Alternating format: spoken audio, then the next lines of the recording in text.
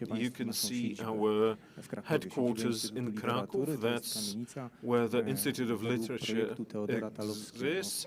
It was designed by Teodor Talowski, born here in Podkarpackie, but for the time in which he lived, he worked, he was a man of Central Europe very strongly. Whoever travels in Kraków, whoever is a tourist in Kraków, in Lviv, but also can find his works in Romania. Some have been ascribed to him, some buildings that are in Czechia. He was trained in Vienna and in Lviv, and his life career was connected to Central Europe. So coming to work to this building, it would be impossible not to think about the region. That was at the outset of our thinking, of our ideation to make certain ripples. Podstawowe założenie, generalna idea powstania. What is the general idea behind the foundation of the quarterly? Speakers will know about it because it's not the first, not the 10th conference European of the Carpathians. So to you it would be quite unwise to convince you that it's worthwhile to think about the whole region. Therefore I'm not going to do it. So let me tell you what inspired us to join that bandwagon. There were two insights. One was an external insight. You can see an illustration, which is an illustration to a book published in 1922. It was H.G. Wells's short history of the world. Wells was not a historian, but it's often so that these are not the historical, purely historical, but literary works, not historians, but science fiction writers that speak better to our imagination. In this map, you can see Central Europe. After the Treaty of Westphalia, mid-17th century, from our understanding of Central Europe, Bohemia is somewhere here. The Austrian countries are there. Poland is somewhere on the margin. So is the rest. Now you can say, well, yes, that's a vision that is 100 years old, that was an external one, but it functions and it is repeated. Half a century later, there is a magazine and an association of Central European history that primarily deals with the history of German-speaking countries, and that's how it is called. So if today a historian is looking for magazines where they could publish, where they could share their thoughts, looking for Central Europe, no nic w tym złego, oczywiście jest to czasopismo, które afiliowane jest przede wszystkim redakcyjnie w Stanach Zjednoczonych i Wielkiej Brytanii. I to bardzo dobrze, my się cieszymy, że jest spojrzenie zewnętrzne, ale dodajmy do niego własne. No i tu jest drugi aspekt, o którym już pan dyrektor wspominał, czyli autorefleksja. To jest to spojrzenie wewnętrzne. Nie chciałbym tego powtarzać, więc tylko skrócę. Rzeczywiście zorientowaliśmy się, że to jest kontynent naturalnym odruchem. Po 1989 roku wszyscy spojrzeliśmy na zachód, a mniej patrzyliśmy na siebie nawzajem.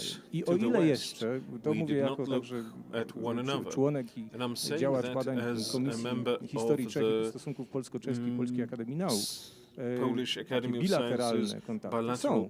O tyle gorzej jest, jeśli mamy patrzeć na siebie szeroko, w całym regionie. I jednocześnie, jeżeli mamy patrzeć na siebie wobec tych samych na przykład wyzwań, czy wobec tych samych tematów, zazwyczaj opracowujemy coś jednostkowego w jakimś partnerstwie. Tak to wygląda na niwie historycznej. Oczywiście nie chciałbym tutaj wchodzić w dyskusję na temat tematy teoretyczne, czy też nazewnictwa, czy to będzie Europa Środkowa, czy ten. My przyjęliśmy Trimarium, który wydaje się jest dobrym punktem wyjścia do tego, aby bardziej łączyć tutaj region.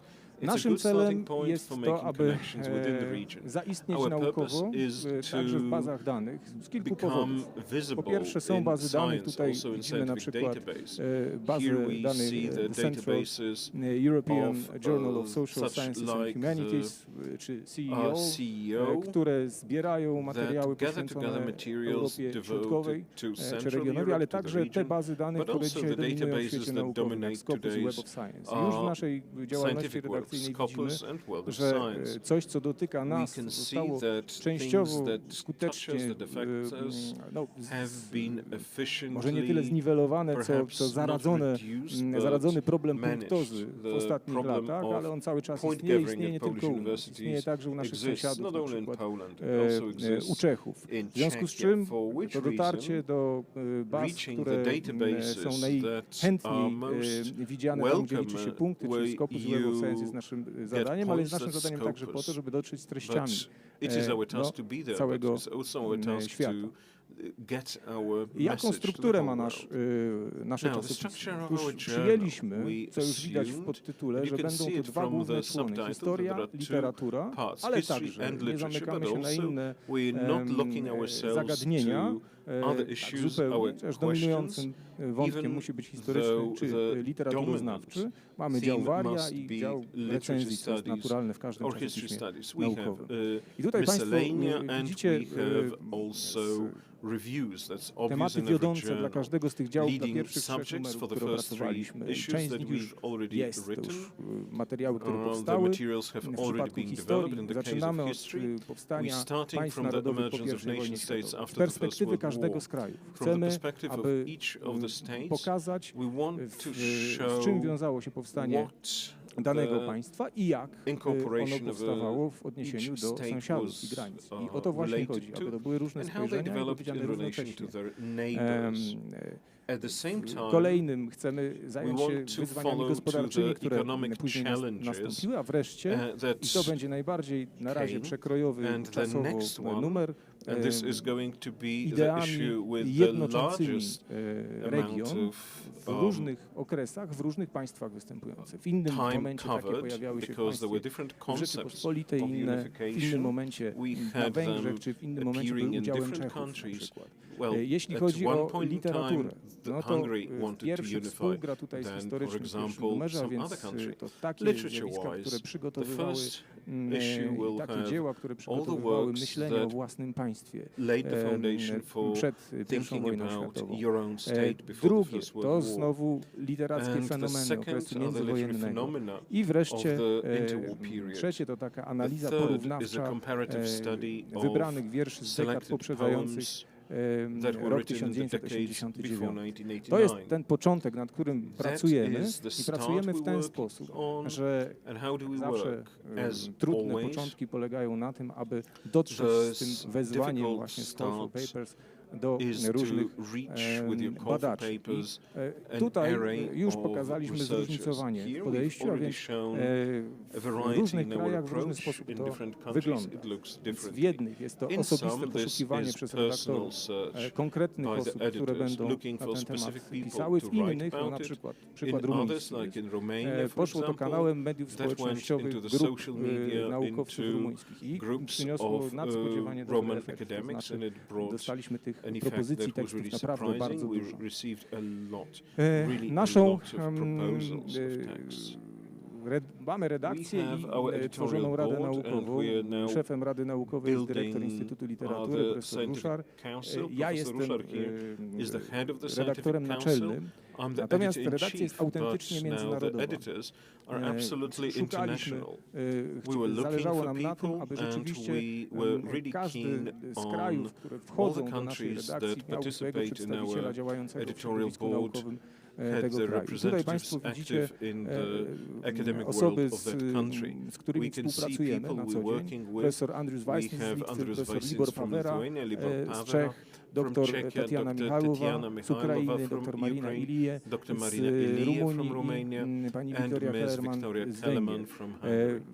Wszyscy oni mają doświadczenie wydawnicze, wszyscy oni mają doświadczenie albo filologiczne, albo historyczne. Tak się złożyło, bo tego nie planowaliśmy, że wszyscy mówią też w języku polskim.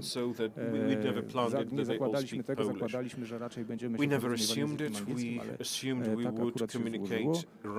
Zbieraliśmy się tutaj z różnych stron. Jeszcze poproszę następny slajd, tak żebym mógł się do niego odnieść, bo polską część redakcji tworzą pani doktor Magdalena Jankosz, która jest sekretarzem redakcji, ma wieloletnie doświadczenie w prowadzeniu czasopism naukowych, w tym w aplikacji do baz danych, w podnoszeniu rankingu punktowego. Robiliśmy to razem z powodzeniem przez 10 lat w polskim czasopiśmie. I dwie młode studentki, z których jedna, Joanna Zawadzka, zajmuje się stroną graficzną, layoutem, a Paulina Kul, jako studentka prawa zajmuje się umowami pod okiem pani dr Magdaleny Jankosz również. Staramy się, by ta działalność rzeczywiście tworzyła nam środowisko. W tym celu między innymi odbyliśmy warsztaty w Warszawie w grudniu. Na co dzień, to znaczy mniej więcej raz na 2-3 tygodnie spotykamy się online. I to też, co ciekawe, mimo tego, że każdy z nas jest zajęty swoją działalnością naukową, znajdujemy na to czas, nie ma problemu z terminami. Faktycznie mamy rzeczywiste spotkania robocze, które trwają godzinę intensywnej pracy i ja się staram, żeby tej godziny nie przekraczać. Tutaj widzicie Państwo, byliśmy na warsztatach, także odwiedziliśmy Muzeum Narodowe w Warszawie, wspaniałą wystawę malarską Północy i przy okazji mogliśmy wymienić doświadczenia także pozanaukowe, więc na przykład nastrojów, nastawienia środowiska naukowego do spraw także geopolitycznych, które się zmienia. Planujemy kolejne takie spotkania w maju, w grudniu. Jaka jest metodologia pracy redakcyjnej? O czym to myślimy? Wychodzimy z zasady pomocniczości, to znaczy robimy zawsze na tym poziomie, na którym da się dane rzeczy zrobić, właśnie je robimy. A więc poziom narodowy. To dla nas było bardzo istotne, żeby nie stworzyć czasopisma, w którym robimy właściwie czasopismo polskie o Trójmorzu. Nie o to chodziło.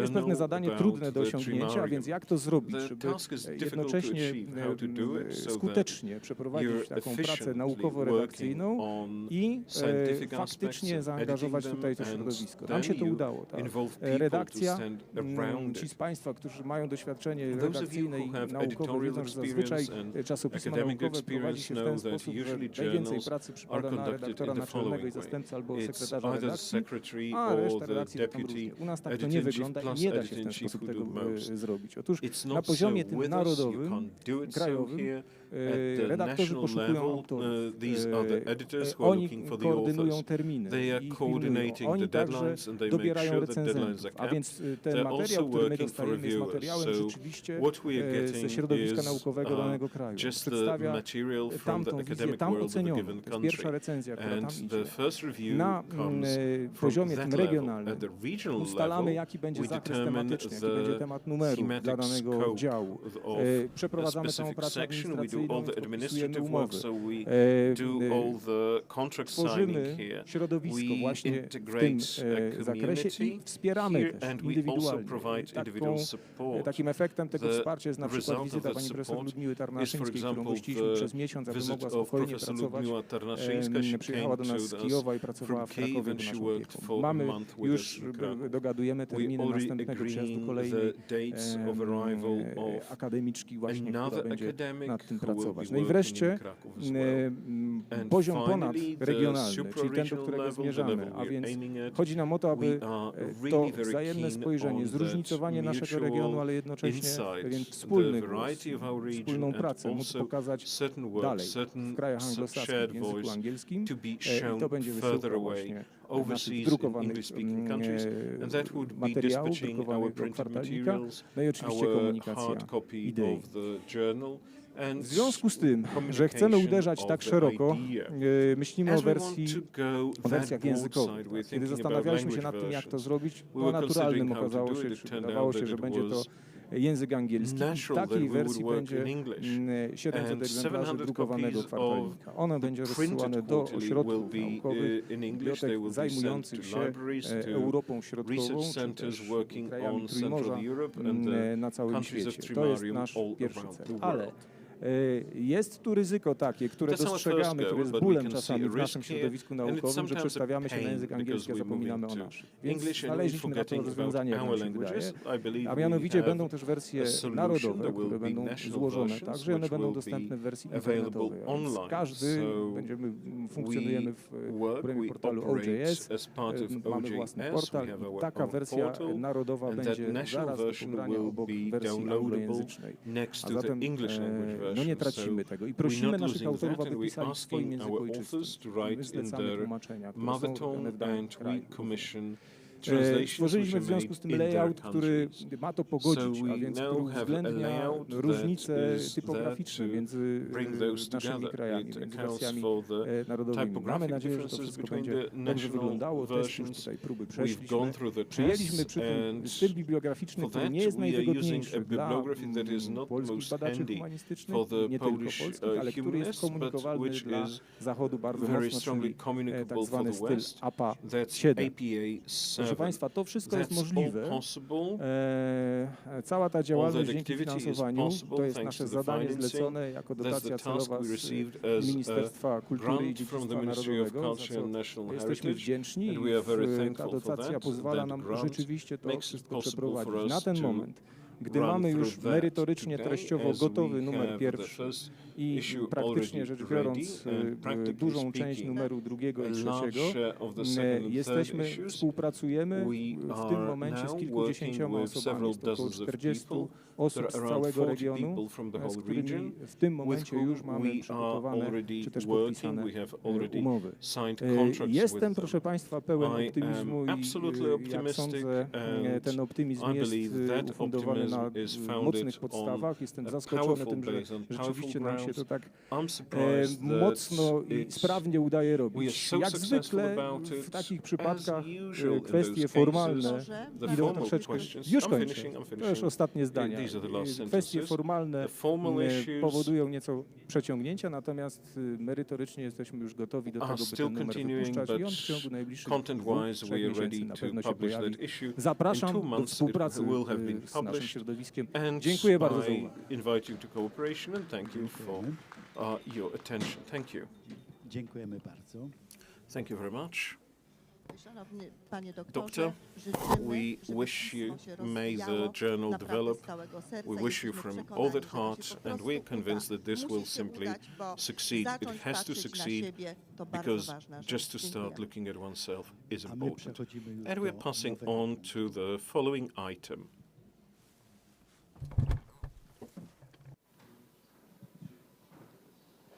Dobrze.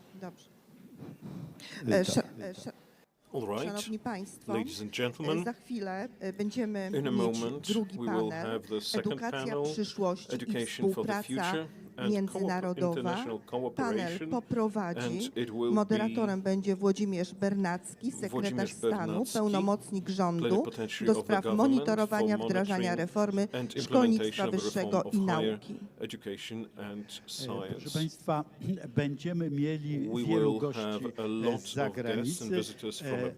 Ja chciałem zaprezentować pana Laszlo, który jest komisarzem rządu odpowiedzialnym za koordynację programu Nauczajmy dla Węgier. Pan Markian Malski reprezentuje Ukrainę, jest przedstawicielem Uniwersytetu Lwowskiego. Chciałem zaznaczyć, że jest także byłym ambasadorem Ukrainy w Polsce. Kolejna osoba z Ukrainy to pan Ihor Cependa, rektor Podkarpackiego Uniwersytetu Narodowego imienia Wasyla Stefanika. Wasyl Stefanik. Są także przedstawiciele We have Rumunii also i representative of Słowacji. Romania Z and Rumunii Slovakia. gościmy pana We Stefana have Purici, Mr. prorektora Stefan do Puric spraw from relacji Romania, prorector międzynarodowych for international Uniwersytetu relations Stefana Wielkiego w Suczawie. Stefan cel A Mare ze Słowacji University jest in z nami Suceava. pan Peter And Kasza from Hungary z we have Uniwersytetu Peter Preszowskiego. Kasia w from Preszowie. Prešov University in Prešov. Szanowni Państwo, Ladies po and stronie gentlemen, polskiej on the naszym Polish gościem side, our specjalnym special będzie guest is Minister of Education and Science, Mr. Przemysl którego bardzo Czarnek. serdecznie witamy. Będzie would like to extend dyrektor a warm Magdalena welcome to him. Hajduk, Biuro Magdalena Nauk Technologii, Hajduk from profesor the Jan Office of Science and Pomorski z Technology, UMCS-u w Jan Lublinie Pomorski i ojciec from rektor UCMS in Lublin, Tomasz Homa, and Tomasz Akademia Homa, Ignatianum w Akademia Krakowie. Ignatianum Szanowni in Krakow. Państwo, panel Edukacja This panel, przyszłości i Education współpraca of the Future międzynarodowa and International jest panelem Cooperation niezwykle is an ważnym, bo extremely mamy important świadomość, panel. że We are all aware edukacja of the fact that przyszłości the education jest of the ważna future dla is nowego important młodego for pokolenia. the I to new dzisiaj young nasi generation. And znakomici it's today paneliści that our będą na ten temat great rozmawiać, panelists a are naszym going to tackle moderatorem, the jeszcze raz subject, and our przypominam, moderator, jest let me sekretarz remind stanu, you, is pełnomocnik Secretary of rządu do State, spraw monitorowania plenipotentiary of the wdrażania government for reformy szkolnictwa monitoring wyższego the i nauki, implementation of the pan reform of higher profesor education and Włodzimierz science, Bernacki. Mr. Professor Serdecznie pana Włodzimierz profesora Bernacki. witamy. Let me welcome you, Professor. Zapraszamy w takim razie już do dyskusji. Let us begin the discussion now.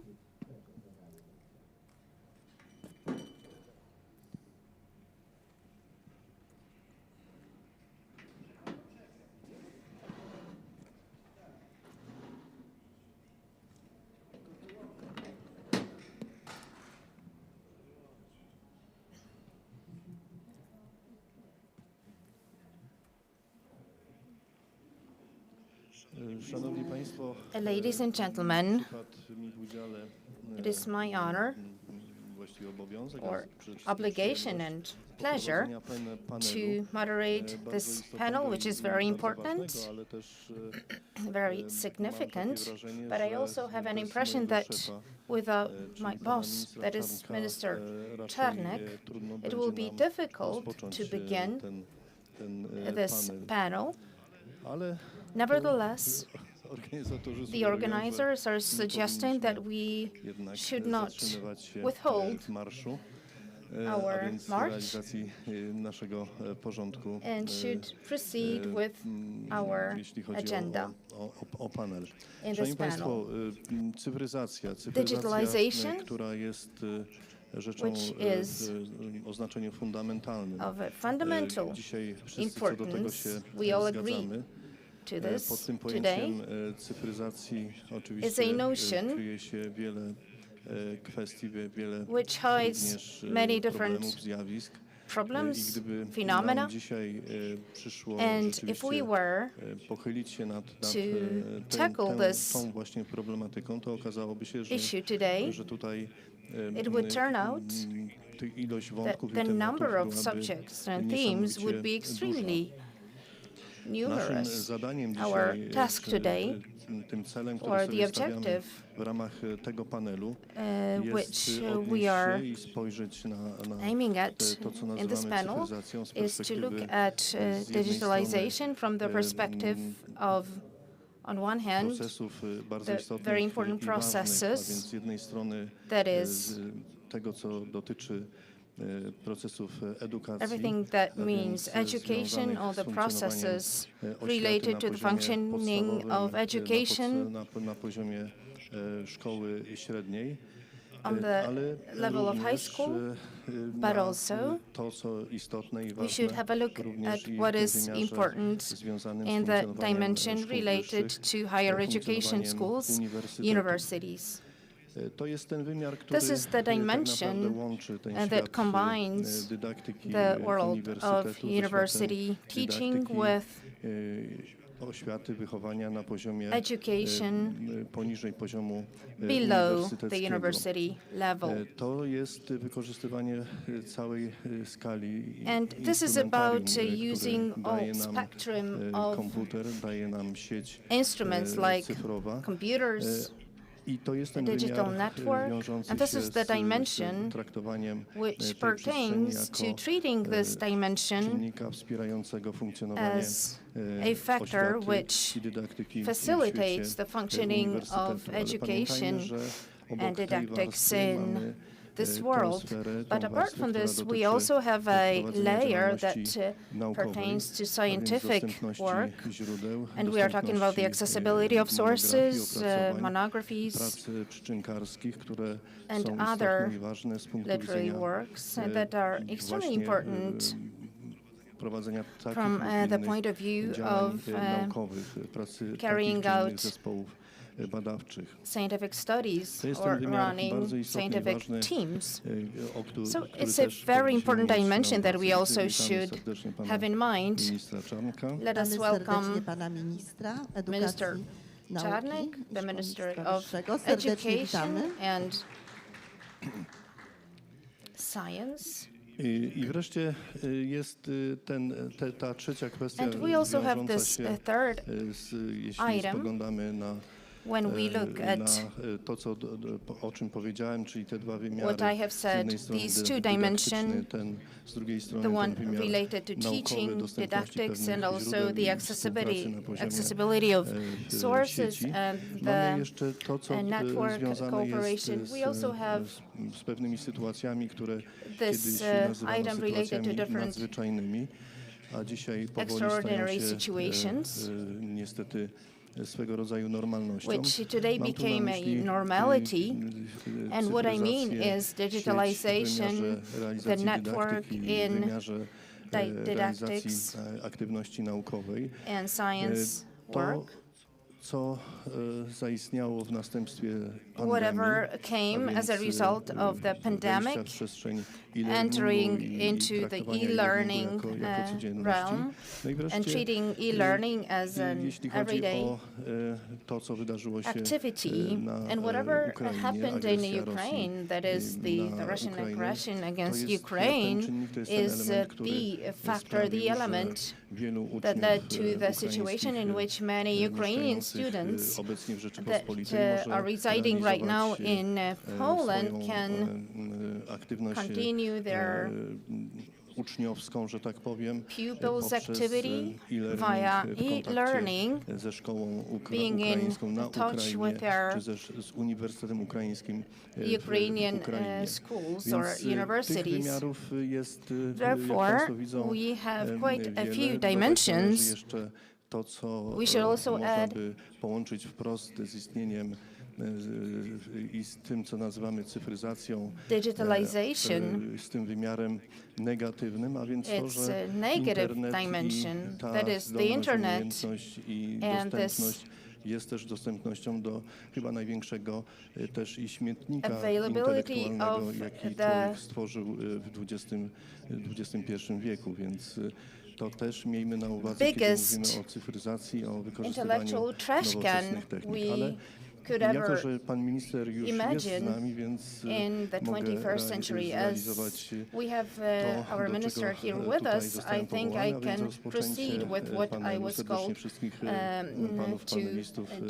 That witam. is, extend my warm welcome Panowie to all zapewne nie the będą panelists. I zaskoczeni, think że you're not going to be jako surprised pierwszemu that I will give the udzielę floor głosu panu ministrowi, to panu profesorowi Minister Przemysłowowi Czarnkowi, Professor bo jest to Przemysław Czarnek, osoba, która, ale przede wszystkim to be the jest first to one to minister speak. konstytucyjny This is rządu the constitutional Rzeczypospolitej minister Polskiej, of the government of the który Republic ma of Poland, to who doświadczenie has a vast experience in this o której mamy, tej dimension, kwestii, o której mamy rozmawiać, ponieważ which we are going to tackle jako here. ministerstwo doświadczyliśmy And we as the wprost ministry tych dwóch experienced czynników, these więc i two pandemii, i factors, teraz that tego, is co the związane pandemic jest z and agresją Rosji right na now the Ukrainę, Russian w tym aggression wymiarze against Ukraine cyfryzacji, in ale też the obok tego, area to, co of związane jest digitalization. z aspektem But we also should not forget codzienności, a więc our everyday normalności, a reality, więc normality, funkcjonowania w and functioning normalnych in realiach. Panie ministrze, our bardzo everyday proszę o kilka uwag dotyczących kwestii conditions. Can you please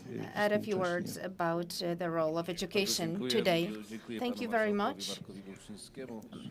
Marszał Kuchciński, Marszał Ryszard Terlecki, thank you all for the opportunity to meet in this beautiful place. Please accept my apologies for being late, but I have met with pupils from the elementary school number 1 in Przemysl, which was Zbigniew Brzeziński and Marek Kuchciński School, and right now it is attended by our future generations, and we met before the entrance in the white tent where there is the laboratory of the future. It is our visit card of what is happening today in Polish schools, because this is happening. That is, to chcę podkreślić z całą mocą, nie notowano także w wielu krajach Europy Zachodniej. And it is unprecedented. It has not been seen in many European, Western European countries. What Mr. Włodzimierz Biernacki asked about is my great pewien powód przyspieszenia cyfryzacji. Is very important. There was a very important motive for accelerating digitalization. It was the pandemic which accelerated our activities in using our modern tools. It wouldn't have been used to this extent if it hadn't been for some preparations beforehand, because when the pandemic came, we had to build everything from scratch, but we wouldn't have been able to organize e-learning. It was possible thanks to some investments made a few years before, the Polish Education Network, digitalization of schools. Please, in 2015, only 5% of Polish schools were connected with a wideband. It's really difficult right now to imagine functioning of these schools with a 10% connection. Right now, we have all schools connected to wideband. We are talking about over 90% of such schools, and wherever it's not there, there is a substitutive internet, which is also quite fast. We need to think about how to use digitalization, informatization, our IT skills that we have acquired. There is a side effect of the pandemic, of e-learning, how to use this experience in order to develop further. Also, the times we are living now, the times of a certain threat, also on this trans-border territory. In Warsaw it looked worse. Here it looked better thanks to Madam Wielenia. We made this shift to e-learning. In Przewodów, I think, was a quite important example, but also in Podlaskie Voivodeship.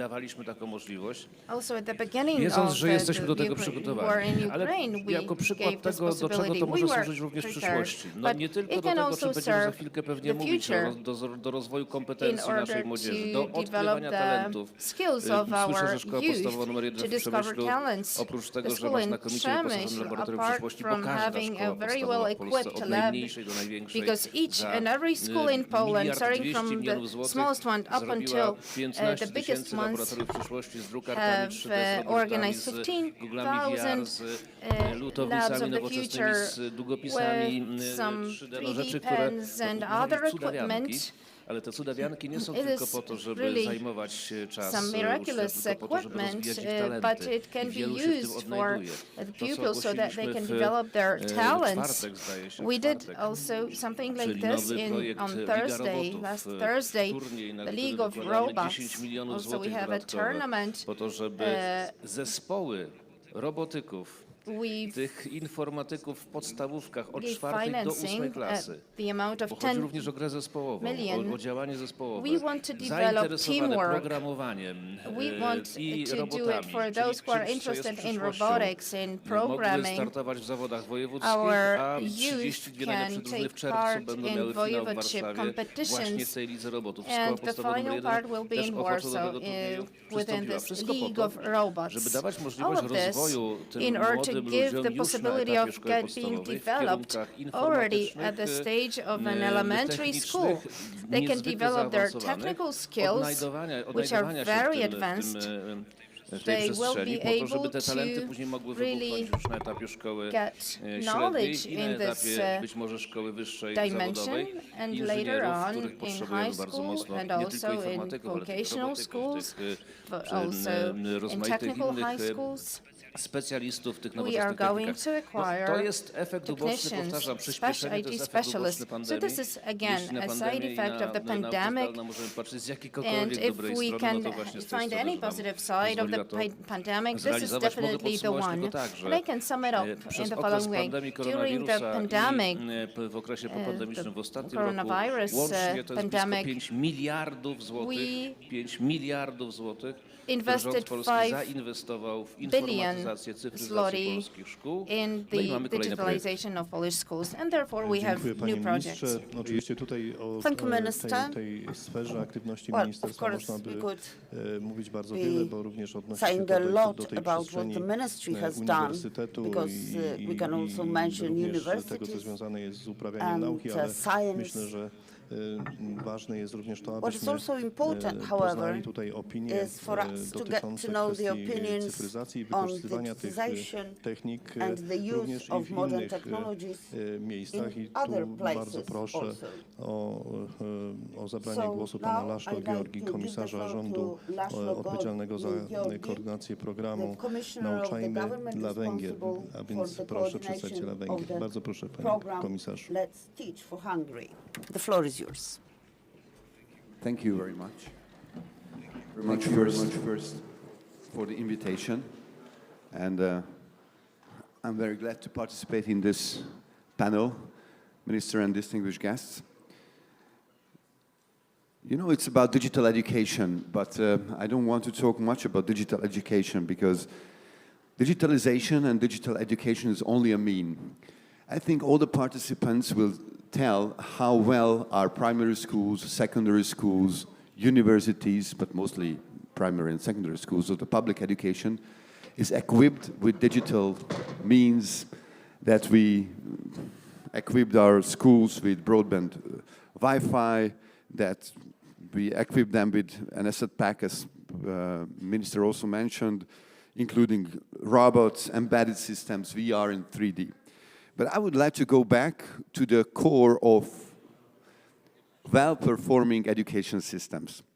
McKinsey & Company, the consultancy firm, came out with a study in 2007, and no one created a better study than they did. They examined 25 school systems, 10 of them the best school systems of the world, and they wrote a study titled how the world's best performing school systems come out on top.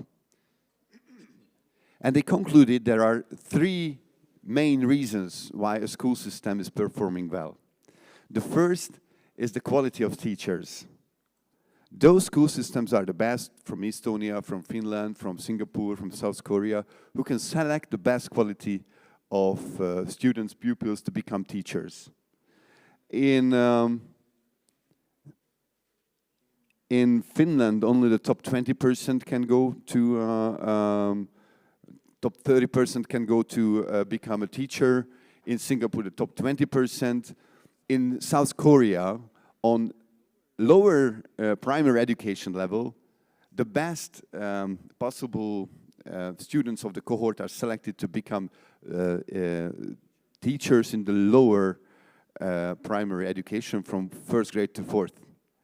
Out of the top 5%, they can only become teachers of these kids because, as we know from the good example from Estonia, from Finland, from South Korea, a lot depends on the primary level and even in kindergarten. So what Minister said that he was visiting the primary school here, how important and how vital is to develop these schools and send the best quality teachers to kindergartens and lower primary level.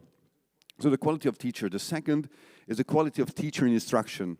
And that is where digitalization or digital infrastructure comes into the focus. Because our pupils, our children are already there in this digital world, what we barely understand. So the teachers, the good quality teachers, have to be capable of using the digital means that we deploy into our school systems. So that is crucial, whether we can develop, whether we can train the teachers to be capable of using these digital tools. So this is now probably the most important when it comes to digitalization, and whether they can attract the pupils who are grown into a very different era than we've been growing up. And the third point is whether the school system can provide each child with the same opportunities regardless of their family background. And that is a problem in Hungary.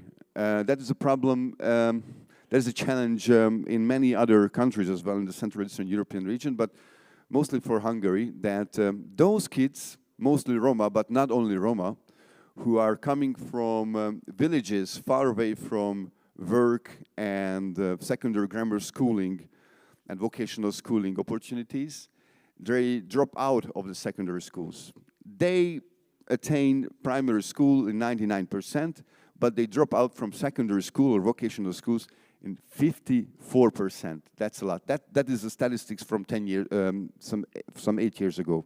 And that is why we created in Hungary the Teach for Hungary program, which is different from Teach for All. You might have your Teach for All programs in your countries as well. Most of the countries, I know there is in Slovakia and Mongolia already. But the difference is that we in Hungary, we educate university students in a free-to-choose course for 2 credits to be capable of mentoring such kind of primary schoolers who are far away from work and secondary schooling and vocational schooling opportunities. And that means that we are bringing quality into these communities from outside. And these university students, we started 4 years ago, now we have more than 1,000 university students mentoring 4,200 6th, 7th, and 8th graders. They are showing the word, they're opening up the word for these kids and creating for them motivation to study further on, because we strongly believe that because they don't have enough motivation, they don't have enough experience, that is the most important reason. I don't want to go very much deep into the details. That is the most important reason why they drop out from secondary schooling. So the digital, finally, and summarizing what I'm saying, digitalization is only a mean. The means are already there in the schools. The question whether we can attract and address the pupils, whether we have enough talent to attract and address them, whether we have enough talent among the teachers who can use these means, and whether we can deploy more talent and most importantly, as quick as possible. Because if we start to train now pedagogues or teachers at the universities, that takes at least 3 or 5 years to deploy them into these villages. If we send their university students who can already use these digital tools, and because of their smaller age difference to these kids, can address these kids much more effectively, then we can be successful in education and using the digital tools we have in our schools. Dziękuję bardzo za te istotne Thank you very much for these very important remarks i tej materii dotyczącej concerning przede wszystkim pewnych procesów mających miejsce w systemach oświatowych w tej naszej części Europy. Wydaje się, że tutaj ta perspektywa węgierska jest bardzo istotna i ważna. Ja myślę, że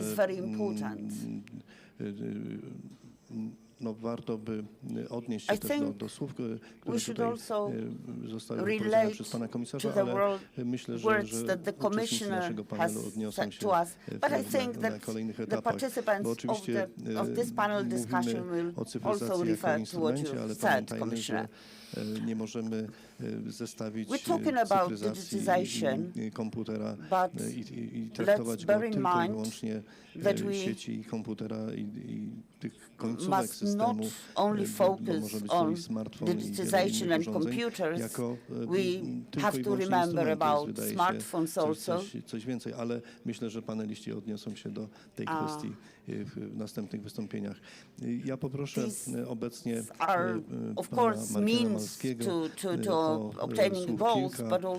słów kilka, jako człowieka posiadającego wiedzę nie tylko właściwą uczonemu, ale również rektorowi, ale również byłemu ambasadorowi, bo dzięki tym swoim kompetencjom, które nabył pan profesor przez lata, ten jego punkt widzenia dotyczący tego problemu, który dzisiaj dyskutujemy, może być bardzo interesujący. Bardzo proszę, panie profesorze. May be very important. Thank you very much, Mr. Chairman, ladies and gentlemen. Yesterday I was speaking Ukrainian. Today I'll do the same. We have interpretation. Ladies and gentlemen, yesterday during our conference, all panel discussions were devoted to the topic of the brutal aggression of Russia on Ukraine and the difficult situation of Ukraine at the moment. Now, today, if we're talking about the future role of universities and university education, it is understandable that it's not oil or precious stones or territorial potential, but it is the knowledge, determination, patriotism, strength of mind that define the civilizational progress. And that's why Ukraine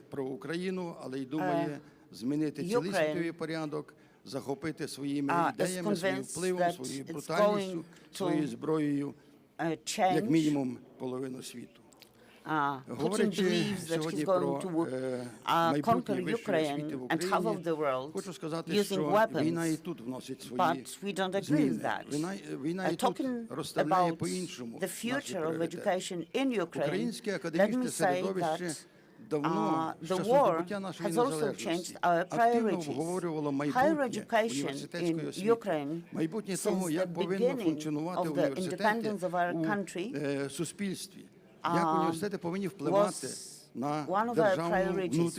We tried to discover what role higher education should play in our country and how it can impact foreign policy, for example.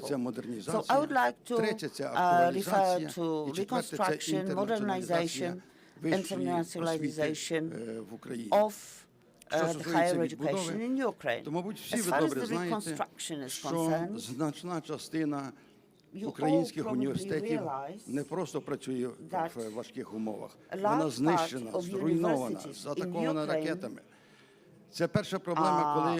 not only operate in very difficult conditions, most of them have been destroyed by missiles. So universities lose their buildings, they don't have places to run classes, students don't have places to live.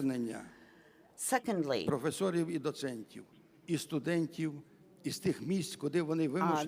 return of professors, lecturers to universities from the places to which they escaped running from the Russian aggression. A large part of our students and professors are now at foreign universities. And of course here we should express thanks to universities in many countries, not only in Europe, but also in the US, in Canada. But primarily, we would like to thank Polish universities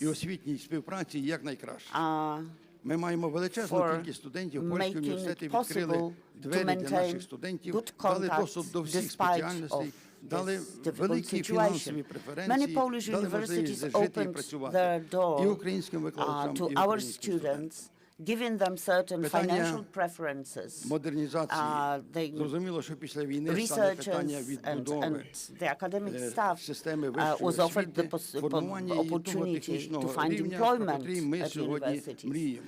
Of course, after the war, we'll have to reconstruct our higher education system at the level that we would like to achieve. Today, we're talking about digitization. We would like to implement new forms of study, including online studies, etc. This, of course, will require a lot of money. Because our country will have to reconstruct the basics, the residential buildings, the power infrastructure, etc. This is going to be a huge challenge for our state. And of course, we count on support from the international community in this respect. Now, investment in education is a sacred thing. Ми сьогодні і в післявоєнний час заглядаємо в майбутнє. Це майбутнє 5, 10, 15 років тому. Передбачити, що суспільство буде вимагати від нас, університетів, яких фахівців, яких знань, які компетенції. Це the society is going to expect of us in 5 or 10 years' time. What skills will be needed? This is a very complex matter. Питання актуалізації нашої діяльності в загальному університетській є дуже такий складний момент. Це момент збереження доброго, здорового консерватизму в університетах і момент втілення абсолютно нових методів і підходів. Ми також повинні розуміти, що не все те, що сьогодні нам виглядає блискуче і нове, буде давати швидкі і позитивні результати. Ми чітко знаємо, що сила університетів But we have to bear in mind that not everything that might seem so bright and modern to us will bring positive results soon. We have to remember that many universities are based on tradition. This is true for Lviv University or Jagiellonian University in Krakow. But of course, there are also new requirements and new challenges, and this is also true for my area of specialization, that is international relations.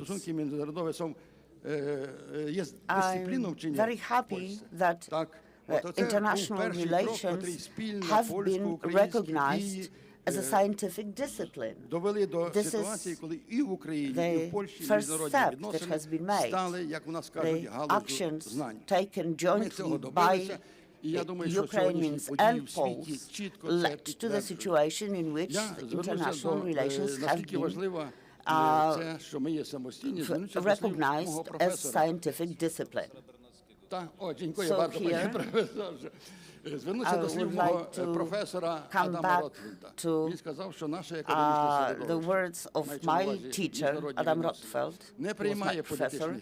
He said that our community, the community of people specializing in international relations, can shape the ground for the politicians to make wise and balanced decisions. Our next step will be to fight for international law. In Ukraine, we're working very intensely of making international law a separate scientific discipline. I mean, the lawyers in general are not able to understand everything that is related to international law.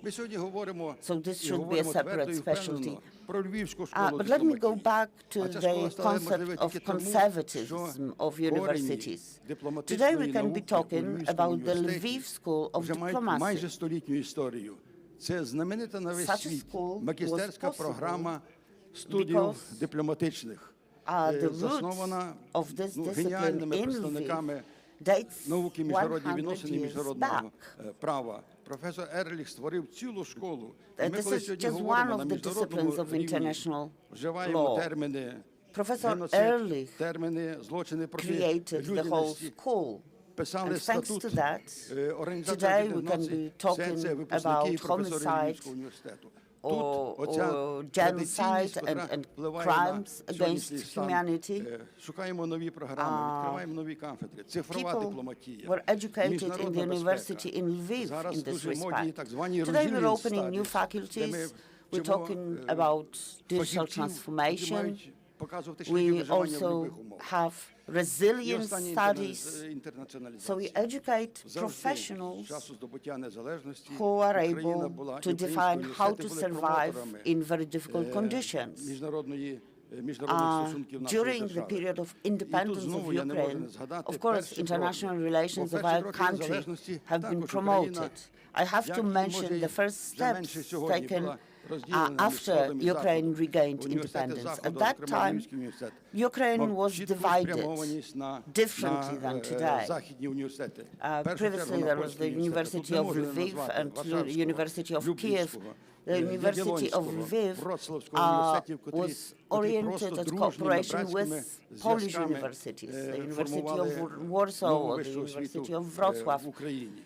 And those universities were kind of role models for the modern higher education in Ukraine.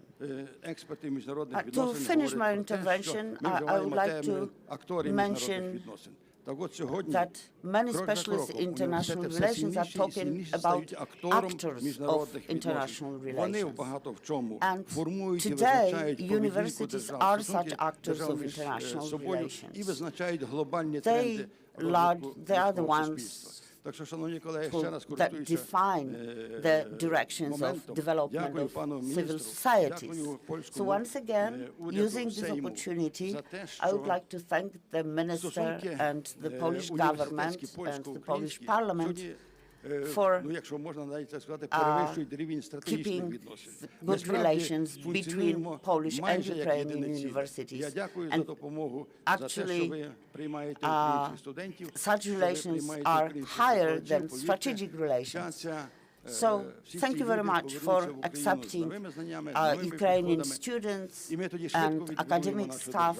I hope that these people will come back to Ukraine with new skills and knowledge and will participate in reconstruction. Thank you very much. Thank you so much.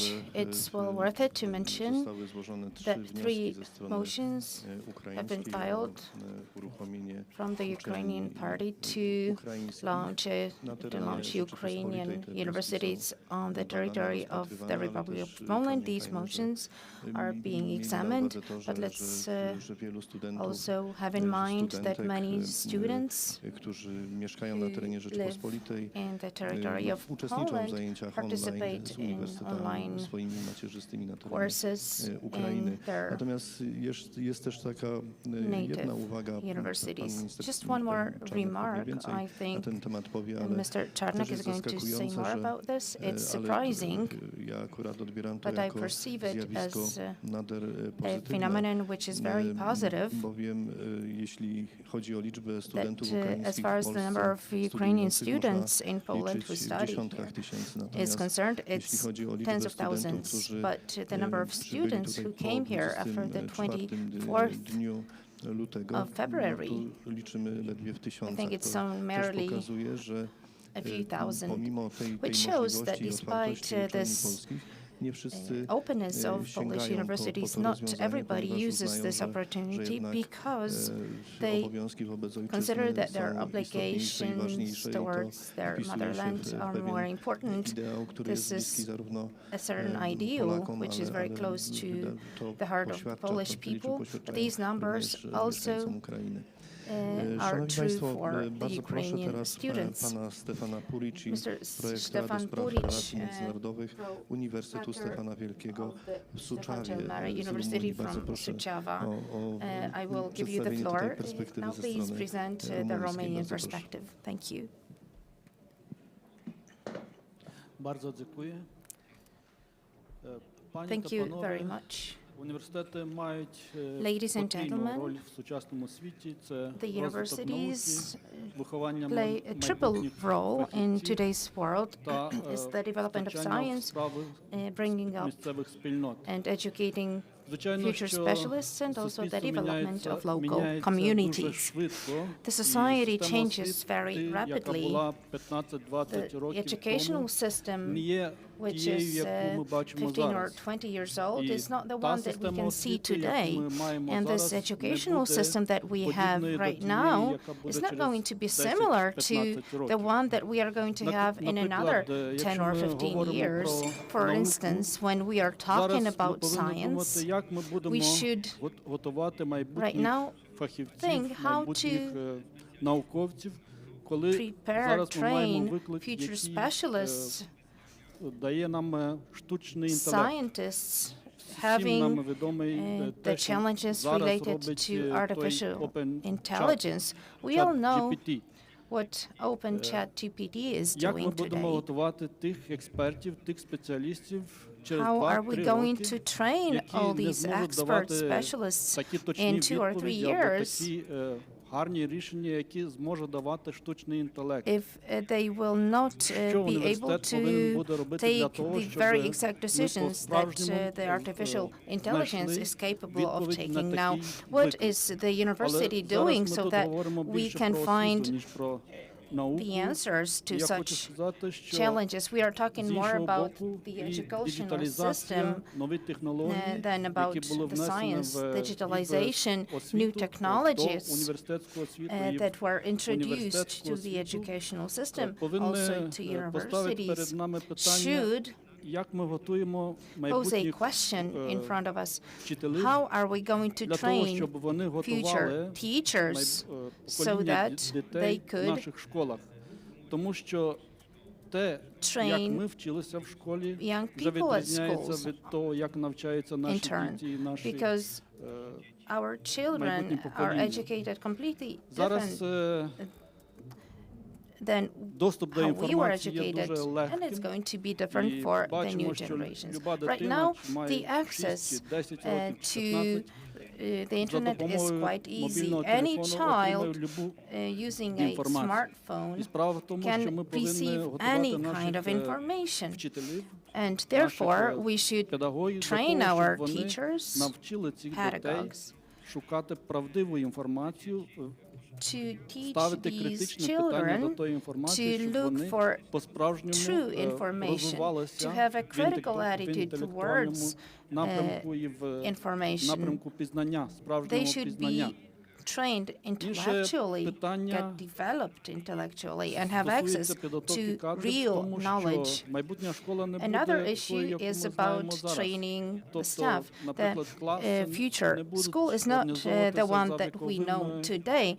Classes will not be organized according to the age, but rather based on their level of education. At the age of 8 up to 10 years, the classes will be formed according to the age, but later on, the classes will be formed according to the level of individual students. And we have many examples of this kind, that children at the age of 12 or 13 have the level of education that allows them to study at universities. And for this reason, we should make it possible for them. And therefore, років, і 12 років, або In 14 schools, років. in one class, there will be children at the age of 8 or even 14. Майбутніх викладачів. I'm talking about elementary schools, and we should prepare Ми our бачимо, future що teachers for that. наші діти володіють We can also see that our сучасною children технікою краще, ніж ми. Як ми будемо have a готувати great наших command викладачів для of того, щоб modern technologies були better на than рівні наших школярів, наших дітей? know it. І над And цим we також треба also подумати. have to train teachers to be Потім at the level of our міняється і children. самий зміст We освіти. should think about this too. Also, the content of education is Дивлячись на те, що ми changing. є різними, в нас в цьому Apart from the fact that we are all в Карпатському different, регіоні є однакове At цінності. least in the Carpathian Що ми regions, будемо з we ними share the робити? same Як ми будемо values. їх What are плекати we і going to надалі? do with this? How are we Як ми going to будемо, develop it in the future? Які відповіді знайдемо перед What answers are we going to find Бачимо, що for вони the є challenges досить of the різними modern з world? різних напрямків. We know and we can see that Звичайно, they are що different. Ми повинні There are обмінюватися many досвідом, subjects і that should я be думаю, tackled. що We колегам should Карпатікум, те, що в нас є have мережа, an exchange of Карпатських experience, and Collegium є Carpathicum, якраз, the network дуже that we have добрим інструментом для того, created щоб of ми Carpathian зуміли разом universities знайти is правильні a good відповіді на сучасні tool виклики. Дякую. that can help us find Dziękujemy answers bardzo. to modern Dziękujemy challenges. Thank you za ten bardzo, for bardzo this ważny głos. very important Tu dostałem voice. sygnał od organizatorów, że musimy być bardziej The zdyscyplinowani, organizers let a me tu know jeszcze that we kilku need to be more profesorów przed nami, ale disciplined wiadomo, because we że dla still have profesora a few speakers ahead of us. timing jest nieco inny niż właśnie We know that for innych. professors Poproszę the teraz timing is może a bit pana different profesora than Jana for others. Pomorskiego jako przedstawiciela Pomorski, polskiej strony, the jednego z representative przedstawicieli of polskiej the strony, Polish który słów kilka, ale naprawdę panie profesorze, jak side. profesora, proszę o But please be naprawdę słów brief. Let kilka me just, dotyczących pewnych konceptów, idei ask you this kreowania as a professor uniwersytetów can ask a professor. cyfrowego. How can you refer Bardzo to dziękuję, this panie digital marszałku, university? panie Thank panowie you, ministrowie. Marshall, ministers. Więcej publikacji, tak, More ale ja zacznę publications. od Yes, czegoś but let takiego me symbolicznego begin with wydarzenia. a very symbolic Mówił tutaj event. przedmówca, pan rektor Burici, o tym, Pulic że said czat GPT, sztuczna inteligencja, that, 19 Artificial intelligence. lutego On the 19th mamy święto of urodzin February, Kopernika. we have the anniversary To święto of urodzin Copernicus' Kopernika jest birthday. świętem nauki This is the i holiday of science, inauguracją Akademii inauguration Kopernikańskiej. of the Pan Copernican minister Czarnek Academy. tego dnia Minister rozmawia Czarnek z robotem is talking with a Kopernika robot on the very same wyposażonym w czat Copernicus's robot, rozmawia which z nim is i to jest pewien equipped with a symbol. chat. Również ten symbol BBC tej chat. sesji, This prawda? is the Bo symbol of chodzi the o to, session, żebyśmy umieli because we need to wykorzystać be able to cyfryzację. use robot się jeszcze gubi, digitalization. ale to jest kwestia Robots czasu, are prawda? still I druga symboliczna scena. falling Wczoraj short of w it, Ludowej but Szkole Podstawowej, yesterday in a pod tą szkołą, gdzie właśnie popular uczył się elementary Marek school Kuchciński, where o czym nie wiedziałem, Marek a byłem tam Kuchciński wczoraj, bo zaparkował pod tą was szkołą also getting his education mobilne laboratorium and mobile przyszłości i lab wysiadła of the pani minister future Justyna Orłowska, którą part, tutaj dzisiaj and zastępuję. Minister Nie jestem w stanie Orłowska zastąpić, bo to jest niesamowita kobieta, wszyscy ją got znamy. out of Oczywiście, this inaczej vehicle. wygląda, ale wczoraj I'm mieliśmy in her okazję, stead prawda, today no, here because she couldn't ale be ona, here. najważniejsze But jest, the ja most bym powiedział, important ta jej thing pasja is that do she has cyfryzacji, this passion jest pełnomocnikiem pana for ministra. digitalization. She I ta is the szkoła plenipotentiary to jest of jedna z the tych minister. właśnie And this school 15 is one tysięcy. of Ta szkoła, do the której chodził 15,000, Zbigniew the one Brzeziński. who was attended Ja myślę by sobie tak, Zbigniew pan marszałek Brzeziński. mówił And I do was młodzieży, thinking to myself, nie bójcie się marzyć wczoraj Marshall said to the youth, Czy marzył do not be Brzeziński afraid to dream, o tym, to have dreams. że kiedyś 36. Mr. Brzeziński ever prezydent Stanów Zjednoczonych think that the wysiądzie na dworcu w 36th Przemyślu. president of the US Ja myślę, że za parę would miesięcy get pan marszałek out będzie tam odsłaniał tablicę, a w pewnym momencie będzie tam pomnik, prawda? 36. prezydenta. train bo tam się coś zaczęło Przemysl wyjątkowego, train o czym my station. musimy nauczyć się I opowiadać. think there's Po to something jest potrzebna extraordinary that technologia, we need to żebyśmy learn how to to doświadczenie, o tym tell doświadczeniu about it to potrafili the opowiedzieć. others. This is the experience that we I need to know how powinniśmy to również tell o about tym it, and we opowiedzieć need to doświadczeniu, tell about this które jest experience, związane z which is solidarnością, related to która wyszła solidarity, z ziemi Przemysłu. which Ja jestem derived pokoleniem from the Solidarności, Przemysl tej land. pierwszej I am Solidarności, from the pokoleniem generation of the Jana Pawła first II. solidarity, the Stanąłem ze generation zdumieniem w of tej John szkole, Paul bo oto II, widzę and I stood kolejnego there at absolwenta, this school, and I saw profesora Jerzego another Bartmińskiego, który chodził do tej alumni szkoły, z którym of zakładałem this Solidarność. school. Profesor był The internowany professor who was w stanie wojennym, detained gdy in Jaruzelski wypowiedział wojnę narodowi during the polskiemu. martial law, when Jaruzelski Chciał waged zabić nasze the war marzenia o against wolności. the Polish nation. He Nie wanted to udało mu kill się. our Jurek, jak dreams wyszedł about z internowania, liberty. And założył Jurek, when he Solidarność was Rodzin. released, he Solidarność created Rodzin, która rozwinęła solidarity się po of całej Polsce. families that spread Tu w all Krasiczynie trzeba to throughout przypomnieć, Poland. bo And to jest here in również miejsce Krasiczyn, it jego needs to be brata, reminded, księdza because this is the place of Bartmińskiego, his który brother, stąd pochodzi. a priest.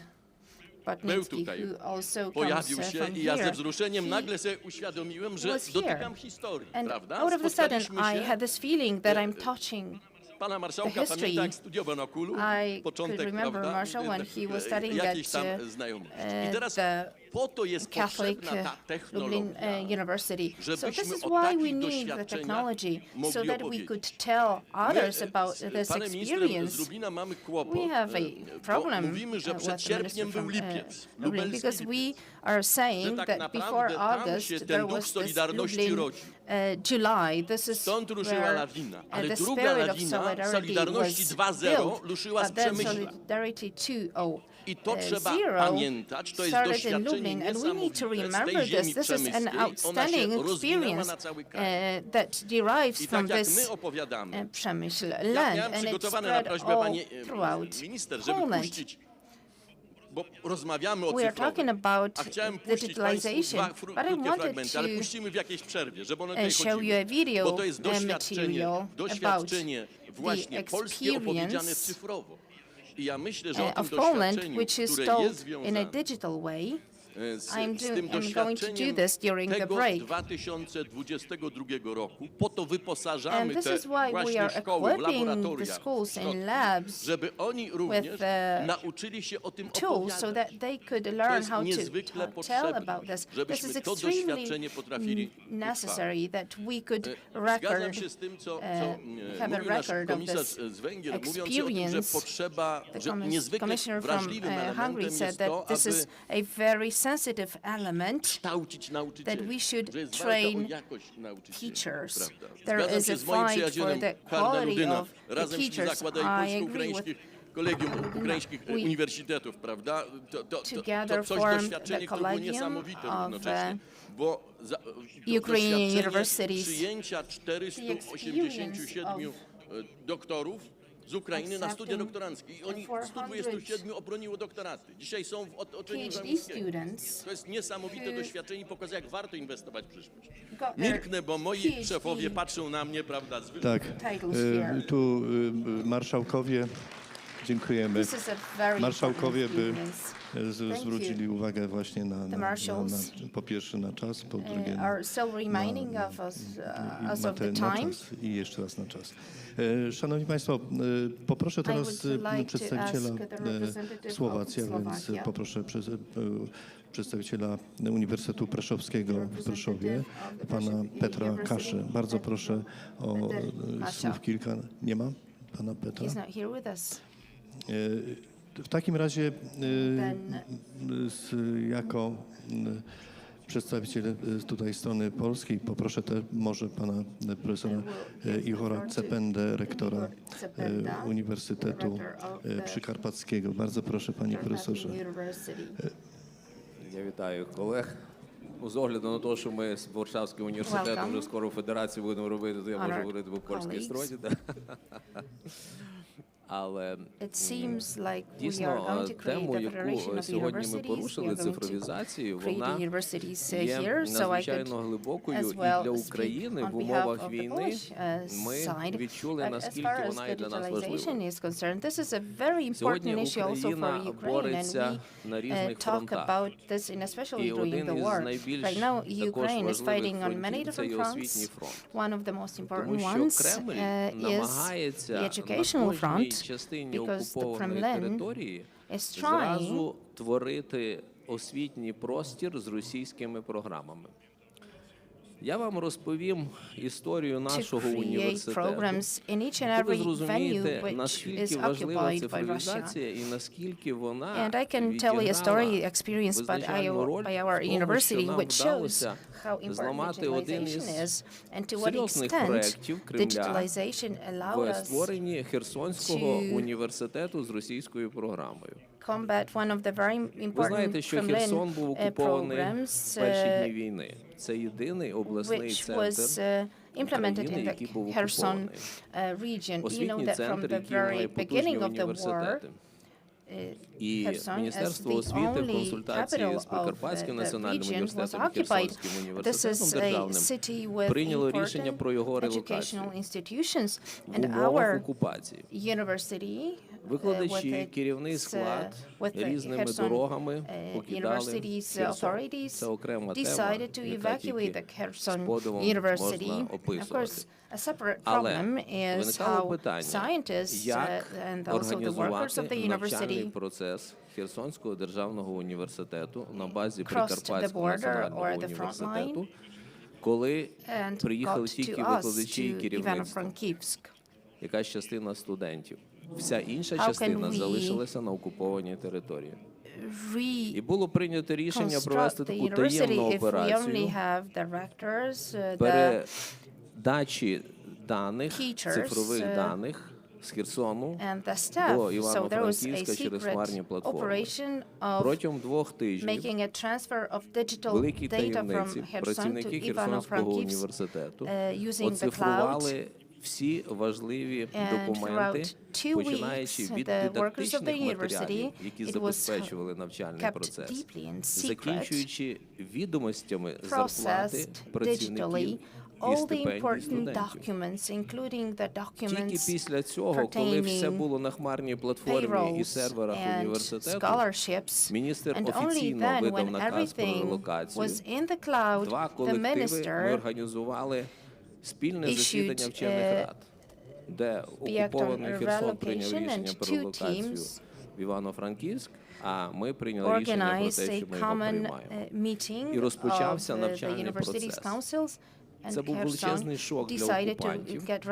Вони спробували створити зразу швидко Херсонський університет. Була запрошена невідома особа, яку колись звільнили з роботи ректором університету. Почалась робота з викладачами, які в основі відмовилися. Студенти збойкотували. Проти ректора було навіть зроблено замах. І фактично на цьому прикладі показано, що таке сьогодні цифровізація, тобто в інших умовах не дала можливості запрацювати. Херсонський державний університет працює і зробив набір цього року на 1000 студентів, які захотіли прийти. Це говорить про те, наскільки сьогодні в Україні нам вдалося вибити дуже важливий момент росіян русифікувати українську освіту по своїх програмах. Сьогодні практично на кожній, навіть окупованій території, не вдається росіянам запустити навчальний процес. Це є дуже важливо. Але ще важливіше, коли викладачі, які знаходяться на окупованій території, студенти, які знаходяться на окупованій території, отримують стипендії, отримують заробітні плати. Тобто кожен з них розуміє, що він не покинутий, що він не залишився один на один. Тому ми говоримо дійсно про унікальні речі, які сьогодні дозволяють всім нам використовувати в будь-яких напрямах цифровізацію, яка дає велику можливість. З іншого боку, якщо вже повернемося до таких наших освітніх проблем, то ми розуміємо, що до кінця ми не можемо зрозуміти, як сприймається матеріал під час дистанційної форми навчання. Сьогодні наші університети починають розробляти системи контролю за увагою студента і учня під час дистанційної форми навчання. Наскільки він сконцентрований, наскільки він сприймає матеріал, і це дозволяє викладачу так само, бачучи про те, яка реакція студентів і учнів, так само реагувати на зміну методики, відповідно на акценти, які потрібно зосередити його увагу. Перед нами надзвичайно багато викликів, і в цьому контексті я дуже радію, що ми починаємо формувати нову платформу українських і польських університетів. Вчора ми з директором Малінським, директором студії Східної Європи Warszawського університету, представляли проект Міжнародного центру зустрічі студентської молоді України і Польщі. І ви пам'ятаєте, один із аспектів – це є саме питання, яке пов'язане з комп'ютерною симуляцією прийняття рішень для молодих людей. Це унікальна річ, яка дійсно не тільки дозволяє, скажімо, в віртуальних умовах приймати ці рішення, але яка формує дуже важливий командний момент. Дуже важливо, коли українець і поляк, сідаючи разом, творять уряд, думаючи спільно, шукаючи спільних виходів. І це творить унікальну платформу для таких справ. Тому ми повинні і надалі зараз думати над більш глибшою спільною інтеграцією українських польських наукових шкіл. Завершується в цьому році надзвичайно цікавий проект, і Міністерство освіти Польщі вже підтримує перші програми. Дякую пану міністру за це. В Міжнародний науковий центр обсерваторія Варшавського університету і Прикарпатського університету. Це найвища сьогодні наукова платформа України і Польщі, який веде спостереження в метеорології, наступні етапи – це будуть космічні дослідження, весь блок екологічних проблем Карпатського регіону. Це унікальна платформа для запрошення університетів альпійського простору, які хочуть проводити аналіз спільний, компаративістика. На цій основі вже працює колегіум Карпатікум, фактично, який об'єднав університети Карпатського регіону, і навіть символічний штаб на Піпівані ми вже зробили. Тобто ми на дуже добрій дорозі. Дуже багато проєктів сьогодні говорять про те, що Україна і Польща в багатьох питаннях може бути не тільки лідером, а взірцем в реалізації важливих напрямків, які сьогодні турбують Європейський Союз в першу чергу. Тому я дякую за те, що зроблено, і the cooperation between the Polish and Ukrainian universities will be very promising. I am very positive that we have a lot of interesting projects ahead. Thank you very much for this important voice. Ponadnarodowy, supranational dimension. Ale regional dimension, referring to what is happening in our jest z nami pani dyrektor Magdalena Hajduk. Pani dyrektor jest szefową Biura Nowych Technologii Instytutu Pamięci Narodowej. Instytut Pamięci Narodowej spełnia bardzo istotną i ważną funkcję w wielu wymiarach, ale również w tym wymiarze popularyzacyjnym i edukacyjnym. Pani dyrektor, bardzo proszę and knowledge dissemination. So, Director, could you say a few words about the perspective which is important for the Institute of National Remembrance? Welcome, ladies and gentlemen. I hope you can hear me well.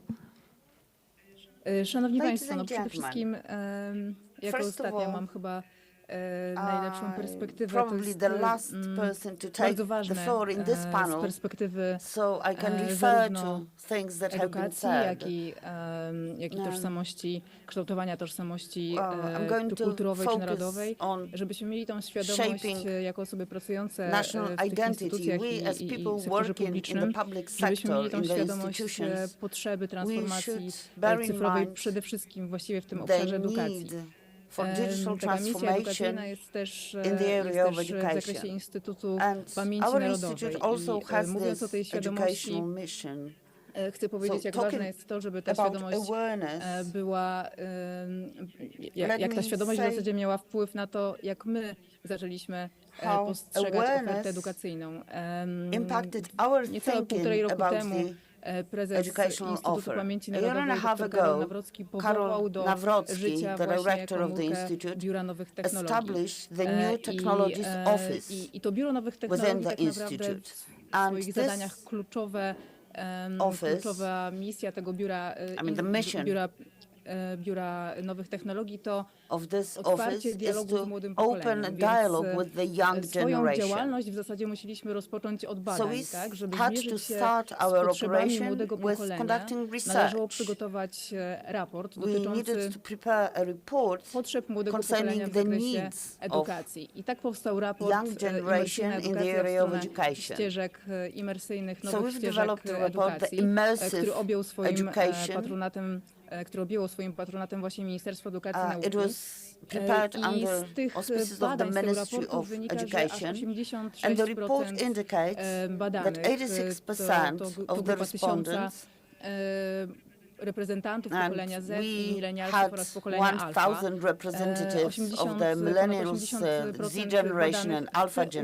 w imersyjny sposób, czyli wielorozmysłowy sposób, który z jednej strony jest połączeniem edukacji, z drugiej rozrywki. I powstało takie hasło digital entertainment oraz w ogóle digital, tak, czyli połączenie jako świata rzeczywistego i cyfrowego, więc ta potrzeba wdrożenia nowych projektów wykorzystujących nowe technologie jest do realizacji przez nas w zasadzie już kluczowa i wymagana. Jeżeli chcemy tą pałeczkę pokoleniową i nasze wartości i naszą historię pokazać, to musimy mówić językiem młodego pokolenia, żeby dotrzeć do nich i przekierować atencję młodego pokolenia, młodych ludzi na wartościowe projekty, na edukacyjne projekty, które mają właśnie ten walor edukacyjny. Stąd też projekty, które realizuje Instytut Pamięci Narodowej są właśnie połączeniem tej nauki i rozrywki. Przygotowany przez nas projekt Gra Szyfrów, który też jest dostępny dzisiaj w Krasiczynie.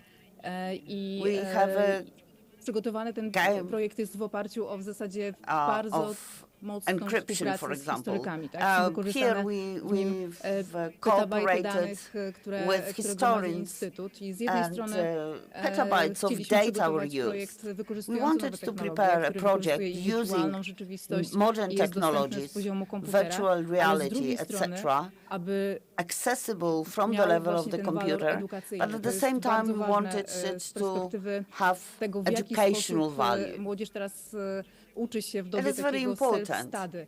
Jest troszeczkę to połączenie, ta kultura w zasadzie samodzielnego uczenia się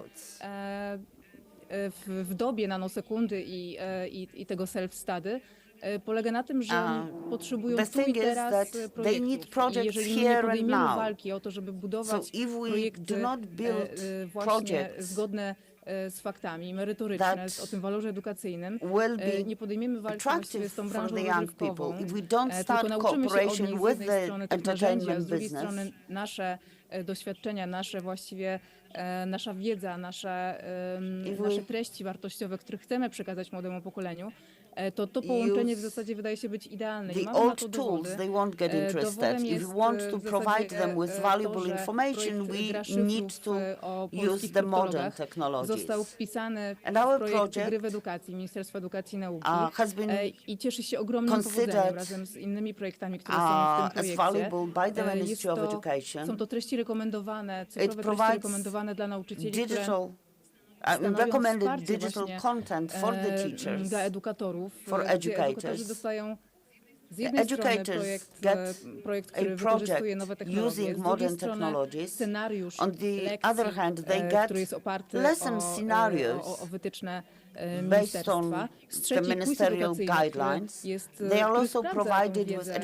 który sprawdza tą wiedzę i weryfikuje i potwierdza też, że nowe technologie przekładają się na budowanie wiedzy i kształtują tą wiedzę.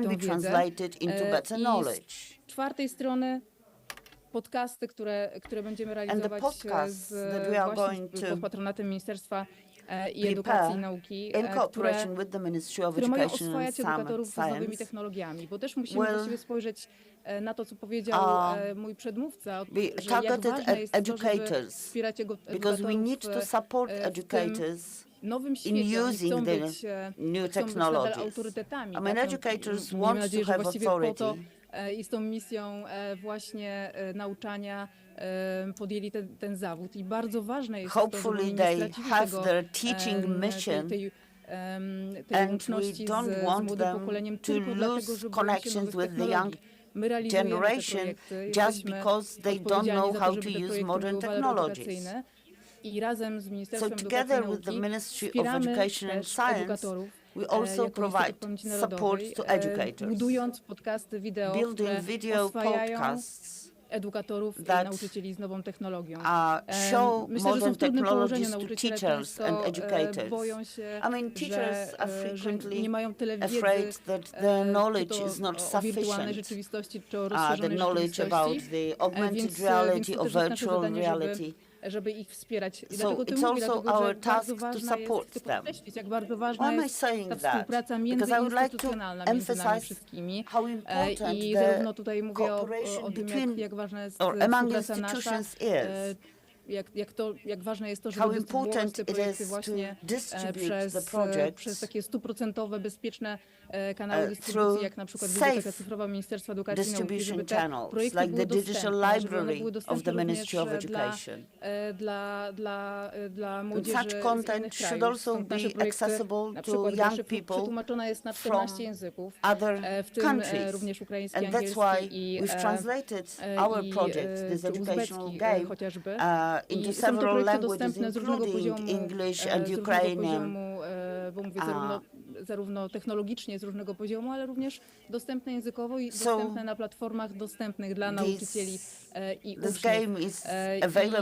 Co chciałam jeszcze powiedzieć o takiej fajnej inicjatywie, która z jednej strony otwiera dialog z młodym pokoleniem. Jest to hackathon, pierwszy historyczny hackathon przez Instytut Pamięci Narodowej, też pod patronatem właśnie Ministerstwa Edukacji i Nauki.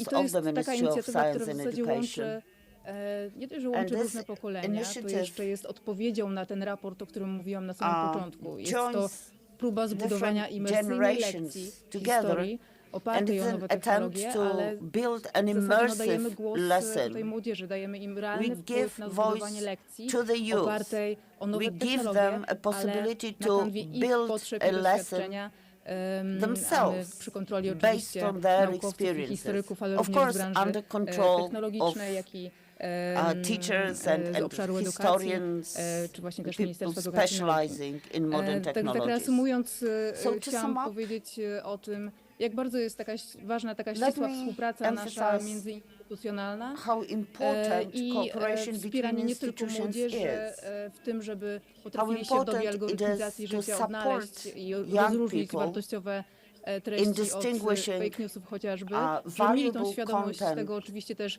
jakie są uzależnienia behawioralne, ale uzależnienia behawioralne 2.0 wynikają z tego, że w tej dobie nadinformacji trafiają do nich bardzo agresywne treści i my musimy podjąć tą walkę, żeby przekierować atencję młodych ludzi na wartościowe treści. I mam nadzieję, że nam się to uda. Dziękuję. Dziękuję bardzo. Dziękujemy.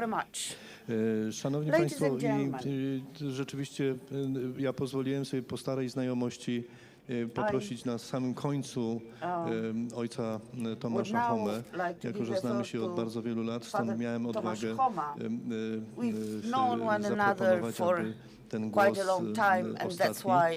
ostatniego naszego panelisty, ostatniego w rozumieniu kolejności, właśnie przysługiwał magnificencji rektorowi, ojcu Tomaszowi Homie, szefowi Akademii Ignacjańskiej w Krakowie, ale też taka wielka prośba. Tam mamy zegar, 16 minut, a więc proszę ojca Tomasza Homę o krótką wypowiedź, natomiast będę prosił później kolejno, aby panowie odnieśli i również panią dyrektor odniesienie się do wcześniejszych wypowiedzi. Bardzo proszę. to the previous Proszę Państwa, bardzo dziękuję za interventions zaproszenie made. do tego Well, bardzo thank you very much for the interesującego invitation panelu, to który this w very dużej mierze interesting panel discussion skoncentrowany jest na that tych pierwszych dwóch aspektach, largely o których mówił focuses pan on minister the first two Bernacki, aspects mianowicie mentioned by Minister edukacja Bernacki. podstawowa i The średnia. Oczywiście primary pojawiły się and secondary również tutaj education. wątek Of course, kształcenia the czy theme of działalności university uniwersyteckiej. education has also been mentioned here. Temat bardzo szeroki, This is a bardzo very interesujący, broad topic and a very wypowiedzi inspirujące, a ja interesting kilkoma refleksjami topic. takimi bardziej punktowymi, Thank you hasłowo for chciałbym się tylko everything that podzielić has jako been said. I just pewne would like to share with you punkty certain do thoughts refleksji, którą by można rozwijać. I chciałbym to zrobić z that punktu can widzenia be fruitful mojej pracy, ja for jestem the other pracuję panelists. w uniwersytecie. I work at the university, Jak Państwu wiadomo, as you więc z know, punktu widzenia so I'm going to speak uniwersyteckiego. from the point of view of institution of Kilka higher migawek na education. początku z takiego codziennego Now, a życia, few pictures from everyday rzeczywistości, z life, którą się the spotykamy. reality that we face. Widzimy You can dzieci, see co mają w rękach. children Nie mają lalek, nie mają who do pistoletów not play czy with samochodzików, mają dolls telefony. or guns To jest podstawowe poznaczenie dzisiaj cars. dziecka, młodego They człowieka play with i mobile właściwie phones. każdej This is the grupy basic wiekowej. equipment, no matter Druga what age migawka. group we are Wchodząc talking about. tutaj do Now the second zamku, picture. When jest entering this na castle, dziedzińcu zamkowym namiot, w którym znajduje się I czekający na a rozmówców tent. i stęsknione rozmowy Łukasiewicz. where Awatar, Łukasiewicz is któremu avatar, można zadawać to pytania whom you can i ask który stara questions się jak potrafi odpowiedzieć, and who gubiąc się i nie tries gubiąc to lub answer the stwierdzając, że na questions razie nie potrafi. either correctly or incorrectly. Sometimes Trzecie, the avatar cannot answer the wreszcie question. trzecie And z the takich trzecia z takich migawek, o której mówiliśmy that tutaj, we've mentioned here, też albo z którą mamy do or czynienia that na co dzień, kiedy encounter włączamy actually every day. komputer i może You z put lekkim on the drżeniem, czy computer aby nie zaciągnęliśmy and wirusa. you start worrying whether No i wreszcie w przekazach telewizyjnych w ostatnich miesiącach bardzo dużo rozwodzono się i pokazywano, jak to skuteczna jest broń typu dron. drones have been Mówię o pewnym presented as doświadczeniach, a z very którymi mamy na co efficient dzień do weapon. czynienia. One mają wszystkie jeden wspólny I'm talking mianownik, about sztuczna different inteligencja. Wszystkie mają things wspólny that we can mianownik observe cyfryzacji. today, but their common Bardzo różnie denominator zastosowane. is artificial Z mojego intelligence punktu and widzenia jako digitization applied in different pracownika ways. naukowego From powiem my w ten point of sposób. view, as a researcher, Zaczynając od pierwszej let migawki me tego dziecka refer to the z first telefonem w picture ręku, that I've czy z presented, tabletem, that a to są kid ci, holding a smartphone kandydaci, or a którzy tablet. przyjdą na studia. These are the candidates to become Z jednej students. strony, czyli dzieci, So, młodzież, on the one dla hand, których narzędzia cyfrowe nie są these are narzędziami, people jak my je rozumiemy, for whom a w dużej digital mierze są solutions częścią ich świata are just i part kreują of ich their świat. world, not just tools. One żyją również w tym świecie. They Dla nas children świat live doświadczalny inside przez this world. dotknięcie jest tym światem I mean, for podstawowym. us, the real Dla nich world światem jest is the rozszerzony basic o world. wirtualną rzeczywistość. For children, I it's to the niesie ze augmented sobą reality szanse world. That is i the real world. zagrożenia. Which brings Szanse, about both dlatego że otwierają opportunities się nowe and threats. przestrzenie.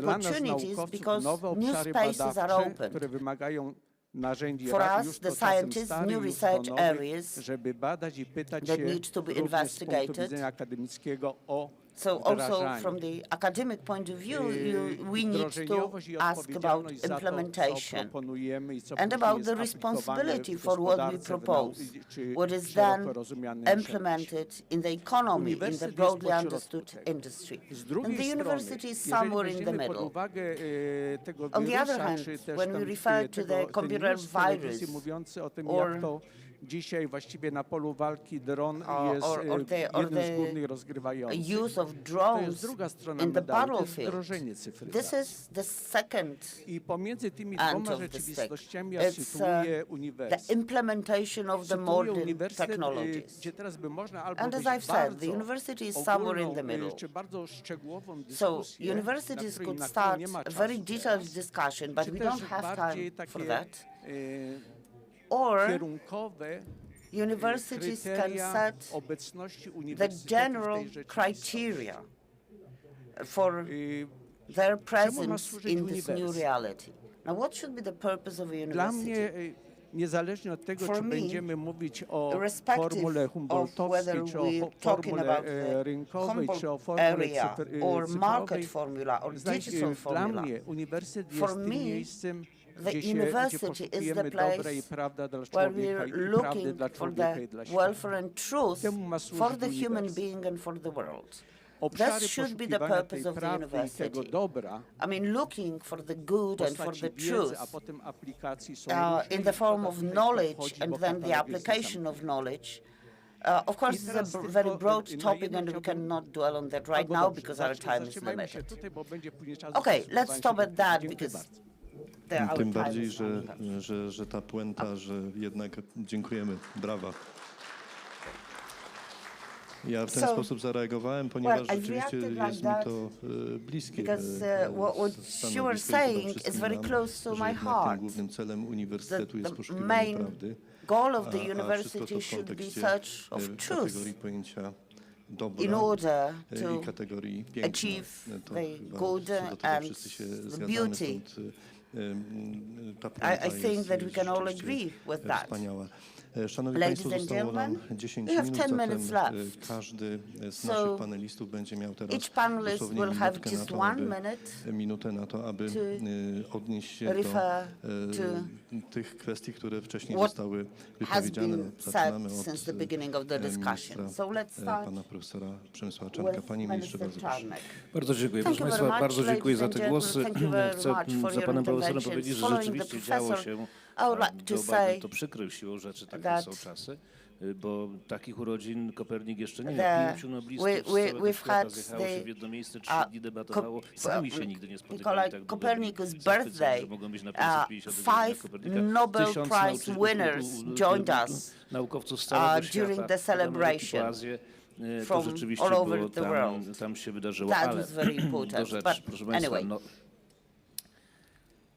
cyfryzacja, to Digitization. musimy mieć pełną świadomość tego, jakkolwiek We nie have była to zaawansowana, a ja mam do tego be pełną aware podstawę, of żeby that. to powiedzieć, bo No mam matter pełną świadomość how tego, że mogę się advanced chwalić, że it ten is. rząd nie zrobił, And I zrobił can dużo say that więcej niż because wszystkie inne rządy this dotychczas government has funkcjonujące w done Polsce dla cyfryzacji w much szkołach, more dla informatyzacji for szkół, dla unowocześnienia szkół. Państwo to wszystko digitization widzicie. I to dużo więcej niż of wiele rządów w schools Europie Zachodniej również. than Dlaczego to any mówię? other Żeby previous government postawić inną did. tezę. Why am I saying Ile that? byśmy We jeszcze should nie put zrobili, forward another to jest thesis. to No matter how much wyłącznie we do, środek do celu. Jeżeli it's ktokolwiek w just tym a procesie means będzie to upatrywał achieve a jakiegokolwiek purpose. celu, to postawi sprawę If na somebody głowie. sees My nie będziemy uczyć digitization nauczycieli as a goal in matematyki, chemii, itself, geografii czy historii, this will be czym wrong. jest cyberbezpieczeństwo, We sztuczna will inteligencja i tak not dalej. My im teach będziemy pomagać mathematics, mobilnymi geography, laboratoriami etc. przyszłości, jak obsługiwać nowoczesny sprzęt jako pomoc dydaktyczną. Nie możemy postawić na nauczanie nauczycieli od cannot strony cyfrowej tylko i only wyłącznie, bo focus celem on nauczania teaching jest osobowy, the wewnętrzny educators, rozwój the każdego teachers, człowieka.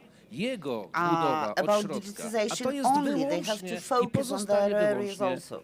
wyłącznie środkiem. Jeśli So, postawimy tę sprawę na digitization głowie, is only to a przegramy means to wszystko an i end. chciałbym, żebyśmy mieli tę świadomość. So, No i druga rzecz, we have nie to be mogę aware się of that. zgodzić z taką And wizją secondly, przyszłości szkoły. I can't agree Otóż, with szanowni this vision państwo, of the future of ja the school. rozumiem, że dzieci utalentowane trzeba understand wspierać odpowiednimi that stypendiami, talented children odpowiednimi programami has to stypendialnymi, be odpowiednimi offered programami scholarships, dodatkowymi. Tak jak additional to chcemy robić w programs, Akademii etc., Kopernikańskiej, która as nie ma we być żadną want konkurencją to dla uczelni, do tylko ma in być the miejscem, Copernicus gdzie Academy, wybitni absolwenci which polskich is studiów going będą to be mogli the robić doktoraty place na najwyższym for poziomie z the udziałem outstanding naukowców z całego graduates świata. of To jest tak. Natomiast the nie możemy doprowadzić do universities sytuacji, gdzie w to wieku work 10 on lat their powiemy PhD dziecku, no thesis. ty jesteś głupsze, przepraszam But bardzo, to zostaniesz it tutaj can't z be głupszymi, that, a te fajne pójdą do drugiej klasy, będą w klasie numer 13 się uczyć. Nie wystarczymy na psychologów. of 12 Nie tędy years droga. old. Well, you are stupid, you are saying in this segregacji school dzieci na pewno and nie you are będzie w so szkole talented, przyszłości w so you're going Polsce. to a A przynajmniej different school. dopóki ja będę miał na to We wpływ. must not Programy have stypendialne such dla wybitnych segregation of uzdolnionych, children, tak. Programy, w których at rozwijamy the school talenty, level. choćby ta Liga Robotów, Of course, tak. we can Natomiast offer nie segregacja polegająca na tym, programs że od 10 to roku życia develop będziemy teraz talent, mówić ty tu, ty but w tej klasie, ty w we tamtej, cannot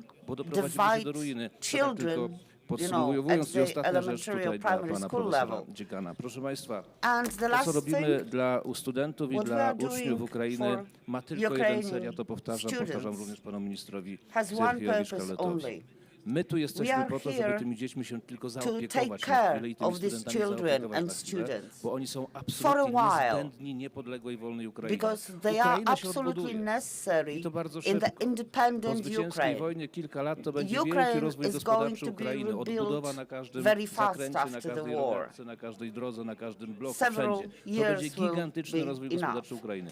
Ale jeden olbrzymi problem Ukrainy będzie bardzo trudny do pokonania i dlatego nasz cel jest taki, żeby nie integrować tych dzieci zaś na siłę, tylko zaopiekować się nimi na chwilkę, bo te setki tysięcy dzieci są potrzebne niepodległej Ukrainie, która straciła w ostatnich 30 latach 17 milionów ludzi. To jest przepaść. To jest dopiero wyzwanie do nadrobienia w Ukrainie. My tu jesteśmy od tego, panie profesorze, proszę to przekazać wszystkim naszym braciom ukraińskim, nie po to, żeby te dzieci przejmować, tylko po to, żeby się nimi zaopiekować, bo one muszą wrócić na Ukrainę i budować niepodległe państwo. So that they can return to Ukraine later on to rebuild the country.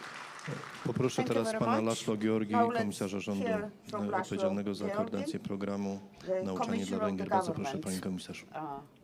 Started my say only have 1 minute and 6 points. First, the quality of if it comes to future of education and internalization of education or international connections in education. First, the quality of teachers and understanding how we can address future generations will be the key, still, even in this digital area. Second, digitalization, e-learning, online learning can bring the best teachers to our pupils through their smartphones. Third, teaching becomes more personalized, which also means that we can measure their achievements, their accomplishments, real time. We can only develop what we measure, and the digitalization helps us to measure the performance of pupils. Fourth, teachers are becoming more and more mentors, and the education is becoming less and less frontal. Only the good teachers will educate us through e-learning tools as teachers. Fifth, best practices, good teachers will be available globally. We already can attend courses of MIT, Harvard University from our home. And sixth, and here I have to reflect back to Minister because that is very important, schools and offline education will be vital and very important of integration of children with different backgrounds. Thank you very much. Dziękujemy. Pan profesor Markian Malski. Dziękuję bardzo, panie przewodniczący, panie ministrze. Bardzo dobrze dajemy sobie sprawę z tego, że robimy wszystko, aby nasi studenci, profesorowie jak najszybciej wrócili do kraju, do państwa, do tej wielkiej odbudowy Ukrainy. Ale zachęcił mnie pan przewodniczący do wspomnień. Króciutko jedno tylko zdanie. Co mi się nie udało w planie organizacyjnym i instytucjonalnym. Jako ambasadorowie w Warszawie. Pierwszy, Uniwersytet Polsko-Ukraiński. Z lokalizacją w dwóch idealnych miastach. Zamość z polskiej strony, Żółkiew z ukraińskiej strony. Wielkie szanse dla mobilności, dla komunikacji studentów i profesorów. Drugie, może szerzej, Uniwersytet Partnerstwa Wschodniego. Eastern Partnership University, located in Warsaw. This would be a great opportunity, great thing for Poland. And the third thing, Natolin 2 w Ukrainie. Natolin 2 in Ukraine. Kiev or Lviv. To może wydawać się jak marzenie głowy, ale to jest dobra szansa dla naszej wspólnej pracy. The big dream that will not come true, but this could be an opportunity for our cooperation. А ми сьогодні багато говоримо також і про штучний інтелект, і вважаю, що завдання університетів сьогодні шукати співпрацю з штучним інтелектом, а не боротися проти нього. І уважно спостерігати за тими професіями, які в найближчий час можуть бути вияснені штучним інтелектом. Cooperation with artificial intelligence rather than trying to combat artificial intelligence. Artificial intelligence should be used. Chciałem zwrócić uwagę na problem przeciwdziałania wykluczeniu cyfrowemu i wyrównywania szans. Bo to, że do 20 do 15 tysięcy trafiają właśnie wyposażenie. To chodzi, żeby dać tym dzieciakom z małych miejscowości szansę wyrównywania edukacji. I to jest niezwykle ważne. Because we want to offer equal opportunities to children coming from villages, for example. And the second thing which is related to that, ksiądz rektor też zwraca uwagę na to, że wykorzystujemy to narzędzie do przekazu i chodzi o to, żeby ten przekaz był oparty o wartości. Można robić rozmaite aplikacje. My robimy na przykład aplikację, która pokazuje doświadczenia ze spotkań z Janem Pawłem II, ze Światowych Dni Młodzieży. Każdy dzieciak może ją sobie pobrać na telefon. Każdy może ściągnąć i zobaczyć to doświadczenie, to jest doświadczenie mojego pokolenia. Everybody can Ale see trzeba się this. nim dzielić. And this Żeby needs to be można shared. się dzielić, to trzeba And in mieć order dostęp for do this to be technologii. shared, Po you to są need potrzebne access również to laboratoria technology, and that's why laboratories of the Dziękujemy. future are also needed. Thank you. I teraz poproszę And pana now- profesora Purici. Bardzo proszę, bardzo proszę. Now, Professor Stefan Purici. Всі учасники панелю Well, I just погодилися would з like тим, to що say that all the діджиталізація panelists have є agreed засобом with the для fact that покращення освіти, а digitization не is ціллю. just the means to an Треба ще end and підкреслити not те, що a goal in Нобелівські itself. лауреати I would like отримують to премії emphasize не за об'єм that the знань, Nobel не Prize за об'єм winners інформації, а за оригінальне do рішення not чи get винаходи. the Тому я prize думаю, що університети for повинні the знайти ті amount методи of для того, information щоб or knowledge that they стимулювати have, but for the solutions that they find. інновацію і креативність So наших universities студентів і should майбутніх find the way фахівців. to stimulate creativity of our students as the Dziękujemy. future professionals. I panią And dyrektor the teraz director now z IPN Oddział from Gdański. the Bardzo Institute proszę. of National Remembrance. Szanowni Ladies Państwo, and gentlemen, mój wniosek jest taki, my i conclusion, podtrzymuję, myślę, że też obejmuje to, o czym rozmawialiśmy, is as follows. że w zasadzie technologia Technology ani nie is zastąpi not edukowania, going ani to nie replace zastąpi nigdy education. edukacji, ale jeżeli And możemy if we korzystać can z tego narzędzia, this żeby tool zbliżyć się do to celu, get closer to our goal, pana ministra, as the minister has said, to powinniśmy z nich then we z tych should narzędzi use the korzystać tools w rozsądny in a sposób. reasonable manner. Przykładem jest chociażby najprostsza Like, technologia, you know, taka jak the prąd. simplest To jest technology, kwestia zawsze edukacji, the jak electric korzystać z current. tych technologii i wykorzystywać People jej need to be potencjał, educated how to przekierować, use it, right? atencję, by And, przekierować atencję na te superlatywy i and pozytywy we should wynikające z also rozwoju nowych technologii. educate people how to use modern technologies. Dziękujemy Thank bardzo you very much, pani Director, dyrektor za głos w debacie, w for dyskusji. your I voice ojciec in the debate. Tomasz Homa, And bardzo Father proszę Tomasz o Homa. ostatnie słowo. The last words. A mogą być trzy? Can To there be trzy. three Raz, dwa, words? trzy. All right. Więc mam trzy słowa, So I czy have trzy three words, hasła? three Czy keywords or topics. Pierwsze, jeżeli Nie, chodzi- tematy to się nie zgadzamy. Przepraszam, trzy hasła. Bo nas Sztucz- nigdy nie poproszą o Well, not necessarily uczestnictwo w topics, panelu. because we Ojcze cannot Tomaszu. prolong Bardzo this dziękuję. discussion. Sztuczna inteligencja. Well, Jest to rzecz, artificial intelligence. Jesteśmy w rzeczywistości, w We której live in the tutaj nie reality zmienimy. which Możemy we are tylko not w nią able to wejść change. i We can, to, co jest we istotne, can to only jest jej join this humanizacja. reality and I try tutaj to zapraszam do make it współpracy more human. również w gronie So I would uniwersytetów like to encourage Karpat, ale i szerzej do to pracy nad cooperate takim between, universities should cooperate within the, Carpathian regions. Everybody should think about digitization and the contribution to digitization, because this component is really necessary. Secondly, I would like to thank Minister Czarnek for saying that Ukrainian children are here just temporarily. They have been offered a shelter here, but their real home is Ukraine and their future is related to Ukraine.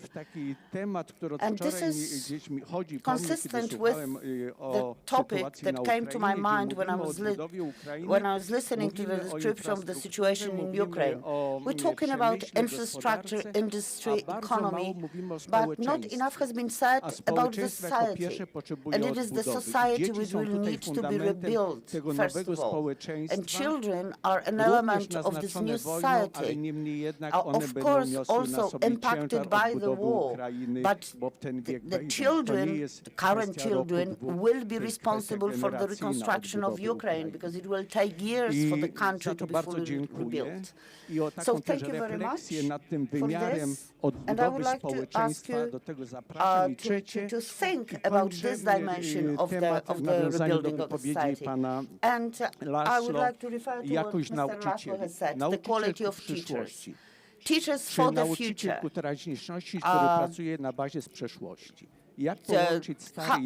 How to combine the old and the new in order to be creative about the future, but not forgetting about the present. This is the challenge that we are facing. Thank you. Serdecznie wszystkim Państwu dziękuję za udział w panelu, wszystkim tym, którzy uczestniczyli i wsłuchiwali się w słowa wypowiedziane przez panelistów. Również serdecznie dziękuję. Dziękuję za te wszystkie głosy, one są istotne i ważne, chociaż też może jedno zdanie bardzo istotne, w mojej opinii ważne. Pamiętajmy, że pojęcie, taka kategoria jak to pojęcie sztucznej inteligencji jest oksymoronem. Jest na uwadze to, że niczego nie ma w sieci, czego by tam nie wprowadził człowiek. There is nothing available online that wouldn't be put there by human beings. Thank you very much.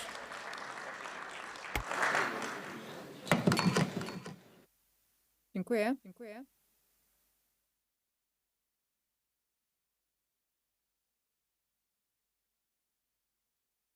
Szanowni Państwo, podsumowując panel, chciałam podkreślić jedną rzecz, że od cyfryzacji nie uciekniemy. Natomiast odpowiedzią na wspaniałe laboratoria przyszłości pana ministra Przemysła jest projekt samorządu województwa podkarpackiego, projekt robotyczny, a więc będziemy wprowadzać pracownie robotyczne w 700 szkołach województwa podkarpackiego, a więc Podkarpacie idzie dalej, uczy cyfrowo. So Podkarpacie is moving forward. Thank you very much.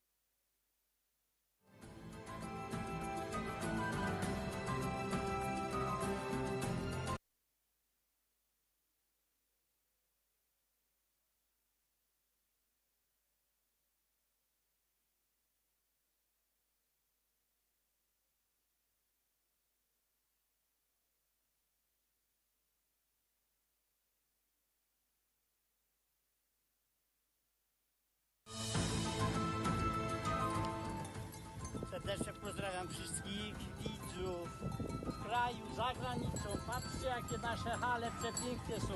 Zapraszamy turystów wszystkich, nie do z Polski, bo za granicę. Chyba już piękne z hali nie ma, jak tu jest Ruśnowa Polana.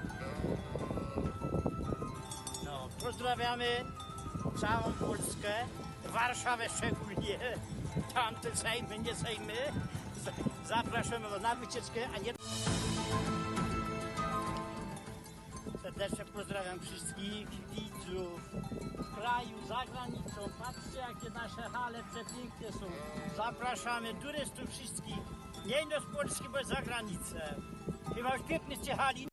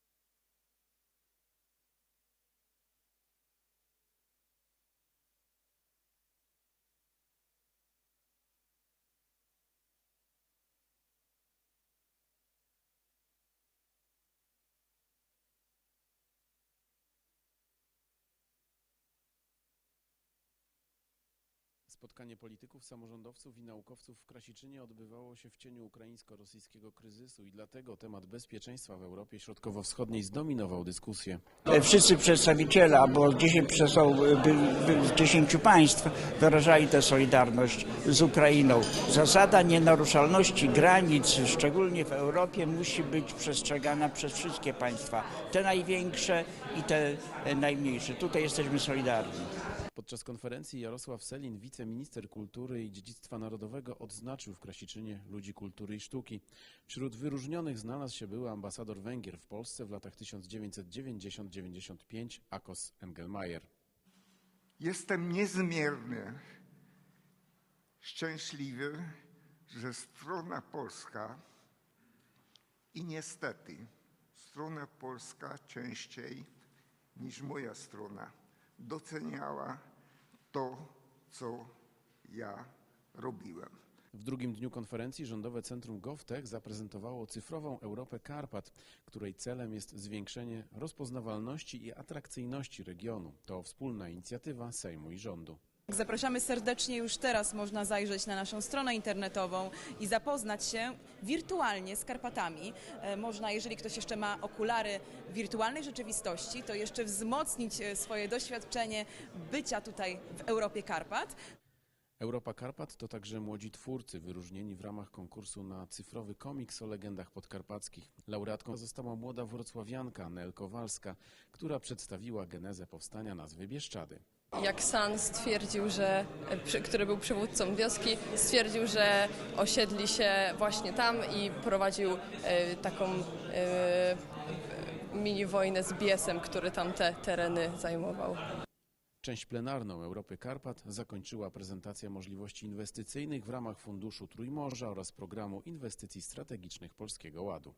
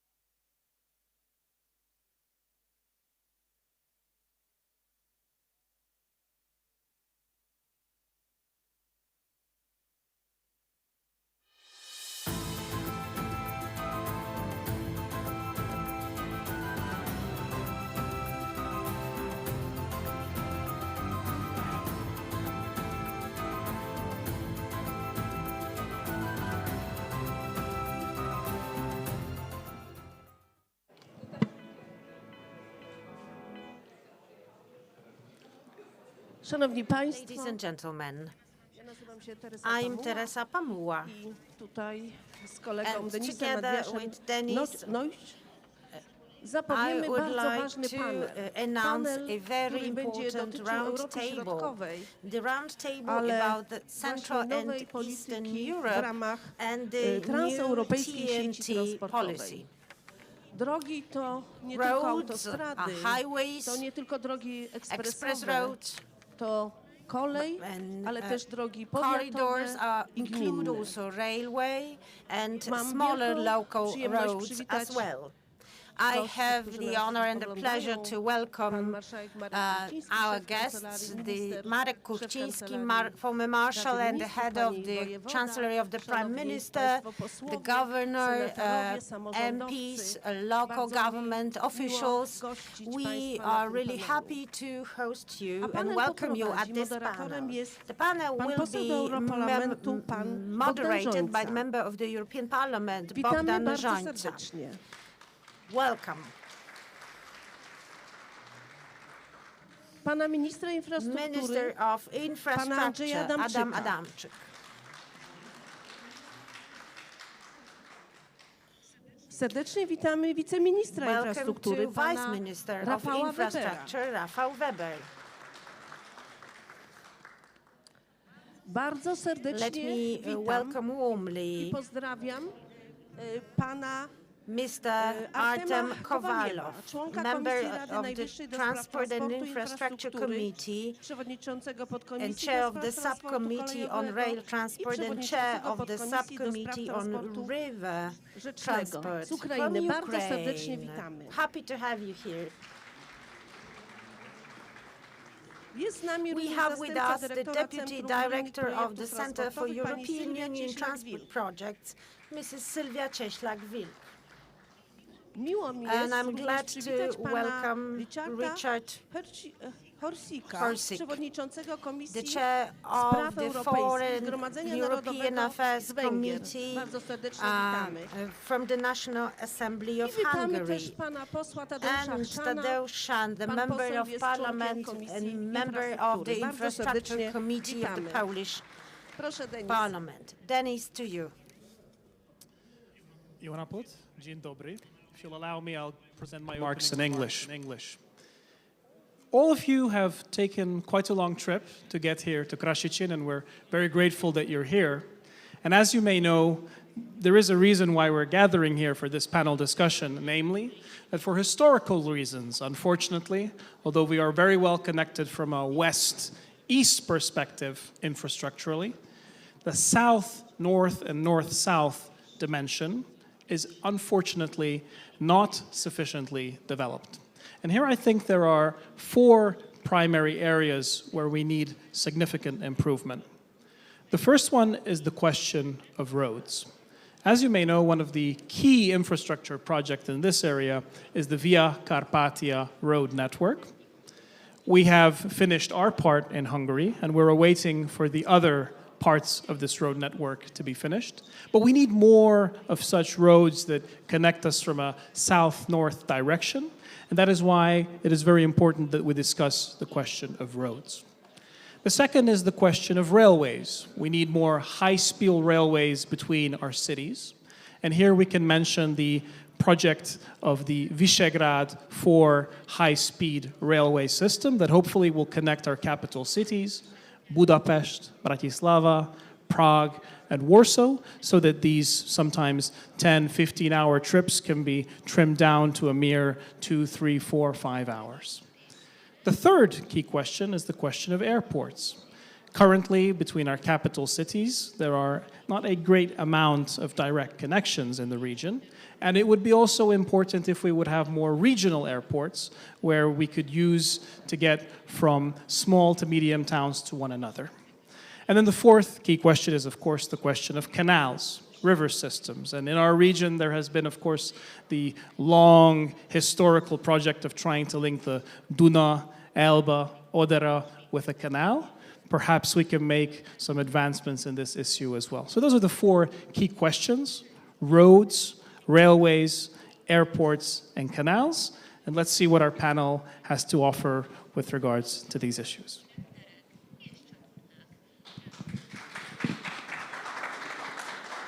Startujemy. Let us start. To zapinamy pasy, Okay. proszę Państwa, i Take your seats. będziemy Fasten your rozmawiać belts. o komunikacji, We o will talk infrastrukturze. about To jest transport stały and punkt infrastructure. This is konferencji one of the Europy highlights Karpat, of stały every punkt konferencji Europe dyskusji of o the Carpathians Europie Środkowej. edition, Proszę Państwa, and od wczoraj jesteśmy highlight tutaj, of wielu z every nas, program of i obserwujemy, jak every znakomicie conference. rozrasta się problematyka can Europy Karpat i witness Europy the Środkowej. success Myślę, że te dwa of this terminy conference. trzeba już ze sobą Actually, we łączyć have two zdecydowanie. terms which come I jointly oczywiście do and tego should come dodając jointly. jeszcze całą problematykę And add Trójmorza. to that the three To, co seas zadziało się initiatives as well. w związku z wojną na Ukrainie, jak following the zmienia war się in świat i Ukraine, Europa we have przy been tej wojnie, undergoing przy tym deep dramacie, changes in to Europe przy okazji and też in wszystko the world. wynosi Europę Środkową And because na of inną that, pozycję niż Central and dotychczas. Eastern To Europe my has dzisiaj w got Europie a Środkowej, different, a new Polska, position. Słowacja, Poland, Slovakia, Węgry, Hungary, Rumunia, Romania, Czechy Czech są Republic. tymi Well, krajami, które na those arenie countries międzynarodowej są are pokazywane right now oczywiście jako visible te on the kraje, które international scene podały rękę as Ukrainie those who jako pierwsze kraje. tended their hand to Kiedy widzimy, że Ukraine. prezydent Stanów Today Zjednoczonych we przylatuje see do the Europy US Środkowej, president kiedy coming to our szefowie region, rządów, the czy to heads of włoskiego, czy state innych, and government przyjeżdżają przez Podkarpacie, come to przez our Rzeszów, przez region and Przemyśl. they are To here nas in nobilituje, to Przemysl, dodaje in nam, Podkarpacie oczywiście region. tej z jednej strony This is a odwagi, great że nobilization Ukraina zwycięży, and wierzymy w to, this ale is także also an powoduje, że encouragement. punkt We ścieżkości believe that geopolityki Ukraine przeniósł will się do Europy prevail Środkowej. and actually the Marszałku, center zwracam of się do pana Marka gravity Kuchcińskiego. has Bardzo dziękuję shifted za to rozszerzenie this tej part of problematyki. Europe. Problematyki, And I'm grateful która po that prostu Marszał będzie Kuchciński niosła, mam nadzieję, decided to include the topic Europę of Środkową jako transportation wspólnotę losu. into the Tak nazwał kiedyś Europe of the Europę Środkową Carpathians. Milan Kundera, jako to talked about miejsce, the gdzie community of ludzie faith. poszukują swojej tożsamości Well, ciągle, for him, ale jak widzimy, this region was the zmierzają do community jednego of faith, prostego but celu, people do looking for their own demokratyzacji życia identities, but sharing społecznego, the same publicznego, goal, do the pokoju, do democratization wzajemnej of the pomocy. public Proszę life, Państwa, nie będzie dobrego rozwoju Europy and Środkowej ani Europy well-being and Karpat prosperity. bez bardzo There will be no Europe ważnej of the Carpathians części without funkcjonowania każdego z tych państw w obszarze infrastruktury the proper drogowej, kolejowej, infrastructure, rail, lotniskowej, airports, infrastruktury roads, komunikacyjnej, wodnej, o inland, czym też zapomnieliśmy w Polsce ways. powojennej. We Przed wojną w often Polsce tend to było forget dużo that więcej in kilometrów dróg Poland we wodnych had a niż major zbudowano dużo więcej dróg inland Rzeczypospolitej, network dużo więcej dróg and a wodnych lot niż of po II inland wojnie światowej roads do were lat built 90. To też in jest Poland symbol, in że tak powiem, czasów interwar komunistycznych. Ale to period wszystko się then, zmienia. during the Świat communist pędzi, time. ale pędzi też, So the world można is powiedzieć, pan speeding minister at a Andrzej very Adamczyk, który na high różnych speed, arenach w at a Brukseli, very w high Polsce, pace. przy And our spotkaniach z minister ministrami Adamczyk, krajów europejskich during all the cały meetings, czas whether in Brussels dąży or do during zmian regional summits, infrastrukturalnych w says kontekście it is sieci really komunikacyjnej, important to build transeuropejskiej sieci a network komunikacyjnej, and to drogowej, embed kolejowej, this lotniskowej czy network, wodnej. whatever Tu chcę the mode podziękować of panu ministrowi transport, za into pobyty w the Brukseli, core za network of także Europe. mobilizację And nas, I would like europosłów. to Jesteśmy thank świadkami tych Minister spotkań Adamczyk for i jesteśmy też mobilizing świadkami, proszę us, the państwa, European przełomów. member of Tak chcę Parliament. powiedzieć, And że we are jesteśmy actually świadkami przełomów, witnessing które dokonują się na some naszych oczach major w kontekście rozwoju breakthroughs sieci in the transeuropejskiej. development of the TNT Myślę, że nie od rzeczy network. będzie wspomnieć tutaj Let me just ten moment, add kiedy one był more czas thing. promocji Via Carpatii At some na arenie point międzynarodowej. we did a huge Tu promotion of oczywiście Via przypominamy sobie Carpatia, świętej international pamięci pana promotion, prezydenta and the Lecha late Kaczyńskiego i deklarację President Kaczyński łańcucką. made the Wiemy też, że Łańcut bardzo wiele declaration robiono about dla it. A lot of Via efforts Carpatii have w Parlamencie been Europejskim. Na made, pewno in the istotną rolę European trzeba wspomnieć o panu Parliament, Tomaszu Tomasz Porębie, który Poręba doprowadził played do debaty w Parlamencie Europejskim, europośle z Podkarpacia, który doprowadził do debaty na temat Via Carpatii. No i właśnie teraz chciałem zapytać od razu pana ministra Andrzeja Adamczyka, bo wydarzyło się coś wielkiego 14 lutego. Być może nie wszyscy państwo zwrócili na to uwagę.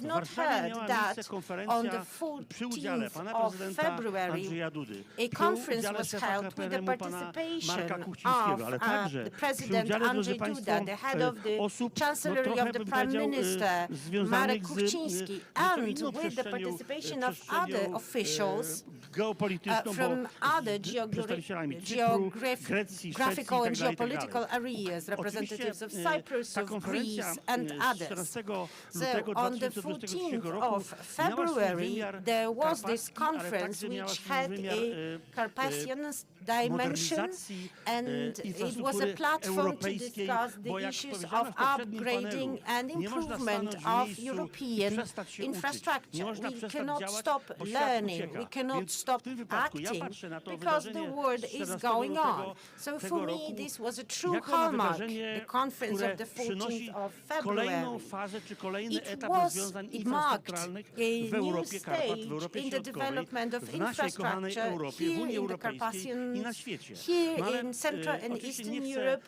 marking zdradzać also our position wszystkiego, in the bo world to jest and moje in the pierwsze pytanie, panie continent. ministrze. So, coming back to to stało się my właśnie tego 14 question, what lutego happened i dlaczego actually musimy on the 14th podnieść of tę datę February? i zapamiętać Why tę datę i this podnieść tą date should be konferencję kept in do rangi mind? wydarzenia Why this absolutnie conference should be istotnego z punktu considered widzenia as a true funkcjonowania hallmark in the komunikacji development europejskiej. of European infrastructure? Dziękuję bardzo. Szanowni Thank you Państwo, very much, ladies and pytanie gentlemen. jest precyzyjne, The więc question is very postaram się udzielić precise, so I precyzyjnej will hope odpowiedzi. to give you a precise Na pewno answer. wielu z Państwa I'm będzie sure many of you zaskoczonych. will be Oto surprised. 14 On lutego February tak naprawdę 14th, rozpoczęła się we in fact, kolejna edycja the subsequent konferencji edition of Karpat, Europe of the Europa Carpathians Karpat. began.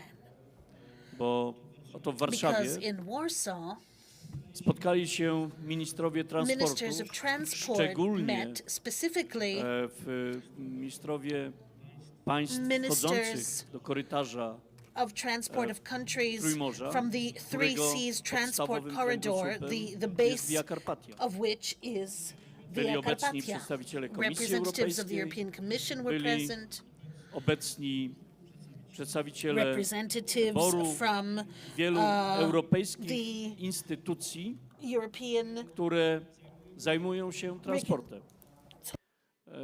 Zaszczycił nas swoją obecnością, Reconstruction zaszczyciła Bank, nas swoją and obecnością we also had Szwecja. representatives Szwecja of teraz, Sweden to present. Szwecja, Sweden szwedzka prezydencja now has zarządza the teraz presidency wszystkimi kwestiami, in the które European dzieją się Union. w Brukseli, w Parlamencie Europejskim. Był pan minister transportu Minister of Szwecji, Transport ale of był pan Sweden minister was there, and the transportu Minister of Transport Cypru, of był pan minister Cyprus, transportu Grecji, Greece, minister transportu Rumunii, Romania, Łotwy, Latvia, Litwy, Lithuania.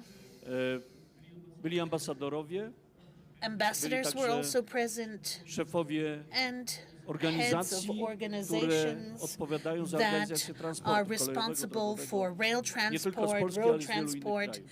inland I to właśnie transport, w ramach and Europy within the Karpat framework of Europe of the Ministerstwo Carpathians, Infrastruktury the przy Ministry współpracy z panem of marszałkiem, Transport, together with ministrem Kuchcińskim, Mr. Marshal Minister zorganizowało dużą Kuchciński, konferencję, organized a large gościliśmy ponad conference. 400 osób, Over 4 400 panele, people were present, four panel konferencję, sessions. której spotkanie w Warszawie, którego honorowym The meeting in Warsaw, patronem był which pan prezydent Andrzej Duda i was pan patronage over the prezydent meeting Andrzej was Duda taken by the również był President gościem of the Republic tejże of konferencji, Poland, podobnie Andrzej jak pan Duda, marszałek who Kuchciński. participated in the conference, Cóż as did Speaker działo się w Kuchciński, trakcie and what tego took place. spotkania. A przede wszystkim odnosiliśmy się do tego wielkiego wydarzenia, które miało We miejsce 5 referred grudnia. to the great A co z event kolei that stało took się place 5 grudnia? on December 5th, and what W happens on Brukseli na Radzie Ministrów Transportu Unii December 5th. Europejskiej w podejściu In the ogólnym general approach during a meeting at the European Commission, został przyjęty a wniosek motion was o accepted to wpisanie enter korytarza the Trójmorza Three Seas do sieci corridor bazowej to TEN. the tent base, road base, I wszystko powoli core zaczyna się network, wypełniać. and everything is starting to fill in. Bo ktoś kiedyś powiedział, że Someone once said, mówimy to samo. Że konferencja do we're saying the konferencji same w thing. In Krasiczynie, the i w conference Warszawie, in i w Krasiczyn, Brukseli in jest Warsaw bardzo and podobna. Brussels, it's the same.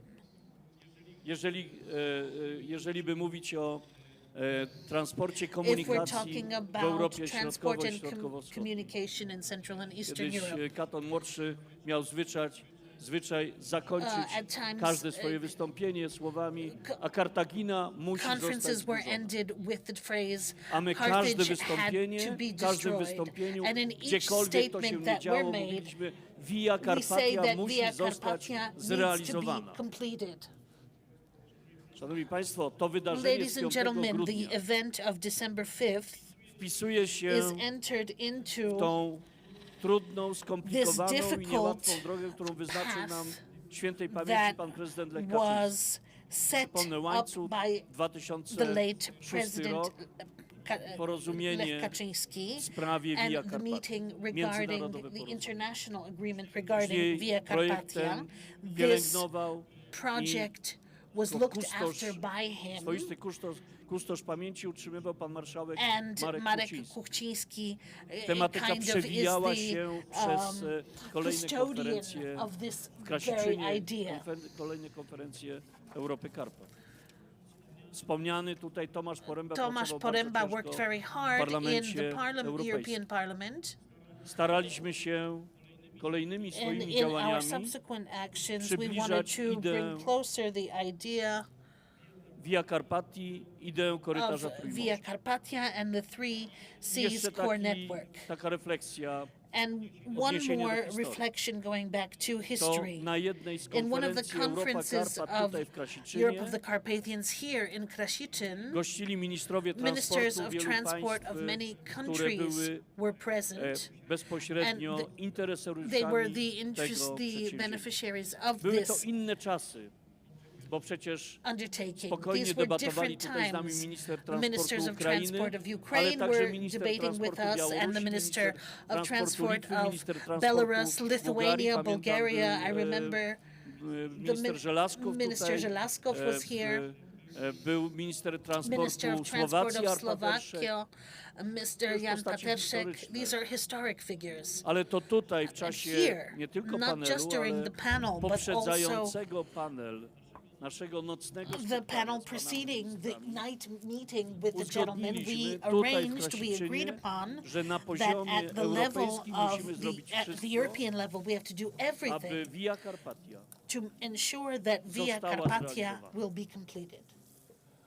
Jakie ma znaczenie 5 grudnia 2022 And what is the meaning of December 5th, Pokrótce 2022? w przełożeniu na In brief, takie proste rozumienie, to put it idea stała się obowiązkiem. clear. The idea has become a responsibility.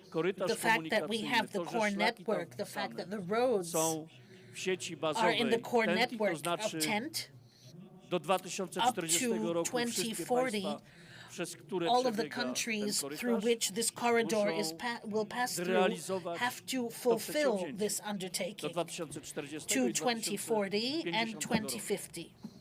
Więc powiem jeszcze raz, So once again, it was worth it, and we will do keep idei going back korytarza to Trójmorza. the Three Seas corridor. Panie marszałku, Mr. warto było Speaker, it was worth it poświęcić wiele to czasu devote w czasie this kolejnych time, edycji konferencji and it will be worth Europy devoting Karpat, time aby in mówić subsequent o Via Carpatia. editions of Europe of the Przypomnę tylko, Carpathians że to pani talk Violetta about Bulc, poprzednia Via Carpatia. komisarz, Ms. Viola Bulc, the transportu former Unii Europejskiej, Minister of kiedy po raz Transport of the pierwszy EU, for the przed first 7 time laty 7 years ago when I podniosłem raised na posiedzeniu ministrów the transportu idea during the meeting na of the Radzie ministers Ministrów of Transportu Unii Transport Europejskiej with problem the Council Via Carpatii, pytała, o co of the chodzi. Minister of Powiedz the mi, Council wytłumacz, to of już później w Transport, kuluarach. and she told me, explain it to me Po later. kilku latach Several years later, ta sama pani the same komisarz Madam Commissioner, przy in the zamknięciu closing kolejnej of the edycji edition spotkania of the ministrów Ministers of transportu Transport, stwierdziła, ja miałem przygotowane I had a wystąpienie, presentation ale ready właśnie na for zakończenie, the żeby end, pozostało, so that żeby it tezy could tego wystąpienia pozostały w głowach resound.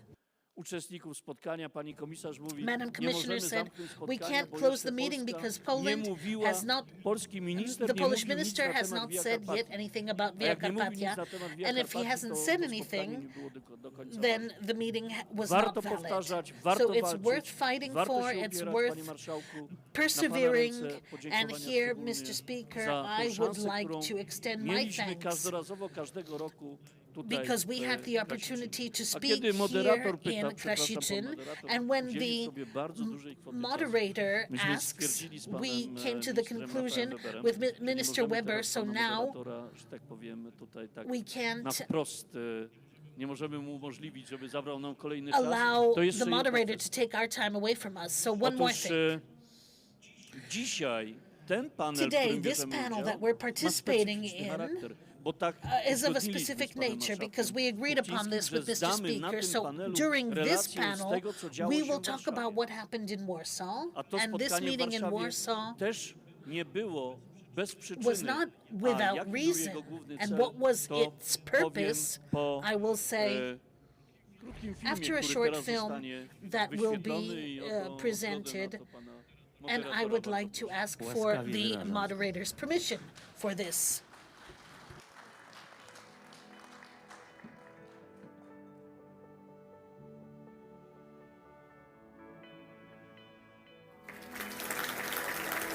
Bardzo mi miło powitać Państwa na dzisiejszej konferencji Redefinicja łańcuchów logistycznych w świetle nowej polityki transportowej TEN-T. Konferencję poświęconą transeuropejskiej sieci transportowej TEN-T, kierunkom rozwoju transportu i wyzwaniom w europejskiej polityce transportowej. The essence of sustainable development of a country is to make sure that all of the places in the country are well communicated.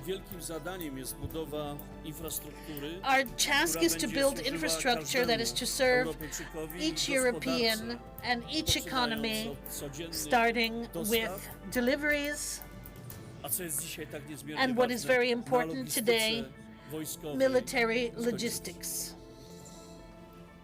The role of the countries of Central Europe and Eastern Europe is of key importance. Fast communication, fast transport, so that we can quickly, from the ports in Germany or Szczecin or Gdańsk or Gdynia, deliver armored vehicles and tanks to where they're needed, and where they're needed we all know.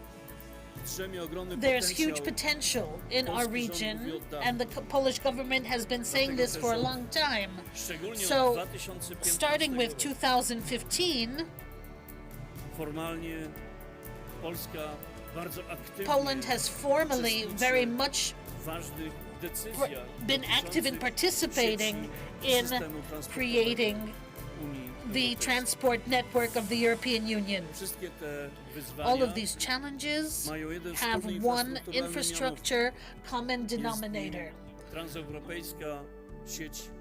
the TEN-T network. And here we are opening Poland to each and every direction, giving the impulse for starting up these transport chains. Via Carpathia will enable communication, transport, cooperation, and security.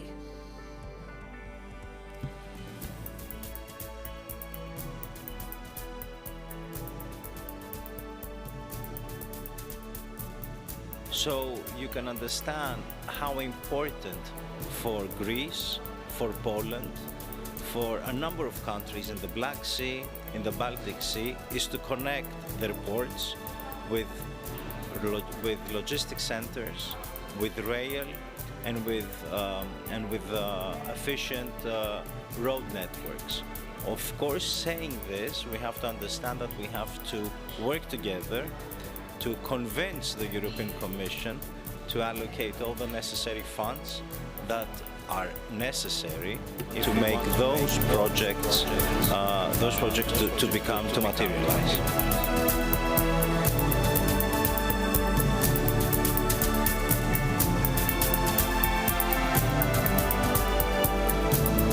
To improve our connectivity, how to have alternatives both for people, for businesses, and at the same time for military purposes, for our troops to be able to move freely. So the agenda is there, we are developing it, and I'm really quite optimistic given the results, what I see, what we already managed to deliver.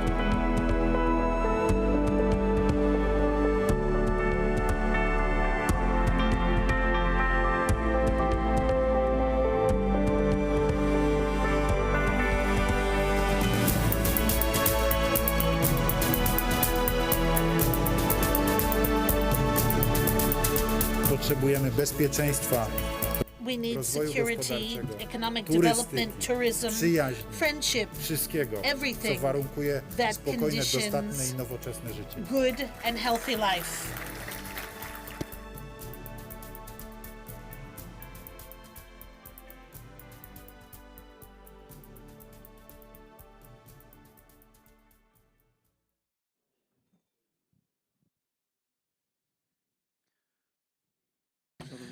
Ladies and gentlemen, this was a remark, a very important remark.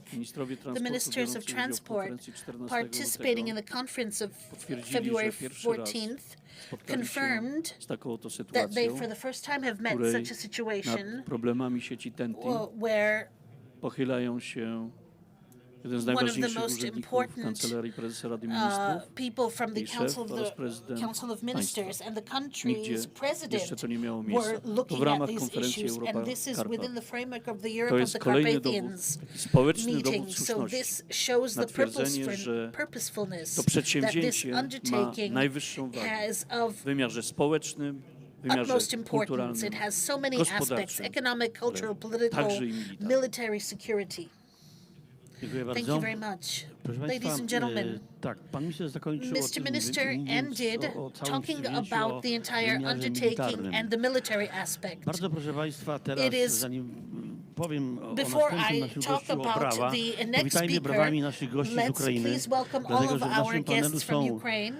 jest We między innymi have Artem Kowalow, Kowalow, osoba, która wraz ze who, swoim zespołem, along with his team, to członek Komisji Rady member, Najwyższej Ukrainy do spraw transportu.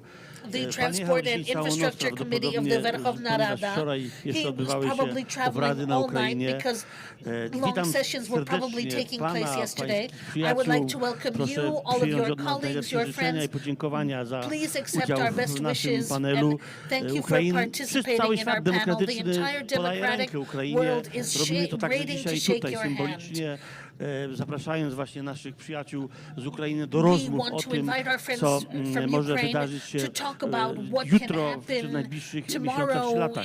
Proszę Państwa, nakładają się na siebie różne rzeczy, różne sprawy, o tym wiemy, ale przyspieszenie dotyczące tego, jak nakładają się na siebie sprawy komunikacyjne, infrastrukturalne i militarne, nabiera ogromnego tempa. Którędy można by było zawieść, proszę Państwa, pomoc Ukrainie, gdyby nie połączenia kolejowe i drogowe, gdyby nie ta możliwość szybkiego skomunikowania się przez port lotniczy w Rzeszowie, w Jasionce. Całe lata rozbudowaliśmy ten port. Każda ekipa, każdy marszałek, który pracował dla województwa podkarpackiego, or each marshal who worked for the province have brought something in. It's today the center of the world. Apart from New York, Rzeszów and Przemysl are the most commonly discussed names. So, ladies and gentlemen, it's very visible in Brussels, and that's what I want to mention. Now I will give the floor to Artem, and I want to ask for his opinion. What, in the opinion of our friends from Ukraine, our experts, the development of transport infrastructure would bring to Poland, to Central and Eastern Europe, to Europe of the Carpathians, how all of this can be useful for Ukraine fighting for its freedom, and what are the expectations of Ukraine, because I know they have them, how to develop this Polish-Ukrainian cooperation. We have Minister Adamczyk here, who is in constant contact with the government of Ukraine. So here we can basically put pressure on Mr. Minister and ask him to speed up certain works, of course.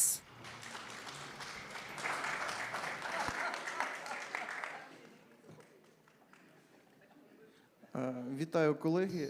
Хочу в першу чергу подякувати за теплий прийом, за слова підтримки. Нам дуже приємно приїжджати до вас, зустрічатись з друзями.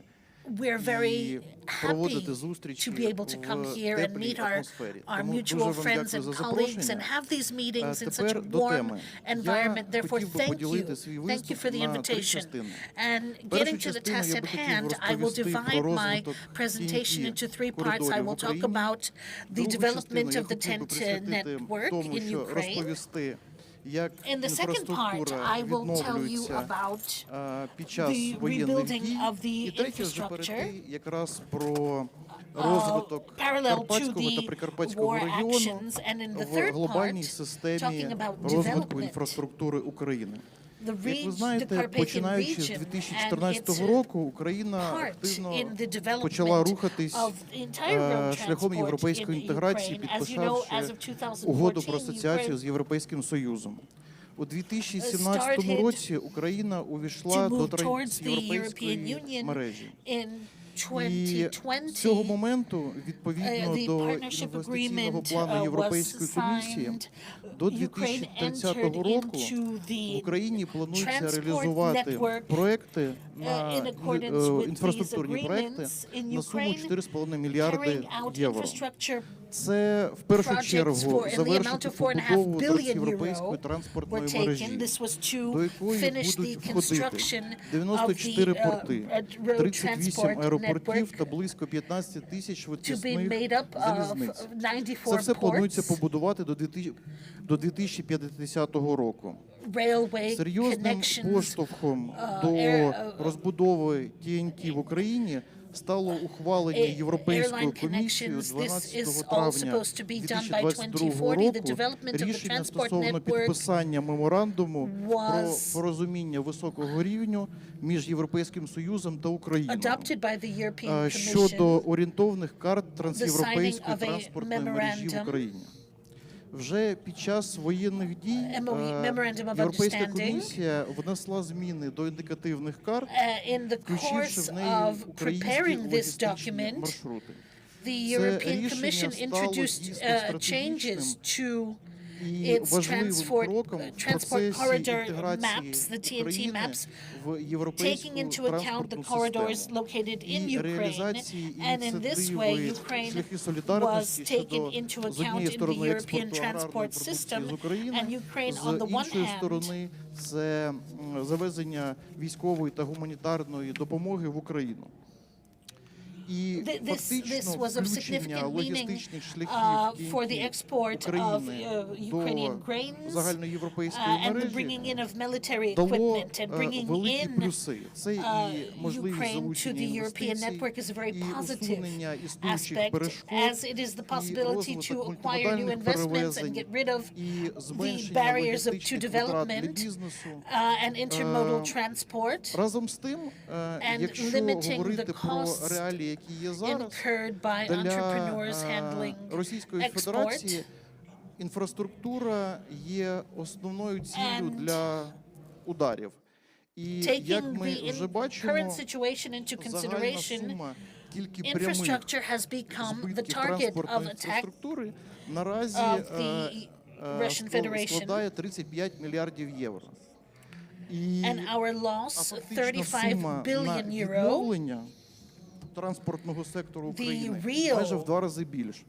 Amount that will be needed for the renovations and repair of infrastructure, transport infrastructure will be at least twofold larger, at least 70 billion.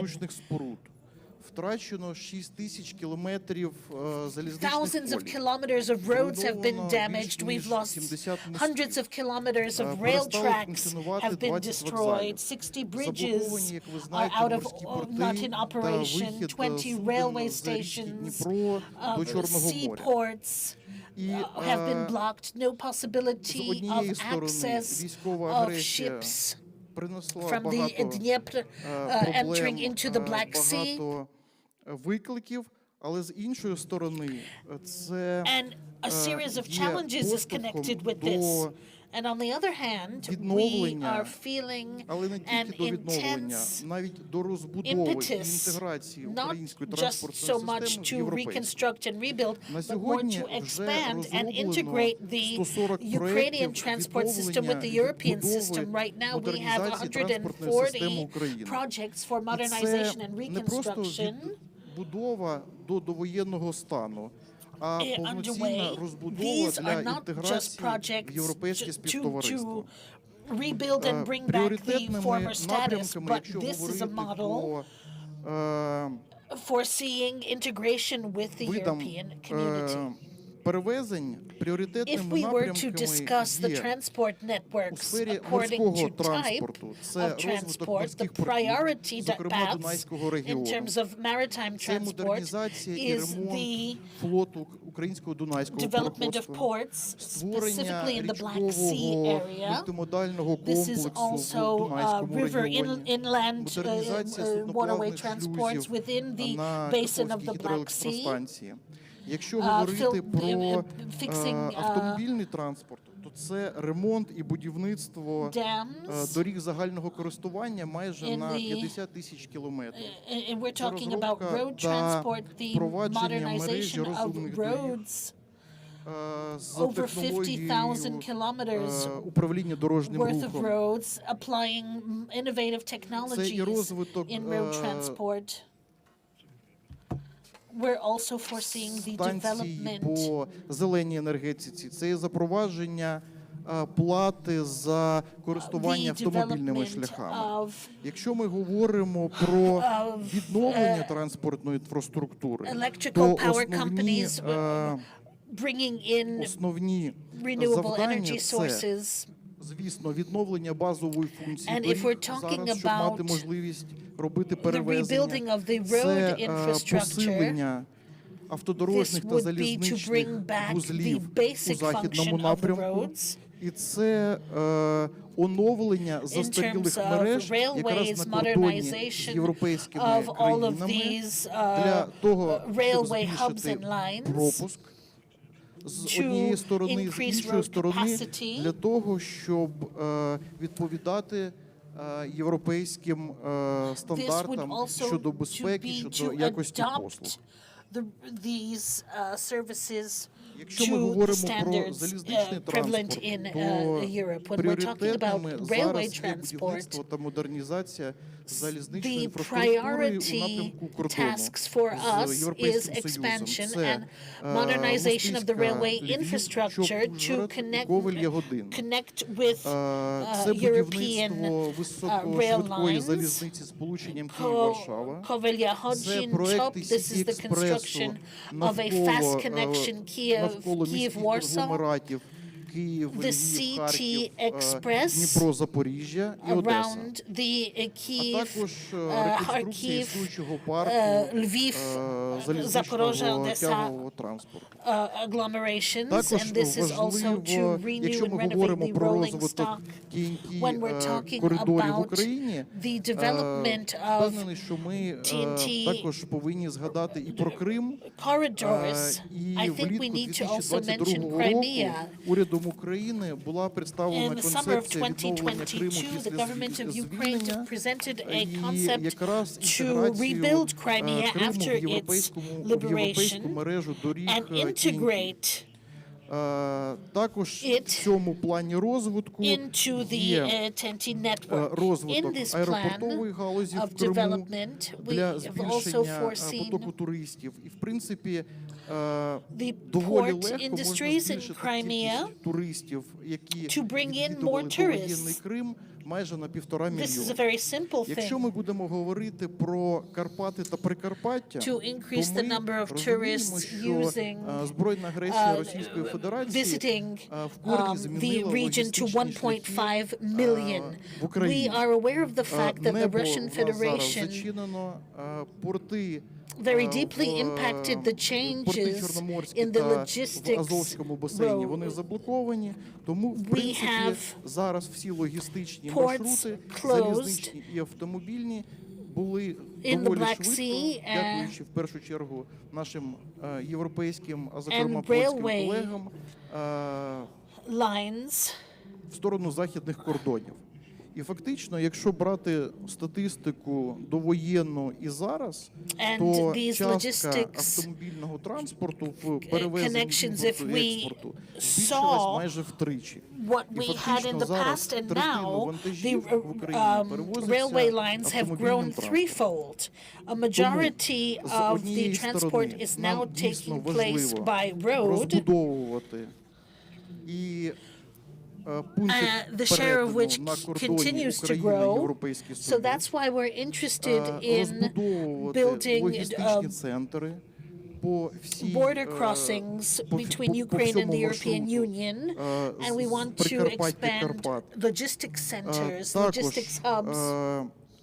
Підкарпаття є важливим регіоном транзиту товарів українських, зокрема аграрної продукції, Carpathia, this is a very important transport Я коротенько розповім, що вже було зроблено за цей рік в розвитку розбудови західної інфраструктури на І, наприклад, у 2022 році був новий реконструйований пункт пропуску Краківець-Корчова, в якому повністю розмежовано пасажирський і вантажний рух. І це дозволило збільшити кількість слів 4 до 10. Також для в цьому році, в минулому році було відкриття пункту пропуску Межанковичі, для порожніх вантажних транспортних засобів, які повертаються. Це також дозволило зменшити черги на пункті пропуску. Також були відремонтовані головні автодороги регіону. We also conducted a renovation of the main roads in the region. Near the border with Romania, a border crossing in Krasnoyarsk was opened, through which Якщо ми говоримо про Словаччину, то в рамках європейської програми було проведено реконструкцію пасажирської ділянки на митному мості Ужгород-Вишня-Німецьке, що дозволило розмежувати рух автобусів і вантажних транспортних засобів. Якщо ми говоримо про Угорщину, зараз відбувається закінчення реконструкції на ділянці Лужанка-Берег-Шурань, що також дасть можливість розвантажити сусідні пункти пропуску. Окрім розбудови пунктів пропуску на кордоні України є, важливо є ще будівництво логістичної інфраструктури, ми це розуміємо. Тому зараз в містах Ужгород, Мукачево, Івано-Франківськ, великих західних містах якраз розробляються плани по розбудові логістичних центрів, So we're also expanding the building of these distribution hubs, distribution centers that will be conducive to the development of infrastructure, also will develop локальний бізнес якраз в регіоні. Local business in the region. Якщо ми говоримо про Карпати і Прикарпаття, ми розуміємо, що зараз це дійсно цей регіон має стратегічне значення для України і її логістичного Take into account the strategic geographic location of the area and its meaning for European integration. And at the end of my presentation, I would like to thank our colleagues from Europe to give us for giving us fast help in developing the infrastructure and giving us assistance, and I would like to thank for your financial support and strategic professional support in the scope of developing border infrastructure in the course of a war. We are all aware of the fact of this huge scale of the assistance that's given by Poland that allows us to speed up the deliveries from European Union to come through. And the development of infrastructure is a condition for the development of the region, a critical condition, and the integration of our country, because infrastructure brings together and links not just the country internally, but also the entire European family. Thank you for giving me the floor. Tak, brawa, proszę Państwa, brawa dla A round of applause. Thank you very much for coming and for sharing all the comments. The EU and the West has come a long way to truly understand the situation in Ukraine and how the Ukraine should be assisted. I was there in Kościoła 1 year ago from EPP, Renew, colleagues, Lithuanian, Latvian, French and German colleagues. We went there at Kościoła, BCP, and at some point my translator said, well, the Spanish colleague has a question. And he asks, do you send to Ukraine food for pets? That was the question asked by one of the European members of Parliament. Then he went to the border, he cried, he asked for forgiveness, and I just tell you this story to show you how the West has changed in its approach. The neighboring countries were the first to come up with the aid to Ukraine, and they were the first to show human Christian values. And this position, these values have been recognized and appreciated, and we will continue to support Ukraine, and we will rebuild what Putin is now destroying. Let us come back to our panelists. We are talking about the transport infrastructure in Europe, in the region.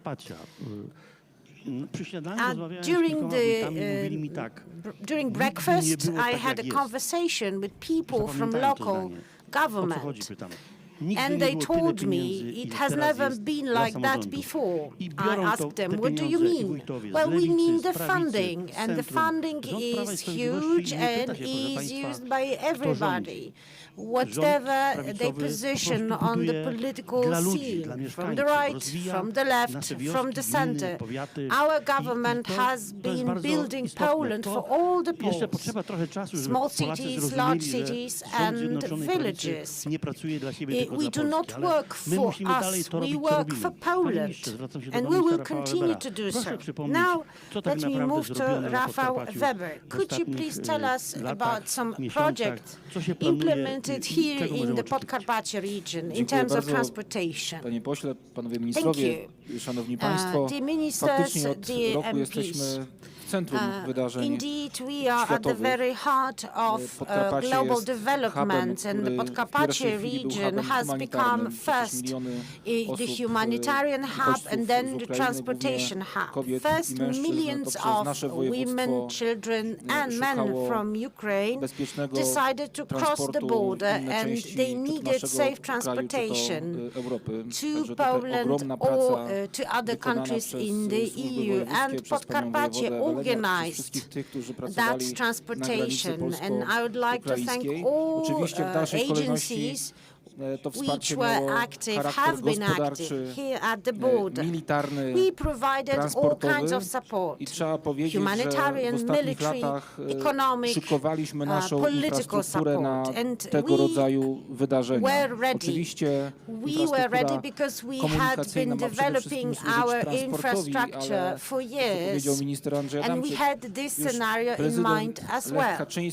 As Minister Adamczyk said, the late President Kaczyński I tak się właśnie dzieje. the Dzięki Via temu, Carpathia że Via network Carpathia as the network for od military poprzedniego roku mobility and military całości transportation. między And dwoma dużymi indeed, miastami last wschodnich year, regionów naszego kraju, czyli Via Lublinem Carpathia a Rzeszową. linked two A Rzeszowem cities, już jest i Lublin łączy and stolice naszych Rzeszów. wschodnich województw. So there are Łatwiej się connections komunikować between the wewnątrz cities, the naszego major kraju. cities of two I zanim eastern rozwinę ten regions wątek, of Poland, powiem and o jeszcze it's much innym easier now to ważnym travel. działaniu Before I come back to rządu, Via Carpathia, które let me może just nie jest tak mention uwidocznione, one ale more które measure taken też by zwiększyło the potencjał Polish transportowy government, naszego which actually województwa. increased the Też bardzo potential często odnosimy of się this do voivodeship, of lotniska w this Rzeszowie, region. do lotniska Rzeszów has an w airport. mówiąc This is o Jasionka znaczeniu tego Airport, punktu, jeżeli chodzi o and this is a transportową major i, transportation hub gospodarczą, ale in również terms of militarną military support komunikację na rzecz for Ukrainy. Ukraine and in Trzeba terms of wspomnieć economic support for decyzję Ukraine. ministra The infrastruktury Minister of Infrastructure, Andrzej Adamczyk, z końca roku 2020 in the late 2020, so it was not that long ago, took the decision zostało zasilone kwotą 40 milionów złotych po to, aby financing of 40 million zlotys to the Jasionka Airport in order to ensure better aviation security and to ensure an enhanced cyber security for this site. This funding has already been used and the investments have been deployed, and thanks to these steps today the Jasionka Airport is able to host welcome large aircraft and host delegations from all over the world in a very safe way. And this airport is right now used as a place to get to Ukraine. In other words, we had in mind some major transportation points or hubs. We wanted them to be ready for emergencies. That was our aim, and this is actually our approach, the approach of our government. We had a vision. And after that, when the vision was defined, we moved on to the rollout. We feel responsible for transportation, and we are in charge of transportation since 2016. And we have the tools and the funding, and we use this funding and these tools simply to make this vision come true. And this is what differentiates us from other political parties. You know, a lot simply had the ideas, they had plans, they had visions, and then these plans were put into the drawer somewhere aside. There was no implementation. We moved to the implementation stage effectively. And now let me come back to Via Carpathia, C16, C61, well, all these express roads of more than 700 kilometers. These are the sections of the Via Carpathia worth of 30 million zlotys. Wręcz przeciwnie, widzimy ten wydatek billion zlotys. And this is not an expenditure for us. This is a true investment. Wiemy, jak ma duże Express Road may have some tangible impact on the life of the regions. It narrows down to przecież dzięki Via the Carpathii time i S17 and of travel. And S17, for instance, today you can travel within 3 hours from Rzeszów to Warsaw, thanks to the new road. Before it was 6 hours, 5 hours. Between Warsaw and Rzeszów. Today it's 3 hours and travel is comfortable, and with the passenger service points and new fuel stations and new catering points will be added along the road.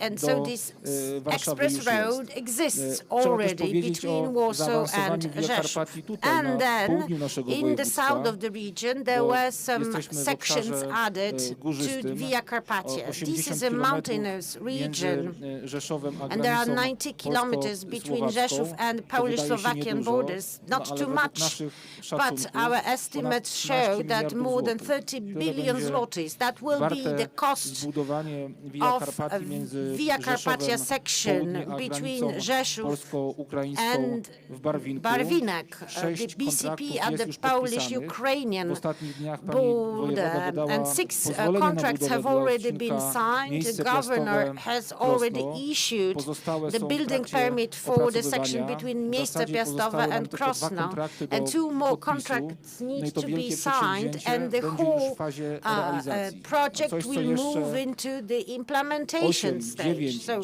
like 8 years ago, 9 years ago, 10 years ago, it seemed unreal.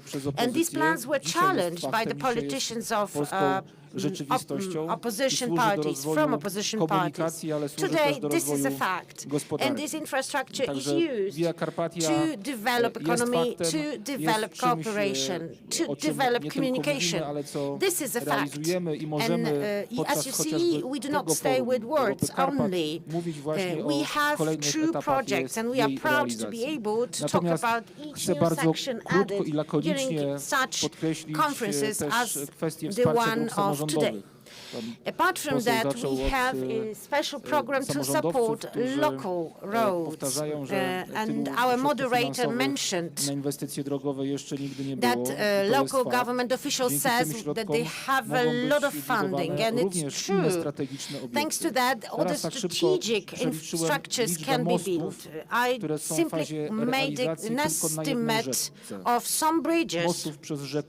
We have the Sun River here, and there is one bridge being built in the powiat of Przemysl, the second one being built in the Jarosław powiat, and the region of our MP, and the third one will be added in Stalowa Wola, then the fourth one in Brzozów, and within 3-4 years there will be the fifth one in Sanok region. As you can see, there have been 5 bridges which are now being built over one river, the Sun River. This could not be possible without our program and without our funding under the local road funding program. Right now, we are really moving to the rollout phase with the advancement being the most important in Przemysl. I'm telling you that to show you the tangible dimension of our policy, the local government support policy. We want to have such local projects which are strategic for the whole region, which are strategic for local communities. Well, so the moderator, this is the overview of our major infrastructure in the region. I know that the time is tight and that I should conclude, but as you see, we give you the assurance of true implementation. We provide funding, and let us simply hope that our cooperation with local government will be really effective in the years to come. You respected your time. It's good. And now let me move on to only one woman in the panel, Sylwia Cieślak-Wilk, the Deputy Director of the Center for European Union Transport Projects, kind of a magic name, kind of a magic label. So, does your center help? Who gets the help? Is the center involved in any Polish-Ukrainian projects? I hand over to you. Thank you very much. A few words of introduction about our institution. The Center for the European Union Transport Project is subject to the Ministry of Transport. We are an entity that supports the beneficiaries from the transport sector for the past 15 years on the market, and we support our beneficiaries in a very effective manner to procure EU funds. We have experts, controllers, a lot of engineers, and we are able, or have been able from the very beginning of EU funds availability in Poland to effectively use the allocation designated for transport in Poland. And in this perspective, that is concluding, through our office, we have certified and transferred to the accounts of our main beneficiaries 100 billion zloty. We are expecting this amount in the future perspective from the years 21 to 27 to be able to finance investments to 2029. We have several operational programs that have been signed. The transport sector is going to take advantage of the Phoenix operational program, the FEB program for Eastern Poland, the financial instrument CEF, as well as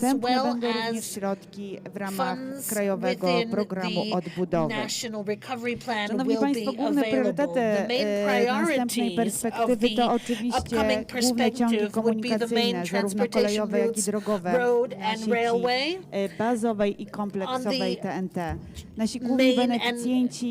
network TNT, of course PKP, the Polish railway system, and also the intermodal entrepreneurs, managers of airports, and projects carried out by the local governments, by police, jeżeli chodzi o doposażenie w zakresie bezpieczeństwa ruchu drogowego.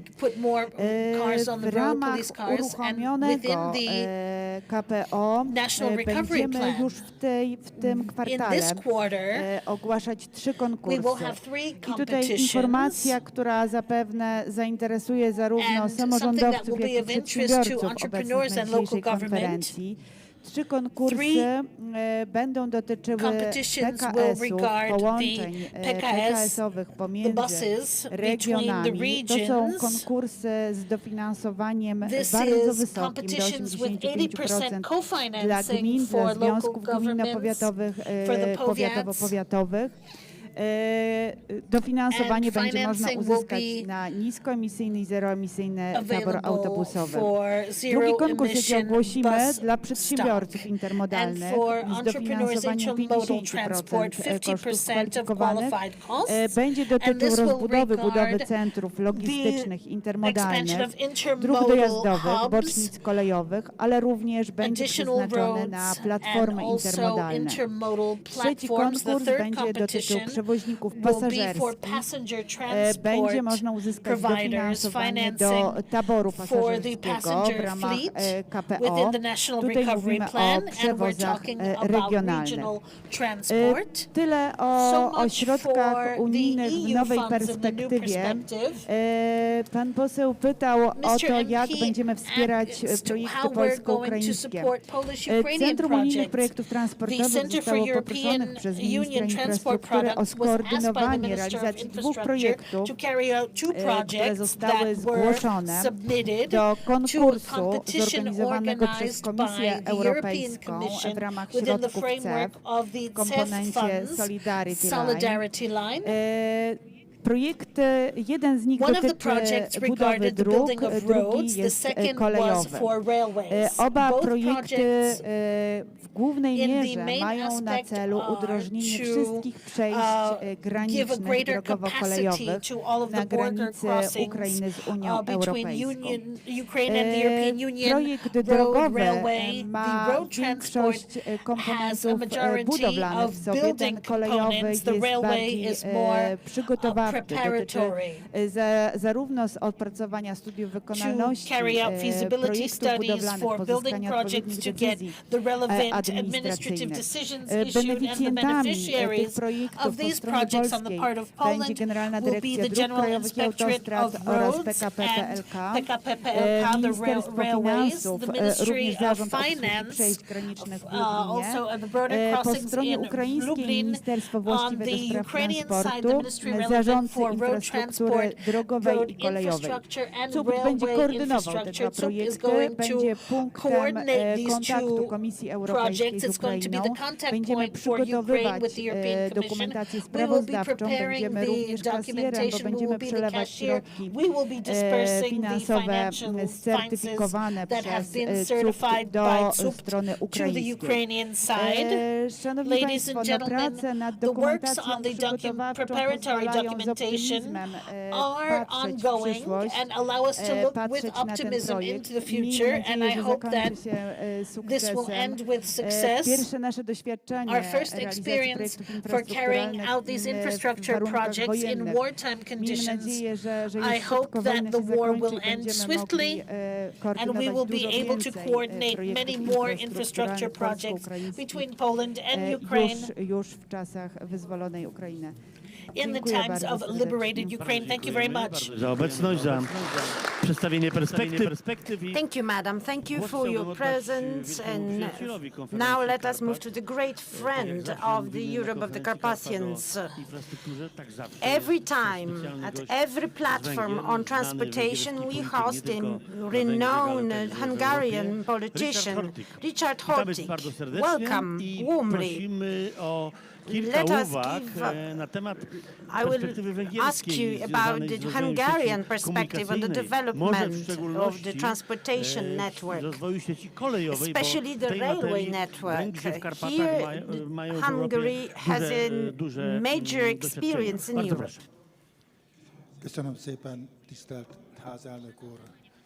Dear Marshal, dear Chair, dear ministers, ladies and gentlemen, I'm not a transport specialist, I'm not a communication specialist, but I feel entitled to take the floor because in the northeast part of Hungary, I represent the constituency which borders Slovakia and Ukraine. It's part of the Euro-Carpathia region, and it's also part of the transportation development project, and we are proud of it. We can be used as an example of best practices, which shows what are the tangible outcomes and benefits of infrastructure investments. Via Carpathia, the word has been said in many contexts and repeatedly used. Let me give you an example of railway electrification in Zemplin. It was a forgotten part of the railway, which next year will celebrate 150 years of existence. I will recommend to everybody to think about it, Hungarians, Poles, and Slovaks. This railway section is nothing else but the first Galicia line commissioned in 1874.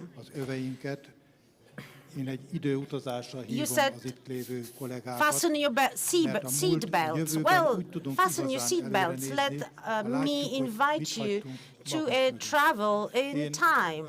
Only if we know the past, we can travel into the future. I'm an academic, and I'm specialized in history.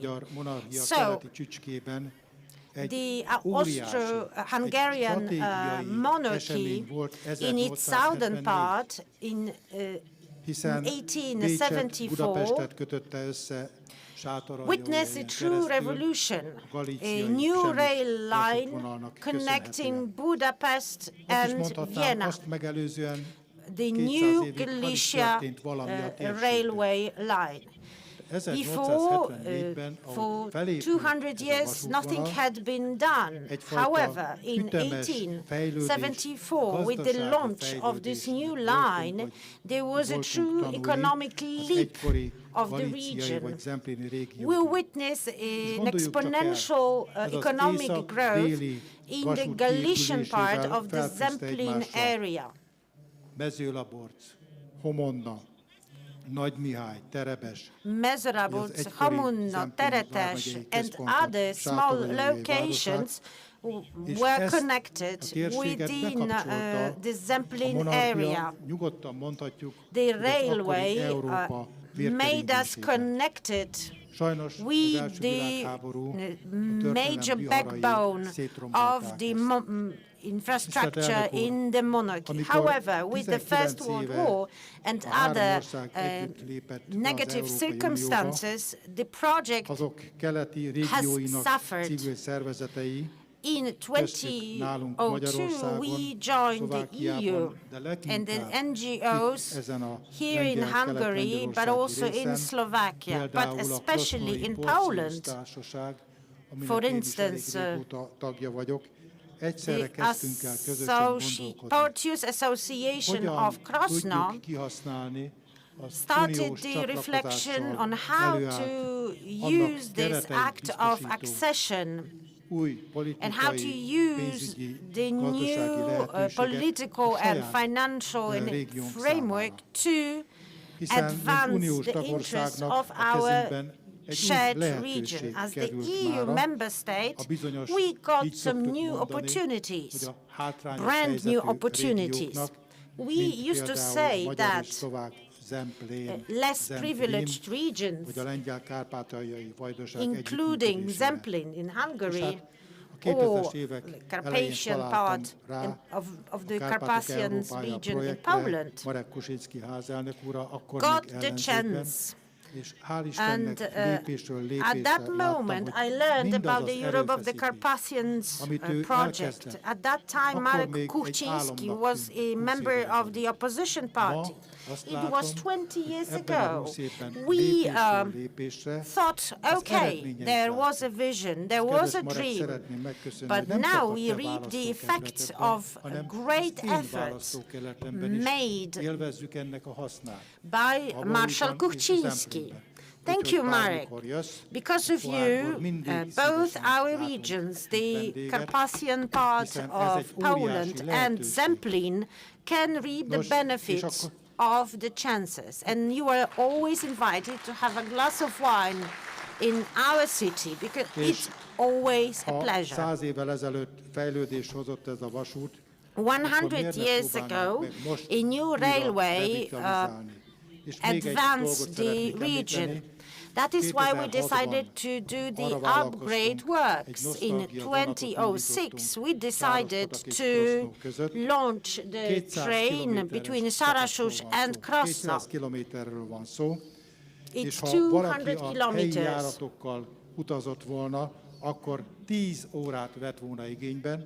If you used local means of transport, you would make 10 hours. Then today it's only 4 hours, and we advanced from 10 through 7 to 4 hours. Thank you very much again. I was really happy to be involved in the rehabilitation of this rail line. It's important for the Carpathian regions in its Polish part and in its Hungarian part, and we await all Polish tourists. To było bardzo interesujące i najbardziej zachęcające. This was very interesting. 7 hours, but I think we're going to go for some wine to Hungary.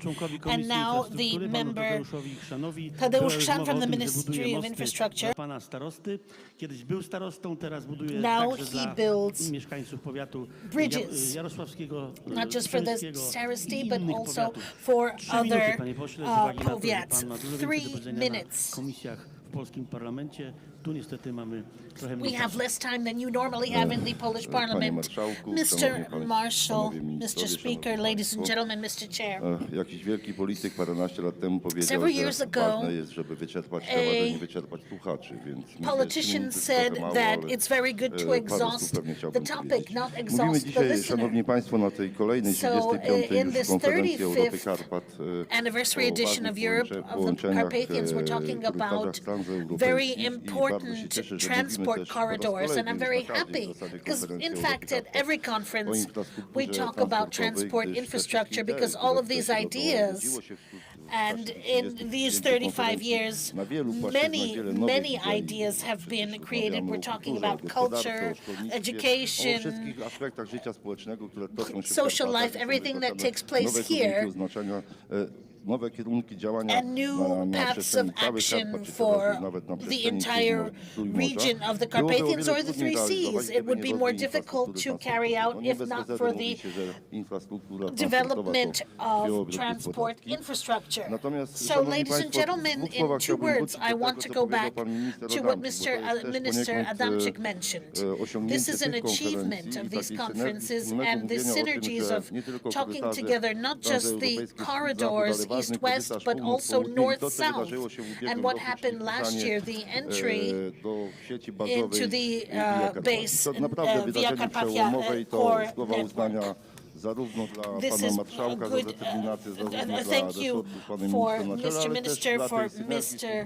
Kuchcinski, and for our cooperation as Euro parliamentarians. And this is a very, very big success. Thank you very much for looking out for the interests of Poland. And I think it's very interesting and important to say one thing.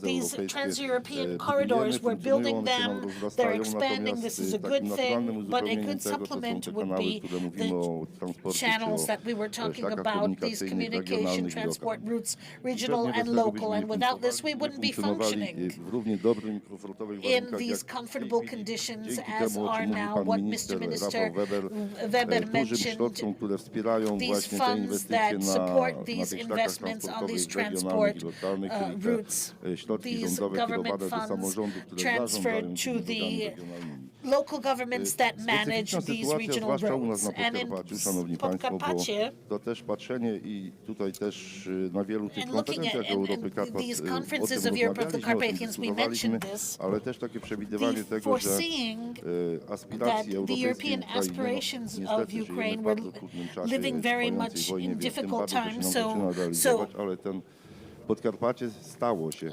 hubem pomocy, o czym mówił też pan Carpathia minister, nie has tylko become a tej hub of assistance, not militarnej, just ale military, również but also gospodarczej, również economic, na każdym innym humanitarian aspekcie, as well. więc te szlaki So transportowe these są bardzo transport ważne. routes Przypomnę are tylko, że very, very Podkarpacie to important. ważne przejścia drogowe. These are also Korczowa, border Krakowiec, crossings, Medyka, Medyka, Korczowa, Krościnko, amongst others, and this newly built border crossing Malachowice, Niżankowice.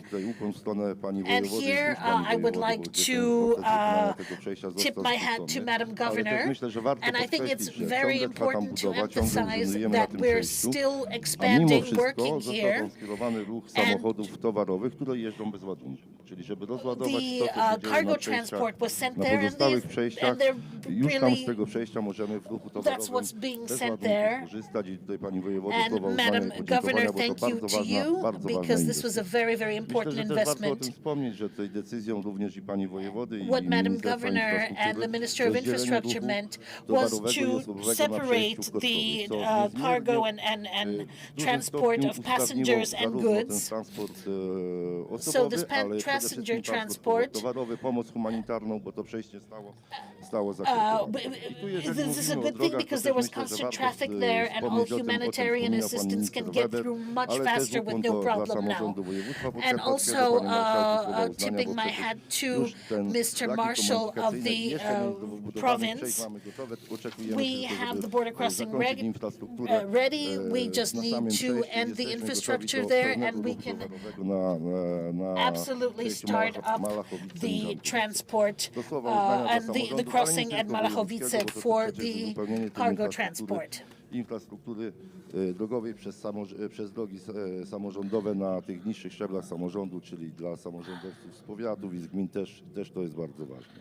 Ale myślę, że And I think it's very important, panie europośle, powiedzieć Mr. MEP, niezmiernie to ważnej say rzeczy, jaką jest transport kolejowy. a few words about Myślę, railway że transport. Warto dzisiaj powiedzieć o tym, że jak dobrze pamiętam, And if I remember, about a week ago, the Ukrainian side informed that the line that we refer to as 102 and 108, Kirów-Krosienko, was renovated on the Ukrainian side. What is the effect? So today from Przemysl we can get to Kirów. And this is a very important event. Natomiast myślę, że też warto And powiedzieć jeszcze o one jednym more bardzo thing ważnym needs to be połączeniu said kolejowym, about another railway connection. które nie tylko jest ważne dla Not ruchu important towarowego, ale just również w for przyszłości dla the ruchu transport of osobowego, dla ruchu goods, turystycznego, cargo, bo przecież Karpaty because Carpathia is a very, very beautiful region where it is worth going to visit, and Kirów-Krosienko and Zagórz, Sanok, Ja się Jasło, bardzo Route cieszę, szanowni 108. państwo, bo tak naprawdę ta nasza 108 i 102 and 108 on the Ukrainian side as 102, the declaration here in Krasiczyn 1 year ago from the Minister of Infrastructure of Ukraine was said that it was going to be renovated, and we can say that clearly that this did happen. I'm very happy that such declarations, important declarations for the development of transport, trans-European transport and cross-border transport are discussed here, and during today's conference, perhaps will there not be such a declaration in accordance with tradition? The 108 going to Krosienko has been renovated, and there is traffic going to Jasła as well, and the part from Zagórze and Krosienko, it needs some renovation there. There is passenger traffic going, but perhaps we can receive some declaration here. I think we need about 40,000 zloty to fix this, so that we can say next year, 400 million, excuse me, so that we can be able to travel from Kirów, will be open to all of Poland. So in the tradition of this conference in Krasiczyn, it is a good thing to make such a declaration. Minister heard this amount, so I think it's worth it. And it's worth noting that Żurawica Medyka, connected with the problems of opening to the east, to China, to Asia. Let's go back to the Silk Route, because we have problems in Belarus and Ukraine, so we have the Żurawica Medyka port, dry port, that could be used also by Bulgaria and the Black Sea, so I think it would be worth talking about this as well. Thank you very much. Państwa, zwykle paneliści mieli czas na podsumowanie swoich wypowiedzi jednominutowe. Now we don't have enough time to sum up. We've stolen some of our time, and apart from that, we have a surprise at the end, and the minister will do the presentation. Please. Please.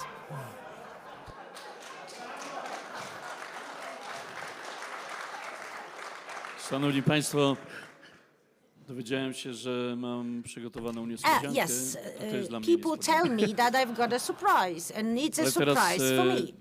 Przejdę jeszcze do kwestii dla nas wszystkich bardzo ważnej. Let me mention one key point for Wspomniana all of us. konferencja Europy Karpat w ubiegłym Europe roku. of the Carpathians, the Tej edition of konferencji, to last jest year, początek that lutego, was jak dobrze the pamiętam, early uczestniczy dzisiejszy February, wicepremier Ukrainy, with the odpowiedzialny za participation sprawy of the Deputy transportowe Prime Minister nasz Aleksandr kolega, nasz Kubrakov, przyjaciel, wraz ze in swoim charge of najbliższym transportation, współpracownikiem with his Mustafą close Najemem. Dzisiaj associate, Mustafa Najem. Mustafa Today, Najem jest Mustafa odpowiedzialny Najem za is odbudowę the Ukrainy. in charge of Ukrainian reconstruction. He leads the organization, the institution that is now tasked with the reconstruction of Ukraine.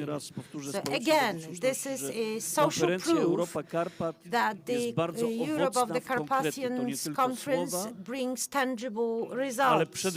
It's not only about talking, it's not only about giving speeches, it's about projects. The true projects which are truly implemented. The 112 line will be constructed. That's a fact. That's a fact of life. Don't forget Ale that. trzeba bardzo wyraźnie And let podkreślić, me że highlight korytarz that komunikacyjny, o którym szerzej the transport corridor, which I presented in the first part of my contribution, korytarz the Trójmorza, Three Seas corridor, to is także also korytarz na the corridor Ukrainę, that to to łączący się z Ukraine, which korytarzami connects with solidarity corridors. Korytarz komunikacyjny w The układzie transport południkowym. corridor from the Jeszcze north przed to rokiem, the jeszcze south. przed 5 laty, 1 year 4 ago, laty. 4 years ago, Tutaj, 5 na years tej ago, konferencji here at mówiliśmy this o tym, conference, że Via we said Carpatia to that również Via odnoga do Carpatia Odessy i do should Kijowa. touch Kiev A and dzisiaj to Odessa. korytarze Today Solidarności, we tak have ładnie opisane solidarity i tak lanes, celnie opisane w dokumentach solidarity Brukseli, lanes, dokumentach Unii Europejskiej. well Nie devised zapominajmy o and tym. Nie described zapominajmy in o tym, że documents dzisiaj from Brussels. będziemy mieli to poczucie Today, bezpieczeństwa, we will jeżeli feel te more korytarze safe zostaną if these zrealizowane. corridors, these Co lanes do apelu will dotyczącego be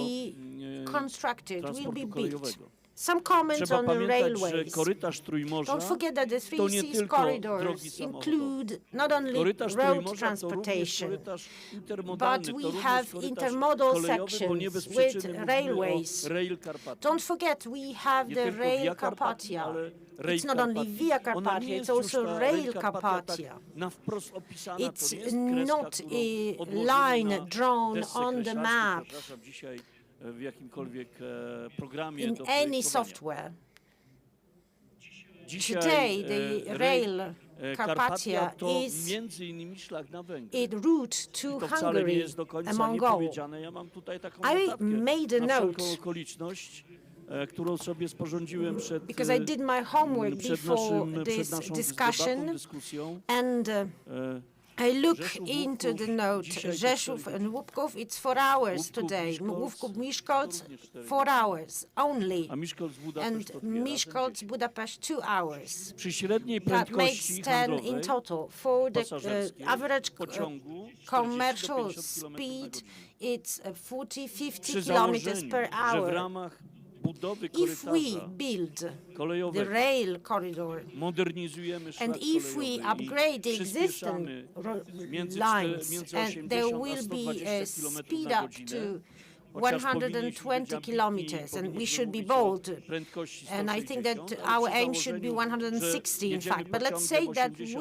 do have a 120, train that runs at to nie 10, 80, 100 kilometers per hour. The whole itinerary will be made in 8 hours instead of 10 hours. We believe that we should use all those solutions which turned out to be useful 150 years ago. It was for the reason that these lines were built back then, and these lines would be easily connectable to solidarity lanes and to the European rails to Lviv and to Kiev. This is our purpose, and this is the purpose of Ukrainian authorities, to improve the connectivity with Ukraine and to improve the connectivity between the Baltic states and the countries of the southern Europe. And look at the south of Europe. How to translate the meaning of Via Carpatia to the inhabitants of the southern Europe. Let's say that from Rzeszów to Greece, we have more than 1,300 kilometers. That makes 16-hour travel. We would like to shorten it to 10, 11 hours in a safe way, friendly way, friendly also for our economies, and considering the military needs as well. There will be nobody today who would challenge the reasons, the business case that we had for our investments, because the European Commission right now takes the decision that support our investment decisions.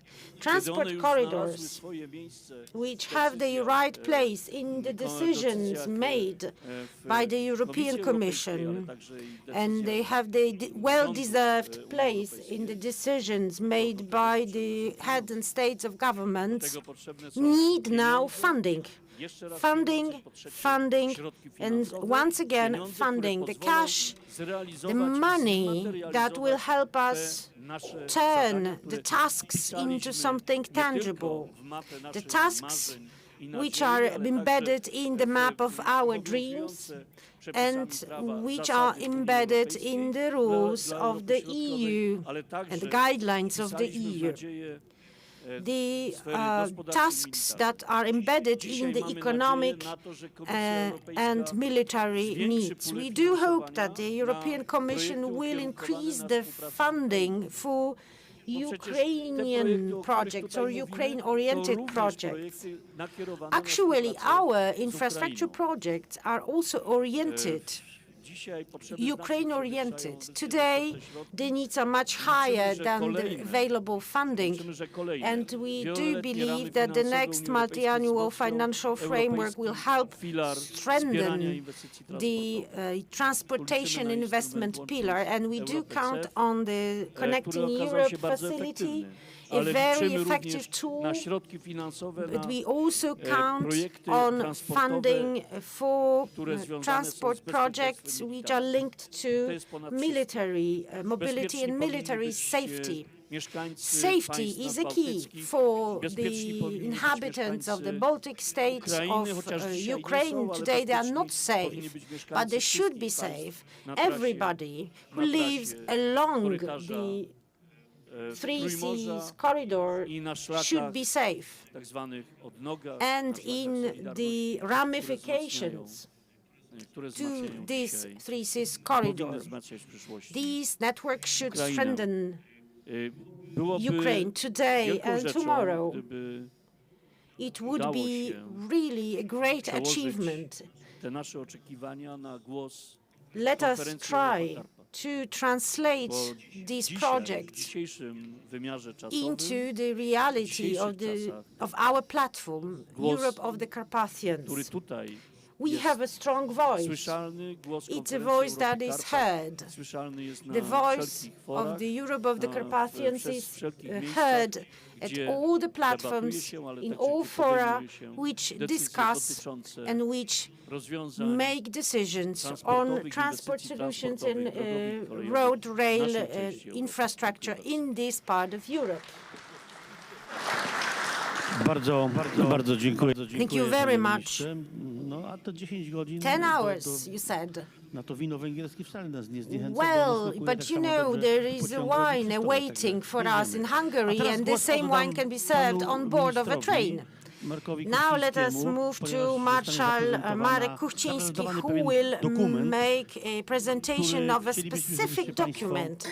And we would like to look into the document, assess the document, and hopefully accept the document. Yesterday evening and almost all night and up to today's panel, we were thinking about how these conclusions and theses that were prepared by our colleagues during this panel to be formulated, prepared so that they can serve our efforts for funding also from Brussels, so that our ministers have an argument. And I would like to propose a draft here of an appeal with the effects of the discussions during this conference, an appeal that would help our representatives of our government in their efforts for funding for the development of transport.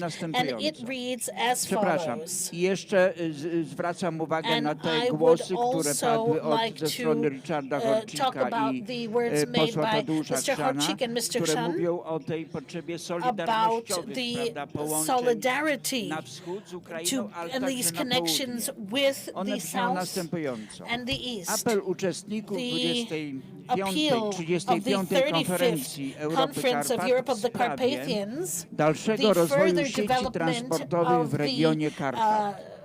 transport W in związku the z Carpathian trwającą region, zmianą układu in the transportowego w Unii change of the Europejskiej road oraz order in the European zmieniającą się Union sytuacją and the changing geopolityczną, geopolitical situation, zwracamy we are uwagę drawing na your największe attention to the postulaty postulates państw of the Europy Środkowej. states of Central and naszej Eastern ocenie, Europe, in our w opinion, ramach within the procesu framework of the legislacyjnego Unii legislative process of the Europejskiej European Union, związanego z connected with the rewizją revision of the transeuropejskiej sieci Trans-European transportowej Transport TNT, Network, TNT, powinno zostać uwzględnione następujące poniższe nasze stanowisko. Po pierwsze, uznaniem odnotowujemy, że zgodnie z naszymi wcześniejszymi apelami utworzony został nowy korytarz TNT, Morze Bałtyckie, Morze Czarne, Morze Egejskie, stanowiący kręgosłup transportowy inicjatywy Trójmorza, którego główną osią jest Via Carpatia. Po drugie, jako społeczność Europy Karpat wnioskujemy o zapewnienie odpowiedniego poziomu finansowania dla realizacji kluczowych dla Europy Środkowej inwestycji, w tym dla szlaku Via Carpatia i jego kolejowego wymiaru Rail Carpatia, biegnących wzdłuż wschodniej granicy Unii Europejskiej. B. Projektów o istotnym znaczeniu dla obronności i bezpieczeństwa obywateli oraz mobilności wojskowej na wschodniej flance Sojuszu Północnoatlantyckiego, czyli NATO. C. Inicjatyw transgranicznych wpisujących się w założenia korytarzy solidarności łączących Ukrainę z Unią Europejską, czyli rozwoju jak największej liczby połączeń transportowych wiążących Ukrainę z regionem Karpat. Ukraine with Carpathia, and point three, we expect a wzmocnienia działań na szczeblu on the europejskim i European level ogólnoświatowym and world level, zmierzających do aiming sprawnej realizacji to inwestycji carry out transportowych, smoothly these które transport stanowią investments that fundament dla constitute the pokoju, basis dla for peace, bezpieczeństwa for i security, rozwoju and gospodarczego. economic development. Muszą one They need polegać to na entail skutecznym the effective oferowaniu i offering and pozyskiwaniu funduszy acquisition of funds, międzynarodowych na ich international funds budowę. for their Nie construction. jest to tylko This w is not interesie just in the państw regionu interest Europy of the Karpat, countries of ale the Europe całej of the społeczności Carpathians, but all międzynarodowej. the I tutaj entire data i international adres, czyli community, zamek w date Krasiczynie and 25 place, lutego the 2023 Krasiczyn roku. Palace, Proponowałbym, żebyśmy February Państwo 25th, taki 2023. projekt apelu przyjęli przez I hope aklamację, that you can accept który this via acclamation, wykorzystają and nasi we hope ministrowie that our do ministers dalszych will be działań. able to take advantage Dziękuję of this bardzo. for their further Na actions. ręce pana ministra Thank you składam. very much, Mr. Minister. I would like to give this to Dziękuję you bardzo, panie ministrze, personally. bardzo Thank you very dziękuję much, Mr. również Minister. państwu. No właśnie, to był ten czas dla This was the państwa, ten time ostatni for moment, you, the most najważniejszy, bo important, cóż, gdybyśmy because przeczytali, if we a read nikt by nie bił braw, no to co by something to and się nobody wtedy clapped, zadziało? then what would Bardzo happen? państwu Thank you. dziękuję. Paniom, Thank you very panom, much, ladies and wszystkim gentlemen, obecnym na tej sali all za udział those w panelu. present for Bardzo participating serdecznie in this dziękuję panel pani session. Teresie Pamule, Miss naszej Teresa pani poseł, Pomula, za our to, że nas MP, dopuściła do thank głosu. you for giving us the A floor. też bardzo And dziękuję thank pani you, dyrektor, Madam Director, Centrum from the Unijnych Center Projektów for European Transportowych. Union Dziękuję Transport panu Projects, Ryszardowi Mr. Hościkowi, Ryszard naszemu gościowi Hościk z from Węgier i Hungary, naszemu and gościowi our z guest from Ukrainy. Ukraine. Bardzo serdecznie Thank you very dziękujemy, much. Artem, Thank za to, you, że Artem, przyjechałeś for do nas coming to pomimo różnych us trudności. despite Bardzo dziękuję panu the ministrowi Rafałowi difficulties. Weberowi, Mr. Tadeuszowi Chrzanowi i miłościwie nam panu Rafał ministremu Weber, Andrzejowi Adam Adamczykowi, Adamczyk, and ministrowi Mr. Szak. infrastruktury. Thank you very much. Bardzo dziękuję. Thank you. Dziękuję panu posłowi do Europarlamentu, panu Bogdanowi Żońcy, bo trzeba bardzo podziękować, że moderował nam ten panel, ponieważ byliśmy cały czas w drodze. Państwa chciałam zaprosić na degustację smakołyków i delicji koła gospodyń wiejskich z Orzechowic tutaj spod Przemyśla.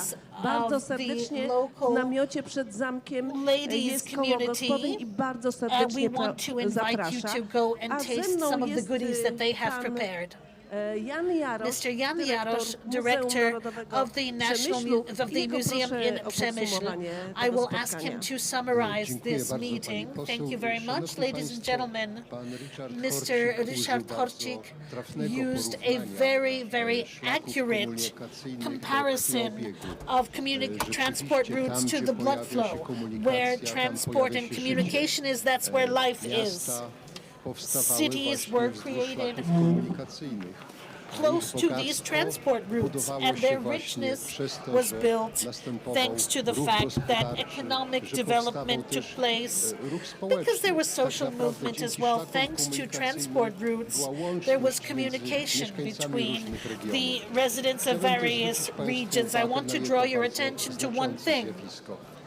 The fact that our region, cities such as Przemysl, Sandomierz, Jarosław, were developing socially thanks to the development of north-south for this route to connect Wisła, the San, and then to the south, yes, towards the Black Sea. This gave the warranty of good transportation between cities. Jeszcze jedna linia kolejowa, o której zapomniano. Jarosław Sokal, 101. Bardzo, panie ministrze, panie marszałku, prosimy. Mr. Minister, Mr. Marshal.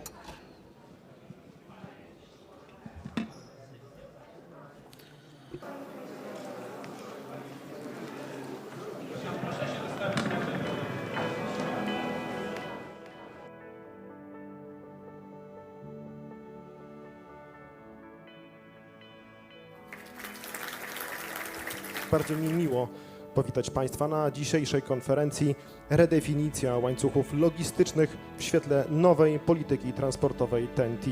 Konferencję poświęconą transeuropejskiej sieci transportowej TEN-T, kierunkom rozwoju transportu i wyzwaniom w europejskiej polityce transportowej.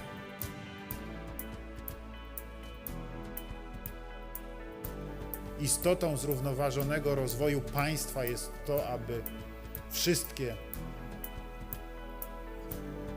miejsca w kraju były w sposób w miarę jednakowy skomunikowane.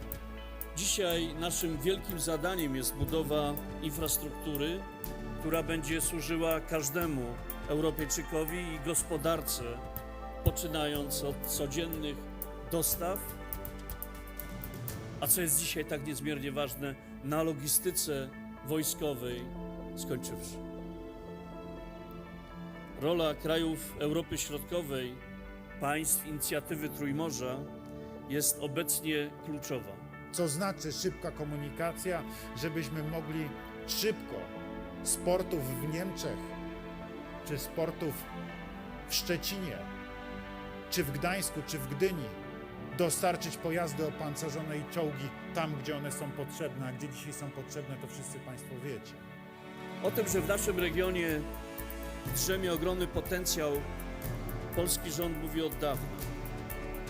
Dlatego też szczególnie od 2015 roku formalnie Polska bardzo aktywnie uczestniczy w ważnych decyzjach dotyczących sieci systemu transportowego Unii Europejskiej. Wszystkie te wyzwania mają jeden wspólny infrastrukturalny mianownik. Jest nim transeuropejska sieć transportowa, sieć TEN-T. Otwieramy w ten sposób Polskę w ujęciu transportowym na każdym kierunku, dając tym samym impuls do rozwoju łańcuchów logistycznych. Via Carpatia będzie łączyła i ułatwiała współpracę i porozumienie i także zapewniała bezpieczeństwo.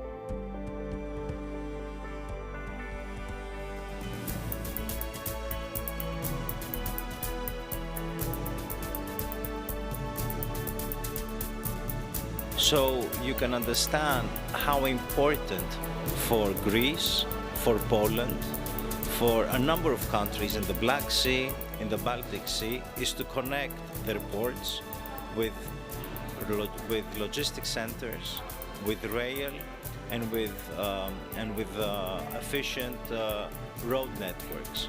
Of course, saying this, we have to understand that we have to work together to convince the European Commission to allocate all the necessary funds that are necessary if we want to make those projects to materialize.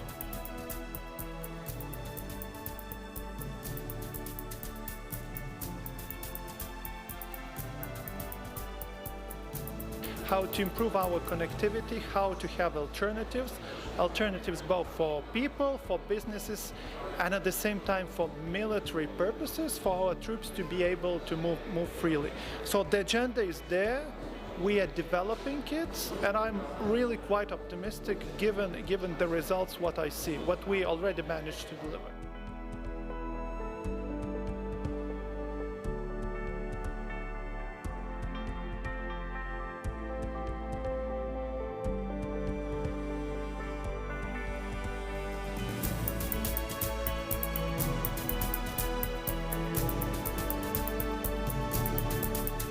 Potrzebujemy bezpieczeństwa, rozwoju gospodarczego, turystyki, przyjaźni, wszystkiego, co warunkuje spokojne, dostatnie i nowoczesne życie.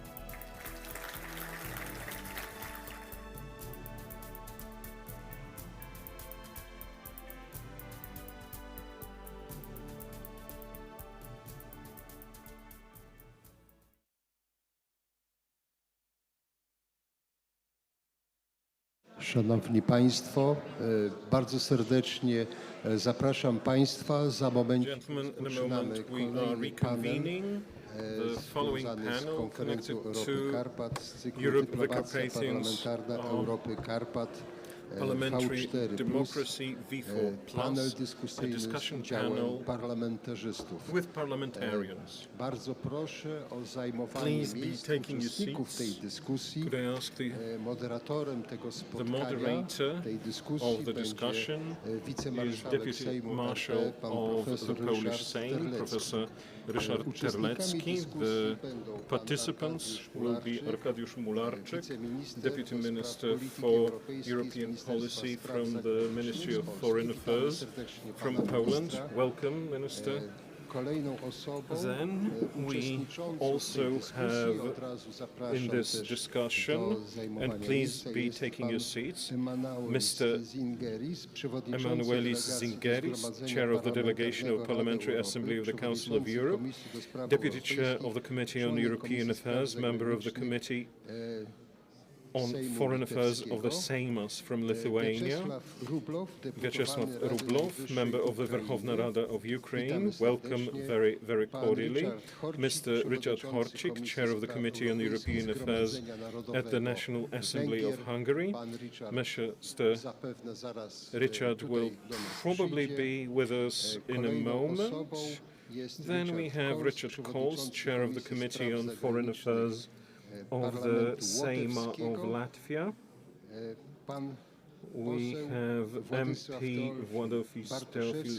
Władysław Teofil Bartoszewski, who represents the Polish Parliament, the Sejm.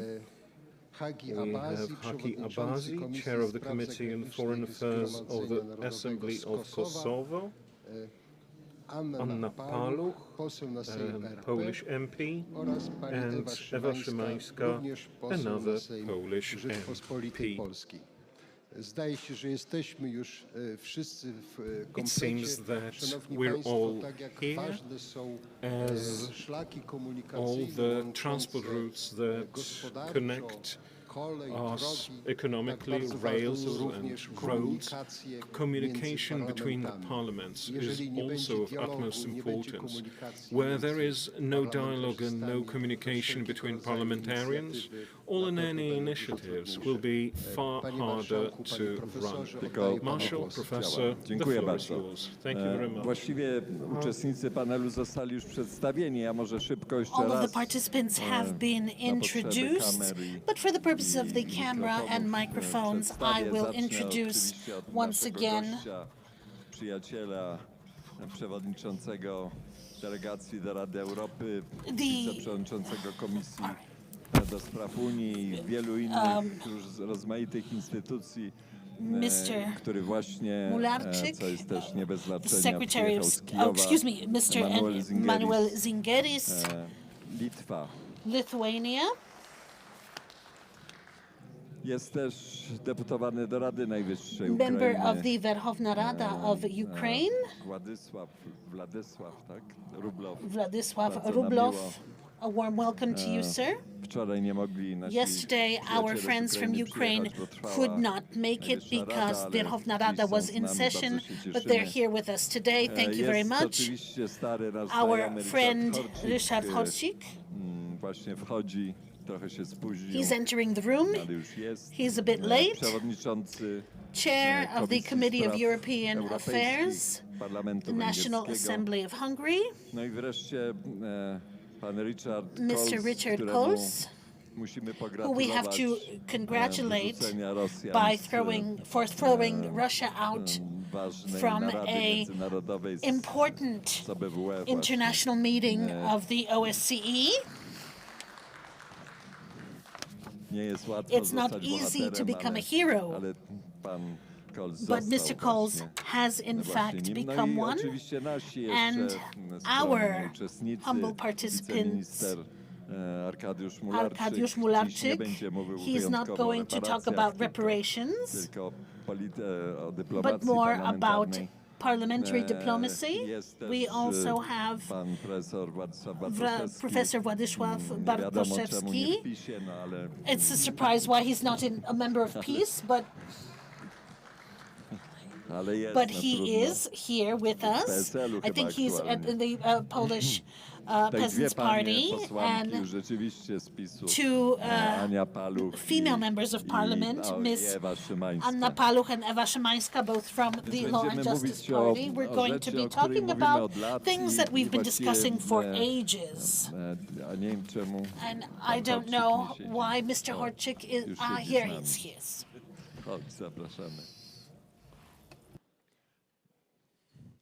To jest zawsze coś się zdarzy. Something can always happen and take place. Apologies. Tak, dwóch ryśków. Richard next to Richard. Szanowni Państwo, my mówimy So we're talking about parliamentary diplomacy. Mówimy oczywiście zawsze mówimy o tym na Europie Karpat. We talk about this during Europe of the Carpathians. It's a topic that keeps coming back. Today we invited parliamentarians present at the meeting to say something about this, and I want to kind of spark the topic. We have a lot of formats of cooperation, parliamentary cooperation on an international level, also in our region and in Central and Eastern Europe and in the Intermarium. These are bilateral groups. This is the most obvious. In all parliaments in our region, we have such groups. We have parliamentary assemblies. This is somewhat of a higher level of cooperation. Parliamentary cooperation. Poland has it with Lithuania, with Ukraine, of course, with Moldova. I think that's all. We have various forms, occasional ones like the Lublin Triangle, which finds its traditions in the past, in history. We have Lithuania, Ukraine, and Poland there, and Belarus should be there, but it's not. So we have various attempts and forms of building interparliamentary cooperation, but let's state that the Three Seas Initiative, the elements of which, or the driving motor is Europe of the Carpathians. For how many years? 12? Maybe more? 35 meetings, 35 editions. So amongst these ideas on how to cooperate with each other,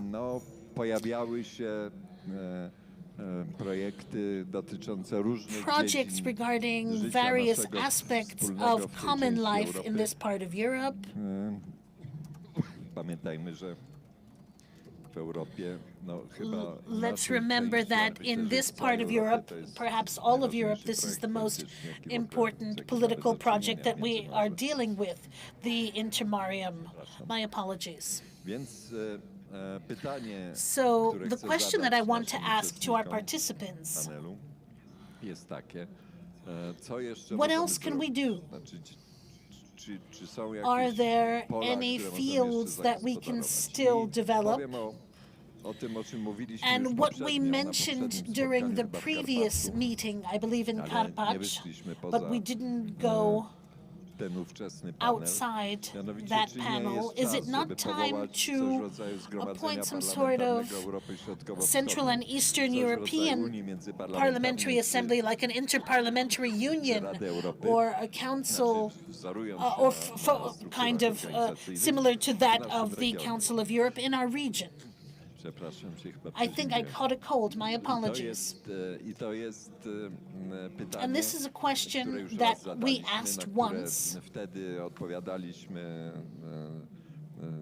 pozytywnie, no ale And zobaczmy, jak to jest we dziś. had positive Jesteśmy responses. Let's see bliżej where we tego, are today. Are we może closer dalej, bo or jednak further wojna na Ukrainie, because the war in Ukraine agresja and Russian rosyjska, aggression mobilizuje nas do dalszych are działań. mobilizing us to take further action. Więc zacznijmy So od let's naszego start przyjaciela z Litwy, with our friend from Lithuania, Emanuela Zingerisa. Emanuel Zingeris. Dziękuję, panie Ryszardzie. Thank you. Chcę powiedzieć, I że want przepraszam za ten akcent my apologies for kresowy my trochę. Eastern My lubimy accent, but akcent we like it. We like it.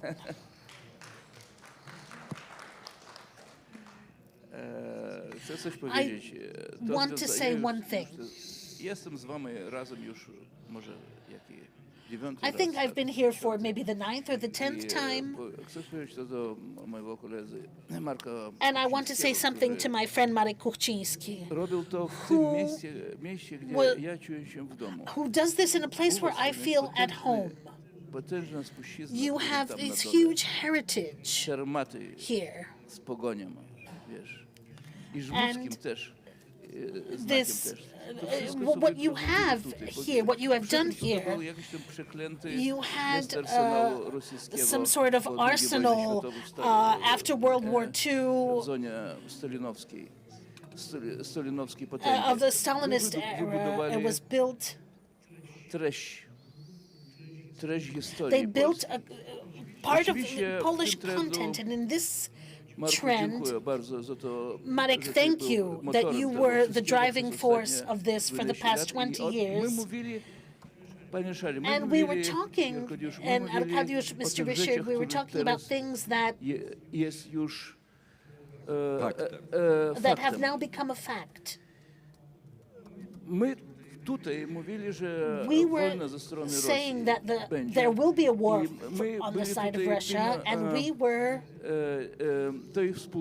part of the community that was saying that there's nothing to talk about with Russia, with Moscow. We have to build our own reality, our fortification. We need to build, not negotiate. We need to build our armed forces, our military potential, and our economic potential.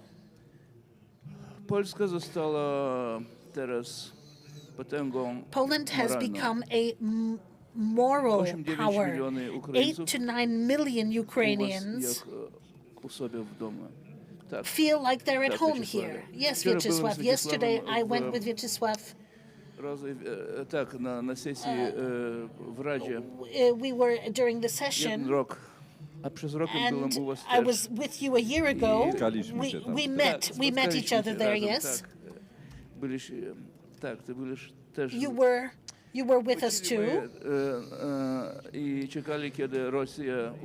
We were waiting for Russia to hit, and we were together. And it's important for this parliamentary voice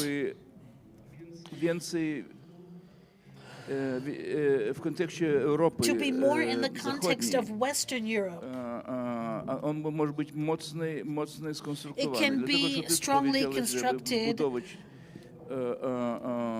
парламентарную реальность.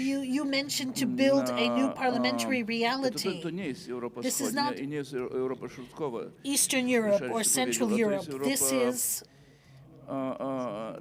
Central Europe. Европа Карпат и Европа Балтійська теж. Europe of the Carpathians and Baltic Europe. То, що ми mieliśmy spuściznie polityczne. We had the political heritage in the fight o naszej przyszłości w latach for 20. our future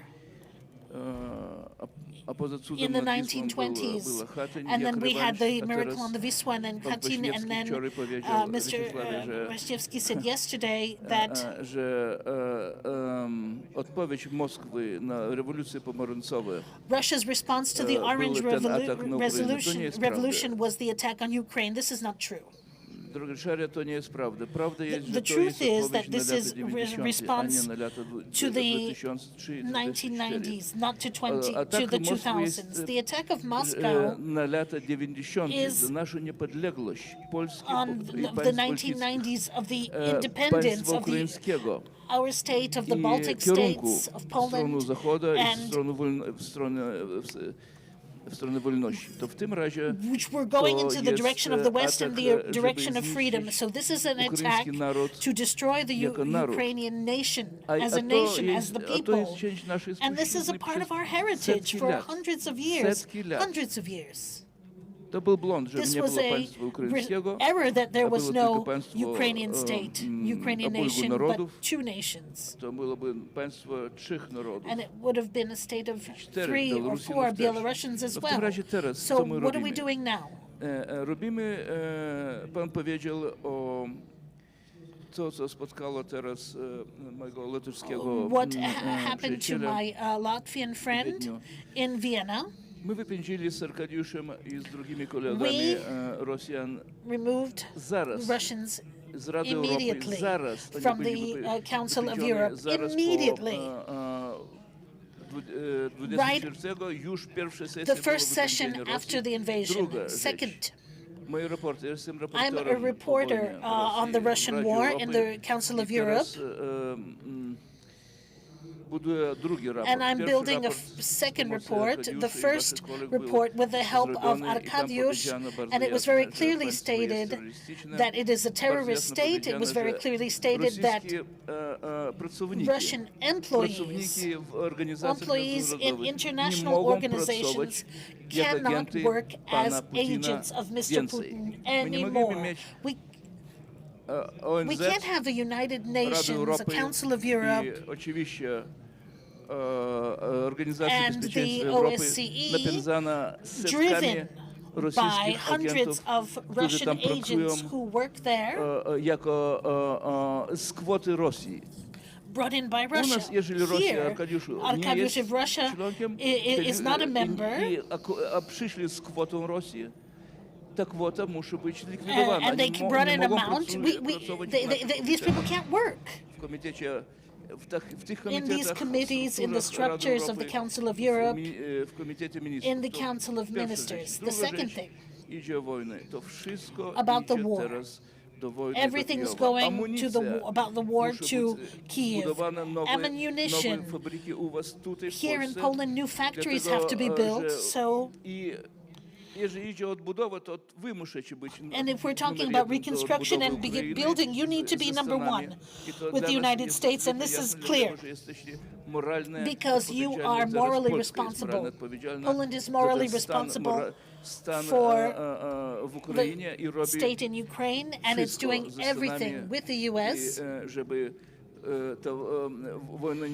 to make sure that the war does not destroy this next candidate to the European Union. And the next thing connected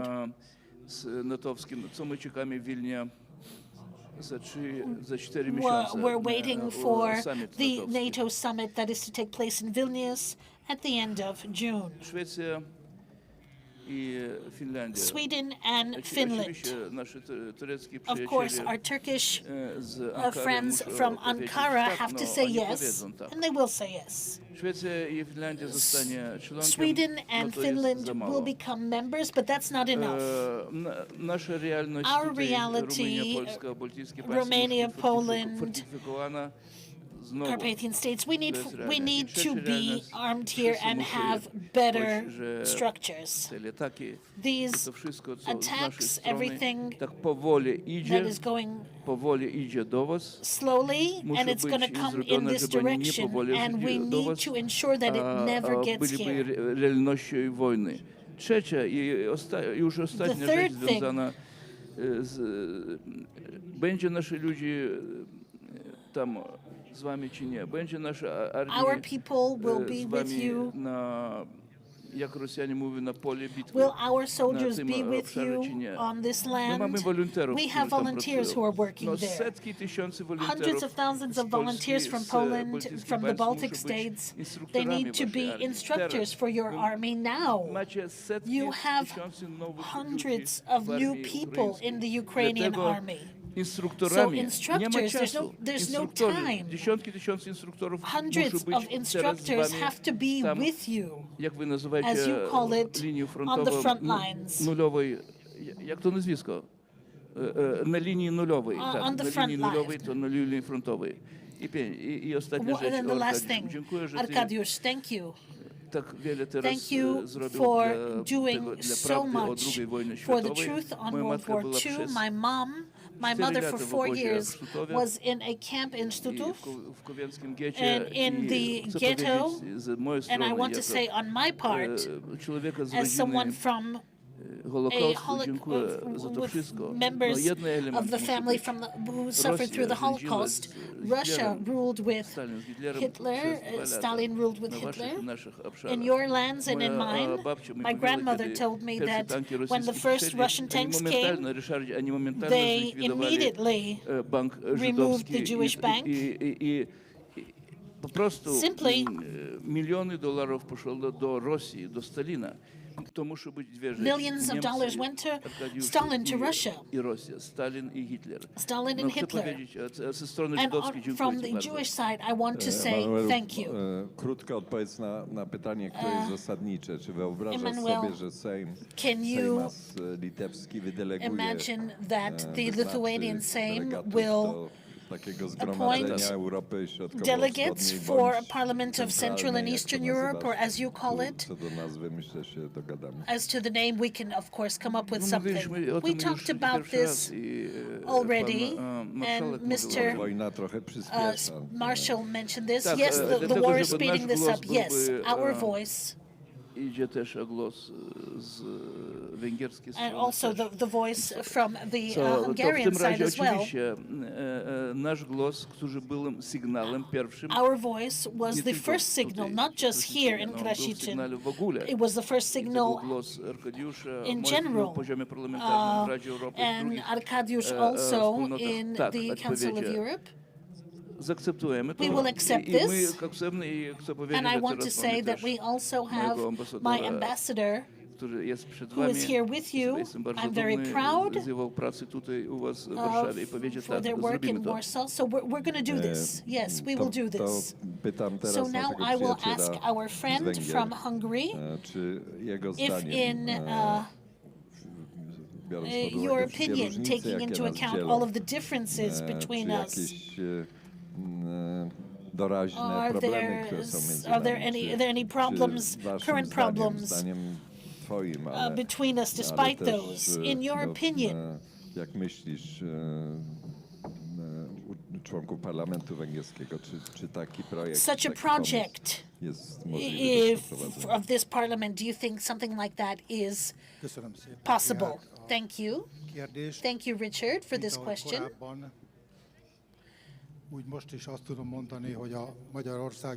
As I mentioned earlier, I can repeat now, the Hungarian parliament is open to all these types of cooperation that serve people of Central and Eastern Europe, specifically members of the European Union and strengthen these nations and these countries.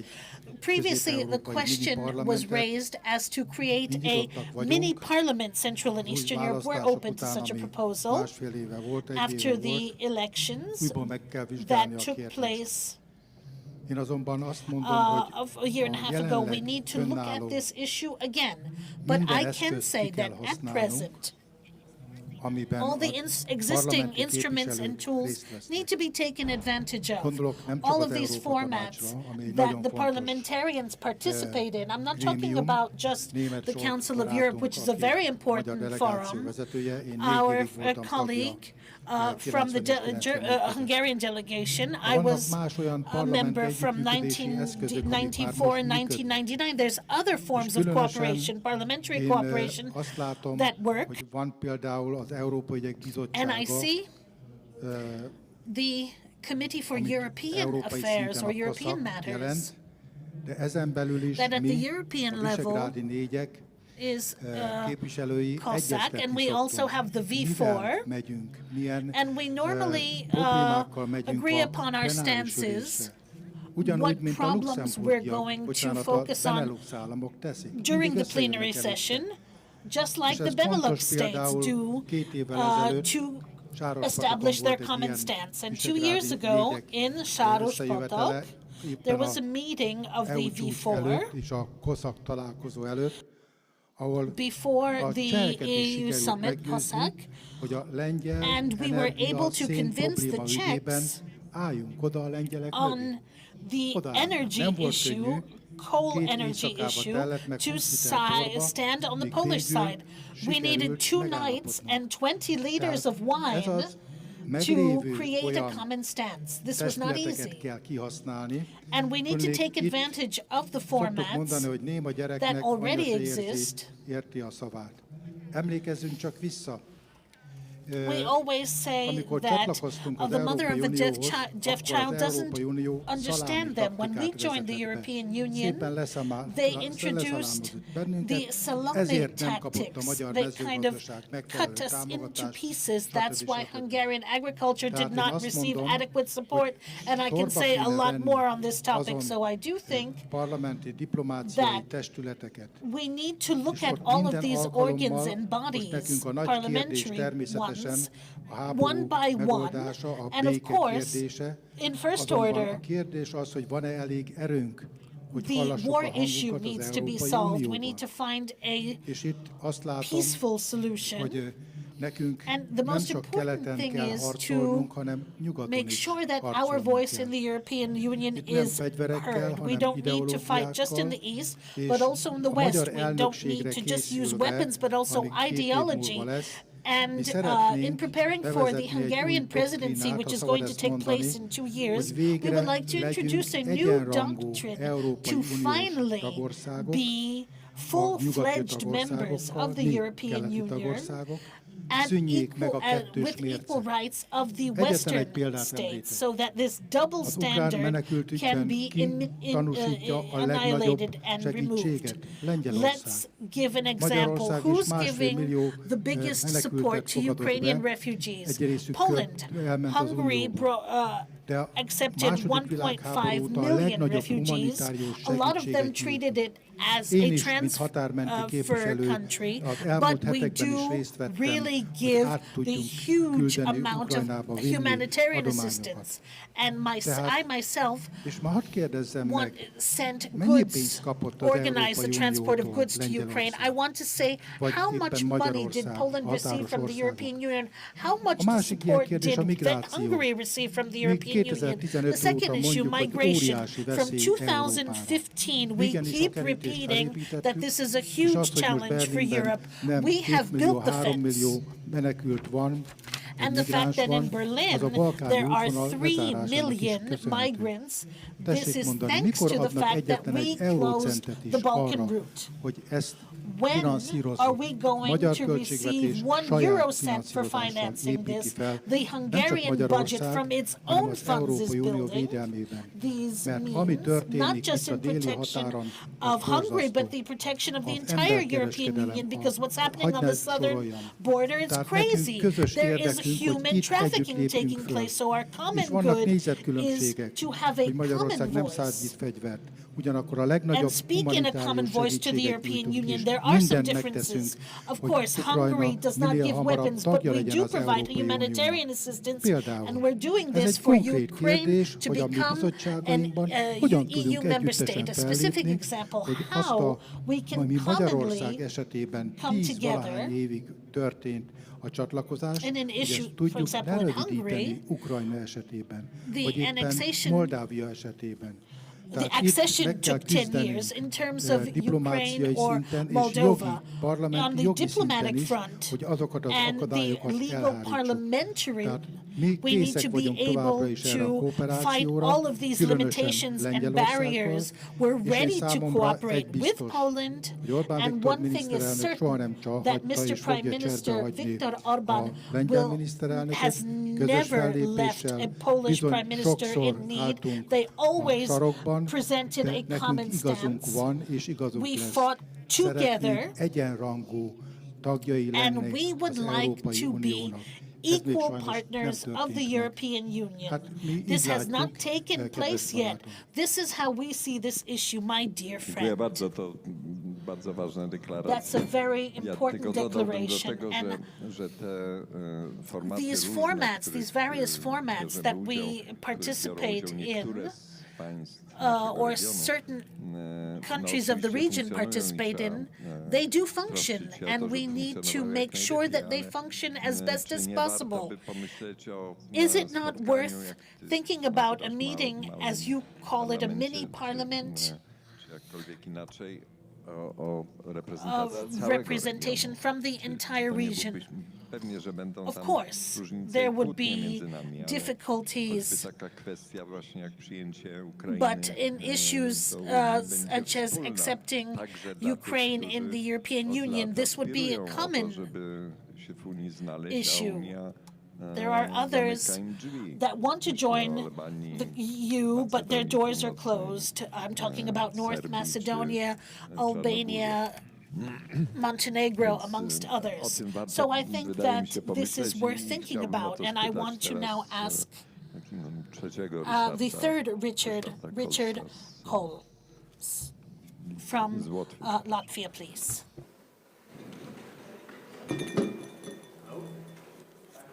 Yes, good, great, thank you. Well, we are three Richards, just differently pronounced in our, native languages, but nevertheless, it's a Richard and Richards in Latvian. Well, first of all, let me thank you, Chair, for provided opportunity to be here, and especially I wanted to thank Marek Kuczynski, whom we've been fighting for several years, and particularly strengthening the interparliamentary friendship between the Baltic countries and Visegrad countries in particular. And maybe I will build my intervention on how I see the positive dimensions in the cooperation, and in the end, I will tell about the limitations. So the positive, obviously, we have the new formats introduced that are gaining momentum. The 3 Cs absolutely is one of those.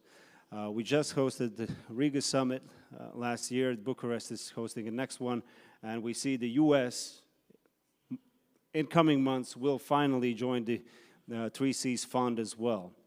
That said, of course, when it comes to interconnectivity, we see already the shortcomings that for years overall in Europe have been ignored, connecting the north and south axis, be it the train connectivity. I mean, in the Baltic countries, in Latvia and Lithuania, we still have the Soviet gauge system, whereas there's nothing going vertically down to the rest of the Europe. And that is, not only when it comes to trade mobility for people, but it's also military mobility as well. And this comes to the initiatives that has been launched within the NATO and also within the EU, be it PESCO as well, that is inclined to foster the military mobility in particular. So therefore, obviously, the 3 Cs will gain momentum. And I look forward already to Bucharest summit. And I have got information that they will organize the parliamentary forum, because parliamentarians, we can speak more openly and frankly as I did just a few days ago in Vienna.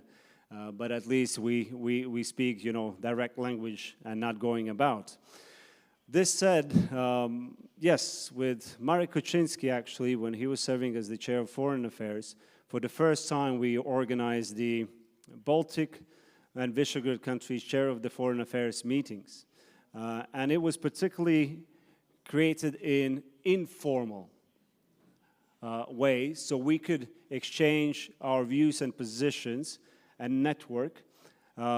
We had 4 meetings, but then at some point they stopped. And the point was the differences among certain countries in a group. Maybe not in a Baltic group, but in Visegrad group in particular. And this has caused a lot of reservations in past 2 years as such. And here I would say that the main question is there a potential for the format of East and Central Europe Parliamentary Assembly as such? I'll be very, very skeptical on that prospect. I will say why. If we look at the B3, V4 format at the parliamentary level, Baltic countries, Slovakia, Poland, Czech Republic, all have designated Russia as a state sponsor of terrorism.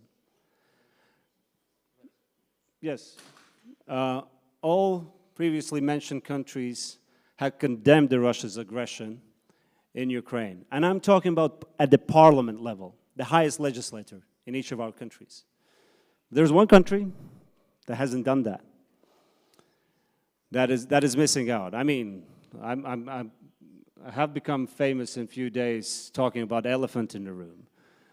So I think that, in this format, the Central Eastern Europe Cooperation, the elephant, in my view, is Hungary.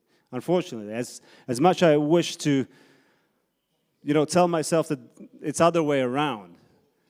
But, I mean, in the Baltic countries, we see that the formats that include right now Hungary with its official position, we don't see a lot of cooperation in that area. Why I'm saying that? Precisely as mentioned examples of the statements.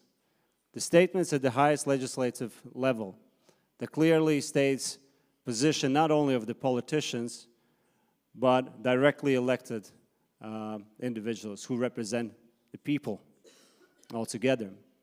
And that is the lackmus test, I think, in any country. And it's not only the Baltic countries and Visegrad countries. Across Europe, it's actually this question should be raised. Why national parliaments, all parliaments, 27 parliaments, haven't adopted yet a clear-cut position on Russia's aggression in Ukraine? Yes, a lot have joined different joint statements, common positions. That is very convenient because you don't have to expose yourself and expose to things where maybe your true position is not that straightforward, where you have different strings attached, where you have dependencies. And this said, yes, the 3 C's is great. I mean, we have 3 ingredients. We have the energy security, we have infrastructure, and we have digital transformation. When it comes to energy security, I mean, it's pity to see that the 3 C's countries cannot have, a very clear stance, cutting off Russia's gas and oil. Impose very harsh sanctions. That will really capitate the Kremlin war machine. But no, there is no political will to do that. And sorry, I mean, I can't stand positions as such. There is no winner in Ukraine war. No, there is Ukraine. And it has to be victorious. And we have to do utmost that it is victorious. Because then, I don't want to go into a very grim scenario. What might be if Ukraine is not victorious? Or statements. We need to fight with the West. I mean, it was just said, against the West. What is this? We have to fight within the Union? For what?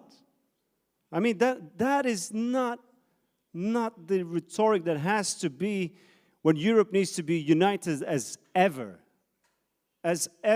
before. And I think it's also wrong. Maybe it's interpretation, maybe. But you know, to use the wording that we need to take advantage of this or that format. You don't take advantage of the formats. Let's use for the common good the cooperation formats that we have. For common good, not for self-interest. And this is something where I see the shortcomings for these envisions, and I wish that we could really bring together parliamentarism between the Eastern and Central Europe. That means Baltic countries and Europe. But we will not stop at that. I mean, yes, we do enforce right now the B3 plus Poland format. There's a lot of great potential. We are looking for ways of contributing to the Central Europe. If we talk about military, NATO, Latvia is planning to send its soldiers to newly created battle groups in Central Europe to show our solidarity. And then, you know, I deeply appreciate Visegrad countries' commitment to our regional security and defense. Absolutely, no doubt about that. Including Hungary with air policing. But then again, I do raise a question. Out of all V4 countries, 3 countries are present, troops on the ground in the Baltics. 1 is missing. And, you know, this is something where I wish such, you know, internal divisions, you know, created since 2015, migration, and etc. I mean, we have newly elected parliament in Latvia. It was elected in October, came together in November. And I have to say, I mean, before that, instantly, the first interparliamentary friendship groups that we created was actually Central Europe. Yes, we have 3, but 1 is missing. And I honestly, I don't see that anyone will take that initiative. And this is something, sorry, I mean, my apologies if I've been too harsh. But there are certain things that needs to be addressed. I mean, I do appreciate that you're taking care of many, many Ukrainian refugees. Who's not doing that?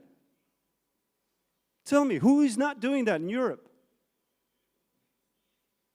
That is a logical thing to do. I wouldn't even, register in my mind to question, should we actually host Ukrainian refugees? It's a necessity. We have to do that. And I mean, humanitarian aid, obviously, we do supply. But then I understand also the reasons not to send lethal weapons. Fine. But to block your country as a transit, to shorten the time or speed up the weapon delivery, those countries that are ready to supply weapons. Sorry, there are hundreds of Ukrainian lives at stake for such a policies. And it's not acceptable. At least in Latvia, it's a grim situation, but it's something where we understand right now. I mean, in Latvia right now everything is black and white when it comes to Russia's aggression in Ukraine. There is no gray area whatsoever. There is zero tolerance to war propaganda. And I think that should be across Europe, across the board. I mean, we saw what happened at the OEC Parliamentary Assembly. You know the reason why I spoke what I did? It wasn't prepared speech that I made in Vienna. It was because when the session started, the panelists, the officials of the OEC Parliamentary Assembly, rapporteurs, were delivering on certain issues. And they were saying, yes, it's really, really a grim situation where 8 OEC workers are detained and will be court-martialed in Lugansk. Like, it's a pity. And in the room you have Russians who arrested them, who imprisoned them.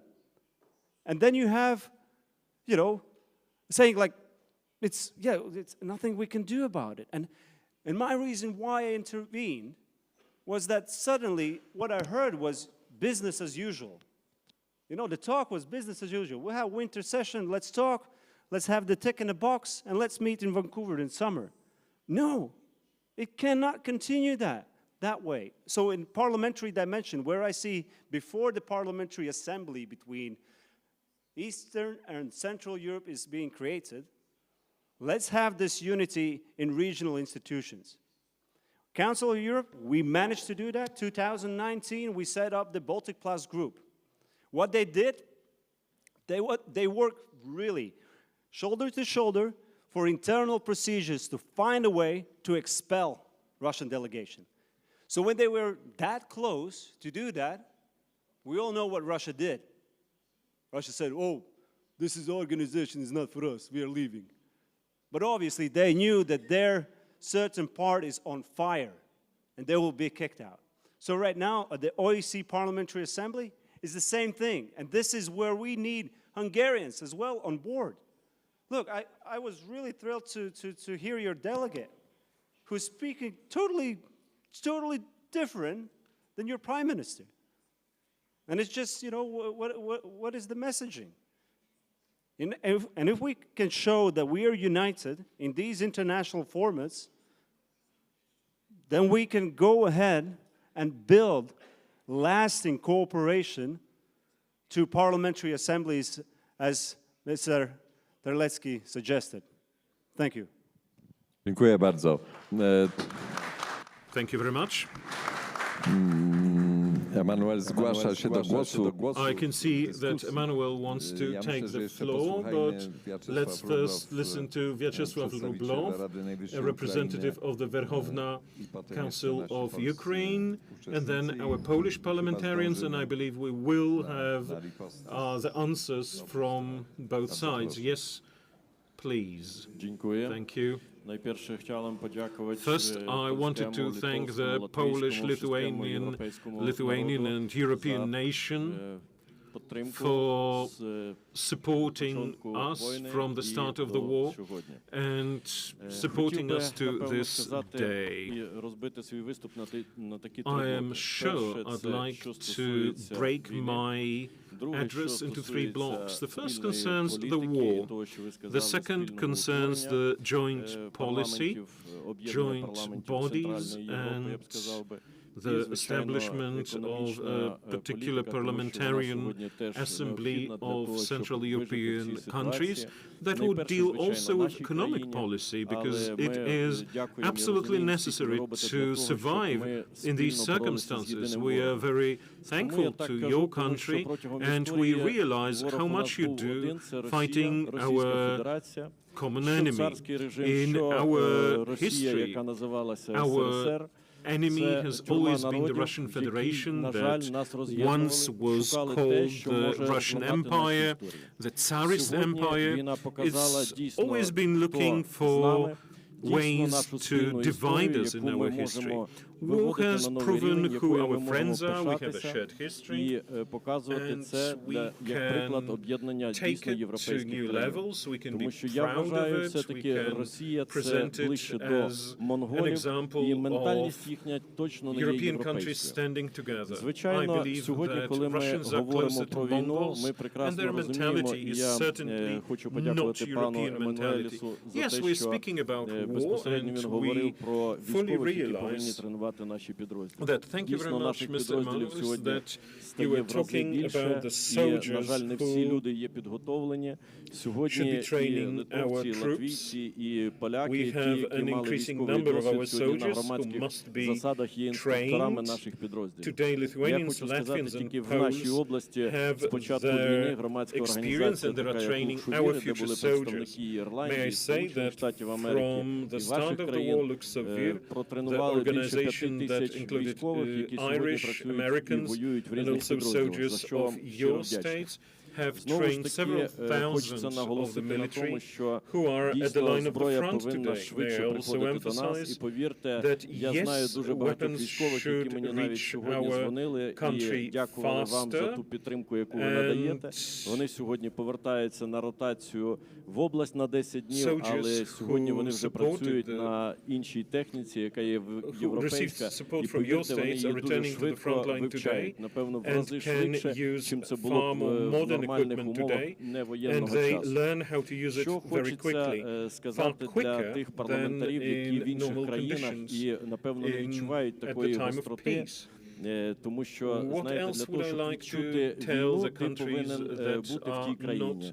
Ти повинен приїхати, так як це роблять наші польські, литовські, латвійські, естонські колеги, і безпосередньо побачити, що відбувалося в Бучі, Ірпені, Гостомелі.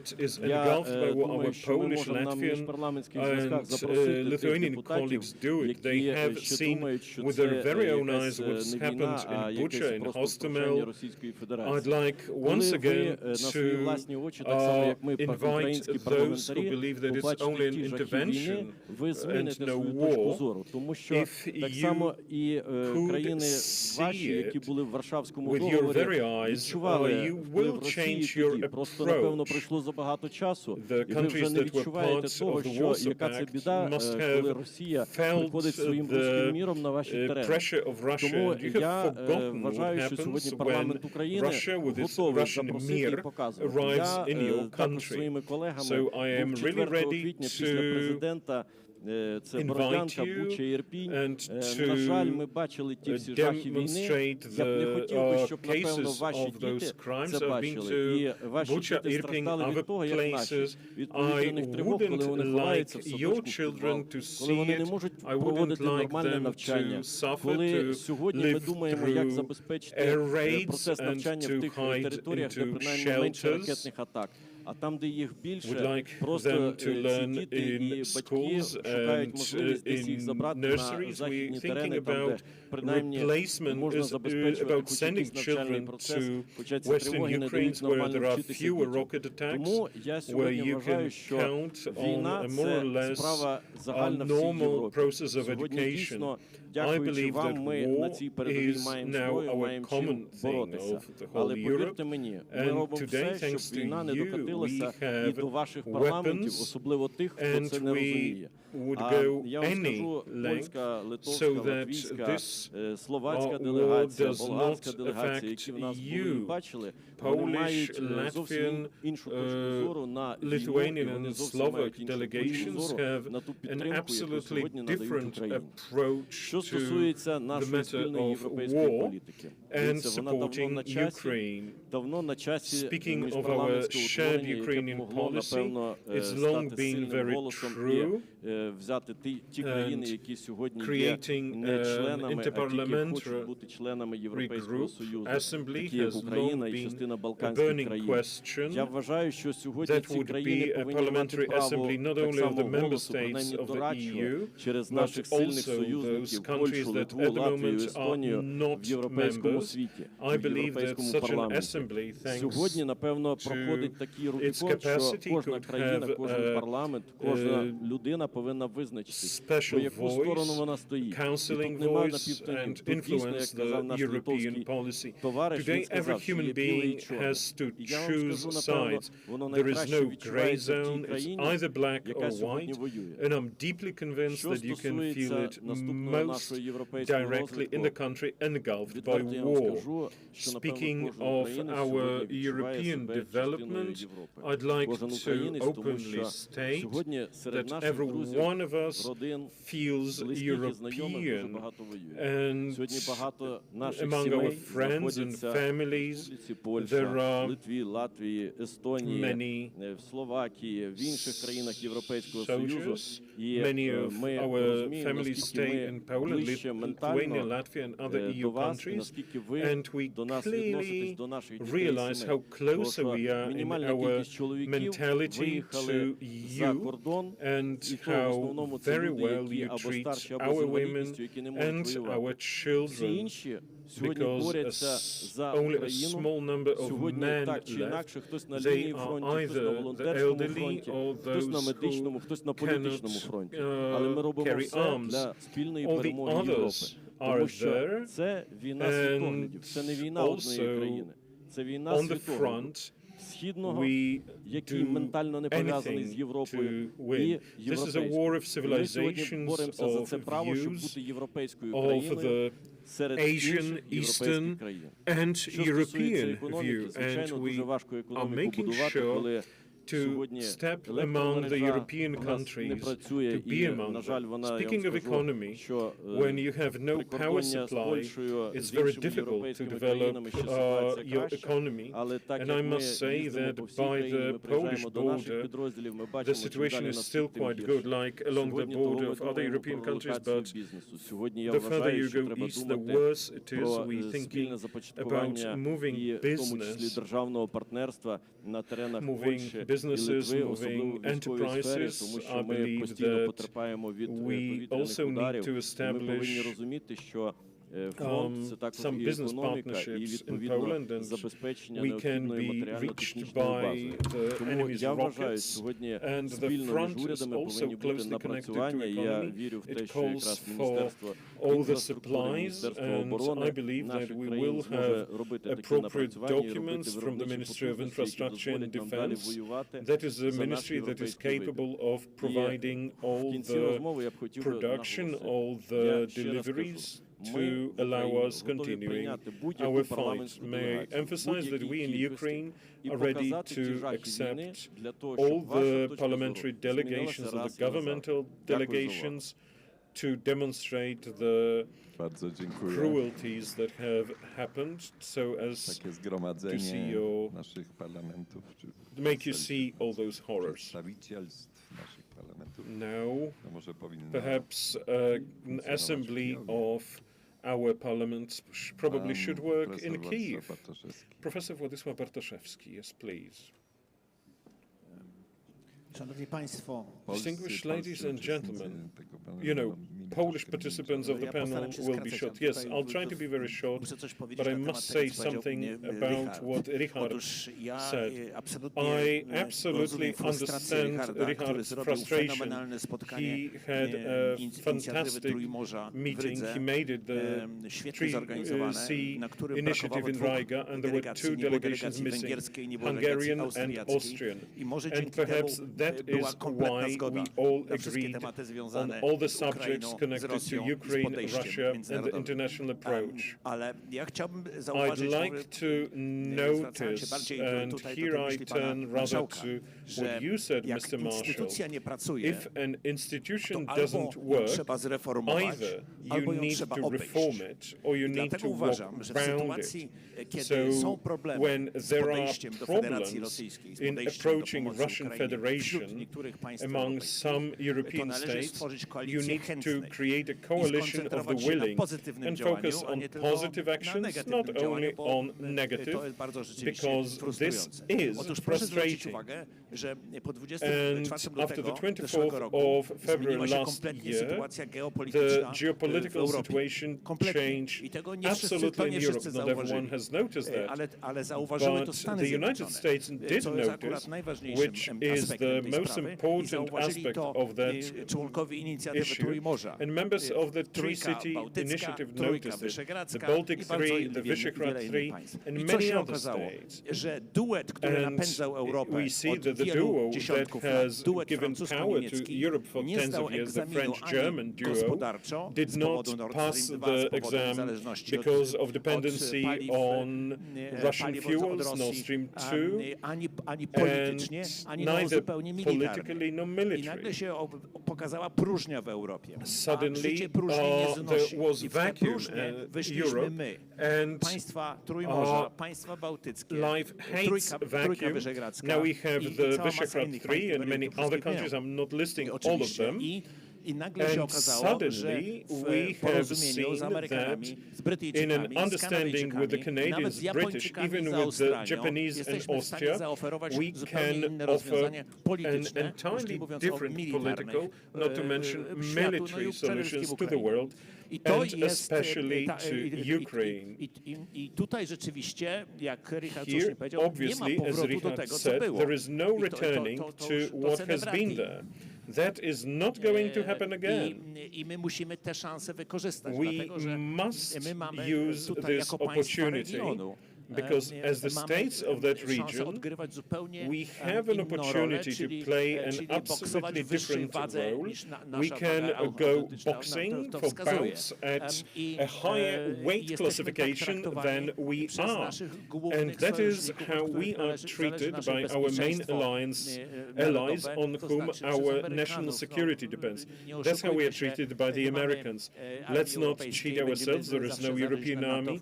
We will always depend on NATO, where the US spends more money than all the European states taken together. We've got to stand by that. That's also observed by countries of the old Union. Meloni, the Prime Minister of Italy, said it.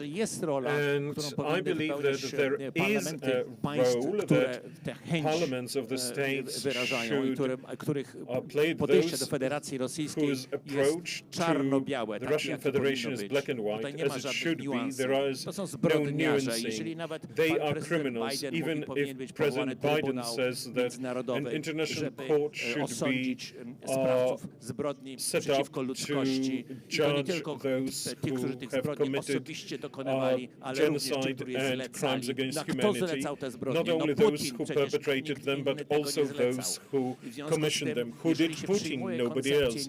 If you assume a concept that is not like the concept of the French, for example, when Macron says that Putin must be left there because a worse one can come. No, Putin must be put before the court. Of Germans who say, well, let the past return because it used to be better, it was easier, it was nicer. No, we've got to do something, and I believe that it's easier to do it in the parliaments than in the governments.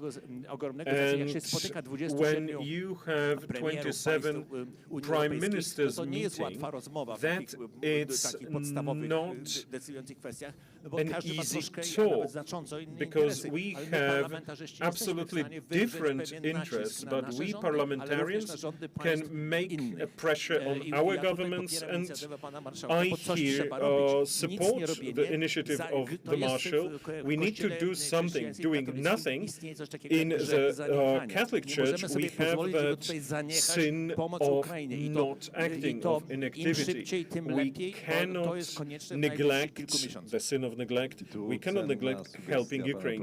A precious suggestion of the professor. Let's start with those who are eager, who want to, and then let's have others joining. Anna Paluch, MP. Dziękuję, panie marszałku, za Thank you very zaproszenie do much, udziału w tym panelu. Mr. Speaker. Rzeczywiście tematyka jest ważna i aktualna. The topic A ja is very chciałabym bardzo much krótko nawiązać do sytuacji z roku on par. I would like to go back to a situation of 2006. Stażem parlamentarzystką, kiedy w 2006 roku, And in 2006, May 2nd, the day before the 215th anniversary of the Polish Constitution, the Polish Sejm with a Lithuanian delegation met and a Lithuanian session with the Polish delegation. And it is with great fond memories that I go back to this, because we went through this together for the past 16 years. In politics, more so than in business, we need trust. If businessmen don't trust each other, then the clauses and regulations just keep multiplying. The same in politics. Everyone has this social responsibility that our voters have placed on us. So this building of trust between us within the framework of the Baltic states, the V4, all of our countries that have the same experience after years of communism. I was born in 1960, and until adulthood, I lived in the communist times, and I know it from its worst aspect. When I was young, I saw everything in a different light as well, and the changes after 1989. We all know, we all are aware of the fact how public opinion was at that time. Everything was a falsity. So we are dealing with a situation where in Russia, public opinion is bombarded with propaganda, and there's no real information as to how these Russians are reacting. And to say that this is a horrible, horrid act, that this is Putin's war, because even falsifying public opinion, most of the Russians support it, 70%. And this needs to be said. And of course, as it was said here, nature does not like a vacuum. So to win, to have victory,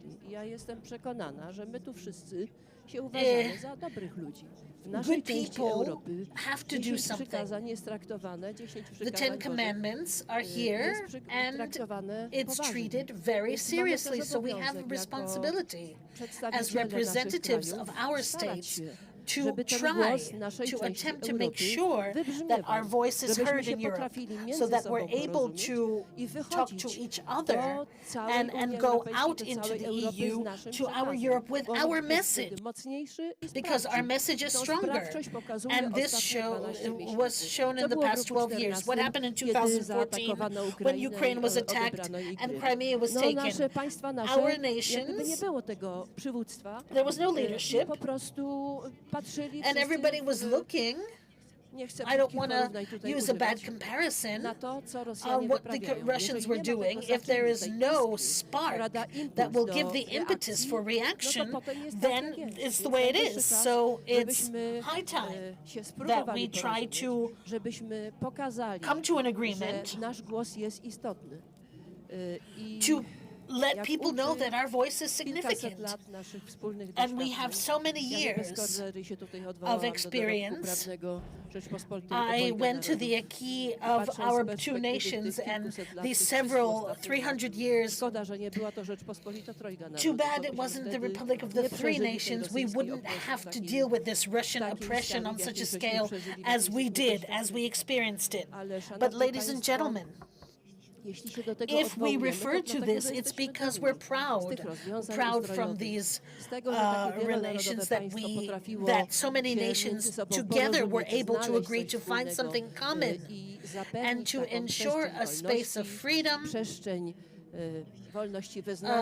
freedom of religion, freedom of conscience, and all types of freedoms. And in referring to this heritage, we should show our active role. Since yesterday there was a reference to Roger Scruton, the patron of our meetings, he said to maintain freedom, you need to fight for independence and create a cultural community society. So culture is political and mutual contacts, creating common stances, something that we can all agree on. Let's take up this challenge, because history of our common history tells us that we need to react to our challenges. Thank you. Mr. Minister I poseł Arkadiusz Mularczyk.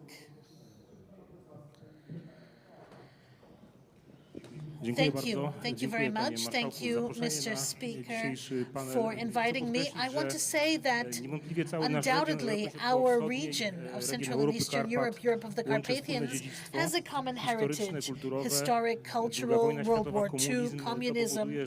All of this results in the fact that pewien wspólny punkt We all have a odniesienia, common point of też reference, pewną głębszą wiedzę an in-depth historyczną historical o tym, knowledge co działo about się w ciągu ostatnich 100 lat na what naszych was ziemiach happening i in our jaki lands to over the do last dnia centuries. dzisiejszego przynosi And konsekwencje. this until today brings consequences. To, że mamy The fact that sąsiadów, we jakich have mamy, the mówię tu o neighbors that we do Europie have, Wschodniej, Central and że Eastern żyjemy w Europe, regionie, który jest regionem mniej rozwiniętym makes us ekonomicznie, gospodarczo a od krajów region Europy that is a Zachodniej. little bit less Chyba developed wszyscy mamy economically świadomość, than że Western druga Europe. wojna i Everyone komunizm knows that doprowadziły nas do communism World War sytuacji, II has led to a w której do dzisiaj situation mamy in wielką which we emigrację have zarobkową praktycznie a ze large wszystkich krajów. emigration Nie going tylko to z search Polski, for ale a z better Litwy, life Estonii, from the a Baltic także z states, Węgier. from Hungary as well, Jest ta from wspólnota, Poland. myślę, So this kulturowa, cultural to community, this dziedzictwo, myślę, że heritage, uświadamiamy. I think we're aware of this. Tym bardziej wojna, która się rozpoczęła war rok that temu, started a year ago, agresja Russian rosyjska na aggression on Ukrainę, Ukraine, jeszcze bardziej nam even uświadomiła more has made us tego, aware że jesteśmy tu, gdzie jesteśmy, where właśnie w we're Europie at in Środkowo-Wschodniej. Central and Eastern Europe. I ta wojna na And pewno this nas war bardzo has zjednoczyła. brought us together. Akcesja Finlandii, The Szwecji do accession NATO, of Finland and Sweden to NATO, zdecydowana większość krajów a regionu majority of the states in bardzo mocno popiera the region support Ukrainę. Ukraine. Pomoc humanitarna, Humanitarian wojskowa, assistance, militarna. military assistance. Można powiedzieć, że to wszystko pokazuje pewną Everything wspólnotę shows a losów, wspólnotę community celów of i myślę, że objectives. robimy And I wszystko, co w think naszej we're mocy. doing Chyba już what is więcej in our nic nie power. I można don't know robić, if there's anything else co nasze kraje that we tutaj can robią. do. I Polska, i Poland Litwa, Łotwa, Estonia. and the Baltic states. Ale oczywiście my, pomagając And in Ukrainie, helping Ukraine wspierając and jej supporting mieszkańców, their, uchodźców wojennych, no nie możemy zapominać o residents, przyszłości. their Bo dzisiaj refugees. aktorzy We globalni, can't forget about the Chiny, future, the global Rosja, actors today, która Russia, wciąż China, działa globalnie, ale także Unia and the European Europejska Union. niekoniecznie często mają They takie don't always interesy, have jeśli chodzi o nasz interests region, jakie my byśmy that chcieli. we might share. Myślę, że So ta I think that wspólnota this community naszego of regionu our jest o tyle region is so ważna, że important that we powinniśmy should, mimo pewnych despite różnic, the które nas differences łączą, that bring us jednak together, szukać spraw, look for pewnych różnic, które nas dzielą, despite the powinniśmy differences jednak that szukać, divide us, pola do look for współpracy. fields of cooperation. Dlatego, że jak dzisiaj As we widzimy, see today, nasze our regiony region, są regionami, które się these wyludniają. are regions that people Mamy are ujemny przyrost leaving. We demograficzny, have a a negative młodzież z birth naszych krajów rate, wjeżdża and do Wielkiej young Brytanii, people are Islandii leaving to i wielu innych Iceland, krajów w poszukiwaniu Great lepszego Britain życia. in search for a Dlatego better też life. ważne So I jest, think żeby it's important stworzyć to formułę, create platformę a współpracy platform of między naszymi cooperation regionami, between our krajami, regions i kraje bałtyckie, and the Baltic states i kraje and the V4, V4 ale też countries. nie And let's zapominajmy, not forget, państwo ladies Bałkanów. and gentlemen, about the To jest Balkans. również, This is bardzo an ważny, istotny important element element of the history of the security of architecture of security, where external actors are also playing. And here we cannot forget about Serbia, Bosnia Herzegovina, Montenegro, or other Western Balkan states, because if we're not going to be active there, others will be. So I believe that despite the differences that are present between our countries, even in the family, we have differences between spouses, siblings, sometimes of fundamental issues. We should look more at what brings us together. So I think the postulate of Mr. Speaker, Mr. Kuchcinski or Mr. Terlecki to build a platform of cooperation, parliamentary cooperation, because parliamentarians are important representatives of their nations. They're also ministers,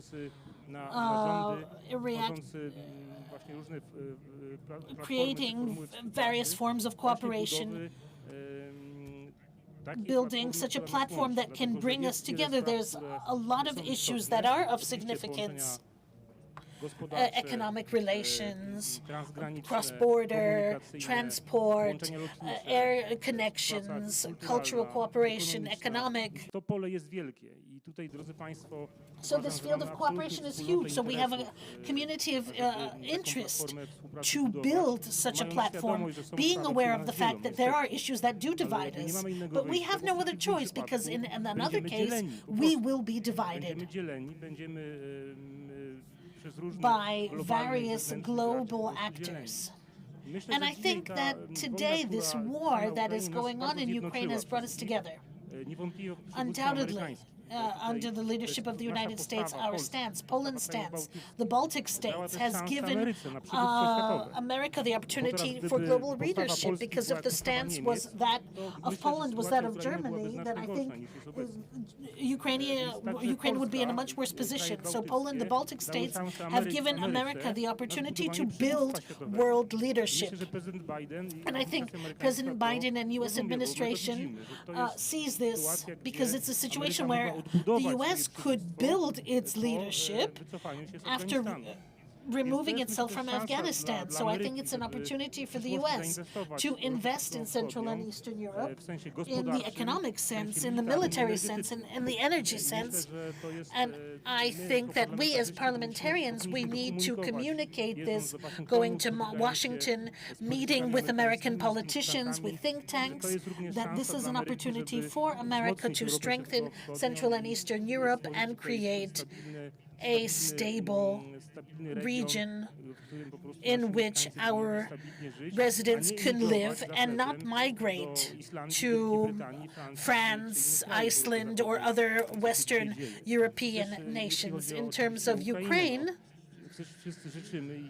we all want Ukraine to win the war, but ladies and gentlemen, how? These people who have left Ukraine, are they going to go back to Donbass, to Kherson, to Eastern Ukraine? Even if this Ukraine is reconstructed and rebuilt, what's life going to look like there? So these are huge challenges that we're all facing, and all Ukraine is facing. We have to have the awareness that winning the war is a key issue, but we also have to cooperate to rebuild Ukraine so that the residents who have left can be able to go back. Thank you. Thank you very much, Mr. Minister. Madam MP Ewa Szymańska. Thank you very much for the invitation for the Europe of the Carpathians conference. I'm not from this region. I live in Lower Silesia, but issues connected with the region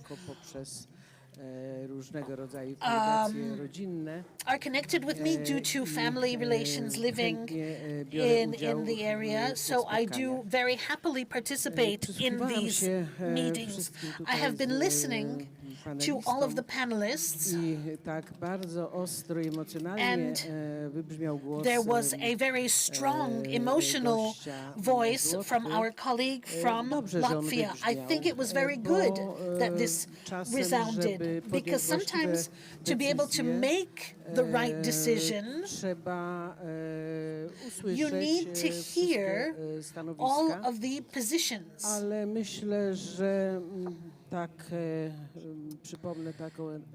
I will refer to an evangelical principle. If your brother gets off the right path, remind him or bring him back. And at the initiative of Mr. Speaker, both Speakers Kuchciński and Terlecki, the Parliamentary Assembly of Central and Eastern European states, yes, I'm for this, absolutely. It would be good for this to be a voluntary assembly. And in terms of those that may not accede immediately, what we're hearing that they have different opinions, I will repeat what was in the previous panel session, perhaps in different words, that pressure has a purpose. There would be no Via Carpatia if not for the efforts of Marshal Kuchciński and other persons. So in this case it will be similar. And Ukraine needs help in various fields. We help on a military basis. There's a war going on today. And this is assistance without which Ukraine won't make it, because Ukraine needs to win this war. Not should, it must. Yes.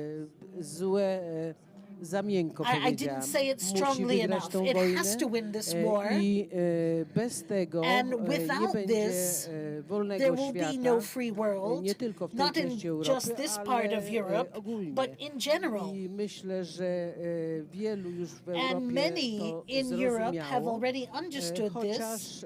jeszcze nie do końca. Although not I mam fully. nadzieję, że ten głos, And który I hope tutaj that the voice wybrzmiewa that resounds wśród here nas, amongst również us dotrze do will nich. also reach them. Dzięki właśnie Thanks to działalności też parlamentarzystów. Actions and activities of the parliamentarians in various groups, bilateral groups that are created in our parliament. Ja pracuję, może to pracuję za mocno powiedziane, I work, perhaps that's too strong of a statement. I participate in the Polish-Ukrainian group, but also in the Polish-Hungarian group ma w tej chwili bardzo that right now has zadania a difficult task w sytuacji, która jest. In the current situation. Ale mam nadzieję, jestem optymistą, But I am optimistic that the situation will change, that our Hungarian brothers will nie chciałabym tak, żeby poczuli się jakoś urażeni, wyzwolą się z syndromu will come out of this Stockholm syndrome, because I think that the other member states of Central and Eastern Europe that were under Soviet occupation have already overcome this, and I think this will happen as well. Thank you very much. So we have a little bit of time. Now, voices in our discussion. Emanuel will be the first, Emanuel Zingeris, and then Richard Horczyk. Yes, please. Dziękuję. Thank you very much. Panie Ryszardzie, ja powiedziałem, Richard, że my I said that we are tylko na warunkach, for że tematy będą assembly on conditions that the subjects are connected to the priorities. Naszej spuścizny historycznej. Priorities of our historical heritage. My tu mieli powstania na tych ziemiach. There were many uprisings in this territory. Przeciwko naszym wrogowi. We were rising against our enemy for hundreds of years in that territory. And what happens now? It's not an episode in Russian politics against us. The essence is that now we are paying for our independence. To drugi czas, to nie tak jak u nas teraz. In Ukraine, it's a very special time. Nie możemy dać sobie możliwości robić konferencje time for politological conferences. These must be political conferences, and they must have impact. That is why those assemblies are a step forward, and they must be organized around a priority, and the priority is the freedom of Ukraine, because we are the second in the order of this Russian aggression. Only those parliamentarians who want to do it can be with us at the level of priorities. And the priorities is that we have the heritage of the miracle on the Vistula. We must have the Battle of Warsaw repeated now in Ukraine. Why is it so important? Because the Russian ideology that is the Ruski Mir is the ideology that will not be in any way left like the Third Reich was left by the allies. The Russians will run further attacks against us based on the Russian Nazi ideology in Russia. It's not an episode in life. It is there to stay. I'm sorry, it's not for this year. It's not a Minsk II, Minsk III, or anything like that. This is the only way for us to survive and to have our statehood and liberty guaranteed. Now, Lithuania, in 5 or 6 days, has collected 17 million euro for radars. In 3 or 4 days, people collected it. We must do everything so that Russians would not win in our territory. And now our territory is Ukraine. Thank you. Richard?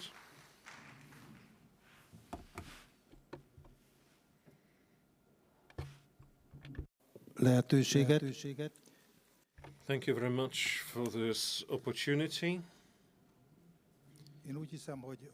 I believe that this is where the sense of parliamentary diplomacy is, where the MPs face to face, either over a glass of wine or in the parliament, sit down and talk. Here we see the borders of parliamentary diplomacy when a diplomat receives his lines, A and B, and they may not discuss subject C. An MP can enter discussions and talks, and I have experienced that in the last 15, 30 years in various parliamentary formats. True, speaking of Richard Kors, who wondered that we fight against Western Europe, against the European Union, perhaps from outside you can smile and not see from inside what we feel, that those pressures which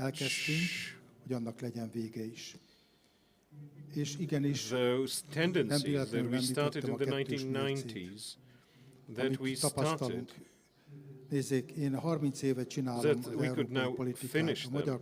I mentioned this double standard. For 30 years in the Hungarian parliament, I've dealt with the EU policy.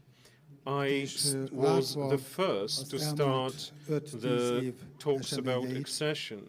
That's why, looking at the events of the last 5 or 10 years, ever more and more profoundly do I realize that irrespective of the policy we're discussing, whether it's market policy or what, several states run a highly protectionist policy. I would mention the energy policy, which we inherited from the Ancien Regime, that's energy dependence at the level of 95%. In 2010, we were trying to diversify those deliveries, east-west, and other than promises, we received nothing. It's hard to fight on your own in such circumstances. Since the 1990s, we've managed to achieve something thanks to our dramatic fight. We have finally made that show. And what do we see here? Thanks to the embargo, we believe that it only hurts Russia, but no, it's not so. We too have joined those various limitations and sanctions superimposed, but we also see that we are bleeding. We ourselves are bleeding.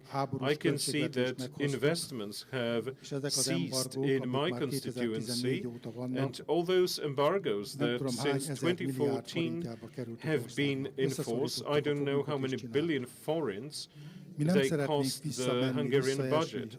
With gritted teeth, we did it. We don't want to return to that period, which we call communism, because I spent half my life under that regime. I know what democracy is, I know what communism is. My family suffered in '56. As politicians of the opposition, I don't have to presented here. A great question comes here. How can we maintain our human dignity in these conditions? It's hard to discuss that when there is war. At least 80% of Hungarian society says that they want peace. I know that nobody cares for history, but we here have bled, have lost 2/3 of our territory, 2/3 of our people. I don't need to repeat that. And there are those things that crop up, like the state of law. We know that playing cat and mouse with Hungary has lasted for 10 years now. Okay, perhaps it's not a good joke for a party, but you can see here this double standard that I've mentioned. Finally, we arrive at the 17 conditions that we had to meet to obtain the National Reconstruction Plan. We got 17, and another one was added on top of that. This is our internal struggle, our internal fight. It does not mean that we want to leave the European Union. No, we joined the EU to become liberated from everything that was connected to the Great Soyuz and with the Soviet demands. We would simply like to table our proposals. Obviously, we accept many things because we're small. And we are also defenders of the state of law, of good governance. We oppose double standards, and we defend plenty of values that seem passé in Europe. As a Christian, please let me say, we would like peace, because otherwise we bleed, at least in Central Europe. I'd like the war to end as quickly as possible with an absolute victory of Ukraine at the lowest possible price, and it seems to me that time's on our side, and as far as this is concerned, we, the parliamentarians, must find a joint voice, a single voice, together with Western parliaments, because you can feel that you are a second-category citizen. I can see it also in Poland, that when we're talking about the reform of a judiciary or about the governance, this happens. We will never leave Poland. We will be defending Poland in the European Union. Let me mention one more thing, the question of national minorities in Subcarpathian Ukraine. We have learned that we are giving all the rights to minorities in Hungary, and this is what we expect from other countries. Let's hope that in Kyiv, 2 prime ministers will be able to agree on that. At the university in Debrecen, I had plenty of students from Subcarpathian Ukraine, and yes, that touches us really very, very personal way. In one thing we have to agree, that we were joining the EU, which was different, and perhaps we believe that it was different. Well, and it's hard to wonder that we are disillusioned, experiencing what we experience, you Hungarians and we Poles, and we warn our friends Ukrainians that it's not always the roses, and what it looks like before and after you enter EU. We're almost on time. We have abused it a bit. I'd like to thank the panelists, I'd like to thank all people who have listened to us, and we invite you to the following panel. Szanowni Państwo, ja również bardzo serdecznie dziękuję panelistom, również panu marszałkowi, profesorowi Ryszardowi Terleckiemu za przeprowadzenie tego bardzo ważnego panelu, bardzo ważnej i bardzo mądrej dyskusji, w której być może nawet padały bardzo twarde słowa, ale jest to na pewno dowód na bardzo głęboką refleksję prawdziwych przyjaciół, którzy z wielką troską starają się rozwiązać problemy. Podobnie tak jak wczoraj rozmawialiśmy o problemie korupcji na Ukrainie. Ale to jest dowód, że prawdziwi przyjaciele nie boją się mówić nawet czasem bardzo trudnych osądów, ale właśnie znajdują pozytywne rozwiązania. Szanowni Państwo, teraz nastąpi dłuższa przerwa. Spotykamy się o godzinie 15:45. Bardzo proszę wszystkich Państwa o dyscyplinę czasową, podobnie jak to miało miejsce we wszystkich panelach. 15:45. Realizm i wartości w Europie Środkowej. Jest to panel poświęcony pamięci profesora Waldemara Parucha, który był wielokrotnym uczestnikiem konferencji Europy Karpat. Jeszcze raz bardzo serdecznie Państwu dziękuję i zapraszam o 15:00. Thank you very much.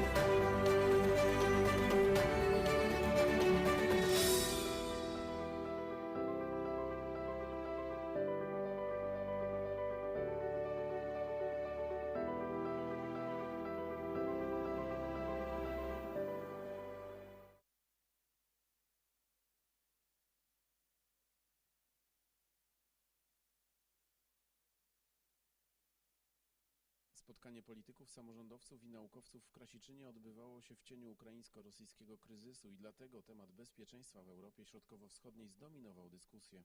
Wszyscy przedstawiciele, bo 10 państw wyrażali tę solidarność z Ukrainą. Zasada nienaruszalności granic, szczególnie w Europie, musi być przestrzegana przez wszystkie państwa. Te największe i te najmniejsze. Tutaj jesteśmy solidarni. Podczas konferencji Jarosław Sellin, wiceminister kultury i dziedzictwa narodowego, odznaczył w Krasiczynie ludzi kultury i sztuki. Wśród wyróżnionych znalazł się były ambasador Węgier w Polsce w latach 1990-95 Akos Engelmajer.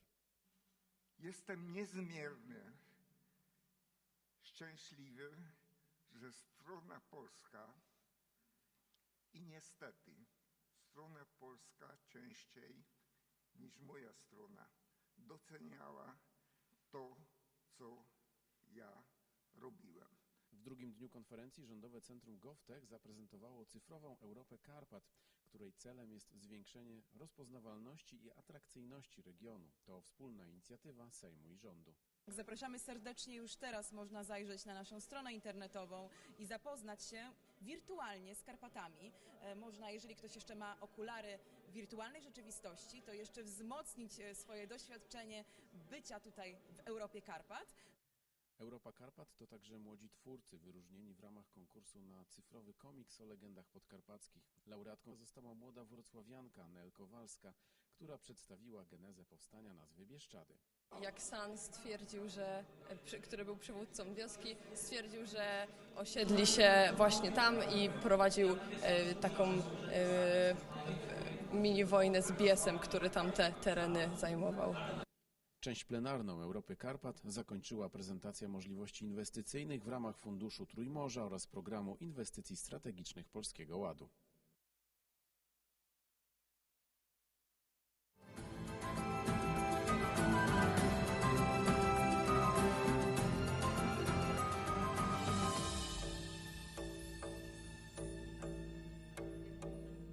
Dzień dobry, nazywam się Przemysław Śleszyński.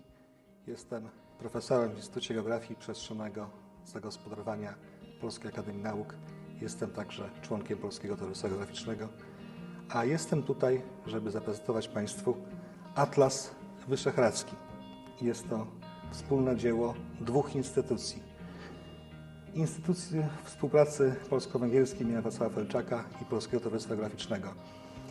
Jest to dzieło, które zostało wydane na 30-lecie współpracy wyszehradzkiej, która oczywiście jest dużo dłuższa. Pamiętamy z historii, że były zjazdy wyszehradzkie. To już są setki lat. Ale ja bym chciał bardziej mówić o czasach współczesnych i sprawach wyzwań. A więc istotne dla mnie jest to, że ten temat zdobył zainteresowanie i potrafiliśmy ten atlas wydać. Atlas, tutaj wspomnę, jest wspólnym dziełem 40 kilku osób. Miałem go przyjemność wspólnie redagować z panem profesorem Czapiewskim z mojego instytutu. Atlas składa się z około 50 rozdziałów, w których prezentujemy różne zagadnienia społeczne, ekonomiczne, przyrodnicze, ale także i historyczne i geopolityczne. W tych 50 rozdziałach znajdziecie Państwo zagadnienia dotyczące uwarunkowań przyrodniczych, uwarunkowań demograficznych, uwarunkowań społecznych, kulturalnych, ekonomicznych, religijnych i różnych innych. To, co stoi przed tymi państwami, to przede wszystkim rysująca się duża możliwość jeszcze większego pogłębienia współpracy. Jesteśmy w tym miejscu kontynentu europejskiego, gdzie działo się bardzo wiele. I ja myślę, że jeśli powstają takie związki współpracy jak Grupa Wyszehradzka, to one dobrze wpisują się w to, co w tej chwili dzieje się w Unii Europejskiej, o czym mówi się, o tym, żeby te związki takie powiedzmy regionalne, obejmujące części kontynentu, żeby je wypełniać. Druga sprawa wiąże się ze sprawą bardzo aktualną i bardzo dla wszystkich dla nas dramatyczną. Mam tu na myśli oczywiście pandemię SARS-CoV-2, epidemię COVID. Otóż mówi się coraz częściej, że po pandemii, kiedy już ją zwalczymy, prawdopodobnie będą bardzo ważne takie zacieśniania współpracy wewnątrzregionalnej. Chodzi tutaj o to, że będziemy musieli skracać łańcuchy dostaw, będziemy musieli bardziej patrzeć na rynki lokalne. Ekonomia będzie tutaj bardzo ważna. Z pewnością taką rzeczą szczególnie ważną są kwestie powiązań funkcjonalnych, opierających się na transporcie. I diagnozujemy, że ten region wciąż nie jest jeszcze dobrze skomunikowany. Są połączenia równoleżnikowe, niestety połączenia południkowe, głównie z uwagi na barierę geograficzną Karpat, nie są jeszcze do końca w pełni wykształcone. Dlatego poświęcamy kilka rozdziałów naszej monografii, na przykład takim kwestiom jak wpłynie budowa szlaku Via Carpatia, jak zmieniają się zagadnienia dostępnościowe, jak zmieniają się układy transportu i w jakim kierunku powinny ewoluować. Niewątpliwie dużym wyzwaniem są sprawy demograficzne. One w tej części Europy są bardzo ważne, dlatego że wszystkie właściwie państwa Grupy Wyszehradzkiej zmagają się z depopulacją. Niewątpliwie dużym atutem krajów wyszehradzkich jest bardzo duża różnorodność.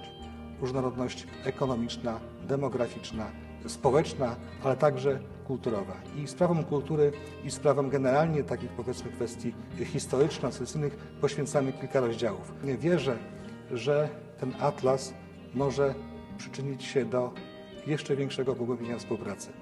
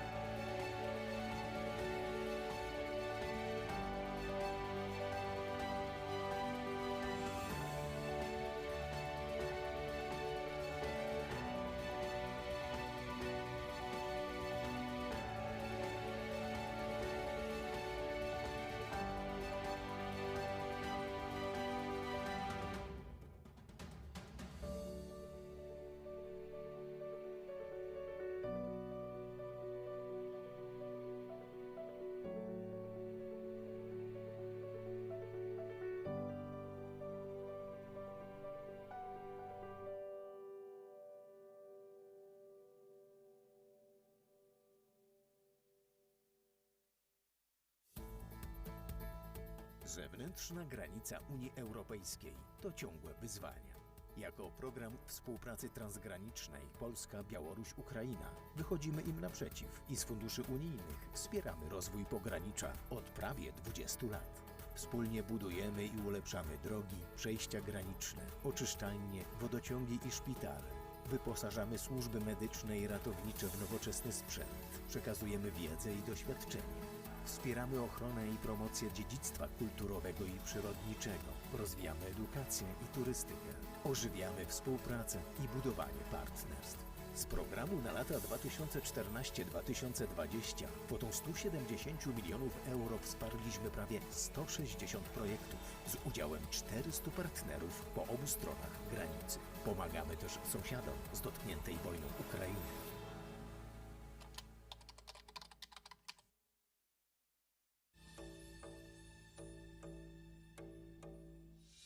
Trzecia Podkarpacka Brygada Obrony Terytorialnej jest jedną z pierwszych 3 brygad etapu pierwszego tworzenia Wojsk Obrony Terytorialnej. Z tego też tytułu jesteśmy najbardziej zaawansowani w procesie szkolenia. Bataliony 3 Podkarpackiej Brygady Obrony Terytorialnej rozlokowane są praktycznie we wszystkich większych miejscowościach Podkarpacia. Dzięki temu jesteśmy w stanie wspierać nasze lokalne społeczności, ale również szkolimy się w stałych rejonach odpowiedzialności batalionu.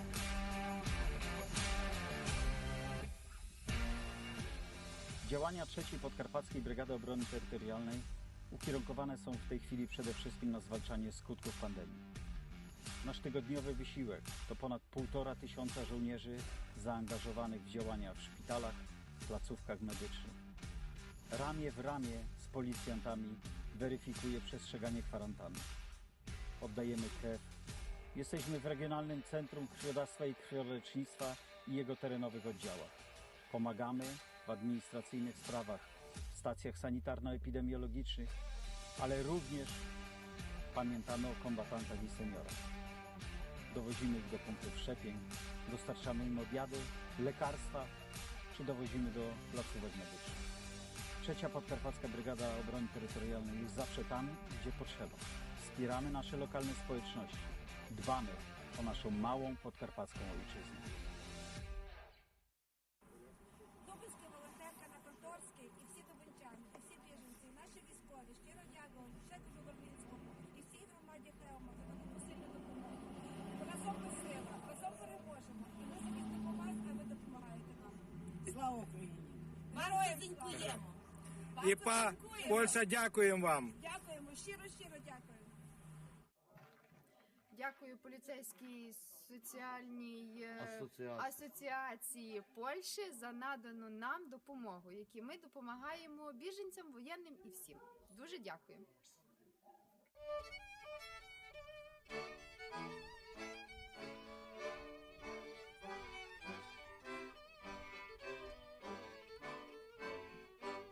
Zatań ze mną chociaż raz pod górami.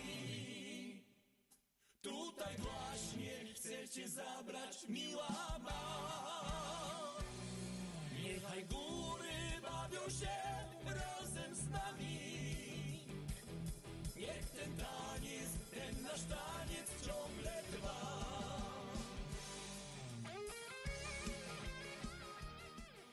Pozdrawiamy oczywiście wszystkich uczestników Europy Karpat, od całego naszego zespołu Golec Orkiestra. Mówił Paweł Golec i Łukasz Golec. Do zobaczenia, do usłyszenia, wszystkiego dobrego. Hej! Nekünk magyaroknak nagyon fontos a népművészeti hagyományaink megőrzése és továbbadása az ifjabb generációknak. Magyarország legrangosabb folklórfesztiválja a Mesterségek ünnepe nevében üdvözletünket küldjük a világnak. Reméljük hamarosan találkozunk.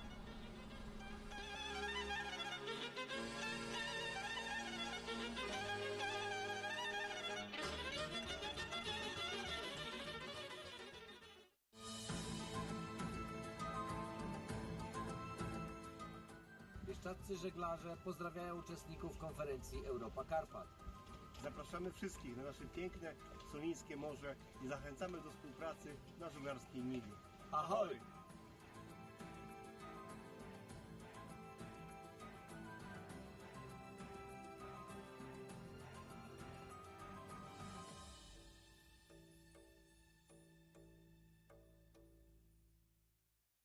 Z Karpatami to jest fajnie, że one się nazywają Zielone Karpaty. Pięknie, fajnie, super zielone, ale to stwierdzenie faktu. Ja bym chciał, żeby były Karpaty czyste, żeby nie było plastiku, żeby coś takiego zrobili, żeby tu ludzie nie zostawiali, w ogóle żeby nie było, zlikwidowali plastik. Dowiedziałem się niedawno, że Nowy Jork wprowadził zakaz plastiku. Można. Ruanda też, taki mały kraj afrykański, w ogóle nie wolno wjeżdżać z plastikiem. Można.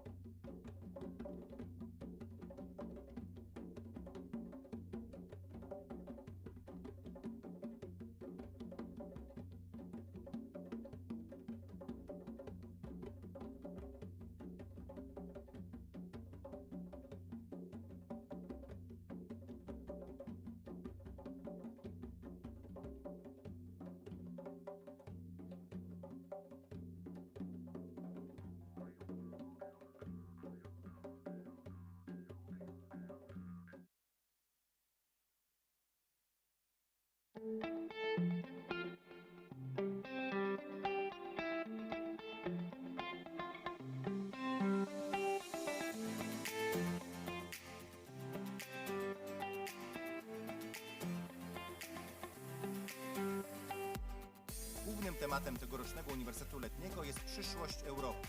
Będziecie dyskutować o Europie waszych oczekiwań, marzeń i ambicji.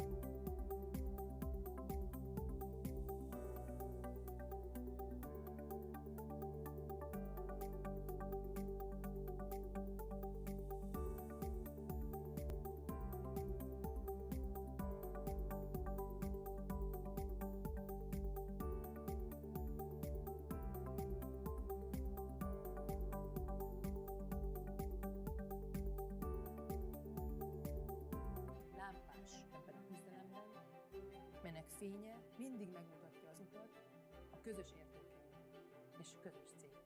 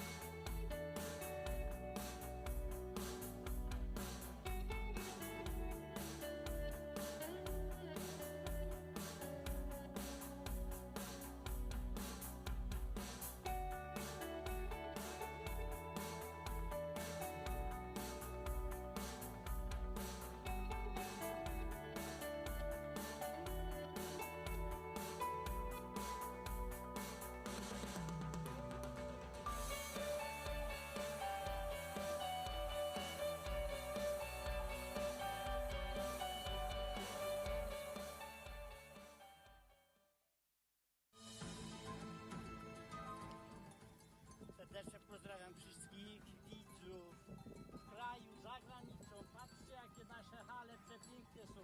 Zapraszamy turystów wszystkich, nie do z Polski, bo za granicę. Chyba już pięknych hali nie ma, jak tu jest Ruśnowa Polana. No, pozdrawiamy całą Polskę, Warszawę szczególnie, tamte Sejmy, nie Sejmy. Zapraszamy was na wycieczkę, a nie tam siedzieć, kłócić się, a tu trzeba przyjechać góry, rozluźnić głowy trochę.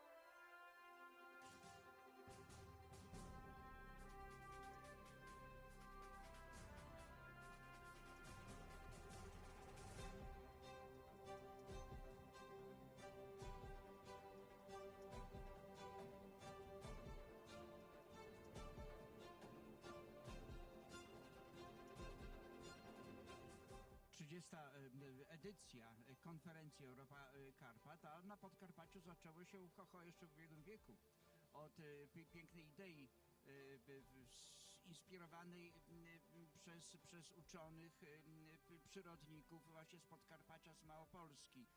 Profesor Wnuk, profesor Piórecki, żeby wymienić pierwszych, ale także pani Maria Suchy, która operacjonalizowała program Zielone Karpaty, takie hasło było. Potem od 2007 roku Europa Karpat, która przybrała formę już instytucjonalną, organizowaną przez Sejm od 2011 roku. Jest to konferencja wyjątkowa, przynajmniej pod dwoma względami. W ściśle polskim kontekście jest to konferencja, gdzie od słowa do czynu jest stosunkowo krótko, a nawet bardzo krótko.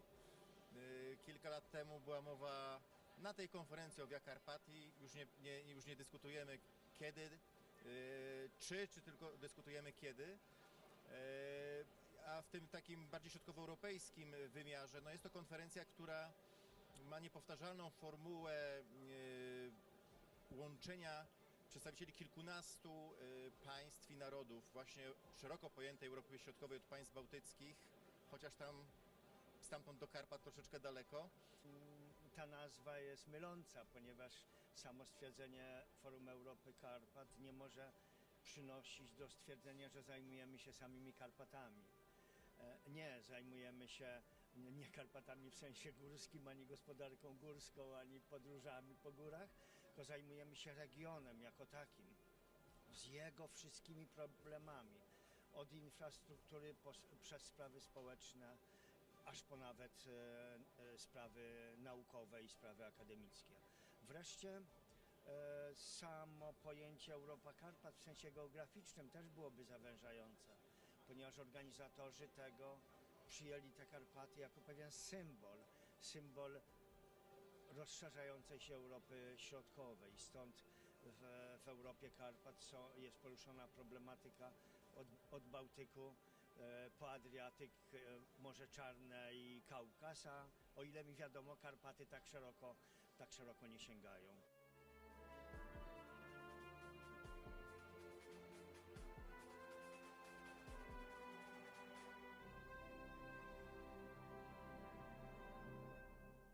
No taka kluczowa sprawa, na którą wpływ miały różne rozmowy, spotkania prowadzone przez marszałka Marka Kuchcińskiego z przedstawicielami parlamentów państw Europy Karpat, Grupy Wyszehradzkiej, ale też właśnie szerzej rozumianej Europy Karpat, to przyspieszenie i zrozumienie potrzeby budowy drogi ekspresowej Via Carpatia. Tej drogi, która łączy nas w całej Europie Środkowo-Wschodniej, Środkowej i Środkowo-Wschodniej pod względem gospodarczym, turystycznym, ale też wpłynie to na rozwój kultury i większej integracji państw Trójmorza czy Międzymorza. Via Carpatia, właściwie przypominanie o niej, lobbowanie za tym, żeby stała się wielką międzynarodową, firmowaną przez ten międzynarodowy układ szlaków komunikacyjnych drogą. Mieliśmy świadomość i wszyscy, którzy w tym brali udział, mieliśmy świadomość znaczenia tej drogi, ponieważ jest to chyba pierwszy taki szlak komunikacyjny łączący północ z południem Europy. Od początku pomyślany jako szlak w układzie międzynarodowym, a więc od państw bałtyckich aż po Grecję, nawet dalej. I to dzięki naszym parlamentarzystom w Parlamencie Europejskim, tutaj także minister Andrzej Adamczyk, tu na pewno należy go wymienić, ponieważ on był jednym z pilnujących. Podkarpacie na tym korzysta.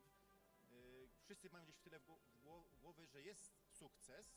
Bez wątpienia Europa tu i teraz, również Europa Karpat wygląda lepiej niż 30 lat temu, ta nasza część Europy. Natomiast jest też takie głębokie zaniepokojenie pewnymi tematami, problemami, które się pojawiają wokół Europy Środkowej. I jest też ewidentne szukanie dróg rozwiązań. Co mogą zrobić parlamenty, co mogą zrobić media, co mogą zrobić poszczególne środowiska w danym państwie, aby to, co się udało w Europie Środkowej najlepiej, czyli to porozumienie, że rozmawiamy z sobą na demokratycznych warunkach, aby było kontynuowane.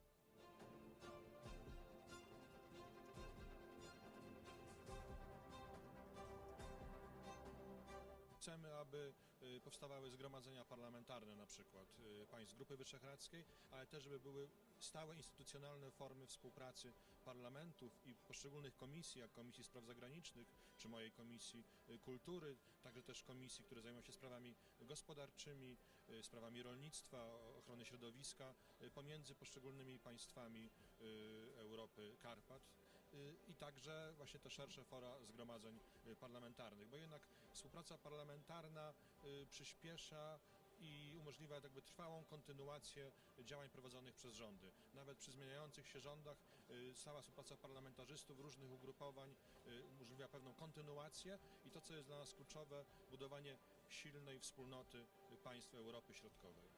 Wydaje mi się, że w przypadku Europy Karpat to najważniejszą rzeczą jest możliwość organizowania spotkań i tworzenia dobrej atmosfery do dyskusji z przedstawicielami wszystkich, niemal wszystkich różnych obszarów naszej aktywności i publicznych, państwowych, lokalnych, regionalnych i tak dalej.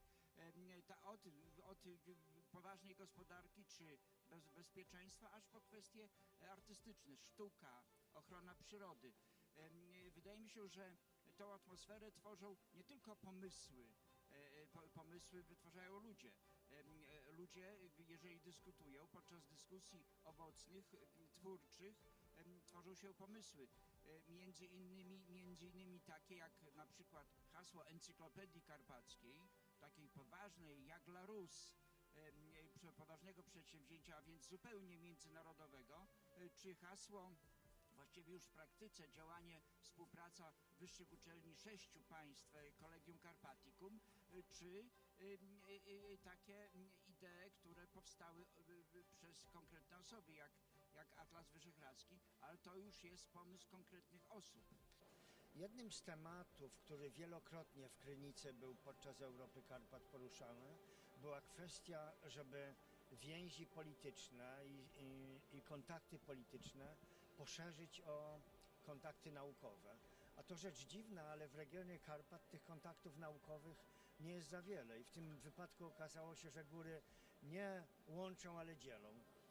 No i po wielu latach dyskusji podjąłem się ostatecznie organizacji czegoś, co zostało nazwane Collegium Carpaticum i łączy, trwa już kilka lat w sensie formalnego projektu podpisanego przez uczelnie i łączy jak na razie 4 uczelnie V4.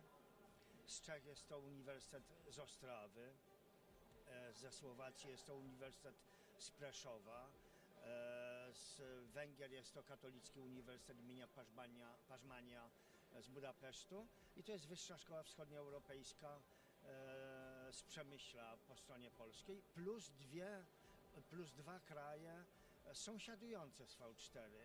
Jest to Uniwersytet Stefana Wielkiego w Suczawie z Rumunii i Uniwersytet Stefanyka z Iwano-Frankiwska, czyli dawnego Stanisławowa.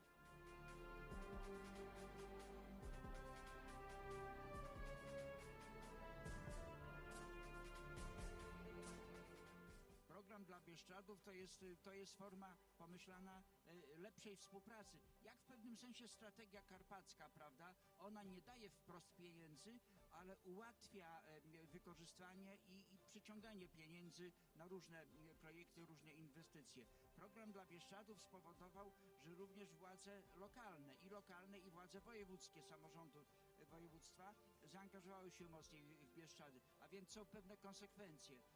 W takich kategoriach myślimy w przyszłości, ale także analizujemy, patrzymy, jakie będą konsekwencje każdej decyzji.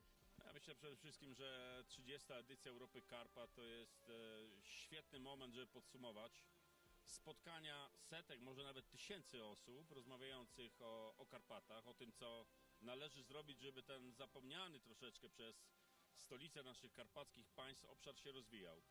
My jako Euroregion pragniemy jednego, przekonać wszystkich, że marka karpacka, czyli taki gospodarczy znak jakości Karpat, będzie najważniejszym przedsięwzięciem na najbliższą dekadę. To jest wielkie wyzwanie, to jest przekonanie o tym, że zarówno potencjał kulturowy, jak i przyrodniczy Karpat wart jest tego, aby położyć go na stole globalnej turystyki i globalnej gospodarki. I my jako region podjęliśmy się takiej roli integratora wszystkich działań, instytucji, po to, aby za 10 lat, może nawet wcześniej, jeżeli będziemy bardzo się starać, Karpaty były destynacją o znaczeniu globalnym.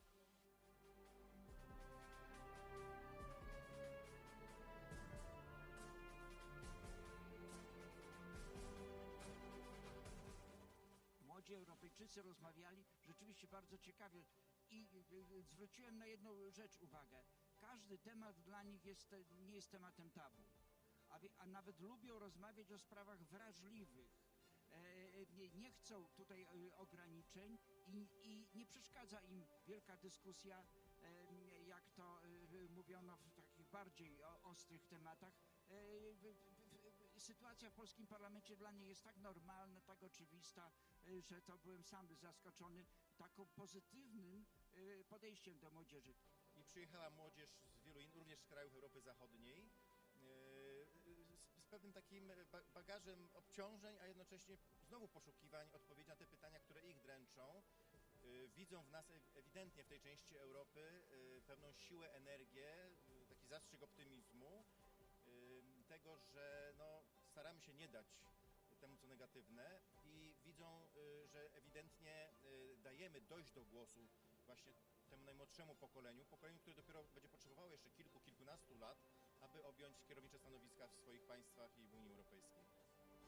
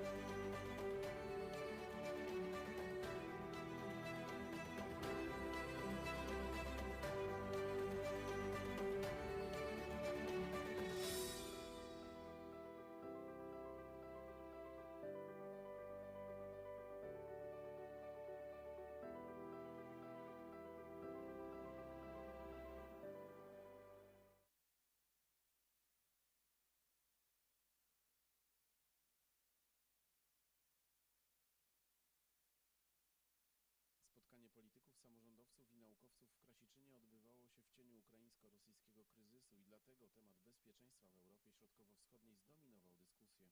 Wszyscy przedstawiciele, bo 10 państw wyrażali tę solidarność z Ukrainą. Zasada nienaruszalności granic, szczególnie w Europie, musi być przestrzegana przez wszystkie państwa, te największe i te najmniejsze. Tutaj jesteśmy solidarni. Podczas konferencji Jarosław Sellin, wiceminister kultury i dziedzictwa narodowego, odznaczył w Krasiczynie ludzi kultury i sztuki. Wśród wyróżnionych znalazł się były ambasador Węgier w Polsce w latach 1990-95 Akos Engelmajer. Jestem niezmiernie szczęśliwy, że strona polska i niestety strona polska częściej niż moja strona doceniała to, co ja dniu konferencji Rządowe Centrum GovTech zaprezentowało cyfrową Europę Karpat, której celem jest zwiększenie rozpoznawalności i atrakcyjności regionu. To wspólna inicjatywa Sejmu i rządu. Zapraszamy serdecznie, już teraz można zajrzeć na naszą stronę internetową i zapoznać się wirtualnie z Karpatami. Można, jeżeli ktoś jeszcze ma okulary wirtualnej rzeczywistości, to jeszcze wzmocnić swoje doświadczenie bycia tutaj w Europie Karpat. Europa Karpat to także młodzi twórcy wyróżnieni w ramach konkursu na cyfrowy komiks o legendach podkarpackich. Laureatką została młoda wrocławianka Nel Kowalska, która przedstawiła genezę powstania nazwy Bieszczady. Jak San stwierdził, który był przywódcą wioski, stwierdził, że osiedli się właśnie tam i prowadził taką mini wojnę z Biesem, który tam te tereny zajmował. Część plenarną Europy Karpat zakończyła prezentacja możliwości inwestycyjnych w ramach Funduszu Trójmorza oraz Programu Inwestycji Strategicznych Polskiego Ładu.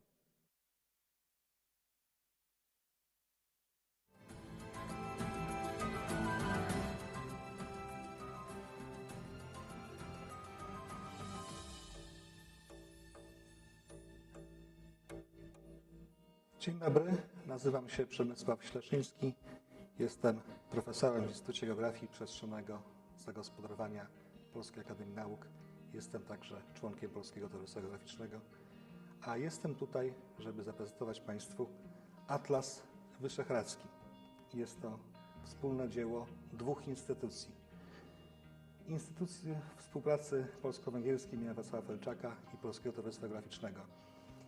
Jest to dzieło, które zostało wydane na 30-lecie współpracy wyszehradzkiej, która oczywiście jest dużo dłuższa. Pamiętamy z historii, że były zjazdy wyszehradzkie. To już są setki lat. Ale ja bym chciał bardziej mówić o czasach współczesnych i sprawach wyzwań. A więc istotne dla mnie jest to, że ten temat zdobył zainteresowanie i potrafiliśmy ten atlas wydać. Atlas, tutaj wspomnę, jest wspólnym dziełem 40 kilku osób. Miałem go przyjemność wspólnie redagować z panem profesorem Czapiewskim z mojego instytutu. Atlas składa się z około 50 rozdziałów, w których prezentujemy różne zagadnienia społeczne, ekonomiczne, przyrodnicze, ale także i historyczne i geopolityczne. W tych 50 rozdziałach znajdziecie Państwo zagadnienia dotyczące uwarunkowań przyrodniczych, uwarunkowań demograficznych, uwarunkowań społecznych, kulturalnych, ekonomicznych, religijnych i różnych innych. To, co stoi przed tymi państwami, to przede wszystkim rysująca się duża możliwość jeszcze większego pogłębienia współpracy. Jesteśmy w tym miejscu kontynentu europejskiego, gdzie działo się bardzo wiele. I ja myślę, że jeśli powstają takie związki współpracy jak Grupa Wyszehradzka, to one dobrze wpisują się w to, co w tej chwili dzieje się w Unii Europejskiej, o czym mówi się, o tym, żeby te związki takie powiedzmy regionalne, obejmujące części kontynentu, żeby je wypełniać. Druga sprawa wiąże się ze sprawą bardzo aktualną i bardzo dla wszystkich dla nas dramatyczną. Mam tu na myśli oczywiście pandemię SARS-CoV-2, epidemię COVID. Otóż mówi się coraz częściej, że po pandemii, kiedy już ją zwalczymy, prawdopodobnie będą bardzo ważne takie zacieśnienia współpracy wewnątrzregionalnej. Chodzi tutaj o to, że będziemy musieli skracać łańcuchy dostaw, będziemy musieli bardziej patrzeć na rynki lokalne. Ekonomia będzie tutaj bardzo ważna. Z pewnością taką rzeczą szczególnie ważną są kwestie powiązań funkcjonalnych, opierających się na transporcie. I diagnozujemy, że ten region wciąż nie jest jeszcze dobrze skomunikowany. Są połączenia równoleżnikowe, niestety połączenia południkowe, głównie z uwagi na barierę geograficzną Karpat, nie są jeszcze do końca w pełni wykształcone. Dlatego poświęcamy kilka rozdziałów naszej monografii, na przykład takim kwestiom jak wpłynie budowa szlaku Via Carpatia, jak zmieniają się zagadnienia dostępnościowe, jak zmieniają się układy transportu i w jakim kierunku powinny ewoluować. Niewątpliwie dużym wyzwaniem są sprawy demograficzne. One w tej części Europy są bardzo ważne, dlatego że wszystkie właściwie państwa Grupy Wyszehradzkiej zmagają się z depopulacją. Niewątpliwie dużym atutem krajów wyszehradzkich jest bardzo duża różnorodność. Różnorodność ekonomiczna, demograficzna, społeczna, ale także kulturowa. I sprawom kultury i sprawom generalnie takich, powiedzmy, kwestii historyczno-sesyjnych poświęcamy kilka rozdziałów. Wierzę, że ten atlas może przyczynić się do jeszcze większego pogłębienia współpracy.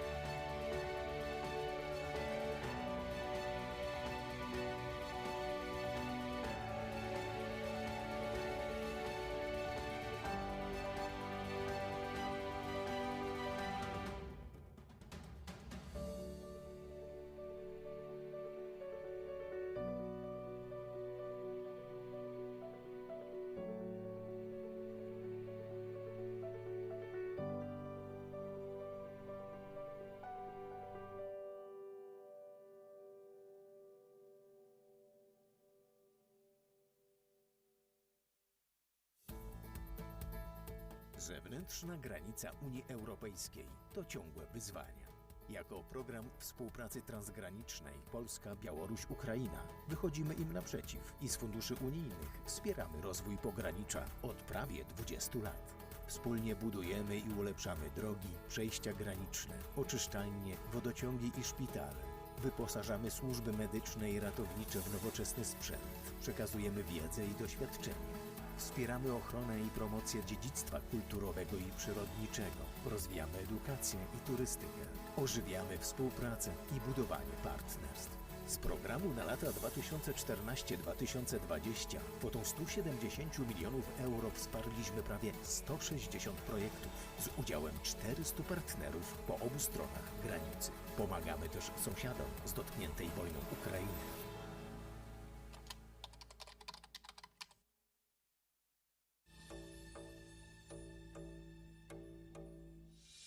Trzecia Podkarpacka Brygada Obrony Terytorialnej jest jedną z pierwszych 3 brygad etapu pierwszego tworzenia Wojsk Obrony Terytorialnej. Z tego też tytułu jesteśmy najbardziej zaawansowani w procesie szkolenia. Bataliony 3 Podkarpackiej Brygady Obrony Terytorialnej rozlokowane są praktycznie we wszystkich większych miejscowościach Podkarpacia. Dzięki temu jesteśmy w stanie wspierać nasze lokalne społeczności, ale również szkolimy się w stałych rejonach odpowiedzialności batalionu.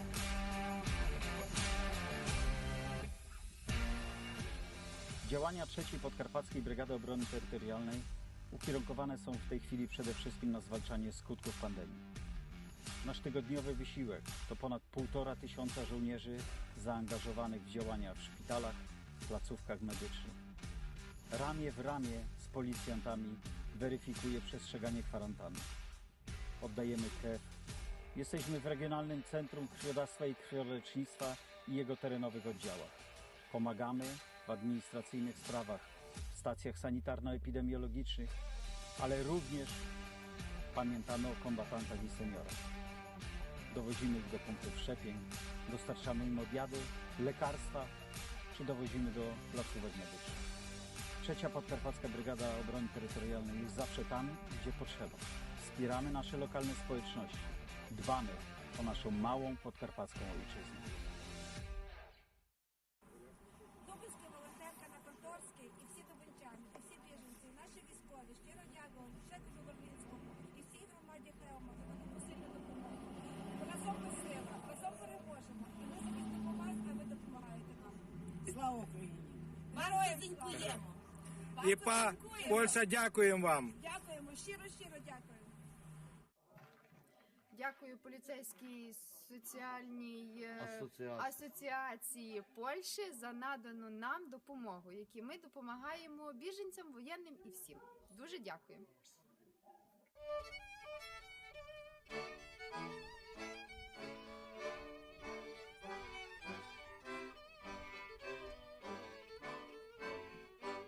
Zatań ze mną chociaż raz pod górami.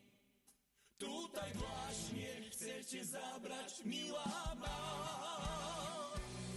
Niechaj góry bawią się razem z nami.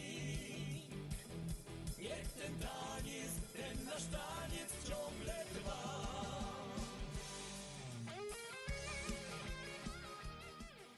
Pozdrawiamy oczywiście wszystkich uczestników Europy Karpat, od całego naszego zespołu Golec Orkiestra. Mówił Paweł Golec i Łukasz Golec. Do zobaczenia, do usłyszenia, wszystkiego dobrego. Hej! Nekünk magyaroknak nagyon fontos a népművészeti hagyományaink megőrzése és továbbadása az ifjabb generációknak. Magyarország legrangosabb folklórfesztiválja a Mesterségek ünnepe nevében üdvözletünket küldjük a világnak. Reméljük, hamarosan találkozunk.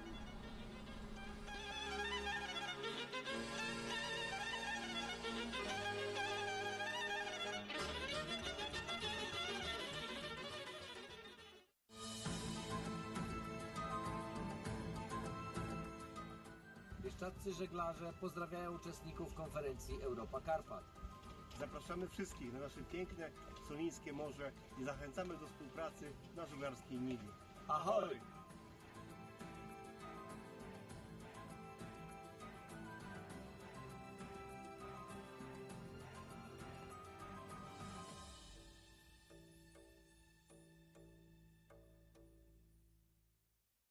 Z Karpatami to jest fajnie, że one się nazywają Zielone Karpaty.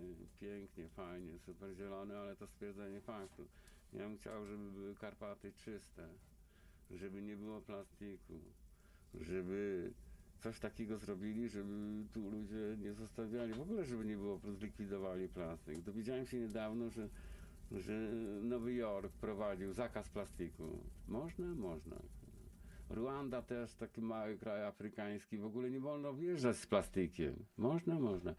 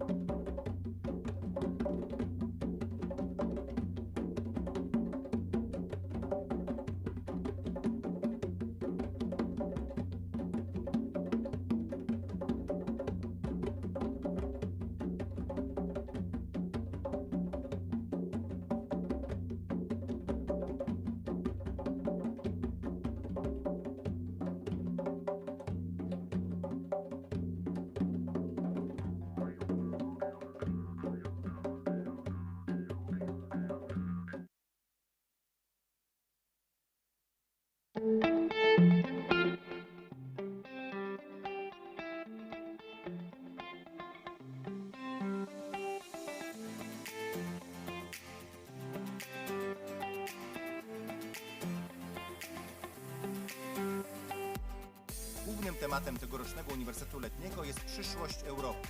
Będziecie dyskutować o Europie waszych oczekiwań, marzeń i ambicji.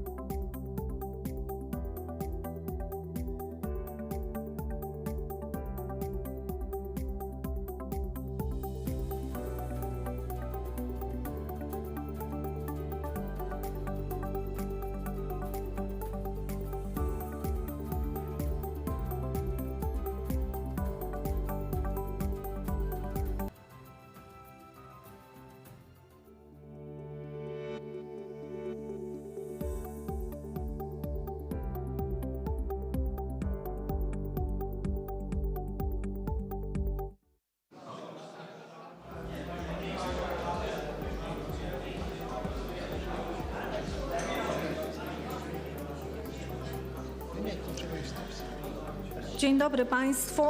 Good afternoon, ladies and gentlemen. Chcemy Państwa We would like to invite you na kolejną to the sesję next naszego session dzisiejszego spotkania. today, Sesję dosyć szczególną, a special session ponieważ jest to indeed, sesja organized poświęcona to konkretnej honor the osoby, memory of someone która really special odeszła od nas stanowczo zbyt who wcześnie, left us w maju too early ubiegłego in roku. May 2022. Mianowicie We would like to honor the pana memory profesora of Professor Waldemar Paruch.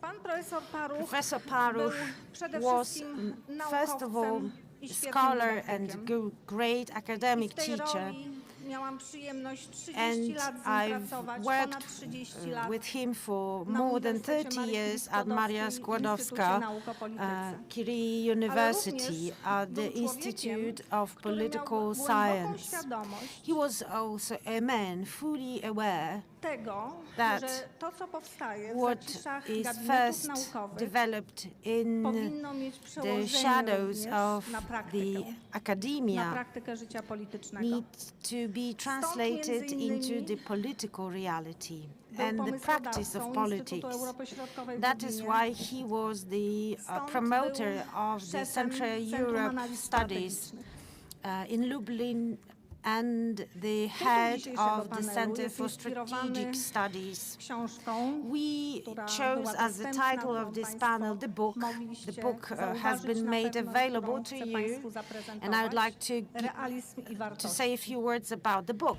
Ja tylko realism jeszcze and jedno values. zdanie. Skąd ten tytuł, Before, bo Waldek to najlepiej well, tłumaczy właśnie w swojej Waldemar książce. explained that very well in the book. Mianowicie Why the title? był He zainspirowany was inspired pewnym zdaniem, by które one powiedział świętej sentence pamięci prezydent of the Lech late Kaczyński. president Polityka bywa sztuką Kaczynski. dawania świadectwa, Politics ale is częściej about jest sztuką giving osiągania testimony, celów. but it's more often To an jest to art motto. of Jak patrzę na skład reaching panelistów, very większość z tangible Państwa na goals. kartach tej książki występuje. And I look into the Profesor contents. odnosi się A do lot of państwa you, opinii, the poglądów, majority cytuje of you państwa. are Także z mentioned in the przyjemnością books. będziemy You are państwa quoted by Professor, and we are extremely satisfied that you accepted our invitation. This is the panel about realism and values in Central and Eastern Europe, and it's actually a continuation of our yesterday's panel about freedom and the understanding of freedom, the key value of this part, in this part of Europe. The people of this region, we know very well how it is to lose freedom, it is to fight for freedom and to regain freedom. And there are other values that need to be added and complied with in political life. This panel will be moderated by Jacek Karnowski, the editor-in-chief of Sieci Weekly, and the participants. Zdzisław Krasnodębski, member of the European Parliament. Ihor Cepenta, rector, Wasyl Stefanik, Carpathian National University. Aleksander Milinkiewicz, Chancellor of the Free Belarusian University. Imre Molnar, great friend of Poland. From Hungary, Arkadiusz Adamczyk, Faculty of Law and Social Sciences, Jan Kochanowski, University of Kielce, Jan Holzer, Professor of the Department of Theory and Methodology of Political Sciences and Administration, Maria Curie Skłodowska University, Czech Republic, and Jan Draus, historian from the University of Rzeszów. Editor-in-Chief, give you the floor. Welcome, welcome to all panelists and to all of you in the room and in front of the screen. The topic of our panel is really wide, and I think it will feed a very open debate. We have a lot of panelists, and I believe that that would be the best form of discussion. This is an honor for me to moderate the panel in memory of Professor Waldemar Paruch, Paruch. I've interviewed him many times for my Sieci Weekly, and every time it was for me an extremely insightful intellectual adventure. I learned a lot from him in his last interview, which we had when he was already very ill, and after he was decorated by the President of the Republic of Poland, was a sort of occasion to make a summary of his life, and I was even more bold in my questions, and I asked him about his achievements, the ones that were precious for him, and he listed some of them, but in the first place he said, since the very beginning I've been involved in the construction of the Europe of the Carpathian community, which would never exist without efforts and commitment of Marshal Kuchciński. I believe that Waldemar Paruch is somehow with us today, and if you allow me, I will give the floor first to Professor Zdzisław Krasnodębski, member of the European Parliament, on behalf of the Law and Justice Party. And again, let me start with the quotation from Professor Paruch, the same interview. My question was, now we live in times replete with dangers, challenges and risks. The world is trembling. What patriot Poles should change in order for our country to stand up to the challenge? The answer, we should have romantic goals and use positive methods in order to achieve those goals. If the politics is only reduced to small goals and purposes, we will fail internationally and domestically. Well, I believe this is a universal credo of your political group.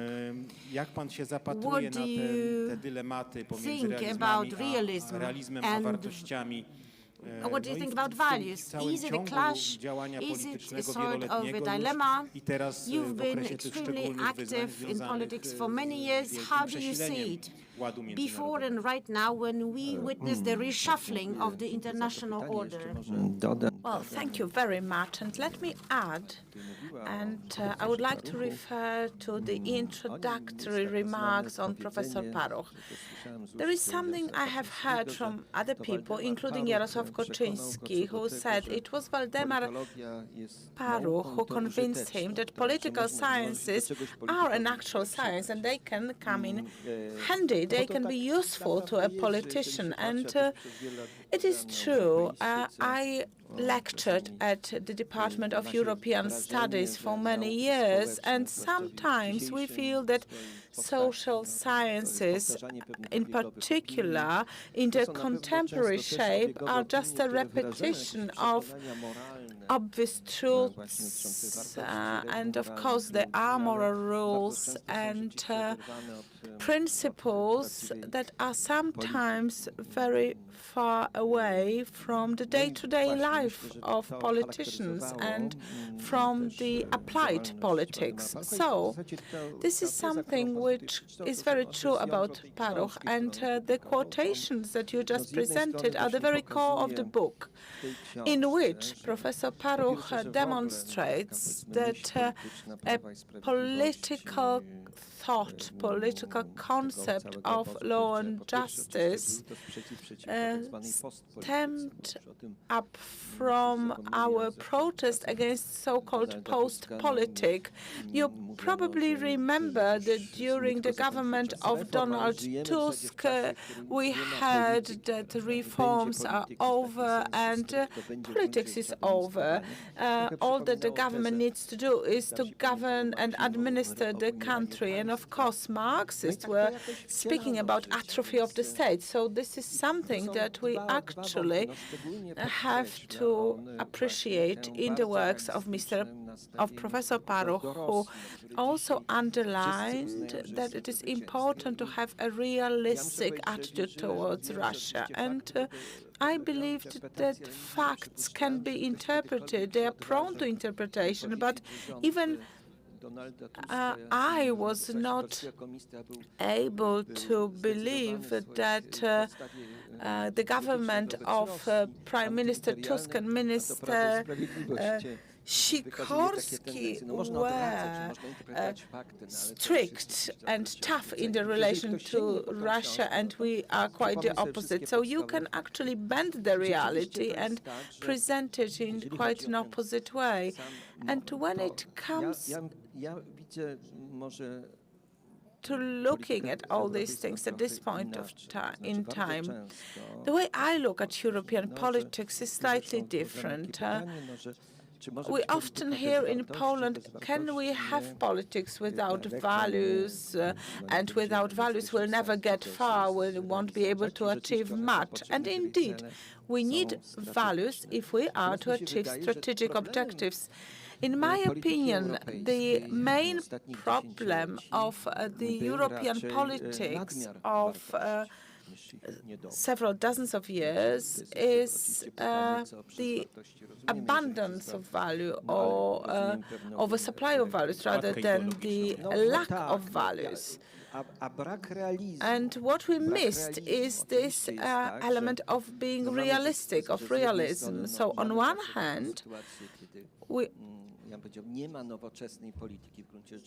do not have modern politics without reference to values, standards, convictions, and without convincing people that they should do what is right.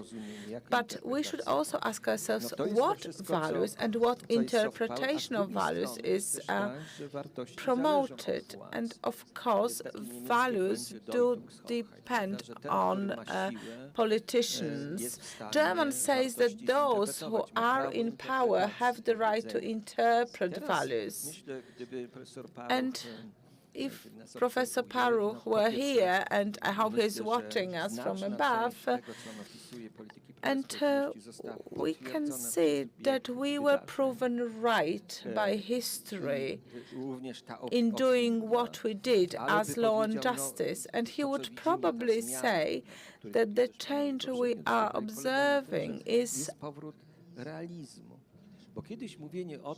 also the very fact that we are being back to having a realistic policy and realistic attitude towards Russia. In the past, if we were to say that Russia is a danger, poses a threat, we would have been criticized as being irrational.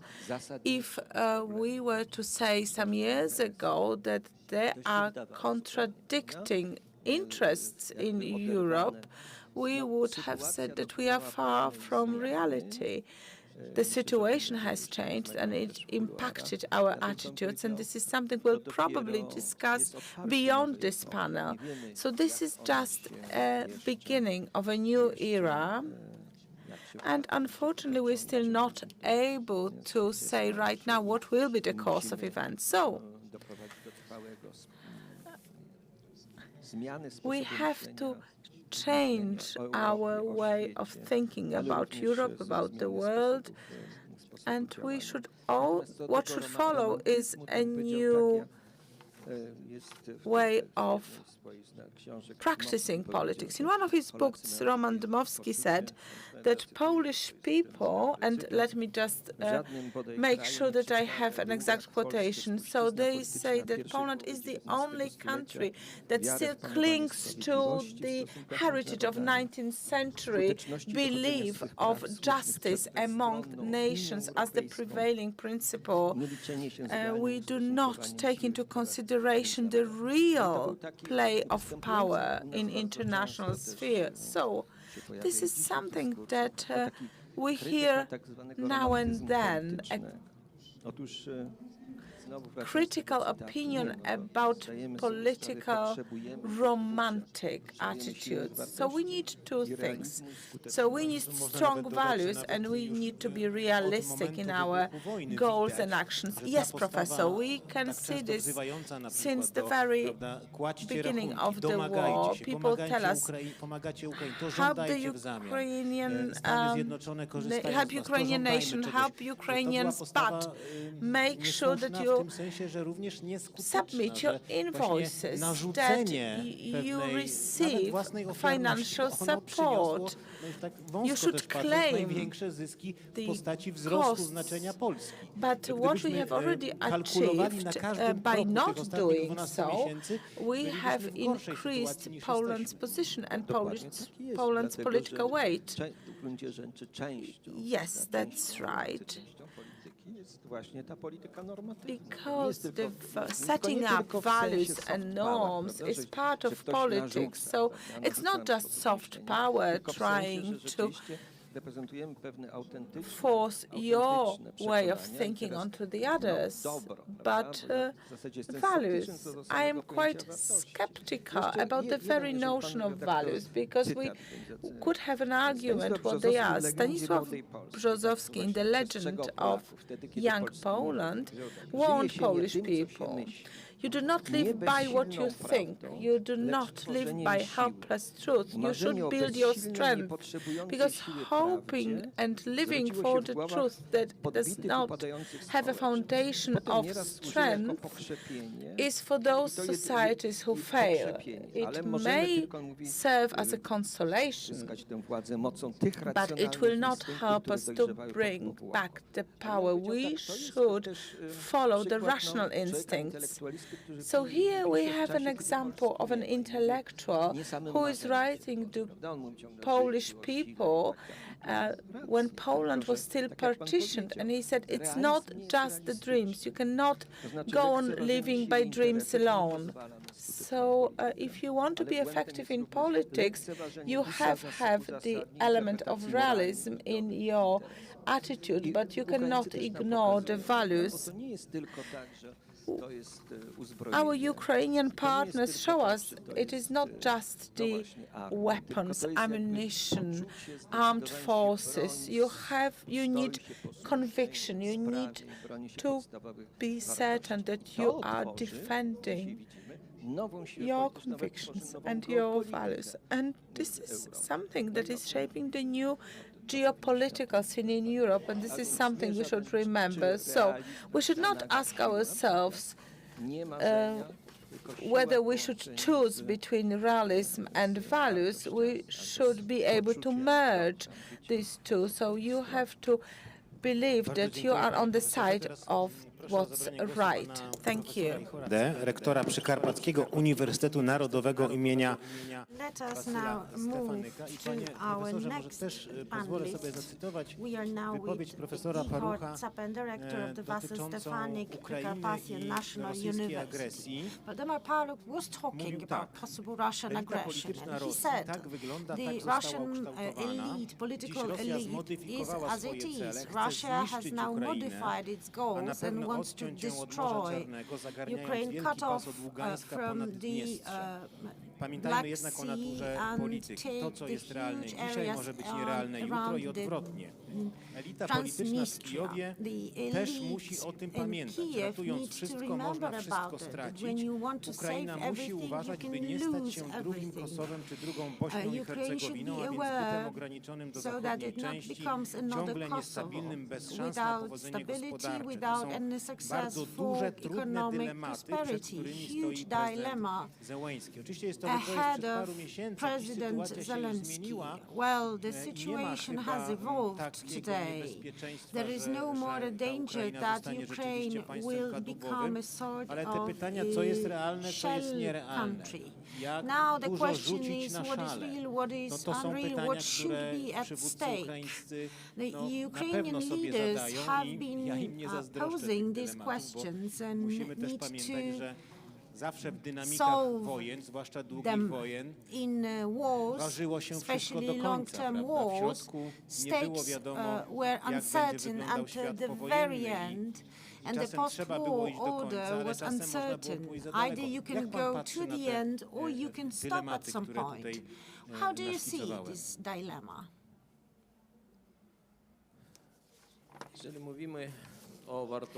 This panel is about values. For us, values are not only words today. And we see that after 1 year of war, nothing has changed in terms of the Ukrainian leaders and Ukrainian people's approach. We all know that we have to stand in defense of values, independence and democracy which was cherished since the recovery of its independence. In the post-Soviet world, a lot has been said about Ukraine, but Ukraine has stayed democratic. You also have to understand that our enemy is a ferocious enemy and has a deep understanding of the method of imposing values and of playing with values. Since the very onset, Russia has nurtured the idea of rebuilding the Soviet Union, and we saw it. Ukraine signed in 1992 a friendship agreement with Russia. Negotiations lasted until 1997. And you know, during these negotiations, Russians always wanted to have a sort of a bypass. Russian imperialism tried to follow the formula adopted by the European Union, at least superficially. And Eurasian community was built like that. The Customs Union, Tashkent Pact, a sort of copies of European institutions. So the Eurasian Alliance, Tashkent Pact. Why all those institutions and communities didn't work? Well, because there should be an understanding behind the values which are imposed. The post-Soviet area, people there truly believed that the suggested values were simply false. In fact, Russia failed to impose its values in the post-Soviet area, in the post-Soviet region, especially in Ukraine. That is why it waged the war against Ukraine, because Russia was unable to convince us.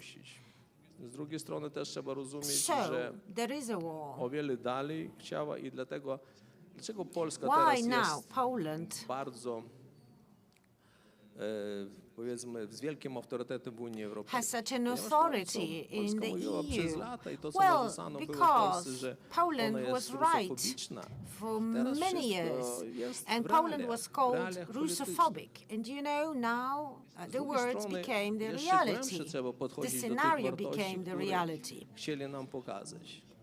And let me come back to these Russian values and the Russian Orthodox Church. My mówimy o kanonicznych terenach, jak oni mówią, they call it canonical areas or regions. Ukraińcy prawosławni.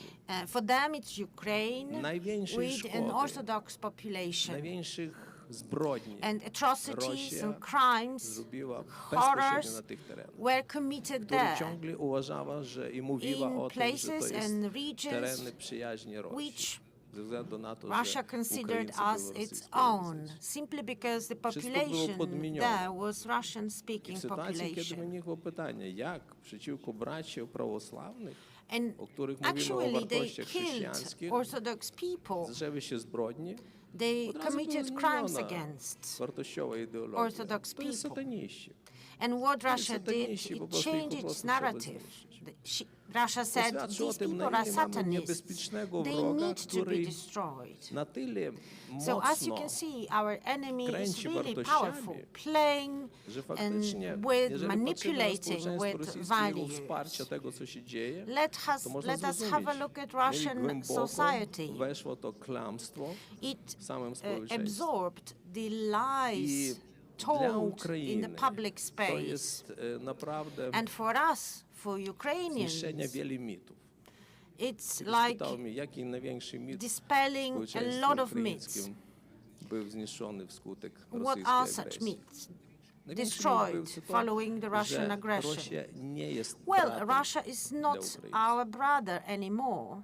I to zrozumiało And całkowicie wszystkie everybody społeczeństwo, które jeszcze now wahało się, które understands myślało that. o Some tym, że could naprawdę waver, uncertain, jest ludzi, thinking, którzy myślą innym okay, niż Także Russia may to be jest our wielka brotherly lekcja dla nation. nas, ale też dla It's Unii a Europejskiej, huge dla lesson for całego us, świata. for the EU and for the To, co nie world. układało się nikomu w głowie, że na początku Nobody could believe XXI that roku in the early Rosja 21st zacznie myśleć w century, kategoriach Russia would start terytorialnych, a nie to globalnych. formulate its interest To mamy in przykład territorial tego, terms co instead się of dzieje global dzisiaj. terms. Well, I to that's jest the case gra today. wartościami, to jest And that's najgroźniejsza how rzecz. you Kiedy can gra się manipulate wartościami. with value. Dla And nas it's the worst sytuacja of jest plays when you bardzo manipulate trudna. with values. Zniszczone The dziesiątki situation tysięcy in Ukraińców. Ukraine is Ale z punktu really widzenia gruesome. wartości, A lot of people lost społeczeństwo their lives, ukraińskie but on naprawdę the level zrozumiało, of co jest to wartość values, niepodległości, we know wartość swobody, the value of wartość freedom, of demokracji i democracy, cena of życia independence, and we know the price of ludzkiego. I to human prawdziwe life. wartości, These true których teraz values, wręczamy. these true values which Dziękuję. we are striving for right now. I recently read that since the onset of the war, the number of divorces dropped in Ukraine, so there are less problems and difficulties between people, whereas in Russia the number of divorce proceedings has increased. This shows where we are going. And now the floor goes to Alexander Milinkiewicz, the Chancellor of the Free Belarusian University. I am in favor of Belarusian opposition, and I believe that for many years it found itself in a situation very similar to what we had in Poland in the 19th century. They were bound with ties and chains that were unbreakable. There was certainly no hope to break free. But the situation has changed. Now the freedom is in sight. You just have to reach for it. But for many years, all you had was dreams. Szanowny Panie Marszałku, Mr. Speaker, ladies and gentlemen, let me begin by expressing my gratitude for the invitation to this conference. It is a great honor for me personally. It is also important for Belarus because although we are still suffering the rule of a cruel dictator, our voice can be heard. And we can speak here in Poland, our neighboring country. Yes, for dozens of years we fought for our freedom. And what has changed? Right now, it has become clear in 2020 we are the majority. Lukashenko lost the elections in 2020. It is a great opportunity for us to be able to develop in freedom, to nurture human rights. When people speak about Belarus, they say, well, there is a country in the center of Europe, in our region. We have this dictatorship for 30 years. How is it possible? And when diplomats leave their missions in Minsk, we don't have ambassadors posted in Minsk anymore. But before that, they said if we were to create a competition, which country should join the European Union next? Belarus who would win the race. And still, you have this dictatorship, despite your economic and social development. And yes, so you have Belarusian, a European nation, and it is still ruled by Lukashenko. Well, when Soviet Union fell apart, all countries were able to build its independence, including Belarus. However, in Belarus, the ruling elite did not change. We were still ruled by communists who had no clue how to reform the country. They were just repeating what they had in Moscow. I was a representative of the royal city of Grodno. I was a democratically elected mayor. And I was the only pro-democratic politician in our local council. So we did not have people who would be able to carry out the reforms. People were feeling that there was a need for reforms, and the reforms were still not there. And here comes Lukashenko, a very talented political manipulator, a populist, and he made people cry. And they said, well, he's our savior. He will bring back the better version of Soviet Union.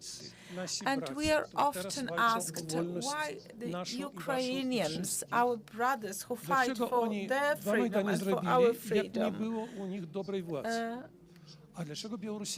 why they achieved so much despite ruling class that lacked a lot of qualities, and why we were not able to do this.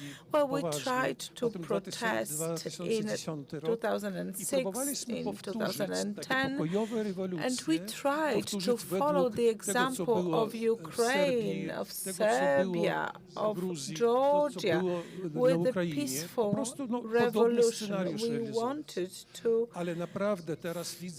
follow in their footsteps and prepare a similar scenario. But now I can see that despite all our efforts and best intentions, we did not have a chance to succeed.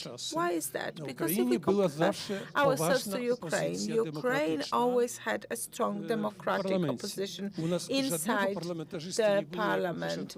When Lukashenko came into power, there was no political opposition anymore in Belarus, in its parliament. In Ukraine, there were pro-democratic media.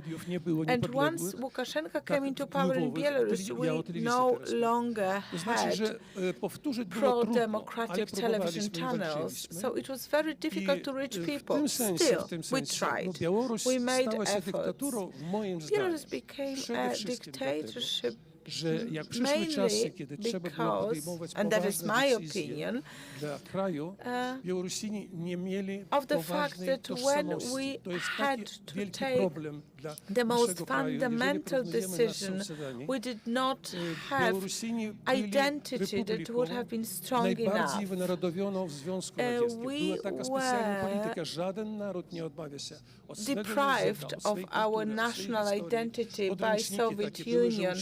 We were the republic that did not really preserve its identity. So if you have a nation that loses its identity and no longer feels the responsibility for its fate, it can fall victim to a dictator such as Lukashenko. But now we have a new generation of mobile people, of digitally literate people.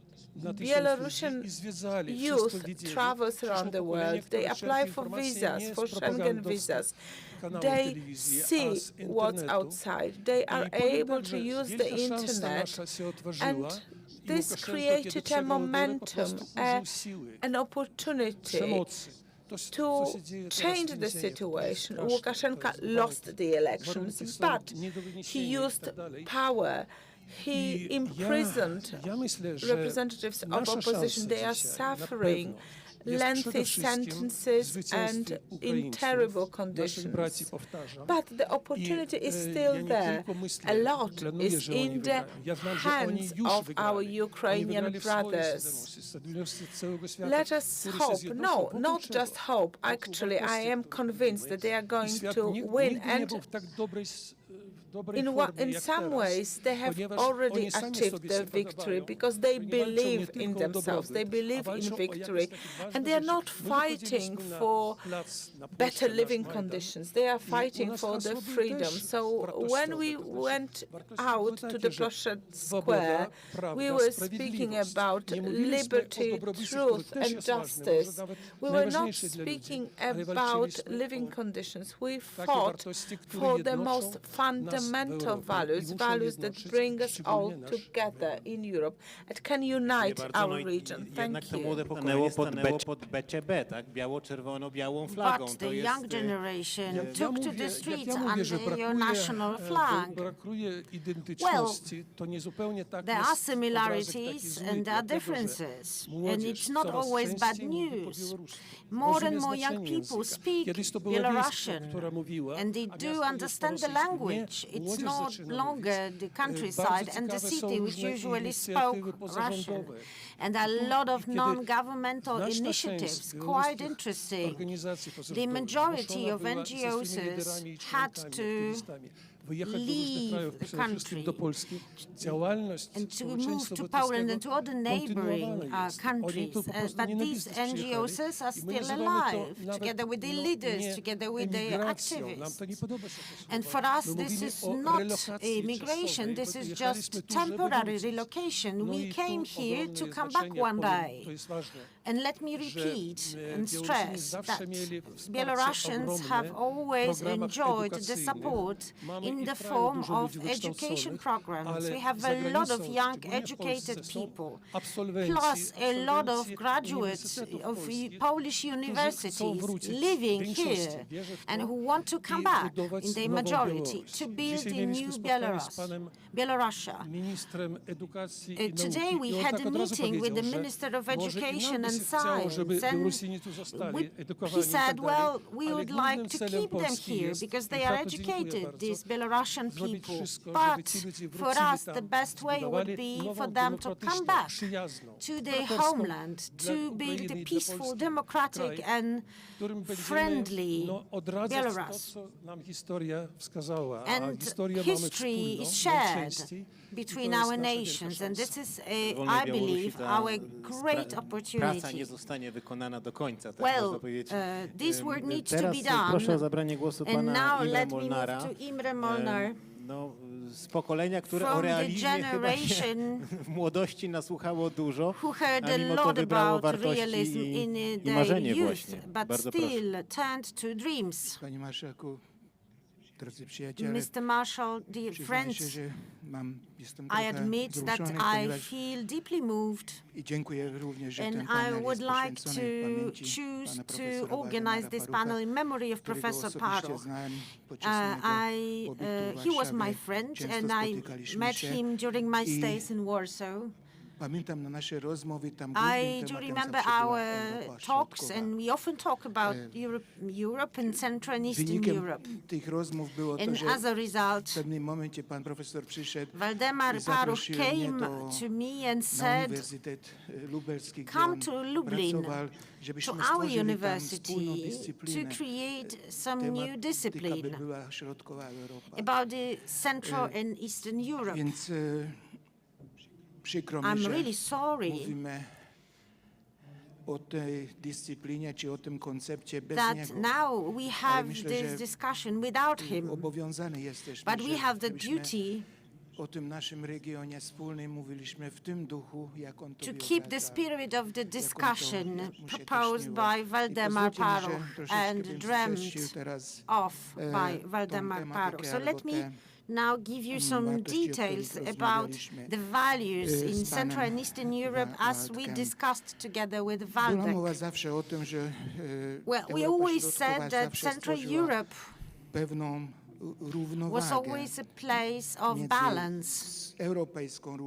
European balance between the East and the West, and the counterbalance to the colonization and colonizing ideas coming from the West and from the East. The counterbalance against the Russian and the German aggression.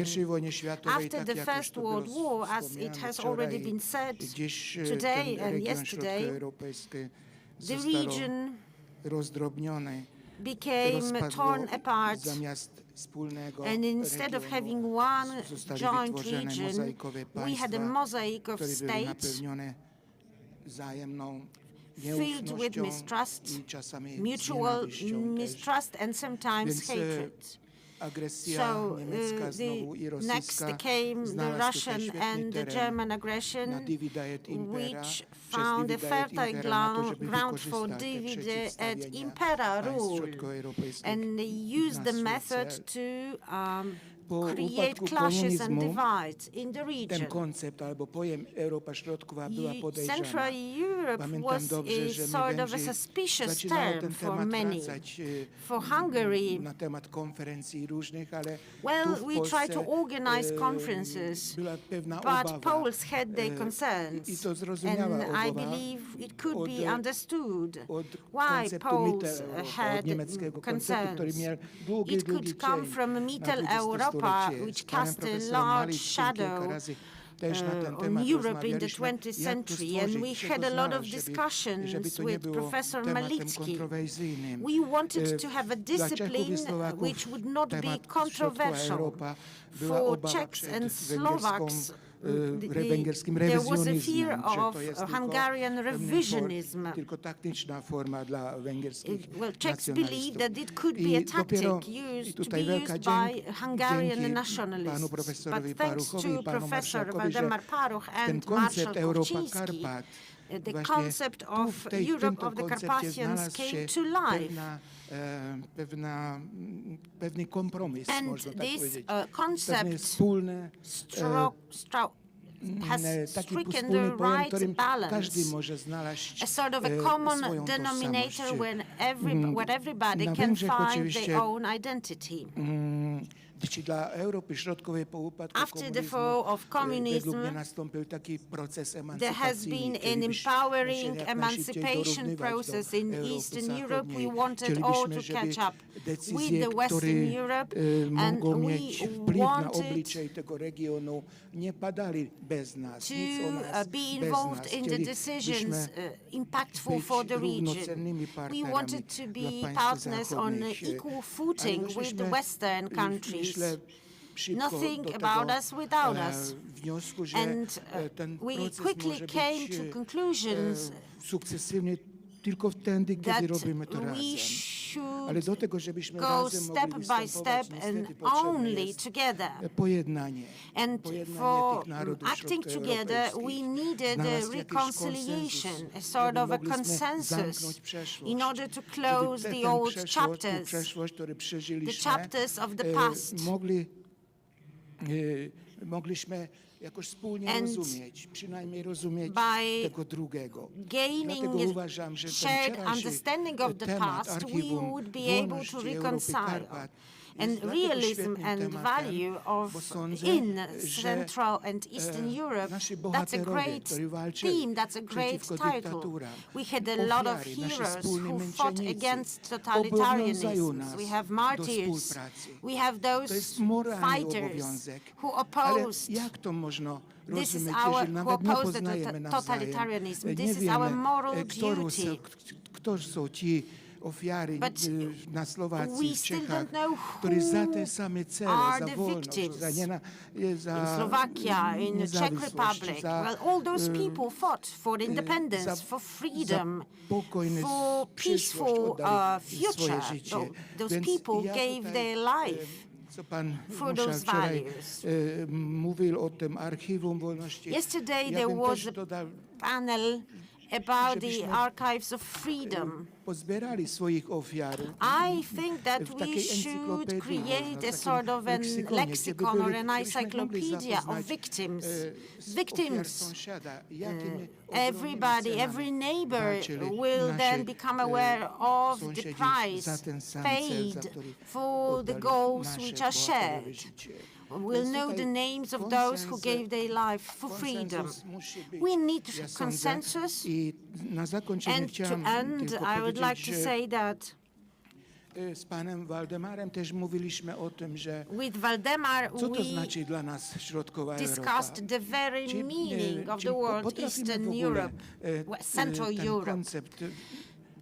Central and Eastern Europe and Central Europe in particular. What is the meaning behind this concept of Central Europe?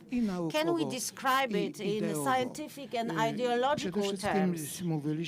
Well, we try to do that. Europa Środkowa to For jest us, pewne Central Europe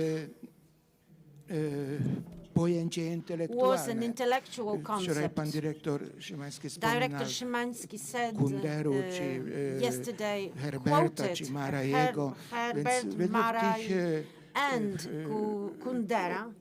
O ogromnych postaci środkowa Europa These przede great wszystkim figures jest of doświadczenie egzystencjalne, we had intelektualne, the very same intellectual and existential experience. Zachowywania swoich wartości, swoją tożsamość, identytet i swoją wiarę chrześcijańską. Ta tożsamość dla nas jest wspólna, kiedy poznajemy nawzajem, zapoznajemy się z tradycją nawzajem. I oczywiście nie można wyobrażać to zaistnienie bez wolności, bez niepodległości i samodzielności.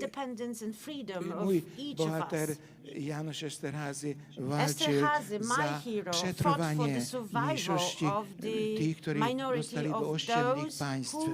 Ale myślę, że cała środkowa Europa przez stulecia walczył za to przetrwanie. I the fight for survival that's been going on in our regions for centuries. Co będzie z naroda niemieckiego za 20 lat?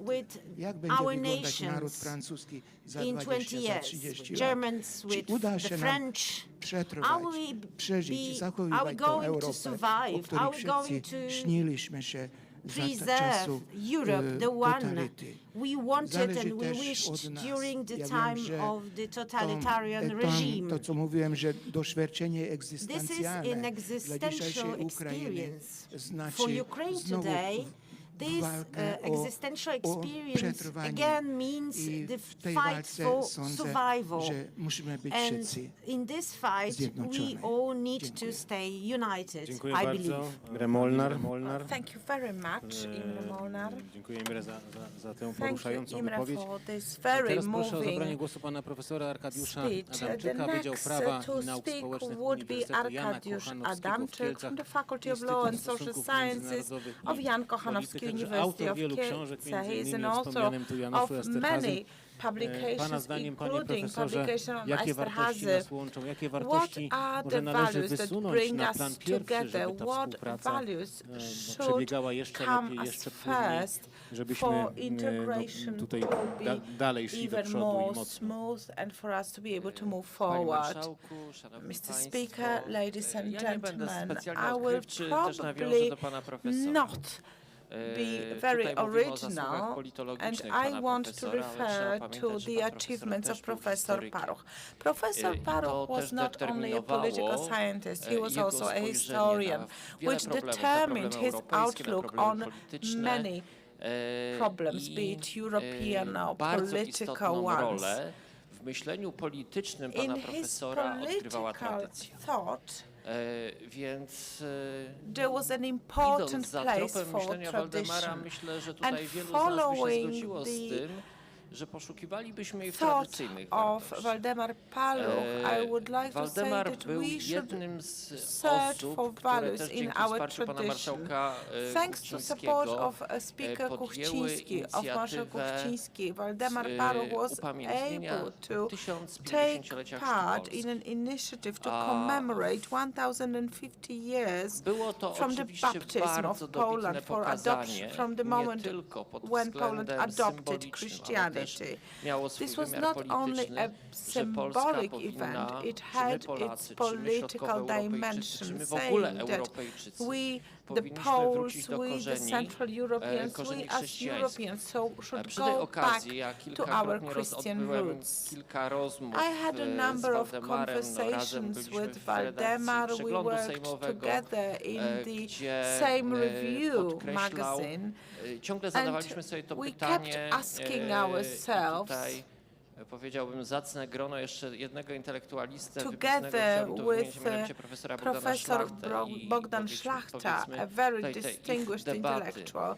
na So temat the tego, debates on czy jest to Europa, do whether której ta Unia the Europejska, European do której Union is the Europe we my should aspire wstąpiliśmy. To for. jest ta Unia, Is it która, the u której European podstaw Union that we legło joined? chrześcijaństwo. European Union Przecież founded on twórcy Christian values, Unii because the Europejskiej, founding fathers część of the z nich European dzisiaj mówi się Union o nich poważnie jako and some kandydatach of na ołtarze. them Natomiast gdzie dzisiaj w are sferze wartości on the jest way to Unia become Europejska, Christian śmiem Catholic twierdzić, że no trochę bardziej saints, odległym and I biegunie believe the niż current wtedy, European kiedy Union is very far from mówiono what się it o, was mówiono when przede it was wszystkim na being pierwszy rzut, established. And wysuwano jako of główną course, wartość the wysuwano main value wartości presented at chrześcijańskie z the naczelną time zasadą was the przebaczenia Christian krzywd values and po the II wojnie virtue of Więc wydaje mi forgiveness się, że for the ten powrót sins do tych of the wartości Second World War. konstytuujących So if we Polskę, go back nasz to the region, founding Unia values, Europejska, to to jest the to, co nas przede cornerstone of the wszystkim, European powinno Union, łączyć. and this Wydaje is mi się, że something jest to that też should dobra oferta bring nawet us dla osób, które together. niekoniecznie wierzą w This dobrego Pana should Boga, be ale an attractive są enough skłonne offer, podpisać not się pod only pewnym for those uniwersalizmem. who are believers, Przywniesiemy because go these z values are tradycji, universal values, and we can greko- go back to ancient grecko-rzymskiej, Greece and przywniesiemy ją z Rome, tradycji or we judeo-chrześcijańskiej, can go no to back już to to jest, Judeo-Christian powiedziałbym, values. zupełnie This inna is historia. a separate topic, but the values Łączy nas are there. przeszłość. Another thing that brings us together is our history. Albeit difficult sometimes, I dobrze było, żeby to trochę było głębsze, jeśli chodzi o Europę Środkową szczególnie. when it comes to niż Central chociażby Europe, we popularne should hasło look Polak, at Węgier, dwa bratanki, history czy odwoływanie się do in a more in-depth way, not monarchii just using habsburskiej, slogans szczególnie about silne Poles and na południu Hungarians Polski, being gdzie, brothers, or doszukujemy się związku the z pobratymczymi common narodami, tradition narodami of słowiańskimi. Austro-Hungarian Przeszłość ma Empire, znacznie because silniejszy wymiar, to history można has znaleźć u many też different w dimensions. narracji, którą narzucił pan profesor. And we can see this Przede in the wszystkim jeszcze works trzeci of argument, Professor Paruch. trzeci walor, który powinien nas And the łączyć, w tym dobrym tego słowa third znaczeniu value dzisiaj, that should bring powiedzmy, us ta together kategoria in a politologiczna positive way, jest nadużywana and i when we pokazywana w speak złym świetle. about A ta kategoria nazywa się siła. power in politics, sometimes we pan present profesor it in a Waldemar negative Paruch, light. jako naukowiec Professor zajmujący się Paruch, historią, as an był fascynatem academic dwóch and as a postaci. historian, was Pierwsza to oczywiście fascinated marszałek by Józef Piłsudski, two jego fundamentalna praca personalities. o myśli First one politycznej being obozu Józef Piłsudskiego jest Piłsudski. pewnie powszechnie znana. Ale jest książka, o wrote której marzył, że napisze, o tym fundamental wiedzieli work niczni, której on nigdy nie Józef napisał, Piłsudski, a mianowicie but there była was to another biografia work Józefa P. that was in the pipeline for Professor Paruch, and that was the biography of Józef Beck. Yes, he was a great defender of politicians ruling Poland in the late 1930s. He tried to I w tym sensie to były realistyczne cele.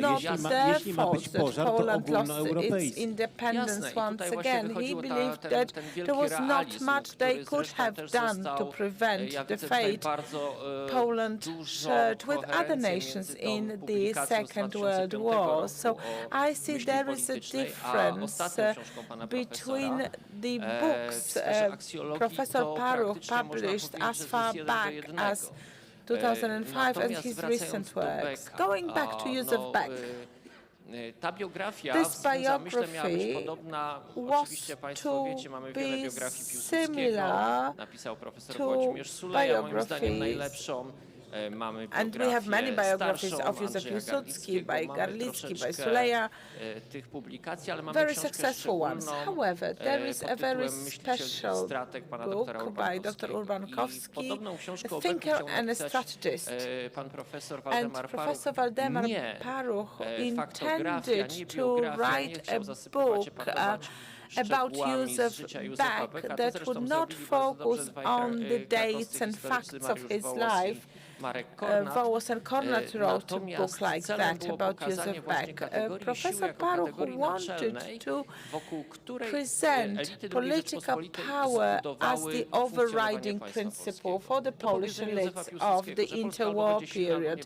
Józef Beck said, Poland will either be strong or it will cease to exist. Professor Paruch followed this train of thought, and he said, and he went further, saying that for Central Europe it is essential to be strong, because if it is not strong, it will be consumed by its strong neighbors, economically or politically. So we will be strong or we will cease to exist. So what Dugin says in his thoughts, which are not as exotic as one might think, they are an expression of very aggressive attitude. So if Dugin, a Russian thinker, has a concept of Russia dominating the whole of Europe and reaching the shores of the Atlantic Ocean, there is certainly a danger looming there. So we should remember about the past, but our objective is to build our power in terms of politics. The next speaker is Jan Holzer, a professor of the Department of Theory and Methodology of Political Sciences and Administration at Maria Skłodowska-Curie University. Professor, what is your outlook on the values and challenges of our region and the realism in politics?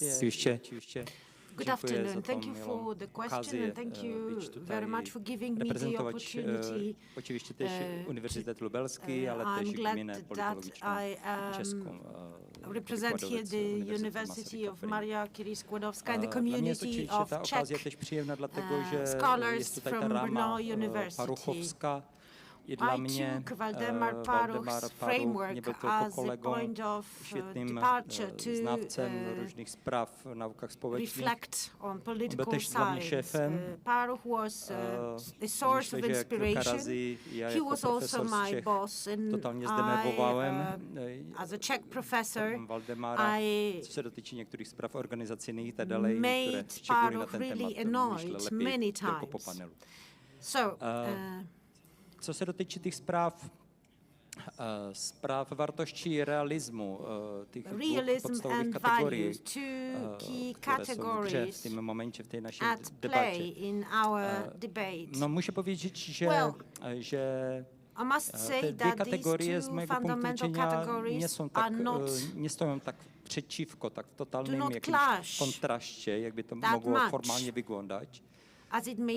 Z mojego punktu widzenia właśnie realizm jest wartość. To jest jedno z możliwych podejść do tego problemu.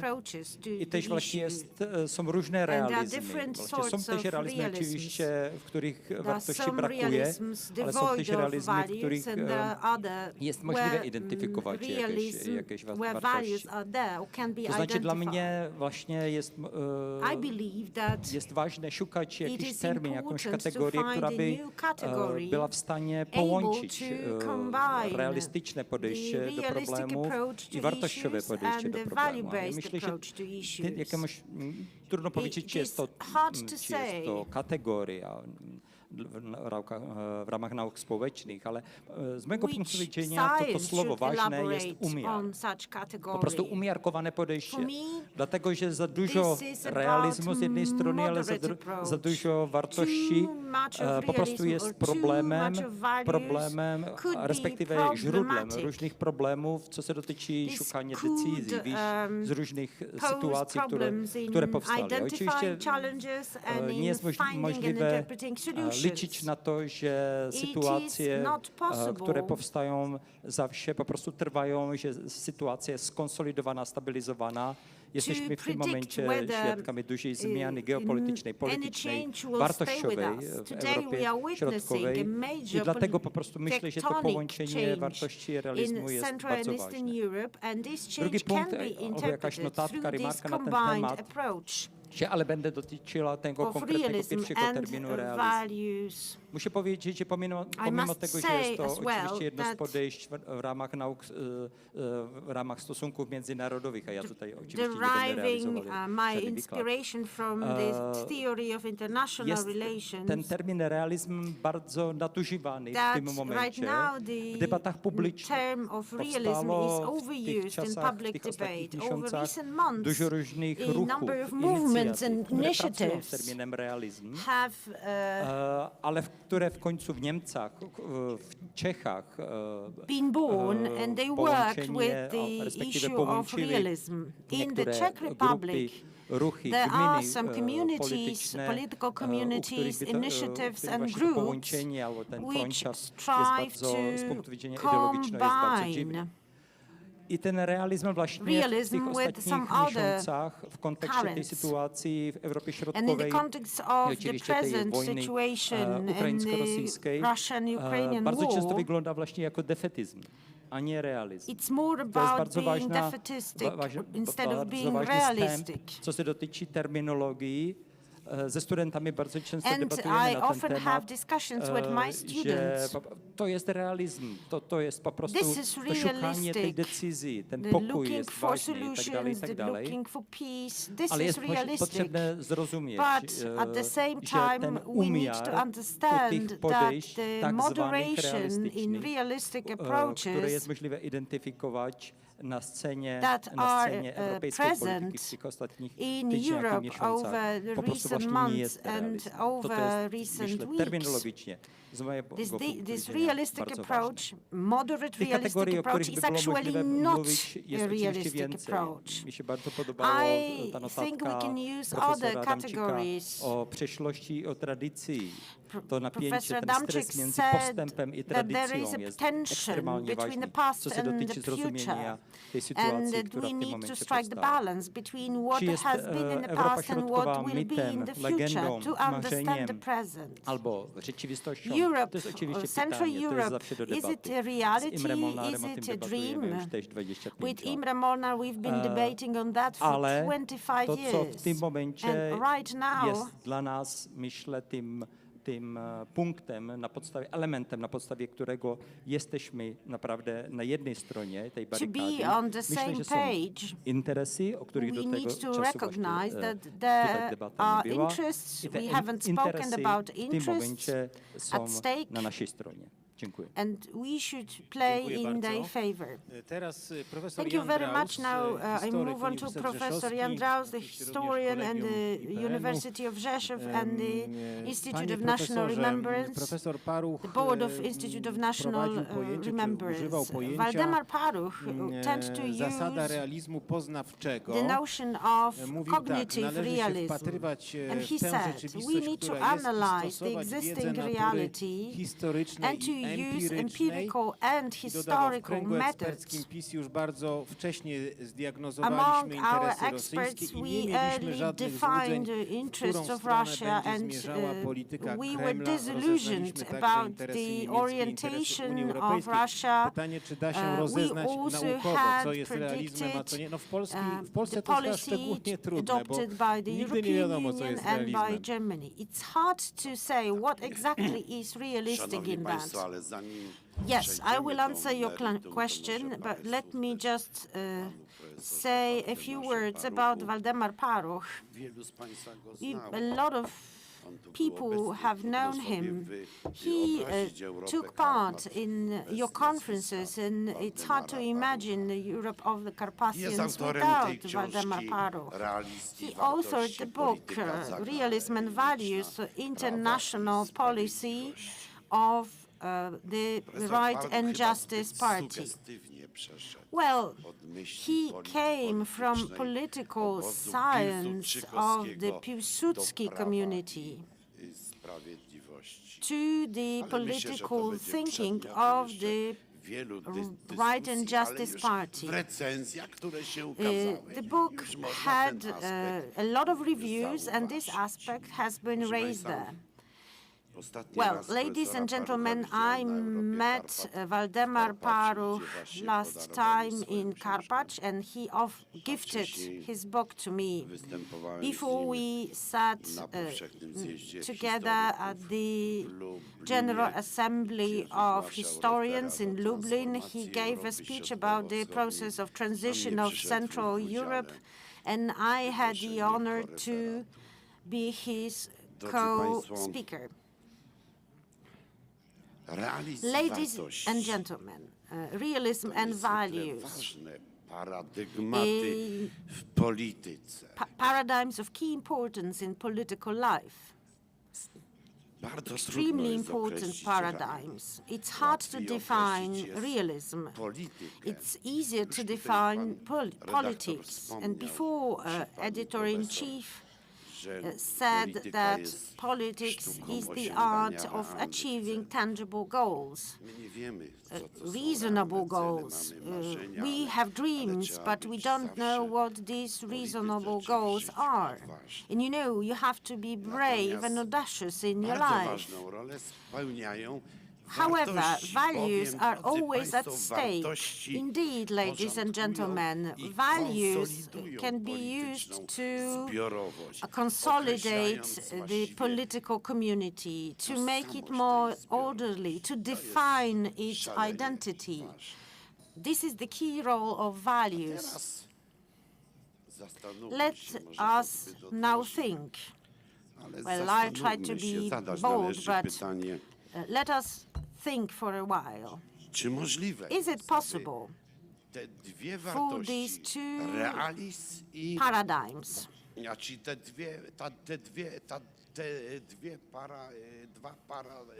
these two paradigms, the realism and the values, is it possible for them two to become effective tools in politics, in European politics, to be used by Central Europe? Probably some of you could be surprised. It's not an easy question. But you know, we need to dream in our life. And realism should be advanced as a paradigm.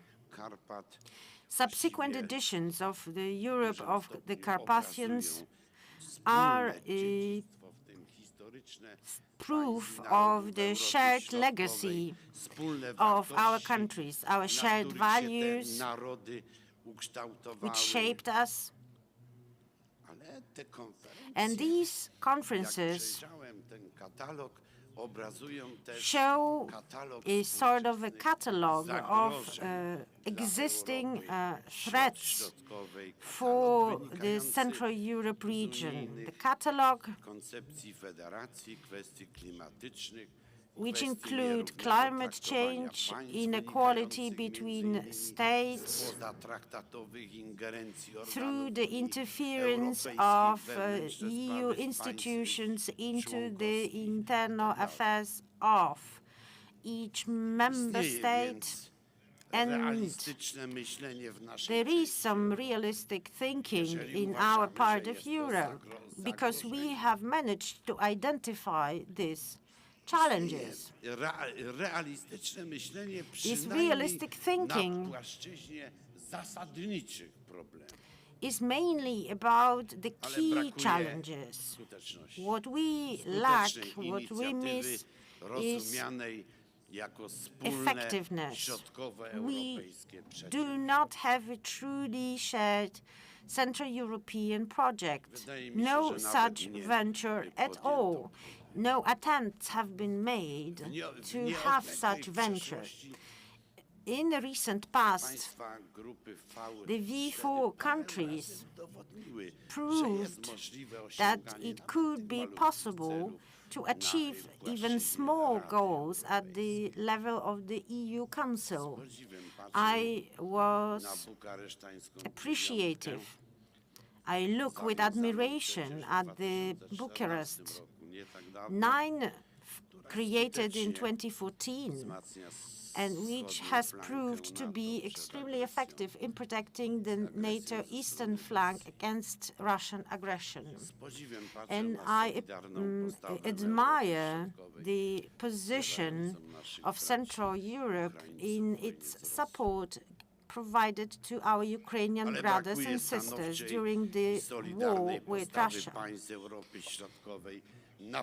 But there is still some missing link at the EU level in our cooperation. I do realize how the EU works. And by saying the EU, I mean the EU Council. Although I have a similar opinion about the European Parliament, and I share the view of Professor Legutko in this respect. That is why, ladies and gentlemen, I think that it is necessary to have a body or an authority which would integrate the countries located in the eastern flank of the EU, together with Ukraine and Moldova, and the representation of Belarusian opposition in emigration. Such body could be a strong voice in European policy making, a voice provided to support the reform of the EU institutions. As I said, you need to be bold in politics. And realism means the definition of goals. But until now, at the EU Council, at the level of the EU Council, no such attempts have been made. Well, ladies and gentlemen, I wish that realism and values in Central Europe manage to infiltrate into the old Europe in order to change its face, as in the case of the fighting Ukraine. Otherwise, Milan Kundera would be right. And he wrote about Central Europe. We always come across ignorance of the great powers who would always challenge the existence of our countries.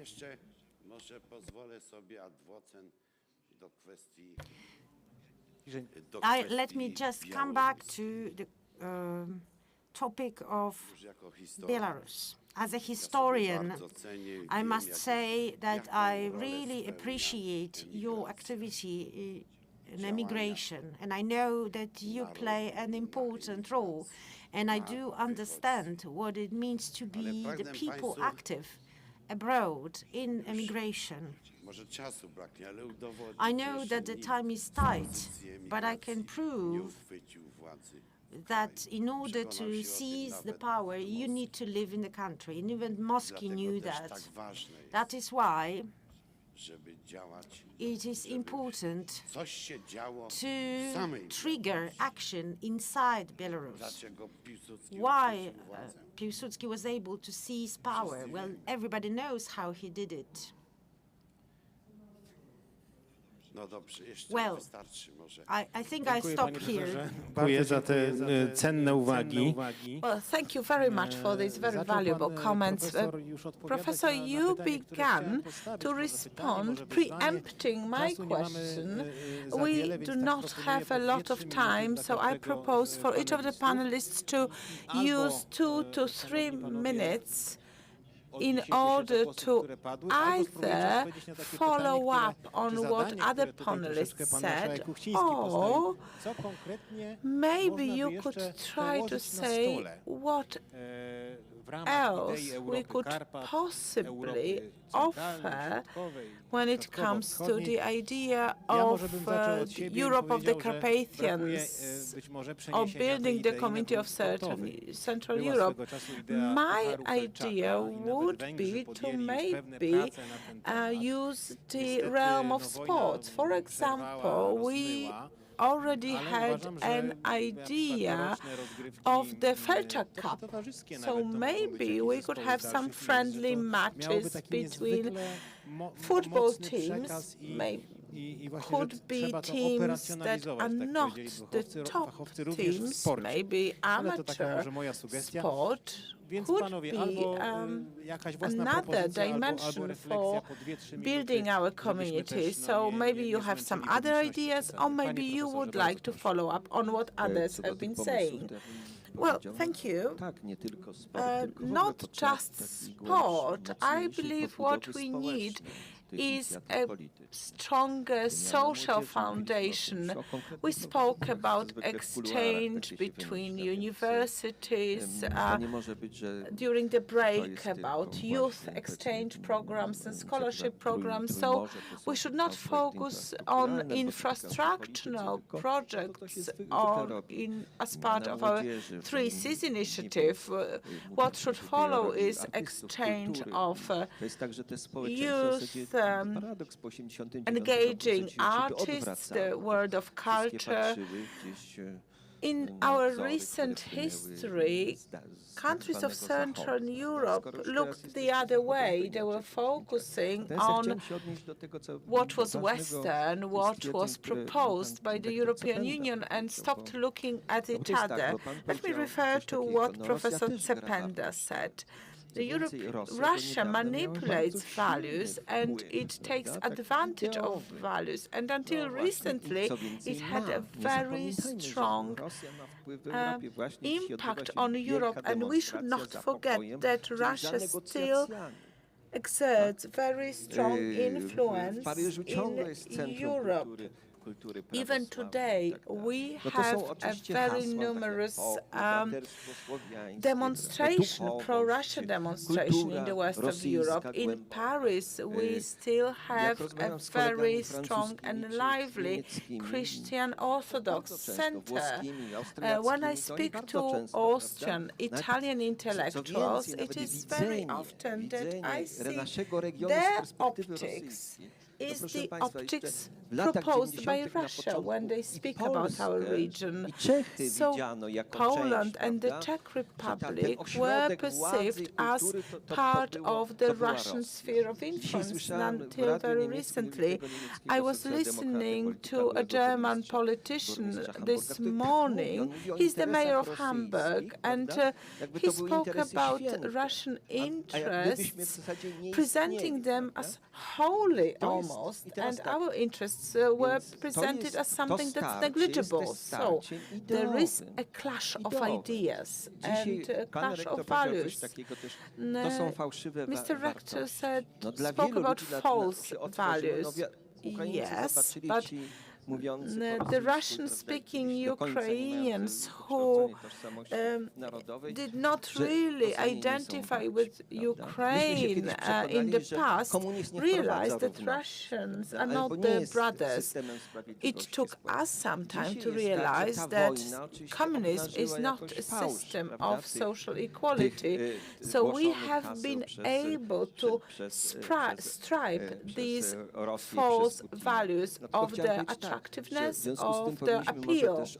And yes, when we look at Putin, when we listen to his speeches, he takes advantage of cultural weaknesses of Europe. When he speaks about family and other things, it appeals not just to Russians. There are people in Europe who find some appeal in what he's saying, yes, and he takes advantage of the shortcomings of the West. So when we fight for fundamental values such as freedom, right to self-determination, we should not forget that Russia is using these values in a very instrumental way, and this is very concerning. So,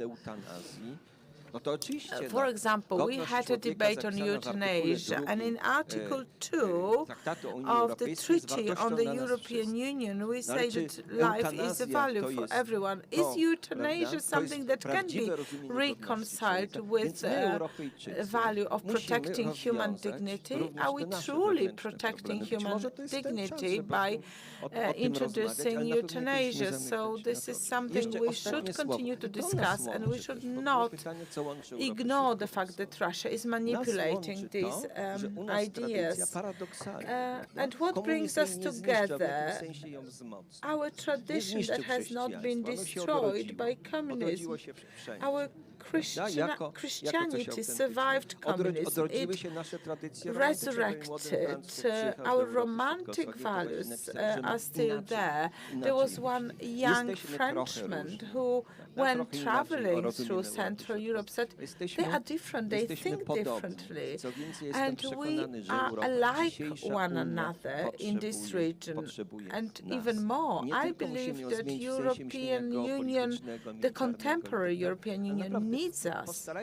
So we should try to change it from the inside, also in terms of values. Let me not ask each and every of the panelists to say something because we're running short on time. So maybe you, Professor, would you like to say something? Well, let me just add about something that can bring us together. Paradoxically, technology is one thing that can bring us together. The digital world is one thing, but I can imagine a Central European car, a project, an electric car, for example. Jakieś komponenty mogłyby zostać wyprodukowane na Węgrzech. Some parts could be produced in Hungary, some in the Czech Republic, jeszcze inne w sieci badawczej and maybe the Łukasiewicz Research and Development Center could produce or design some. So the imagination of our experts and scientists is our only boundary. So we could come up with the project that could actually face up to the challenges of 21st century. Aleksander Milinkiewicz and then Professor Ross. Thank you, Professor, for saying that we will not win our democracy in emigration. We know that fact. However, we need to act even here, because what we do here in Poland help us, because we always have our fellow countrymen in mind with our education programs and with the programs to support them. Thank you, however, for saying that. I would like to seize this opportunity to make a small comment, and I would like to make a call to Ukrainians, our brothers and sisters who right now fight for independence and freedom of Belarus as well. We have some difficulties in contacting well, in context between the leaders of opposition movement, especially Svetlana Tikhanovskaya, and the leaders in Ukraine. It's true, at the beginning, she was not clear about the situation of Crimea. She's a young politician, and I value her a lot. She's an honest person, and she's a fast learner, and she's a legal leader of Belarusian opposition. And here with Kiev, we have some issues in communication. I do understand that probably Kiev do not want to annul Lukashenko. I do understand that. But you know, this is a war of civilization. It's like a Genghis Khan tradition and a European tradition clashing. And there will be no victory over imperialist Russia without the victory of free Belarus. That is important to support Belarusian opposition, democratic Belarusian opposition. I ask you all, representatives of the academia, to organize such meetings. Let me give one example. We celebrated 160th anniversary of the January uprising. My grandfather, great-grandfather, great-grandfather were the participants of the uprisings, and our leader came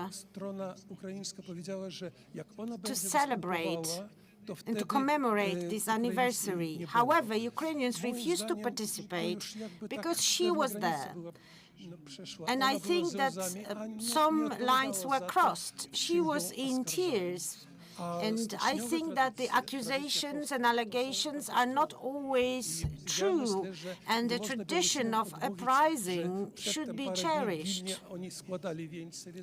Ukrainians came to Vilnius to celebrate the uprising. However, they did not come to Warsaw just because Tikhanovskaya was there. I know it's not an easy task, but I just ask you to seize the opportunity to organize such meetings. Professor Drau.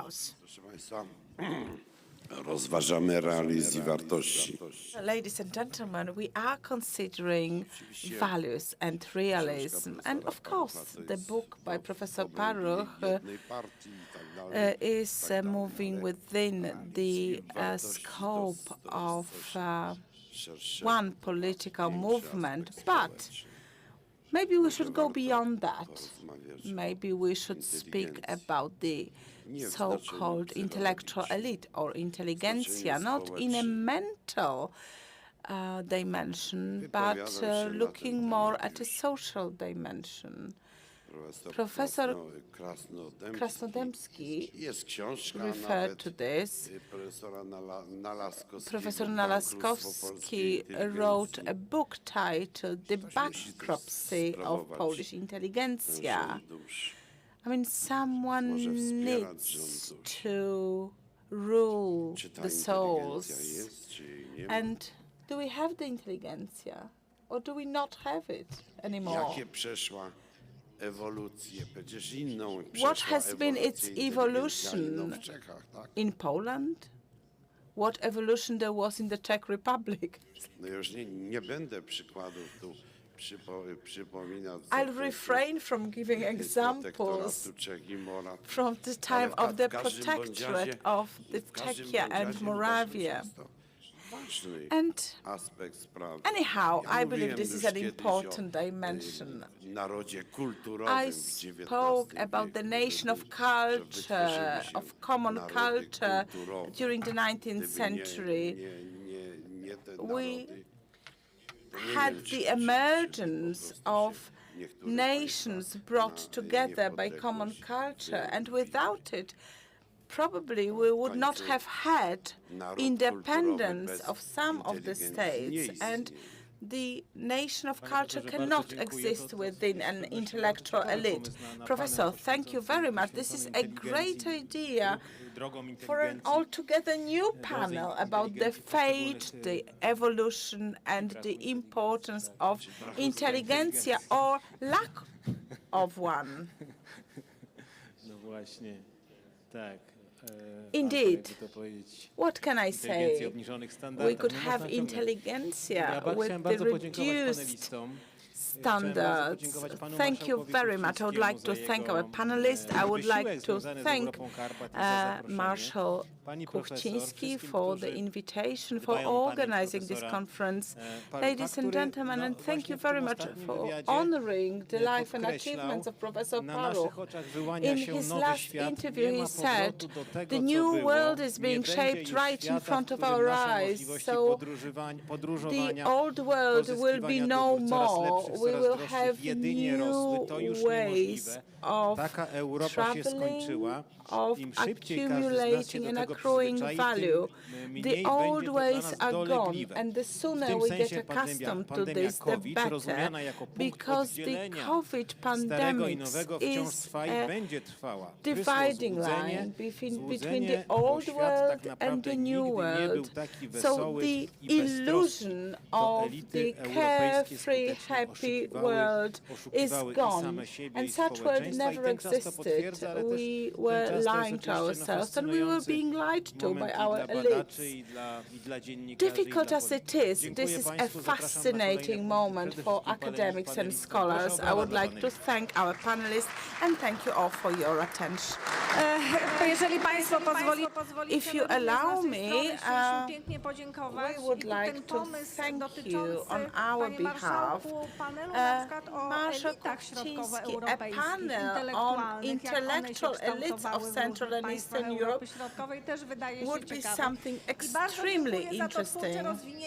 So thank you very much for this very creative development of the idea of realism and values. Professor Paruch was speaking about politics and strategy towards the European Union, the United States and the NATO, and you have expanded this. And let me join in thanking all the panelists for the very important debate about values, values that stem up from the 10 Commandments, and they are the foundations for our home, the home that can withstand all the storms. And if we are true to the values, it does not mean that we are naive. It simply enables us to survive. Thank you very much. And at 5:30 we shall enjoy the next panel. Thank you.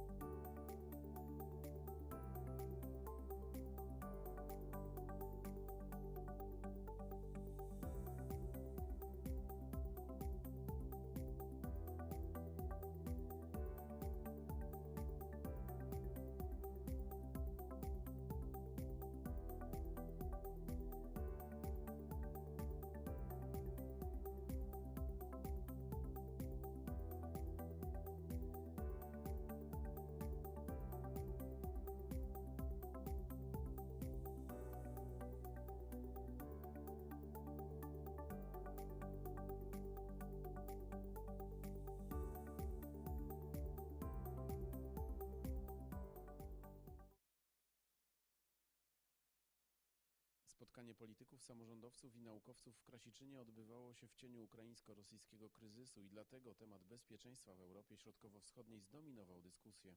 Wszyscy przedstawiciele, bo 10 państw wyrażali tę solidarność z Ukrainą. Zasada nienaruszalności granic, szczególnie w Europie, musi być przestrzegana przez wszystkie państwa, te największe i te najmniejsze. Tutaj jesteśmy solidarni.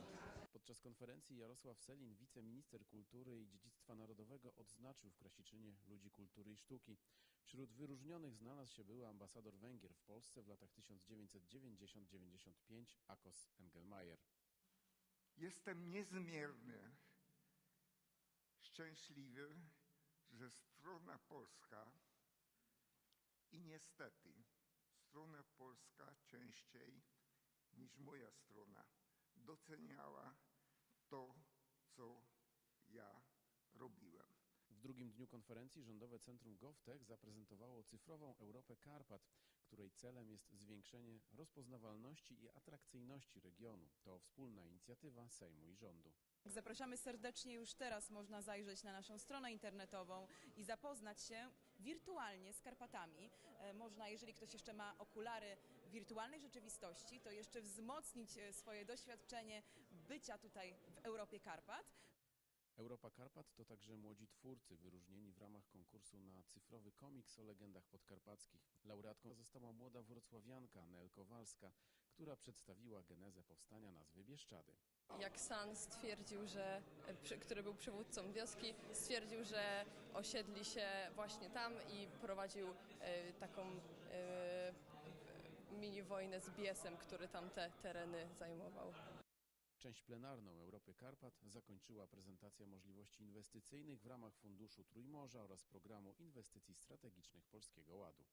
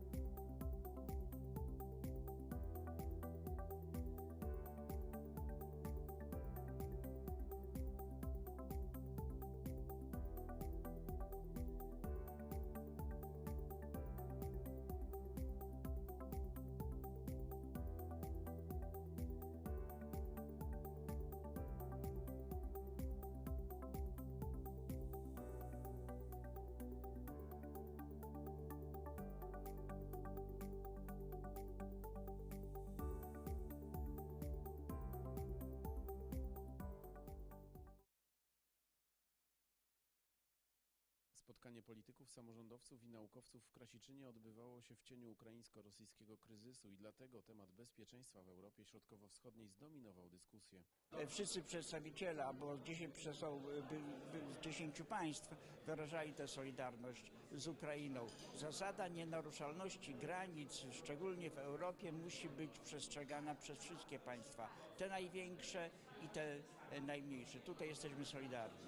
Podczas konferencji Jarosław Sellin, wiceminister kultury i dziedzictwa narodowego, odznaczył w Krasiczynie ludzi kultury i sztuki. Wśród wyróżnionych znalazł się były ambasador Węgier w Polsce w latach 1990-95 Akos Engelmajer. Jestem niezmiernie szczęśliwy, że strona polska i niestety strona polska częściej niż moja strona.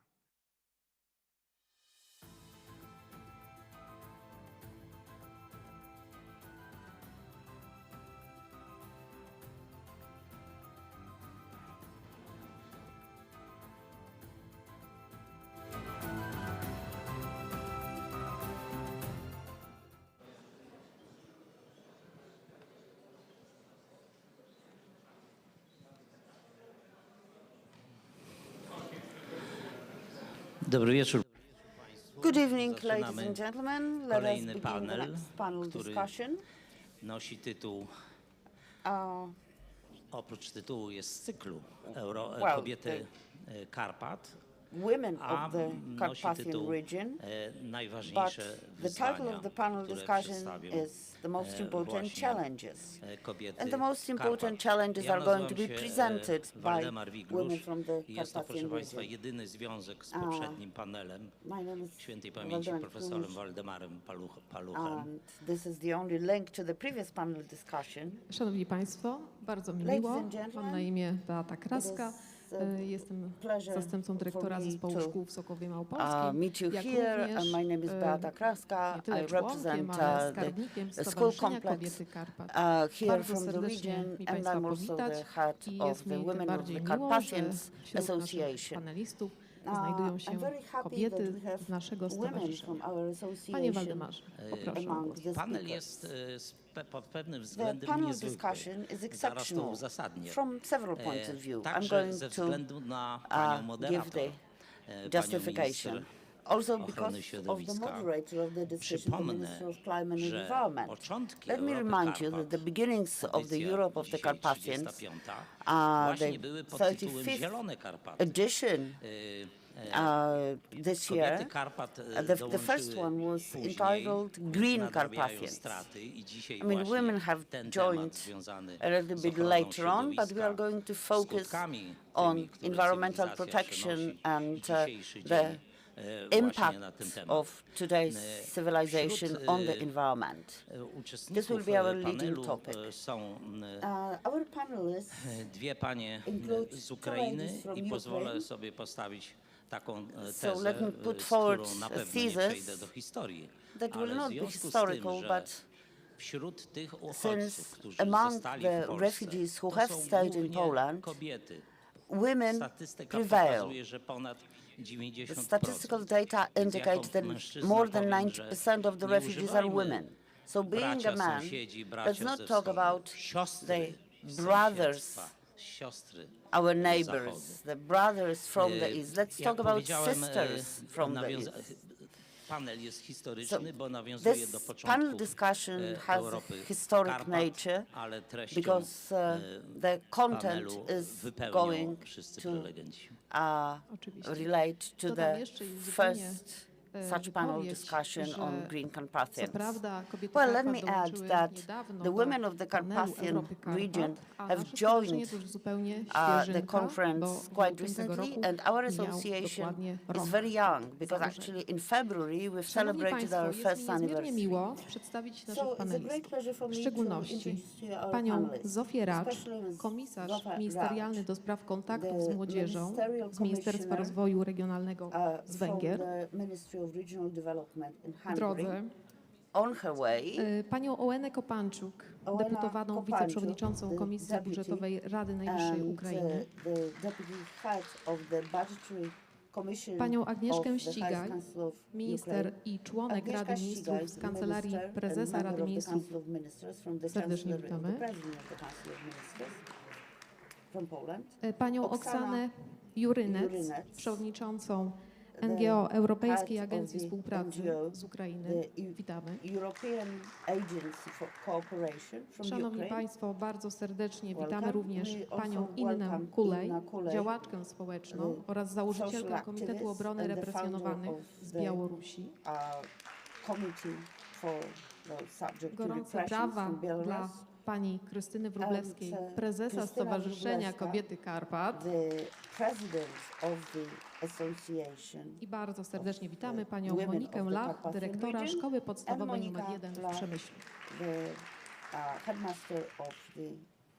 Szanowni Państwo, pozostało mi już teraz oddać głos naszej pani minister, naszej pani moderator, pani Annie Moskwa. Dzień dobry Państwu, witam wszystkich. Good evening, ladies and gentlemen. Welcome, everybody. I would like to congratulate you on your persistence because actually this is the second day of the conference and the last panel today.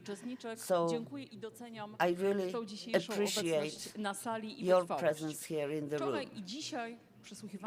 Yesterday and today I was listening to the discussions and a lot was said based on the mind, but I would like to speak from my heart. It's not that men cannot speak from their hearts, but women are especially talented in this respect, so, and this is what we would like to share with you. What are we going to discuss today? We would like to discuss what has been already discussed. However, we would like to discuss it from feminine perspective. Now, we'll see what the perspective is. I encourage you to listen. We would like to discuss what worries us, what we treat as a challenge, what we would like to take care of, what we believe that the contemporary world should take care of. The environment, the war, safety, security, power industry, the youth. These are all challenges, but of course the challenges have the related solutions. After we share our thoughts with you, we would like to encourage you to have a discussion also. One of the topics that has been mentioned for this panel discussion is the natural environment and what's happening to the environment. We are looking at the war situation and of course we focus primarily on the human losses, which is natural. However, not so much is being said about the losses related to the natural environment. And because of the first anniversary of the Russian attack on Ukraine, we should also focus on environmental losses. As has been estimated, approximately $47 million is the amount of losses related to the environmental, natural environment. A lot of species of animals and plants have been lost, 750 plant species, for example. The forests have been burned, etc. Why are we focusing on that? Because the Carpathian region has several features that are common for all of us, including the nature. The Carpathian Mountains are covered with forests. And we want the environment to become the topic of the discussion. We need to estimate the losses well, and on behalf of the Carpathians, we will also have to demand from the Russian Federation the compensation for the environmental losses. We, as Poland, also take an obligation to demand such compensation for those losses from Russia. I don't come from the Carpathian region exactly because I'm from Zamość, but I can speak on behalf of the women from the Carpathian region. Moim koleżankom i prosiłabym, może rozpoczniemy od perspektywy pani Ołeny Kopanczuk, naszego ukraińskiego gościa. Zacznijmy może od przyszłości. Let's start with discussing the future. The first challenges, the most important challenges for Ukraine after the war. How would you see them from your perspective? Bardzo dziękuję każdemu. Thank you very much. I would like to thank all the people present here. I'm very grateful for creating this platform where we can speak. And once again, I would like to say that today it's been 1 year and 1 day since we started opposing the Russian aggression.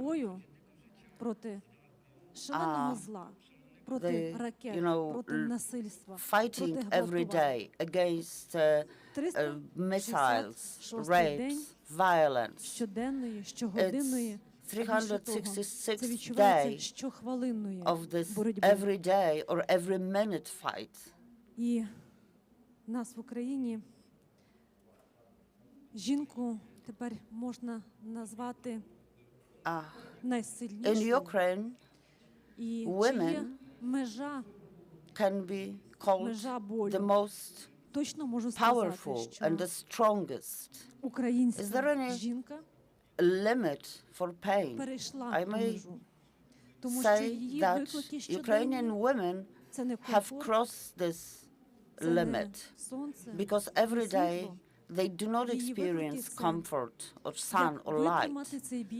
They face challenges of how to survive this pain and how to protect the life of their children. Every day, women are not looking for comfort. They are going deeper. They are looking for shelter. They are not looking for better education. They are trying to find the place, a better place to hide. Every day they receive information about the evil that has come to Ukraine. The territory of Ukraine has become a barrier and protection for the civil society. We can see that evil is killing all the perspectives, and it's killing all living creatures on the surface of the earth, not only people, but also animals and plants. Everything that people wanted to keep for themselves in order for it to provide joy and also development of the society. So what challenges are we facing? What are the challenges for a woman? I can start with saying that the biggest challenge is how to survive yet another day. Here, during this discussion about the women, where we discuss how to support Ukrainian women, how to give Ukrainian women strength and believe in victory, I would like to say that Ukrainian women are strong by the strength of each individual Polish woman. Because we stay in touch, the first hugs that the Ukrainian nation received was from Polish women, and we will always remember that. I think that it's not only the Ukrainian nation that will remember the date of the 24th of February 2022. Poland will also remember this date. because this was the date when you started receiving refugees, offering food, shelter, and clothes. Well, I can see that you are not tired yet of it. Every day and every night, you help us. Життя в таких умовах, яких створює нам агресор. І дійсності ця ваша допомога комунікації і польських українських жінок теж more or less a normal life in the conditions that were imposed on us by the aggressor, but staying in touch with Polish women makes it possible for us to get connected to the world. More than 50 countries joined forces to oppose the evil, and they are not afraid to speak. They are not afraid to do something against Russia. Russia is the aggressor. Russia cannot offer anything good to us. After what's left after their actions are thus ashes, not ashes from one tree only, the ashes that remained after the whole cities that have been destroyed and burned. So I would like to thank you for your energy and for your strength. I would like to thank you for the platforms that you make available to us, like Europe of the Carpathians, where you support Ukraine and you support Ukrainian women. Як підтримати і, звісно, відчує ваше тверде плече і теплі обійми. Дуже also how we can cope with your support. So thank you very much for this. Thank you very much for this very strong voice in the discussion and for sharing your experience. We accept the thanks, but at the same time we treat it as our obligation for further cooperation. Now I'd like to give the floor to Oksana Jurinec. Please present your perspective. What are the biggest challenges from the point of view of non-governmental organizations in Ukraine? Dziękuję всьому польському народу. Буду mówić w języku ukraińskim.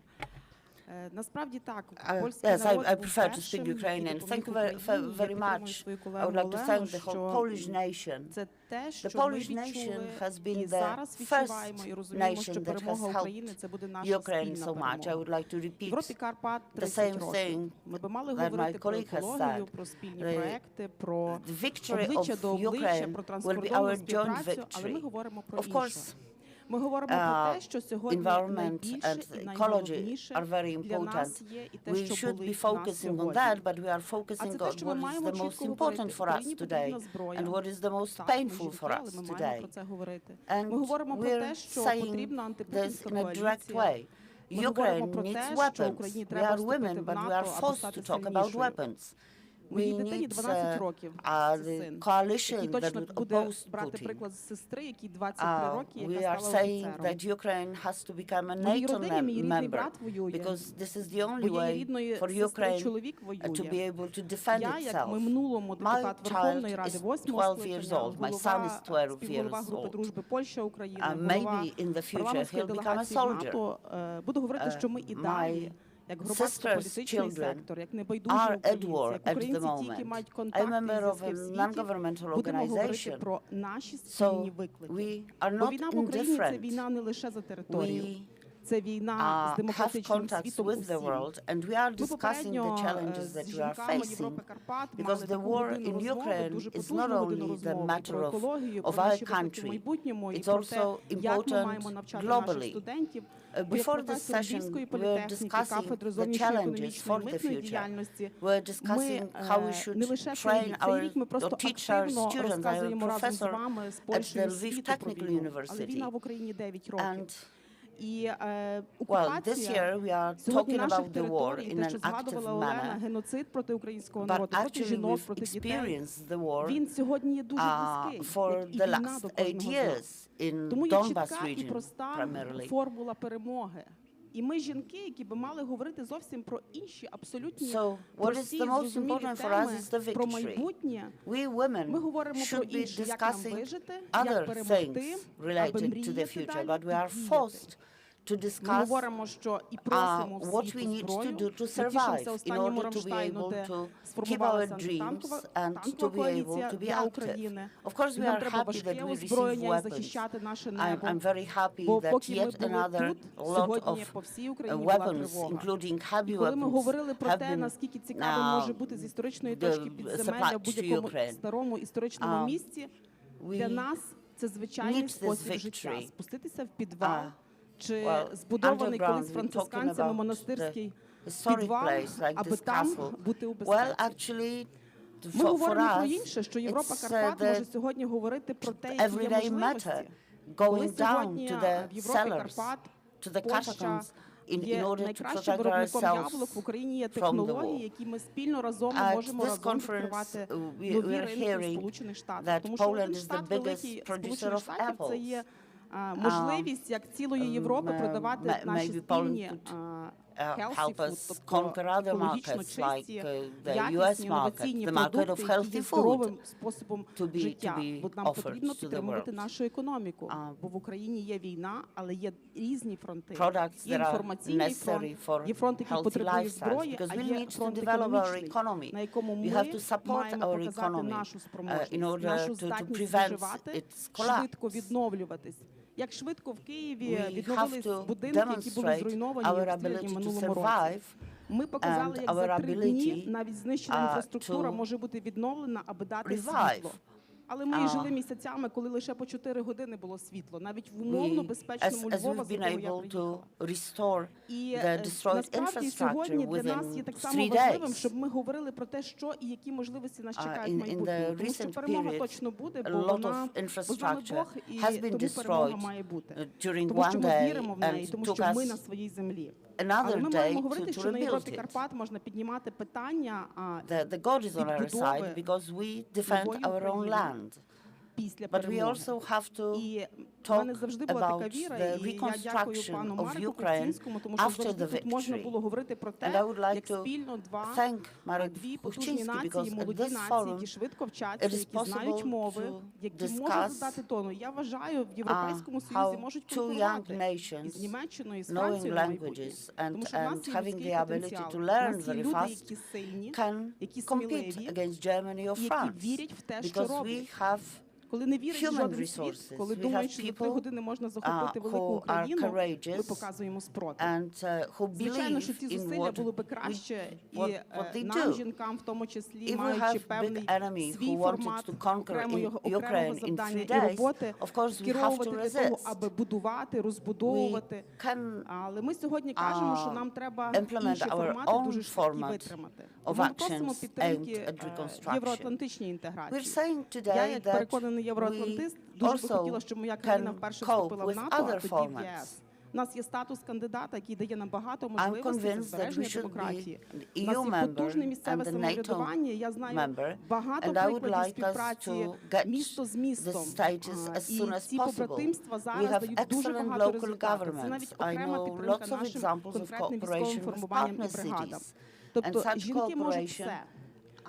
Сьогодні мені тут нагадали колежанка, що з Білорусі, що у вас сьогодні День Лесі Українки. Так, я була малою горда, щоб не плакати, я сміялась.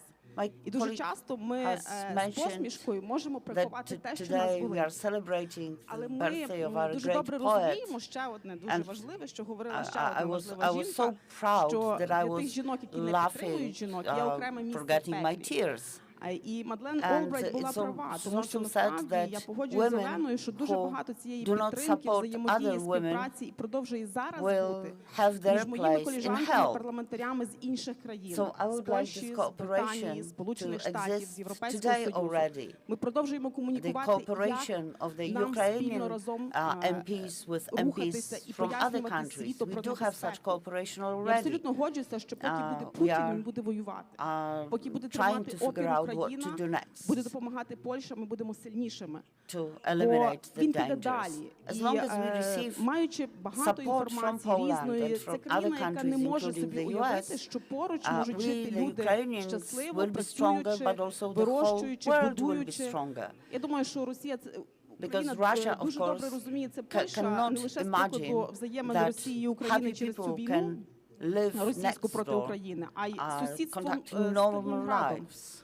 Кьонігсберг, який є так само небезпечною частиною біля сусідства. І ми сьогодні розуміємо, що наше завдання дуже особливе, бо окрім того, що ми спільно маємо допомагати Європі бути сильнішою, ми маємо перемогти дуже сильного, дуже підступного, абсолютно неадекватного з точки зору людського розуміння ворога, але це неможливо зробити самим.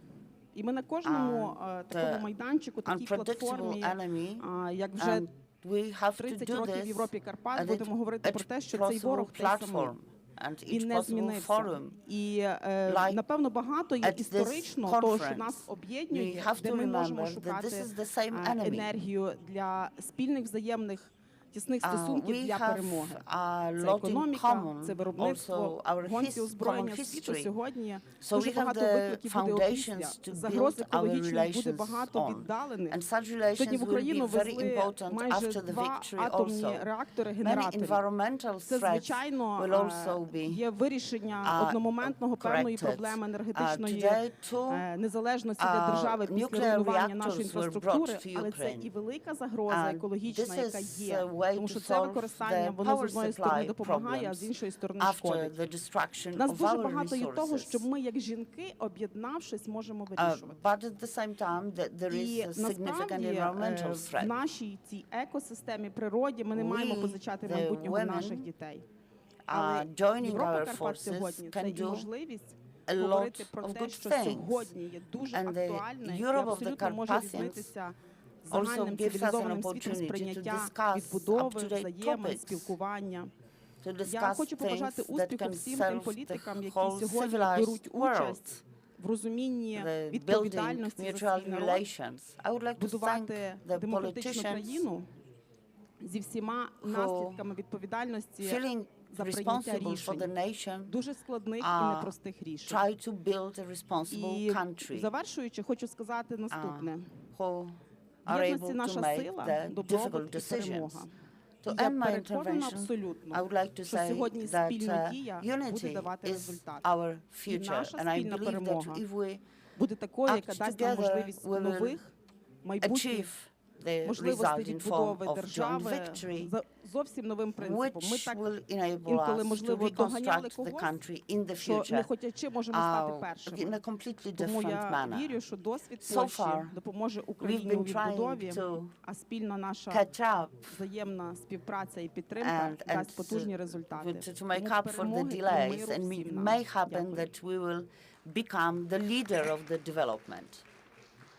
So I would like to wish you peace. Serdecznie dziękuję pani profesor. Thank you, Professor, for your speech. The Conference of the Carpathians joins this appeal of Ukraine to all the democratic countries. I would like to congratulate Ukraine because you mentioned the subject related to energy and the subject of also synchronizing your system to the Western system. Ukraine made this shift and got connected to the Western system with no major issues. It's a great example how Ukraine is really making it from the point of view of energy. Also, the Ukrainian society is fighting for the freedom of speech, for basic fundamental freedoms. We have Irina Kulej here with us from Belarus. She's a Belarusian free woman who fights for freedom. Can you please present us a Belarusian reality and the role of women in Belarus? Ladies and gentlemen, thank you so much for the opportunity to take the floor here in front of you. The name of my country is not perceived like it used to be before. When somebody says Belarus, it equals with Russian crimes, the crimes of the Russian army. But in fact, Belarus is not homogeneous in all of this, because it fights for democracy, and I would like to thank you for the fact that the President of the United States did not forget Belarus, and in Kubitsky case was saying that the leaders of the Belarusian opposition and the Belarusians as such fight for democracy. Let me tell you a few words about the condition of women in Belarus, because for sure not everybody knows what is going on there. It is declared that the right of women is equals with the rights of men, but it's not true. 34.5% women are in the parliament, over 50% in administrative posts, but it's only a decoration. These are women who fulfill Lukashenko's orders, and they were chosen to fulfill the wishes of the authorities. In fact, women are not able to develop, to be active in NGOs and fight for the good cause. In the state, there is this type of thinking that women are not too eager to go into the politics. And as the head of the Central Election Committee said, Lydia Ramoshina, that women's place is in the kitchen. And Lukashenko said that the constitution is not written for women. And for this reason, women cannot be in Belarusian politics. But NGOs and the Belarusian politicians are numerous that want to fight for democracy, for women's rights. And the elections in 2020 actually manifested it, demonstrated this thing, because women like Svetlana Tikhanovska, Weronika Tsipkala, and Maria Kolesnikova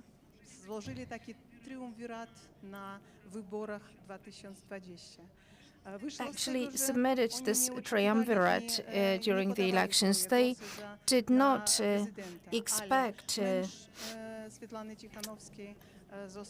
to abolish the president, but Tikhanovska's husband was imprisoned. Valeria was rejected, withdrawn from the elections. And Maria used to be the head of Viktor Babaryka's elections office, and she went in his stead.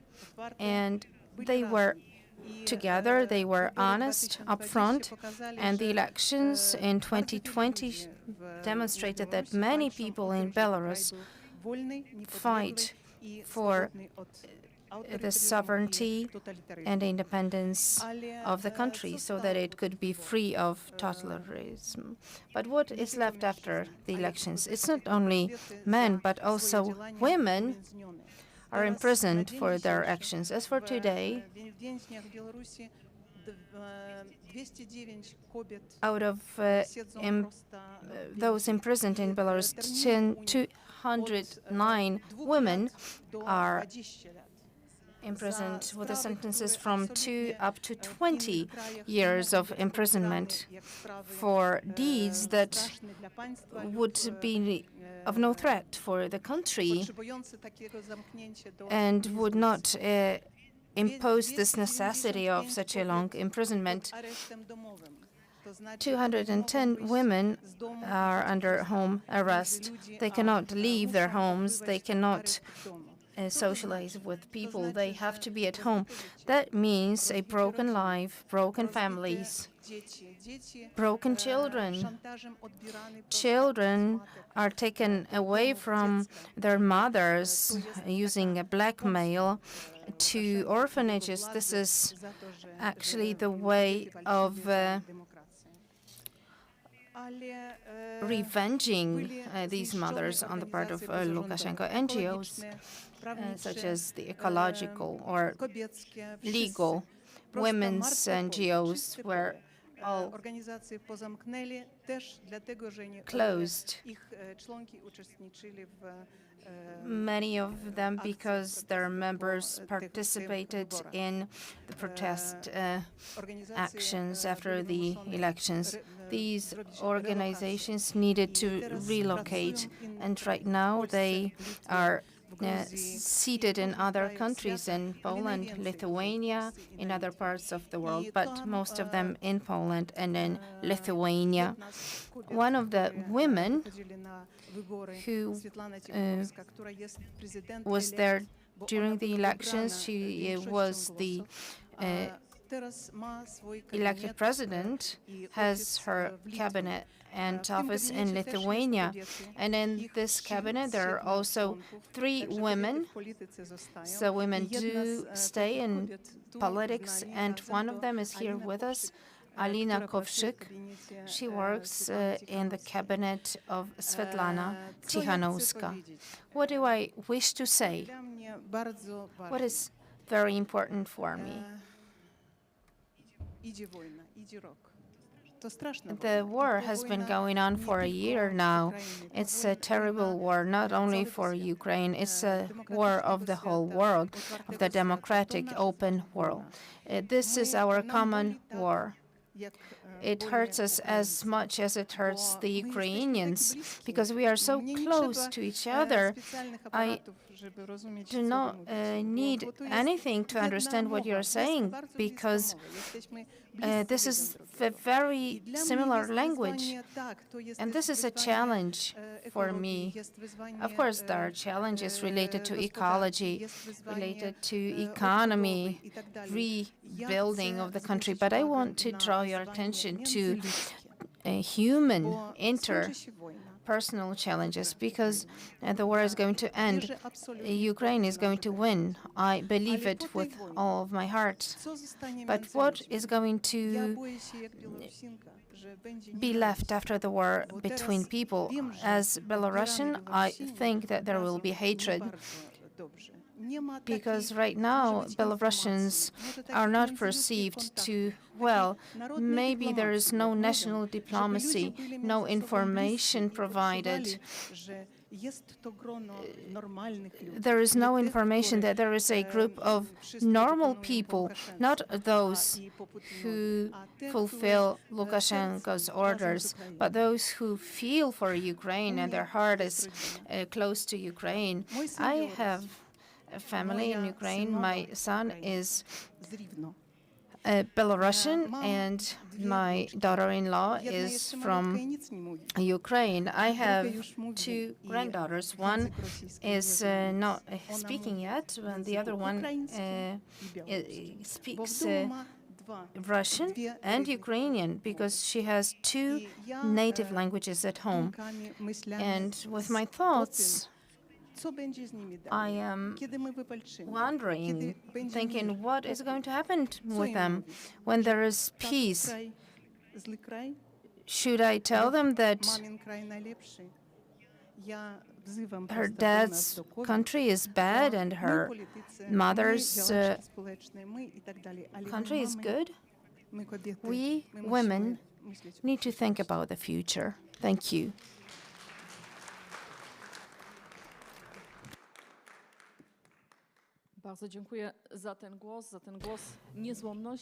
Thank you so much. This is a voice calling for solidarity, calling for humanity. I congratulate you on your activity. Halina joined us, and Zofia Hacz, who is the Commissioner for Youth from the Ministry of Regional Development. Can you please present us the attitude and the perception from the Hungarian point of view? What are the challenges for the young people? Thank you for this opportunity. I need to wait for headset.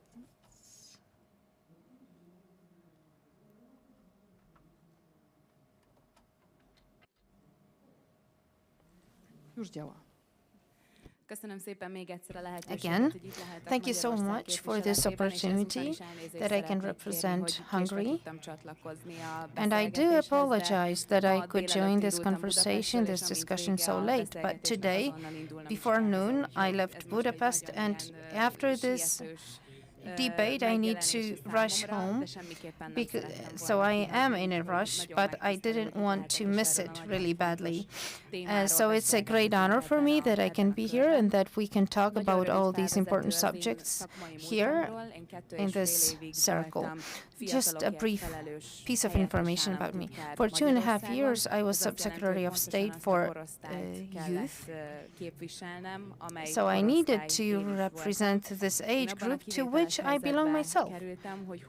But I was in this exceptional situation that I was 22 when I became Subsecretary of State, and I needed to learn very quickly and learn how to exist in politics as a woman, but I have a great mentor, boss, Kathleen Novak. Maybe many of you know who he is.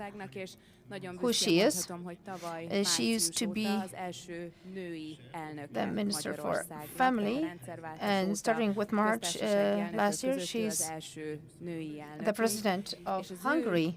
So she's the first President, Madam President. She was chosen last year on the 10th of March, 22. The Russian aggression lasted for a month then against Ukraine. And she, in her inauguration speech as the first Madam President, it was impossible not to say what it means for us, for women from Hungary, how we should react to the situation. And she said at that time something very important. I have a request. If you remember at least one sentence when you come back home about the role of women or about the opportunities that we have during this war, during this aggression, please remember this sentence. She said the following thing: women do not want to win the war. Women want to win peace. I think that this is a very important message. We cannot win the war. The war ends not only because one side wins.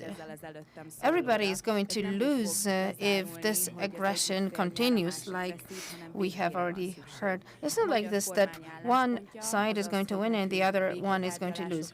We need peace, and the stance of the Hungarian government is that we need to support the initiative of negotiations, and the war is going to end when there is peace and not when one side wins, because everybody loses here. And we play a very important role here. We need to support the activities for peace. We need to undertake this role in the public life where we can disseminate our stance. And I would like to draw your attention to the cooperation between women, especially in different ages.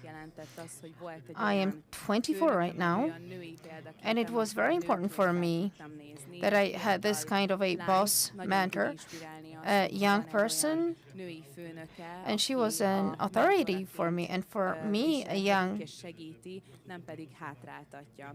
woman, it was very important She was my mentor, and she did not treat me as a threat, but a successor. And she supported me everywhere I was, even in the post I am occupying right now. And of course, everybody is young here in this room, there's no doubt about it, but let's not forget that those who have been young women for some time, bosses, please support young girls, young women. It's very important for us to be able to look up to you. You're our authorities, you can become our role models. And in this conflict, during this aggression, we can see how you react as women. For us, who are at the very beginning of our career path, it's important because we keep learning. It's very important for us to have good patterns, to have good examples. But let's not forget that these are strong women, leaders with a strong character. And I do not mean by any chance any hatred towards men, because feminists, their role should not be about rejecting men or disseminating hatred towards men. No. How can we leaders, women leaders, cooperate? Somebody is a good leader not because he or she is a man or a woman, but because he or she is qualified. And it's a great responsibility to support these women leaders, not to look down at them, but to look at them as at partners. We could take a common sense or cooperate or react to such challenges like now. Posed by the war. So again, thank you so much for the opportunity to have a word in this discussion and for being able to be a witness to this discussion. Minister, I appeal for peace, but also for solidarity between generations, especially amongst women. We accept this appeal with full understanding, and we do take this challenge towards women. Congratulations on this career path. Bravery to be a leader woman, and I'm positive that your career will continue the same great way. Another leader, another strong woman, Madam Agnieszka Ścigaj, Minister, member of the Council of Ministers. What is your perspective on the role of women in Polish politics? What are the main challenges that are ahead of us?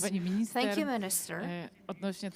As far as this young woman is concerned, I want to say that my daughter is here in this room, who is older than Madam Minister from Hungary, but I do understand this appeal and I do join it. Anna, if I may, let me just share my thoughts after what we have heard from our colleagues from Ukraine, Belarus. It really made me shed a tear, and there are great emotions that I have being with women for whom the world collapsed.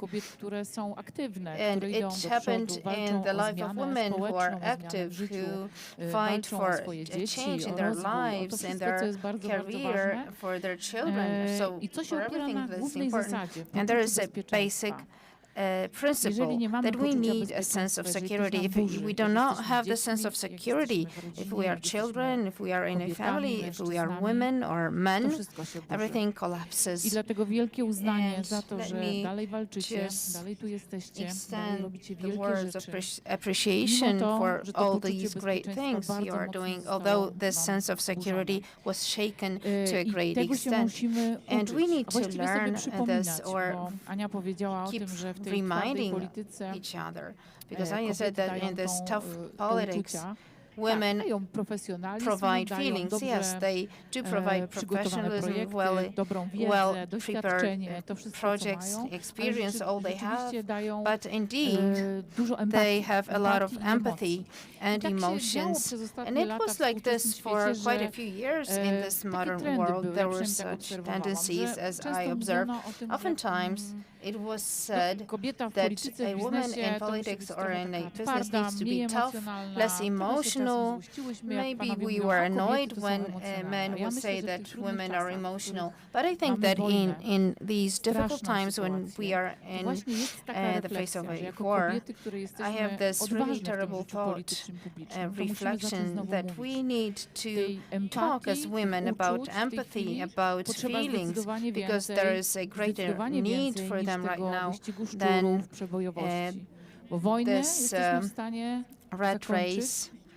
We need to end this war with love and empathy and respect for other persons. It's very important. And we need to go back to this. We need to start talking about it to our children, our daughters, that it's very important that the peace in the world is about understanding the other person and having respect for this person. And I wish you all of this. And coming back to what we can learn from each other, what we can contribute with for the future. I think that what is going to happen after the war and in relation to empathy and understanding, social politics are something we all went through, but I think NGOs are very important with their actions, with problem solution. 2/3 of these organizations are about women who are active there. And I myself am a person who derives from an NGO. I chose the social path at first, not the way of politics, because it's women who are aware of social problems. Za wszelką cenę trzeba coś wywalczyć. Tylko szukają rozwiązań. Potrafią się różnić, ale z tych różnic potrafią wyciągać dobre rozwiązania. I na pewno tym wcześniej przed wojną dzieliliśmy się zdaniami i będziemy to robić dalej. Dlatego, że mimo wszystko, jak to piramida Maslowa mówi, no najważniejsze to poczucie bezpieczeństwa, te podstawowe potrzeby i to wszystko trzeba zapewnić. To my nie możemy zapomnieć, że już pewną drogę przeszliśmy. Jednak te potrzeby wyższe muszą zostać. My musimy je obronić, musimy dalej je rozwijać. To develop them, we need to do it together. We as women, as far as the organization of NGOs experience is concerned, how we can build the professionalism, sensitivity of these organizations, how to acquire funds, write business plans. We have this professionalism, we can share. Ukraine wants to join the EU. We have already gone through it. We are going to share it with you. We are going to tell you what mistakes we made. You don't have to repeat them.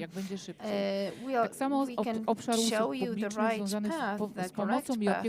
Also, as far as taking care of addicted persons, how to do the family policy.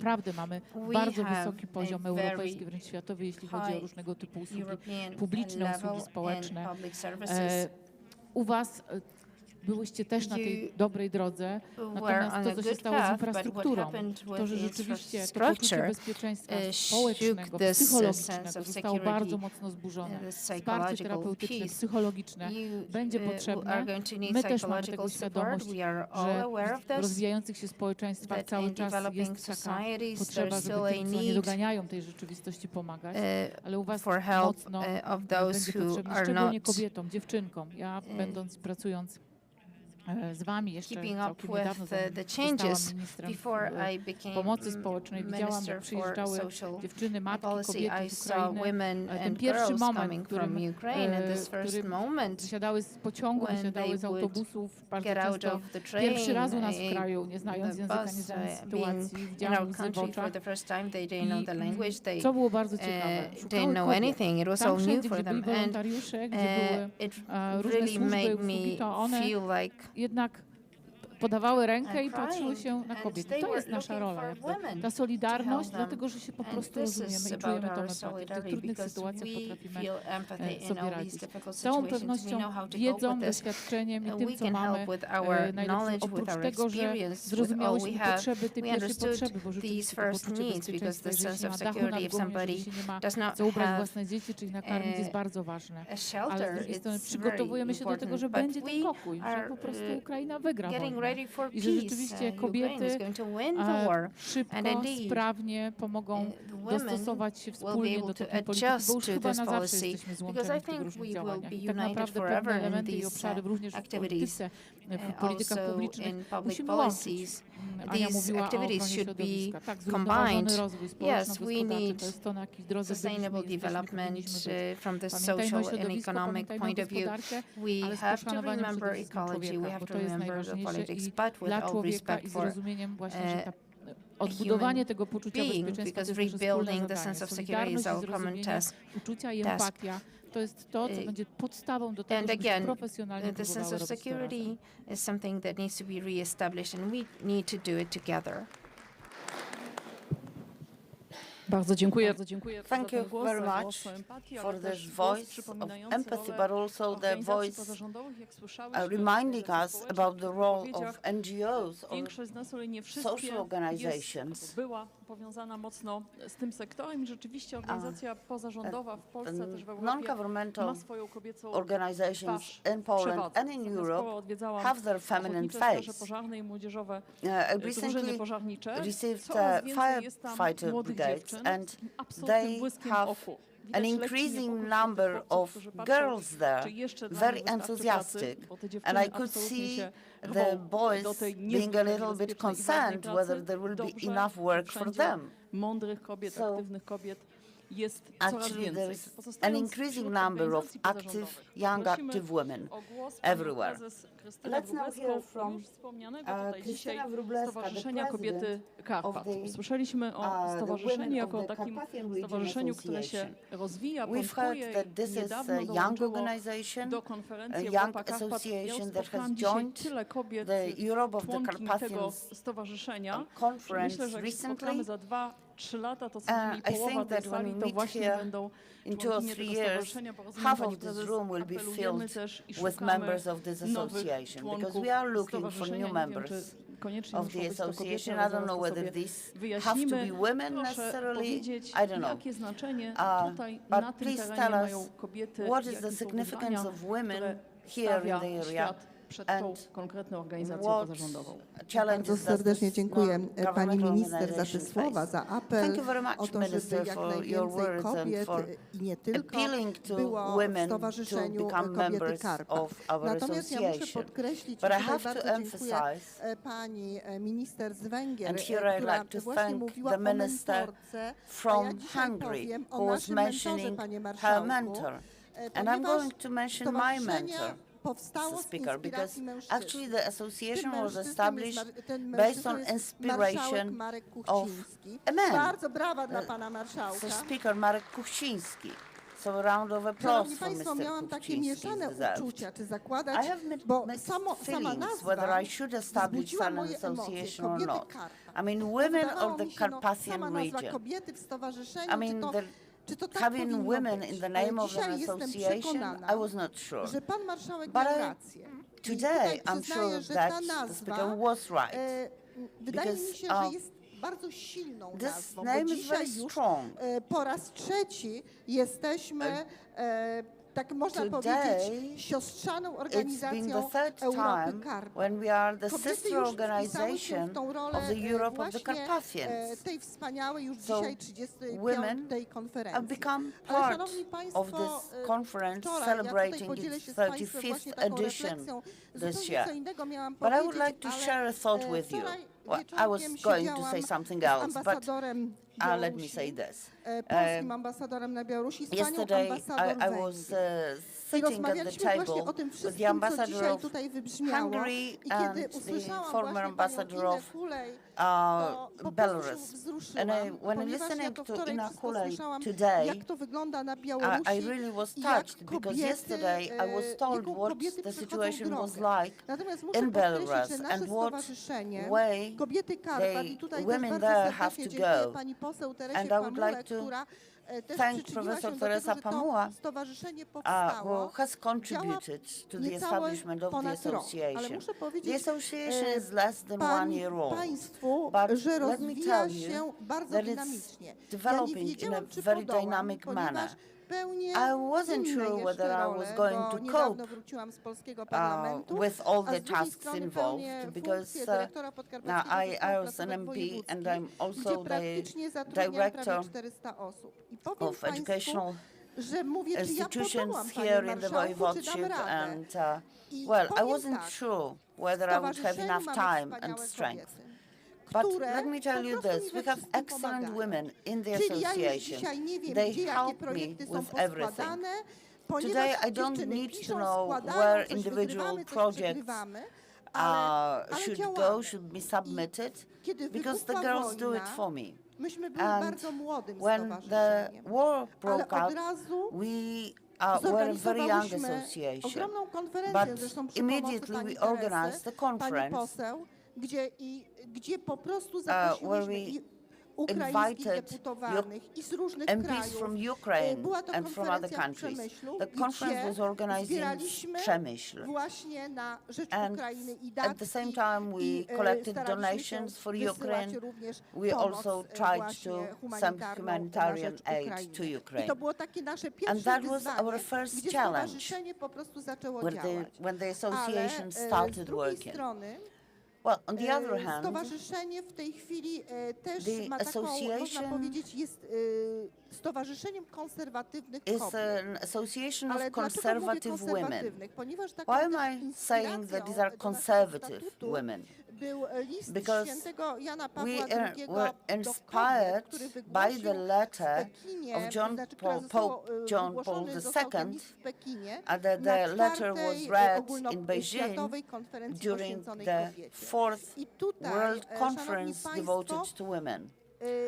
te słowa, the które wygłosił święty Jan Paweł II do spoken kobiet, to women by są Pope John Paul kwintesencją II tego, co się każdej are kobiecie the należy. essence of On po what prostu podziękował each woman, wszystkim kobietom za woman to, deserves. co robią. Ja He tak w thanks skrócie women for what they do.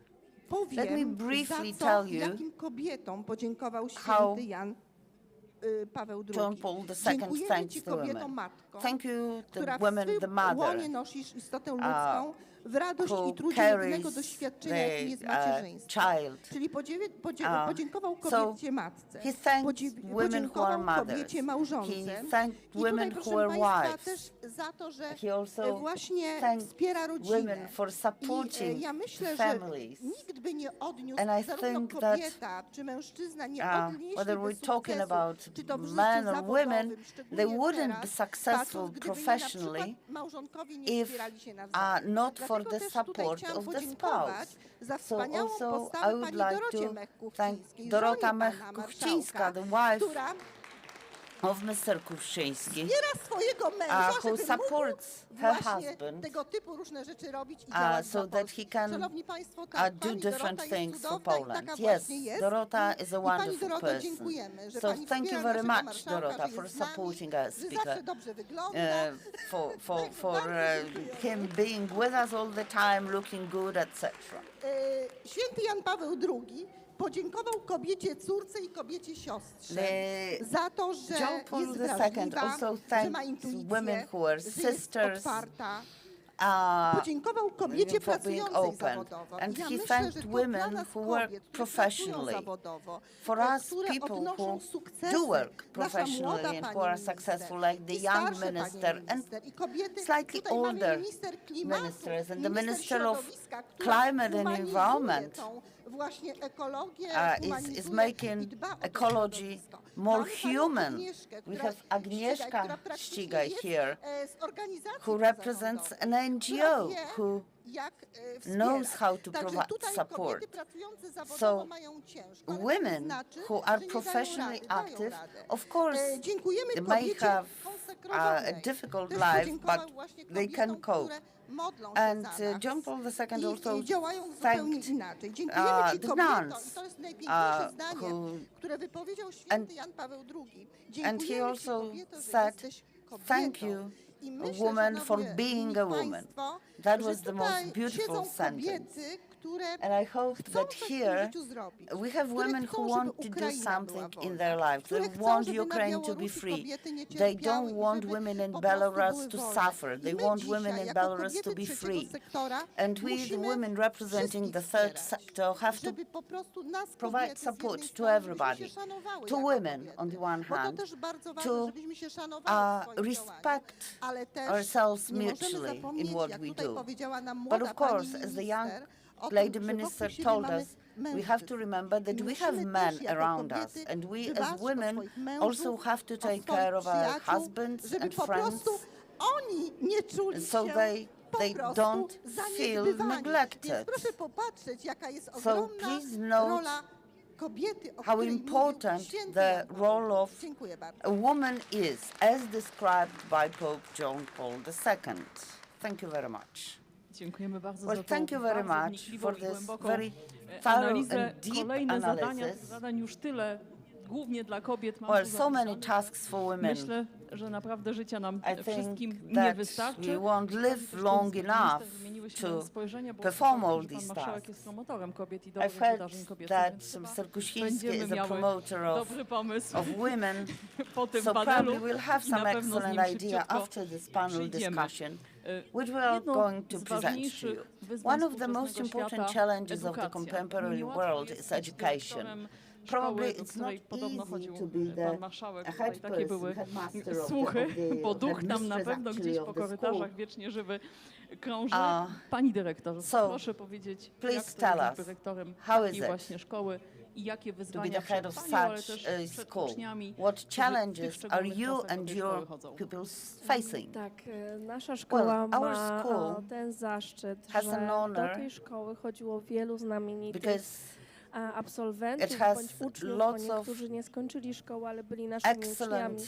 Do tych, graduates, o których dzisiaj former najbardziej students. absolwentem szkoły Well, jest the most pan well-known marszałek, ale is również uczniem Mr. naszej szkoły Kusiński, był pan but also Brzeziński. Mr. Więc Brzeziński to na was a dzień graduate dzisiejszy of dwie our school. najważniejsze postacie. Two Natomiast most jest important bardzo wielu persons innych również that I've znamienitych mentioned, but there are absolwentów many szkoły. others. Ale słuchajcie, kochani, But to, co jest w tym momencie what bardzo is istotne, very myślę, że się important wielu z now, was zgodzi z and tym, probably to my most of you will obecnie agree with kształcimy that, we przyszłych currently wielkich educate absolwentów. the I to na future nich kładziemy great ogromny graduates. nacisk. Z And tego we też put powodu emphasis on stworzyliśmy this. And that's why stowarzyszenie we've przy established szkole, an które association skupia operating ludzi, at the school. Którzy nie tylko pracują w szkole i And są this is naszymi for rodzicami the parents dzieci z naszej of the szkoły, children ale who także attend są the school, właśnie but there are przyjaciółmi also szkoły. friends I of dzięki our szkole, school. dzięki And thanks stowarzyszeniu to the school and dokonujemy thanks to the wielu różnych association, wspaniałych we can działań. do a lot Na of przykład to, interesting co things. rozmawiałyśmy tutaj z panią As we w przerwie, discussed korzystamy z during the wymiany break. For example, we polsko-ukraińskiej. have Polish-Ukrainian Nasze dzieci exchange programs. razem współpracują, Our children współpracujemy ze szkołą cooperate. na We Ukrainie, cooperate with ze a szkołą school in na Ukraine. Litwie. We cooperate W with a związku z school in powyższym Lithuania. mamy bogaty wachlarz So we have a działań broad range of międzynarodowych, international ale także activities. staramy But we się, also aby nasi try uczniowie na co dzień w bezpiecznych warunkach uczyli to się i doświadczali różnych let rzeczy. our Bo pamiętajcie, ja to students moim dzieciakom też learn mówię. in Tak jak safe mówił Janusz conditions Korczak, and to każdy experience kiedyś new był things. Because mały. as Janusz I Korczak na has tego said, małego należy everybody popatrzeć. used Bo to ten be mały, jeśli small dostanie wiedzę, ale once też upon a w time. ciekawy sposób So trzeba ją przekazać. it's important ale to też provide trzeba knowledge zachęcić, to trzeba go such bodźcować, small people, bo on young może people. sam z siebie czegoś nie lubi And teraz, we must albo nie let wie, że them może to take polubić. experiments Zatem tego because małego człowieka they may not należy like something at przygotować the do moment, życia. but they have to find out. You have to teach them respect to the colleagues, the respect shown to their parents, respect to those who guide them or their way of life. These people will then be adults, and the type of the adults they will be depends on how they were taught as children. Sometimes children are inspired at school. They go with that to parents or grandparents, and then parents or grandparents come and they would like to learn more. Like my kid has come home saying that we need to save electricity. So what we teach the young children raising their curiosity, and they may also bring home, and adults can learn from children. We also can learn from one another. I mean, when I was at school, I was not taught many things because they did not exist at that time. So I need to learn them right now as an adult. Now, who can show me how to use different applications, on the computer or smartphone? Of course, my kids can do that. And they can learn that at school. So, thanks to the classes held at the laboratories of the future in Krasiczyn, I was looking for the way to learn programming. So the director of the laboratory, took my students and showed them the method of how to learn that, how we could use the resources available at school already. So my children came to me and they said, well, we know that already. I mean, you posed a problem to us, now the gentleman told us, and now we're sitting and learning. Okay, so I said, you're learning today, and tomorrow you'll come and you'll teach me. This is how it works. So my school is a small school, it's a family school, I'd say.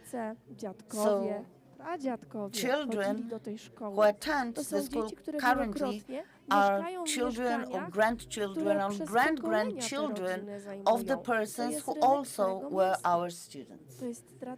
Our school teaches tradition and culture, and we have the community that has this background, and we try to continue the tradition.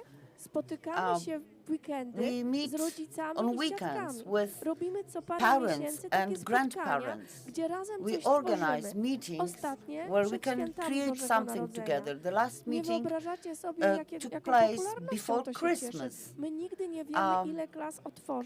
We never know how many classrooms should be open because we never know how many people would come, but people really come in big numbers and they bring their own materials. And we give them the hour when we begin. We never set the closing hour because it's up to them, up to the participants.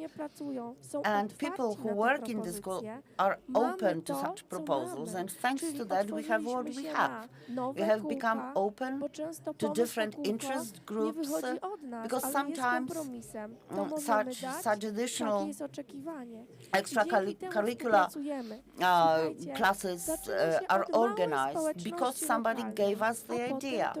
So everything starts with the local community and then it spreads.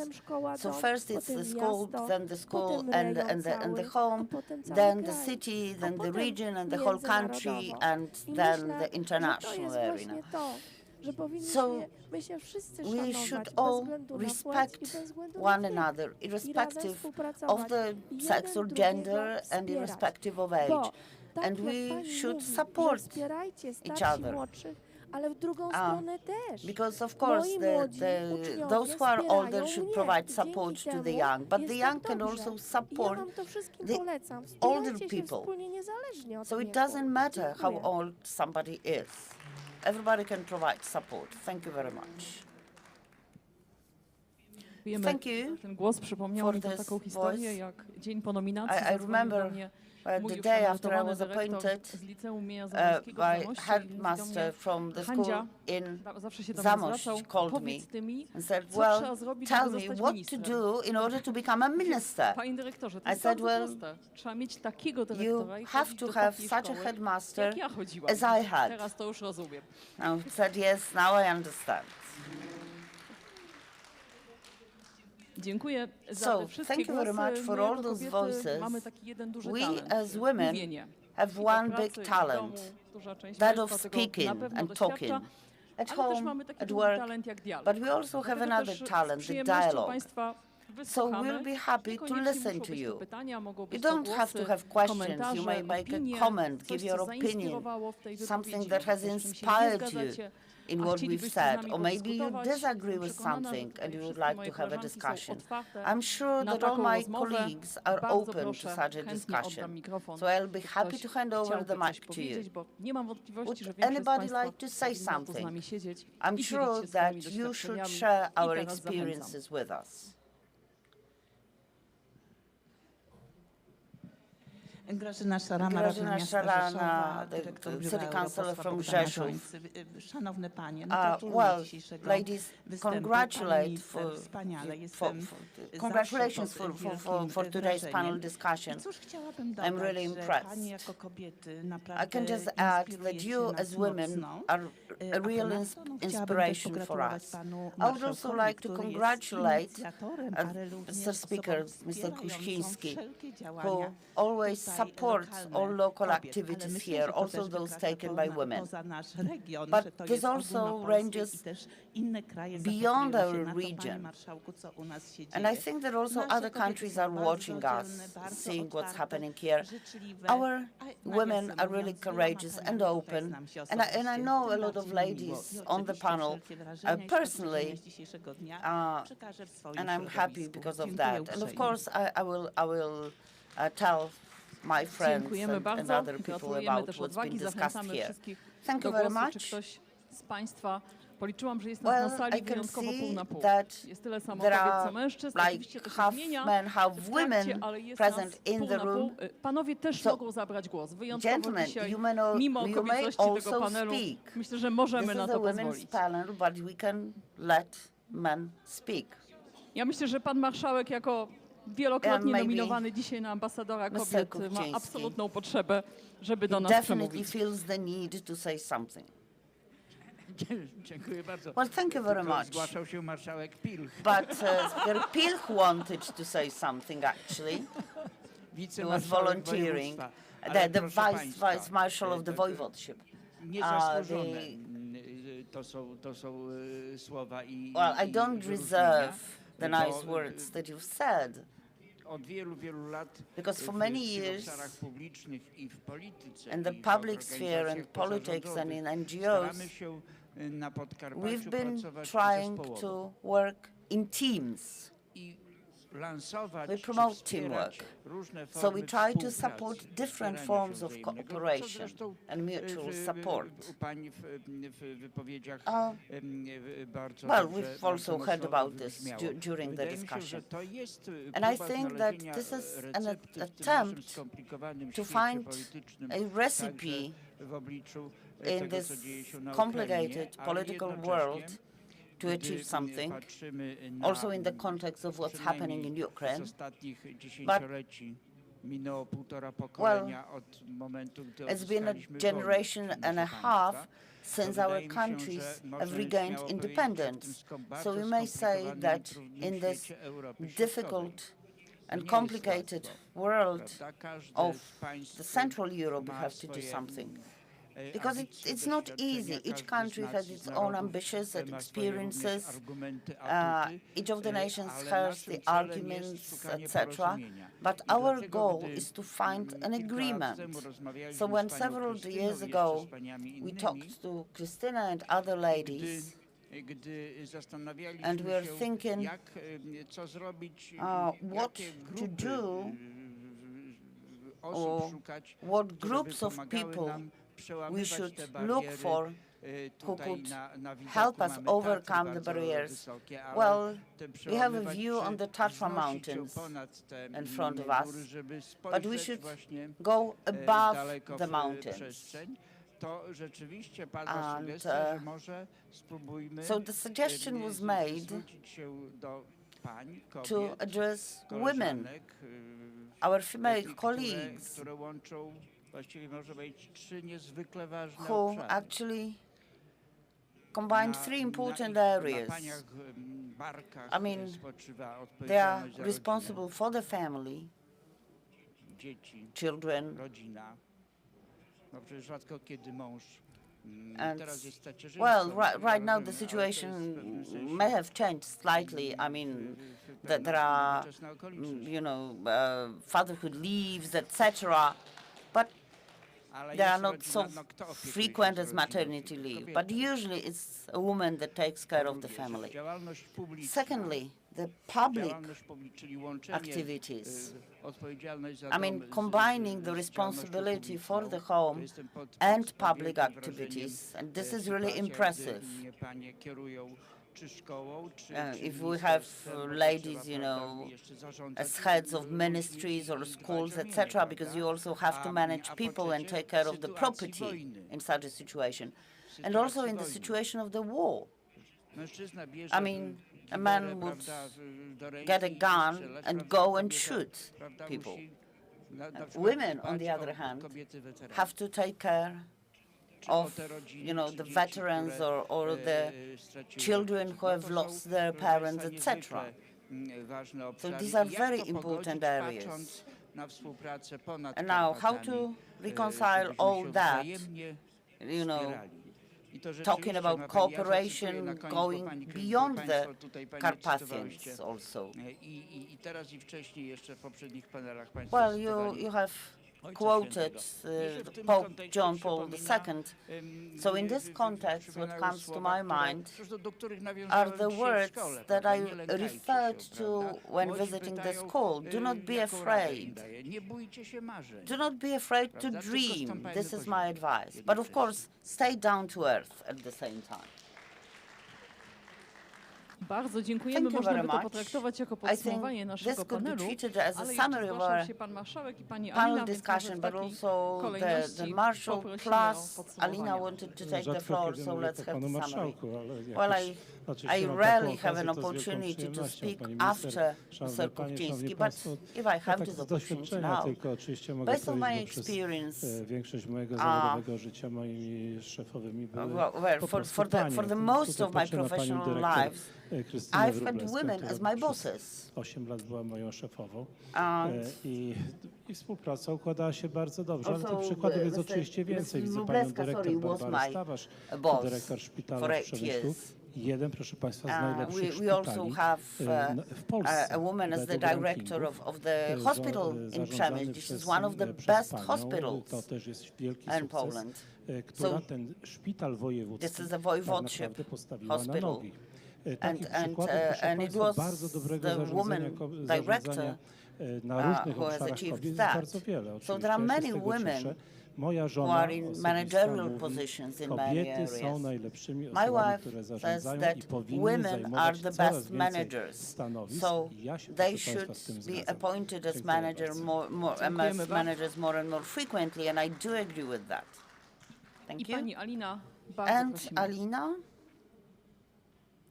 Głos z Białorusi, już drugi dzisiaj. Voice from Belarus. Dobry wieczór. Good evening. Bardzo dziękuję za ten głos. Thank you very much for giving the floor to me. I just would like to make a certain proposal. Jeszcze będąc because when I still was a journalist and looking at what was happening when Belarusians had to escape our country, those were women mainly, and it was very painful for them to lose their homes, families, friends. So it is very important to support women in creating communities. And that's why I would like to congratulate you on the idea of establishing this Women of the Carpathians Region Association. I was also a member of such kind of Women of Warsaw Association. We met quite frequently, and so it was very supportive for us. So maybe you should have such meetings also. Women from Ukraine are coming here. They have nobody who would be close to them. They have nobody to ask where to go to see a doctor, for example. You can create a chat where you can get responses to such questions. So I suggest you do that. Thank you very much. Dziękujemy bardzo. Zazwyczaj na panelach jest tak, że osób Usually, ubywa, szczególnie w during panel discussions, the group of listeners is shrinking. We have an opposite situation. New people are joining us. We are very happy of that. And the man's voice from the first row, one of the local leaders and ambassadors of women. Marshal, Madam Minister, ladies and gentlemen, I was asked to take the floor in some way because you were talking about the role of women, about how we have to fight for this role of women and show women as those who are important. But even in right-wing parties, which think that women's place is in the kitchen, let's try to look at the Italian perception.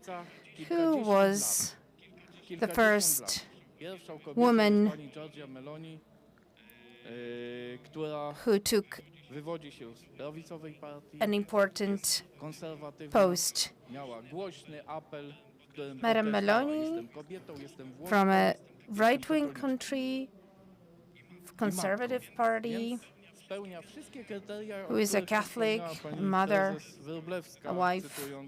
So she fulfills all the criteria quoted by Madame Wróblewska. We have no reason to be ashamed. We had Prime Minister Szydło, also the Speaker of the Parliament, Speaker Witek, and also the leader in Belarus is Madam Tichanowska. Women are in the front line in Ukraine. President Zelensky's wife, an Iron woman, like Margaret Thatcher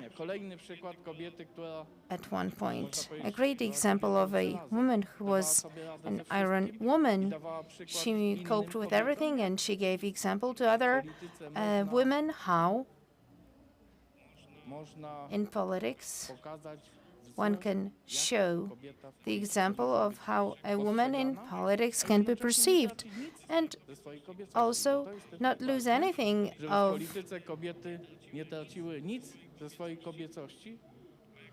being feminine. And in Poland we have the saying that a women make men's morals softer. And I hope that also in this case women are going to make men's habits softer. Again, a voice of a woman of the Carpathians. Also, I'm a plenipotentiary of the Housewives group in Sanok. I would like to thank the government for, as Deputy Polewski said, this housewife was finally appreciated the financing received by these housewives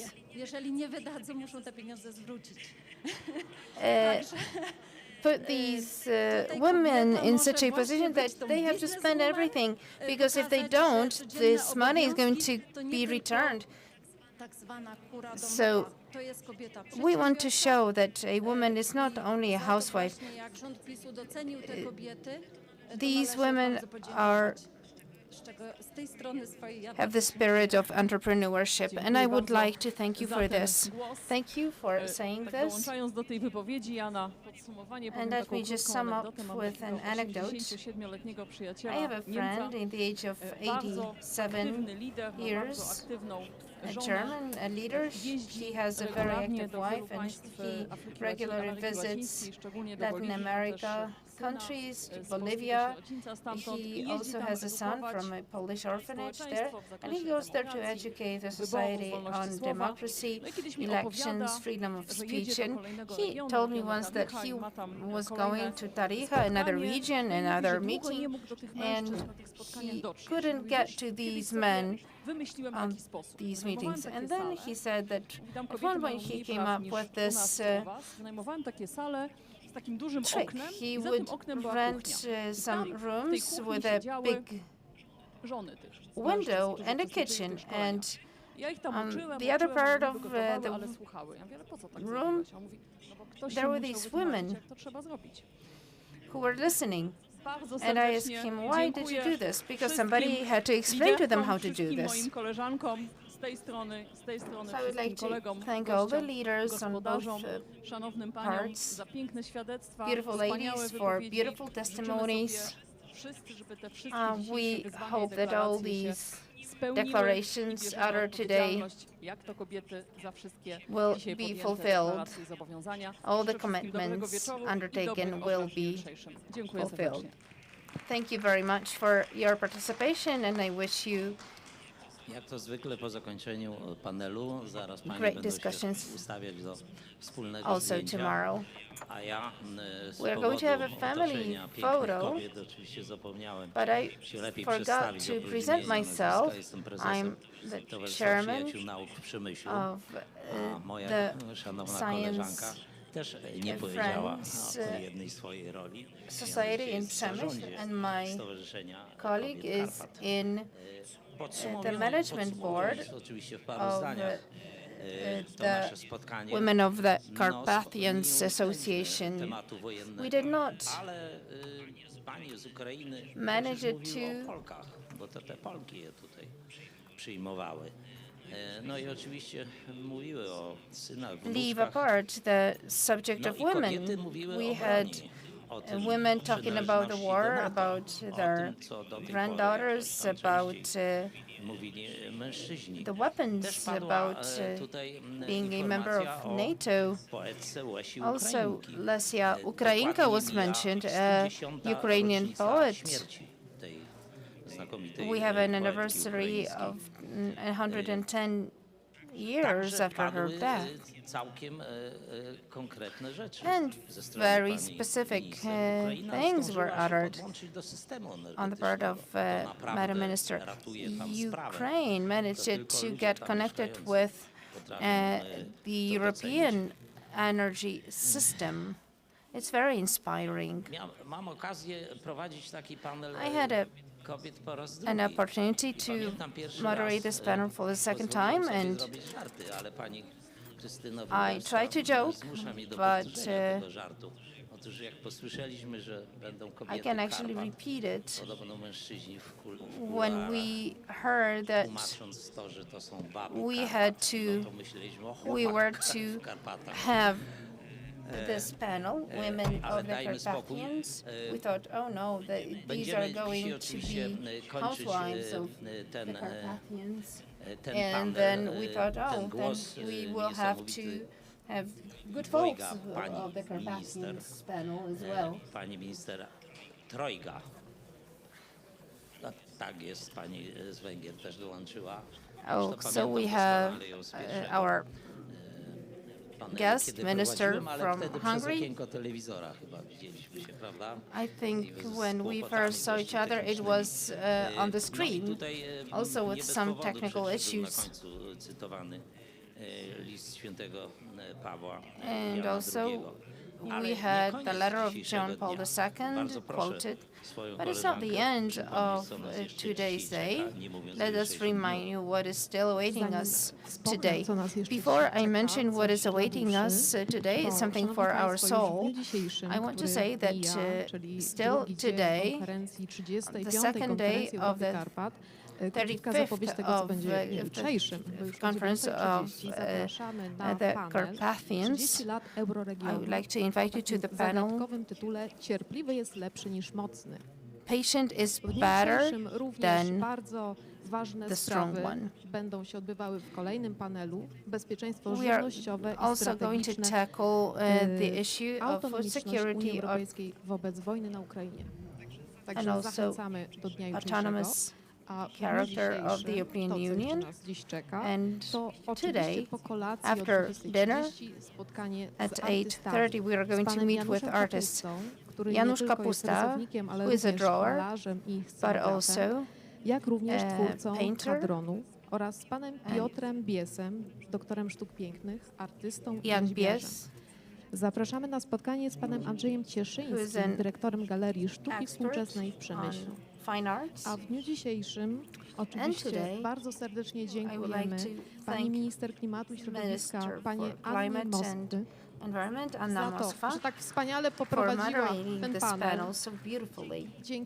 Dziękujemy I wybitnym would like to thank panelistkom. our Dziękujemy pani outstanding Zofii panelists, Racz, Zofia komisarz Racz, ministerialny do spraw kontaktów z Minister młodzieżą Commissioner for the Ministerstwa Rozwoju Youth from the Regionalnego z Węgier. Ministry of Regional Development from Hungary. Serdecznie I dziękujemy would like pani to Olenie thank, Kopańczuk, Olena pani Kopańczuk, deputowanej i wiceprzewodniczącej Deputy Komisji Vice Budżetowej Rady Najwyższej z Ukrainy. Chairman of the Budgetary Committee of the Serdeczne gratulacje pani minister Agnieszce Superior Ścigaj Council in za głos Ukraine. Agnieszka Ścigaj, dzisiejszej Minister, debacie. thank you for Dziękujemy pani profesor having a word Oksanie in our Jurynec debate. Oksana za udział Jurynec, w tym I wspaniałym would like to thank you wydarzeniu for dzisiejszym. participating in this beautiful event.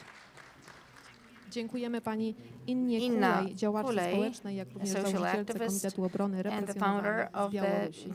Committee for the Protection of those Gorące ukłony pani Krystynie Wróblewskiej, repressed prezes in Stowarzyszenia Belarus. Kobiety Krystyna Karpat. Wróblewska, the chairman of Dziękuję the pani dyrektor Association Monice Women La, of the dyrektor Szkoły Carpathians, and Podstawowej Monika nr 1 La, w Przemyślu. headmaster of the elementary school number 1 in Przemyśl. Dziękuję mojemu I would like to koledze, thank jak my również, colleague, szanowni państwo, and dziękuję I would państwu like za to thank you all wytrwałość. for your Dziękujemy bardzo. perseverance and staying with us until the end.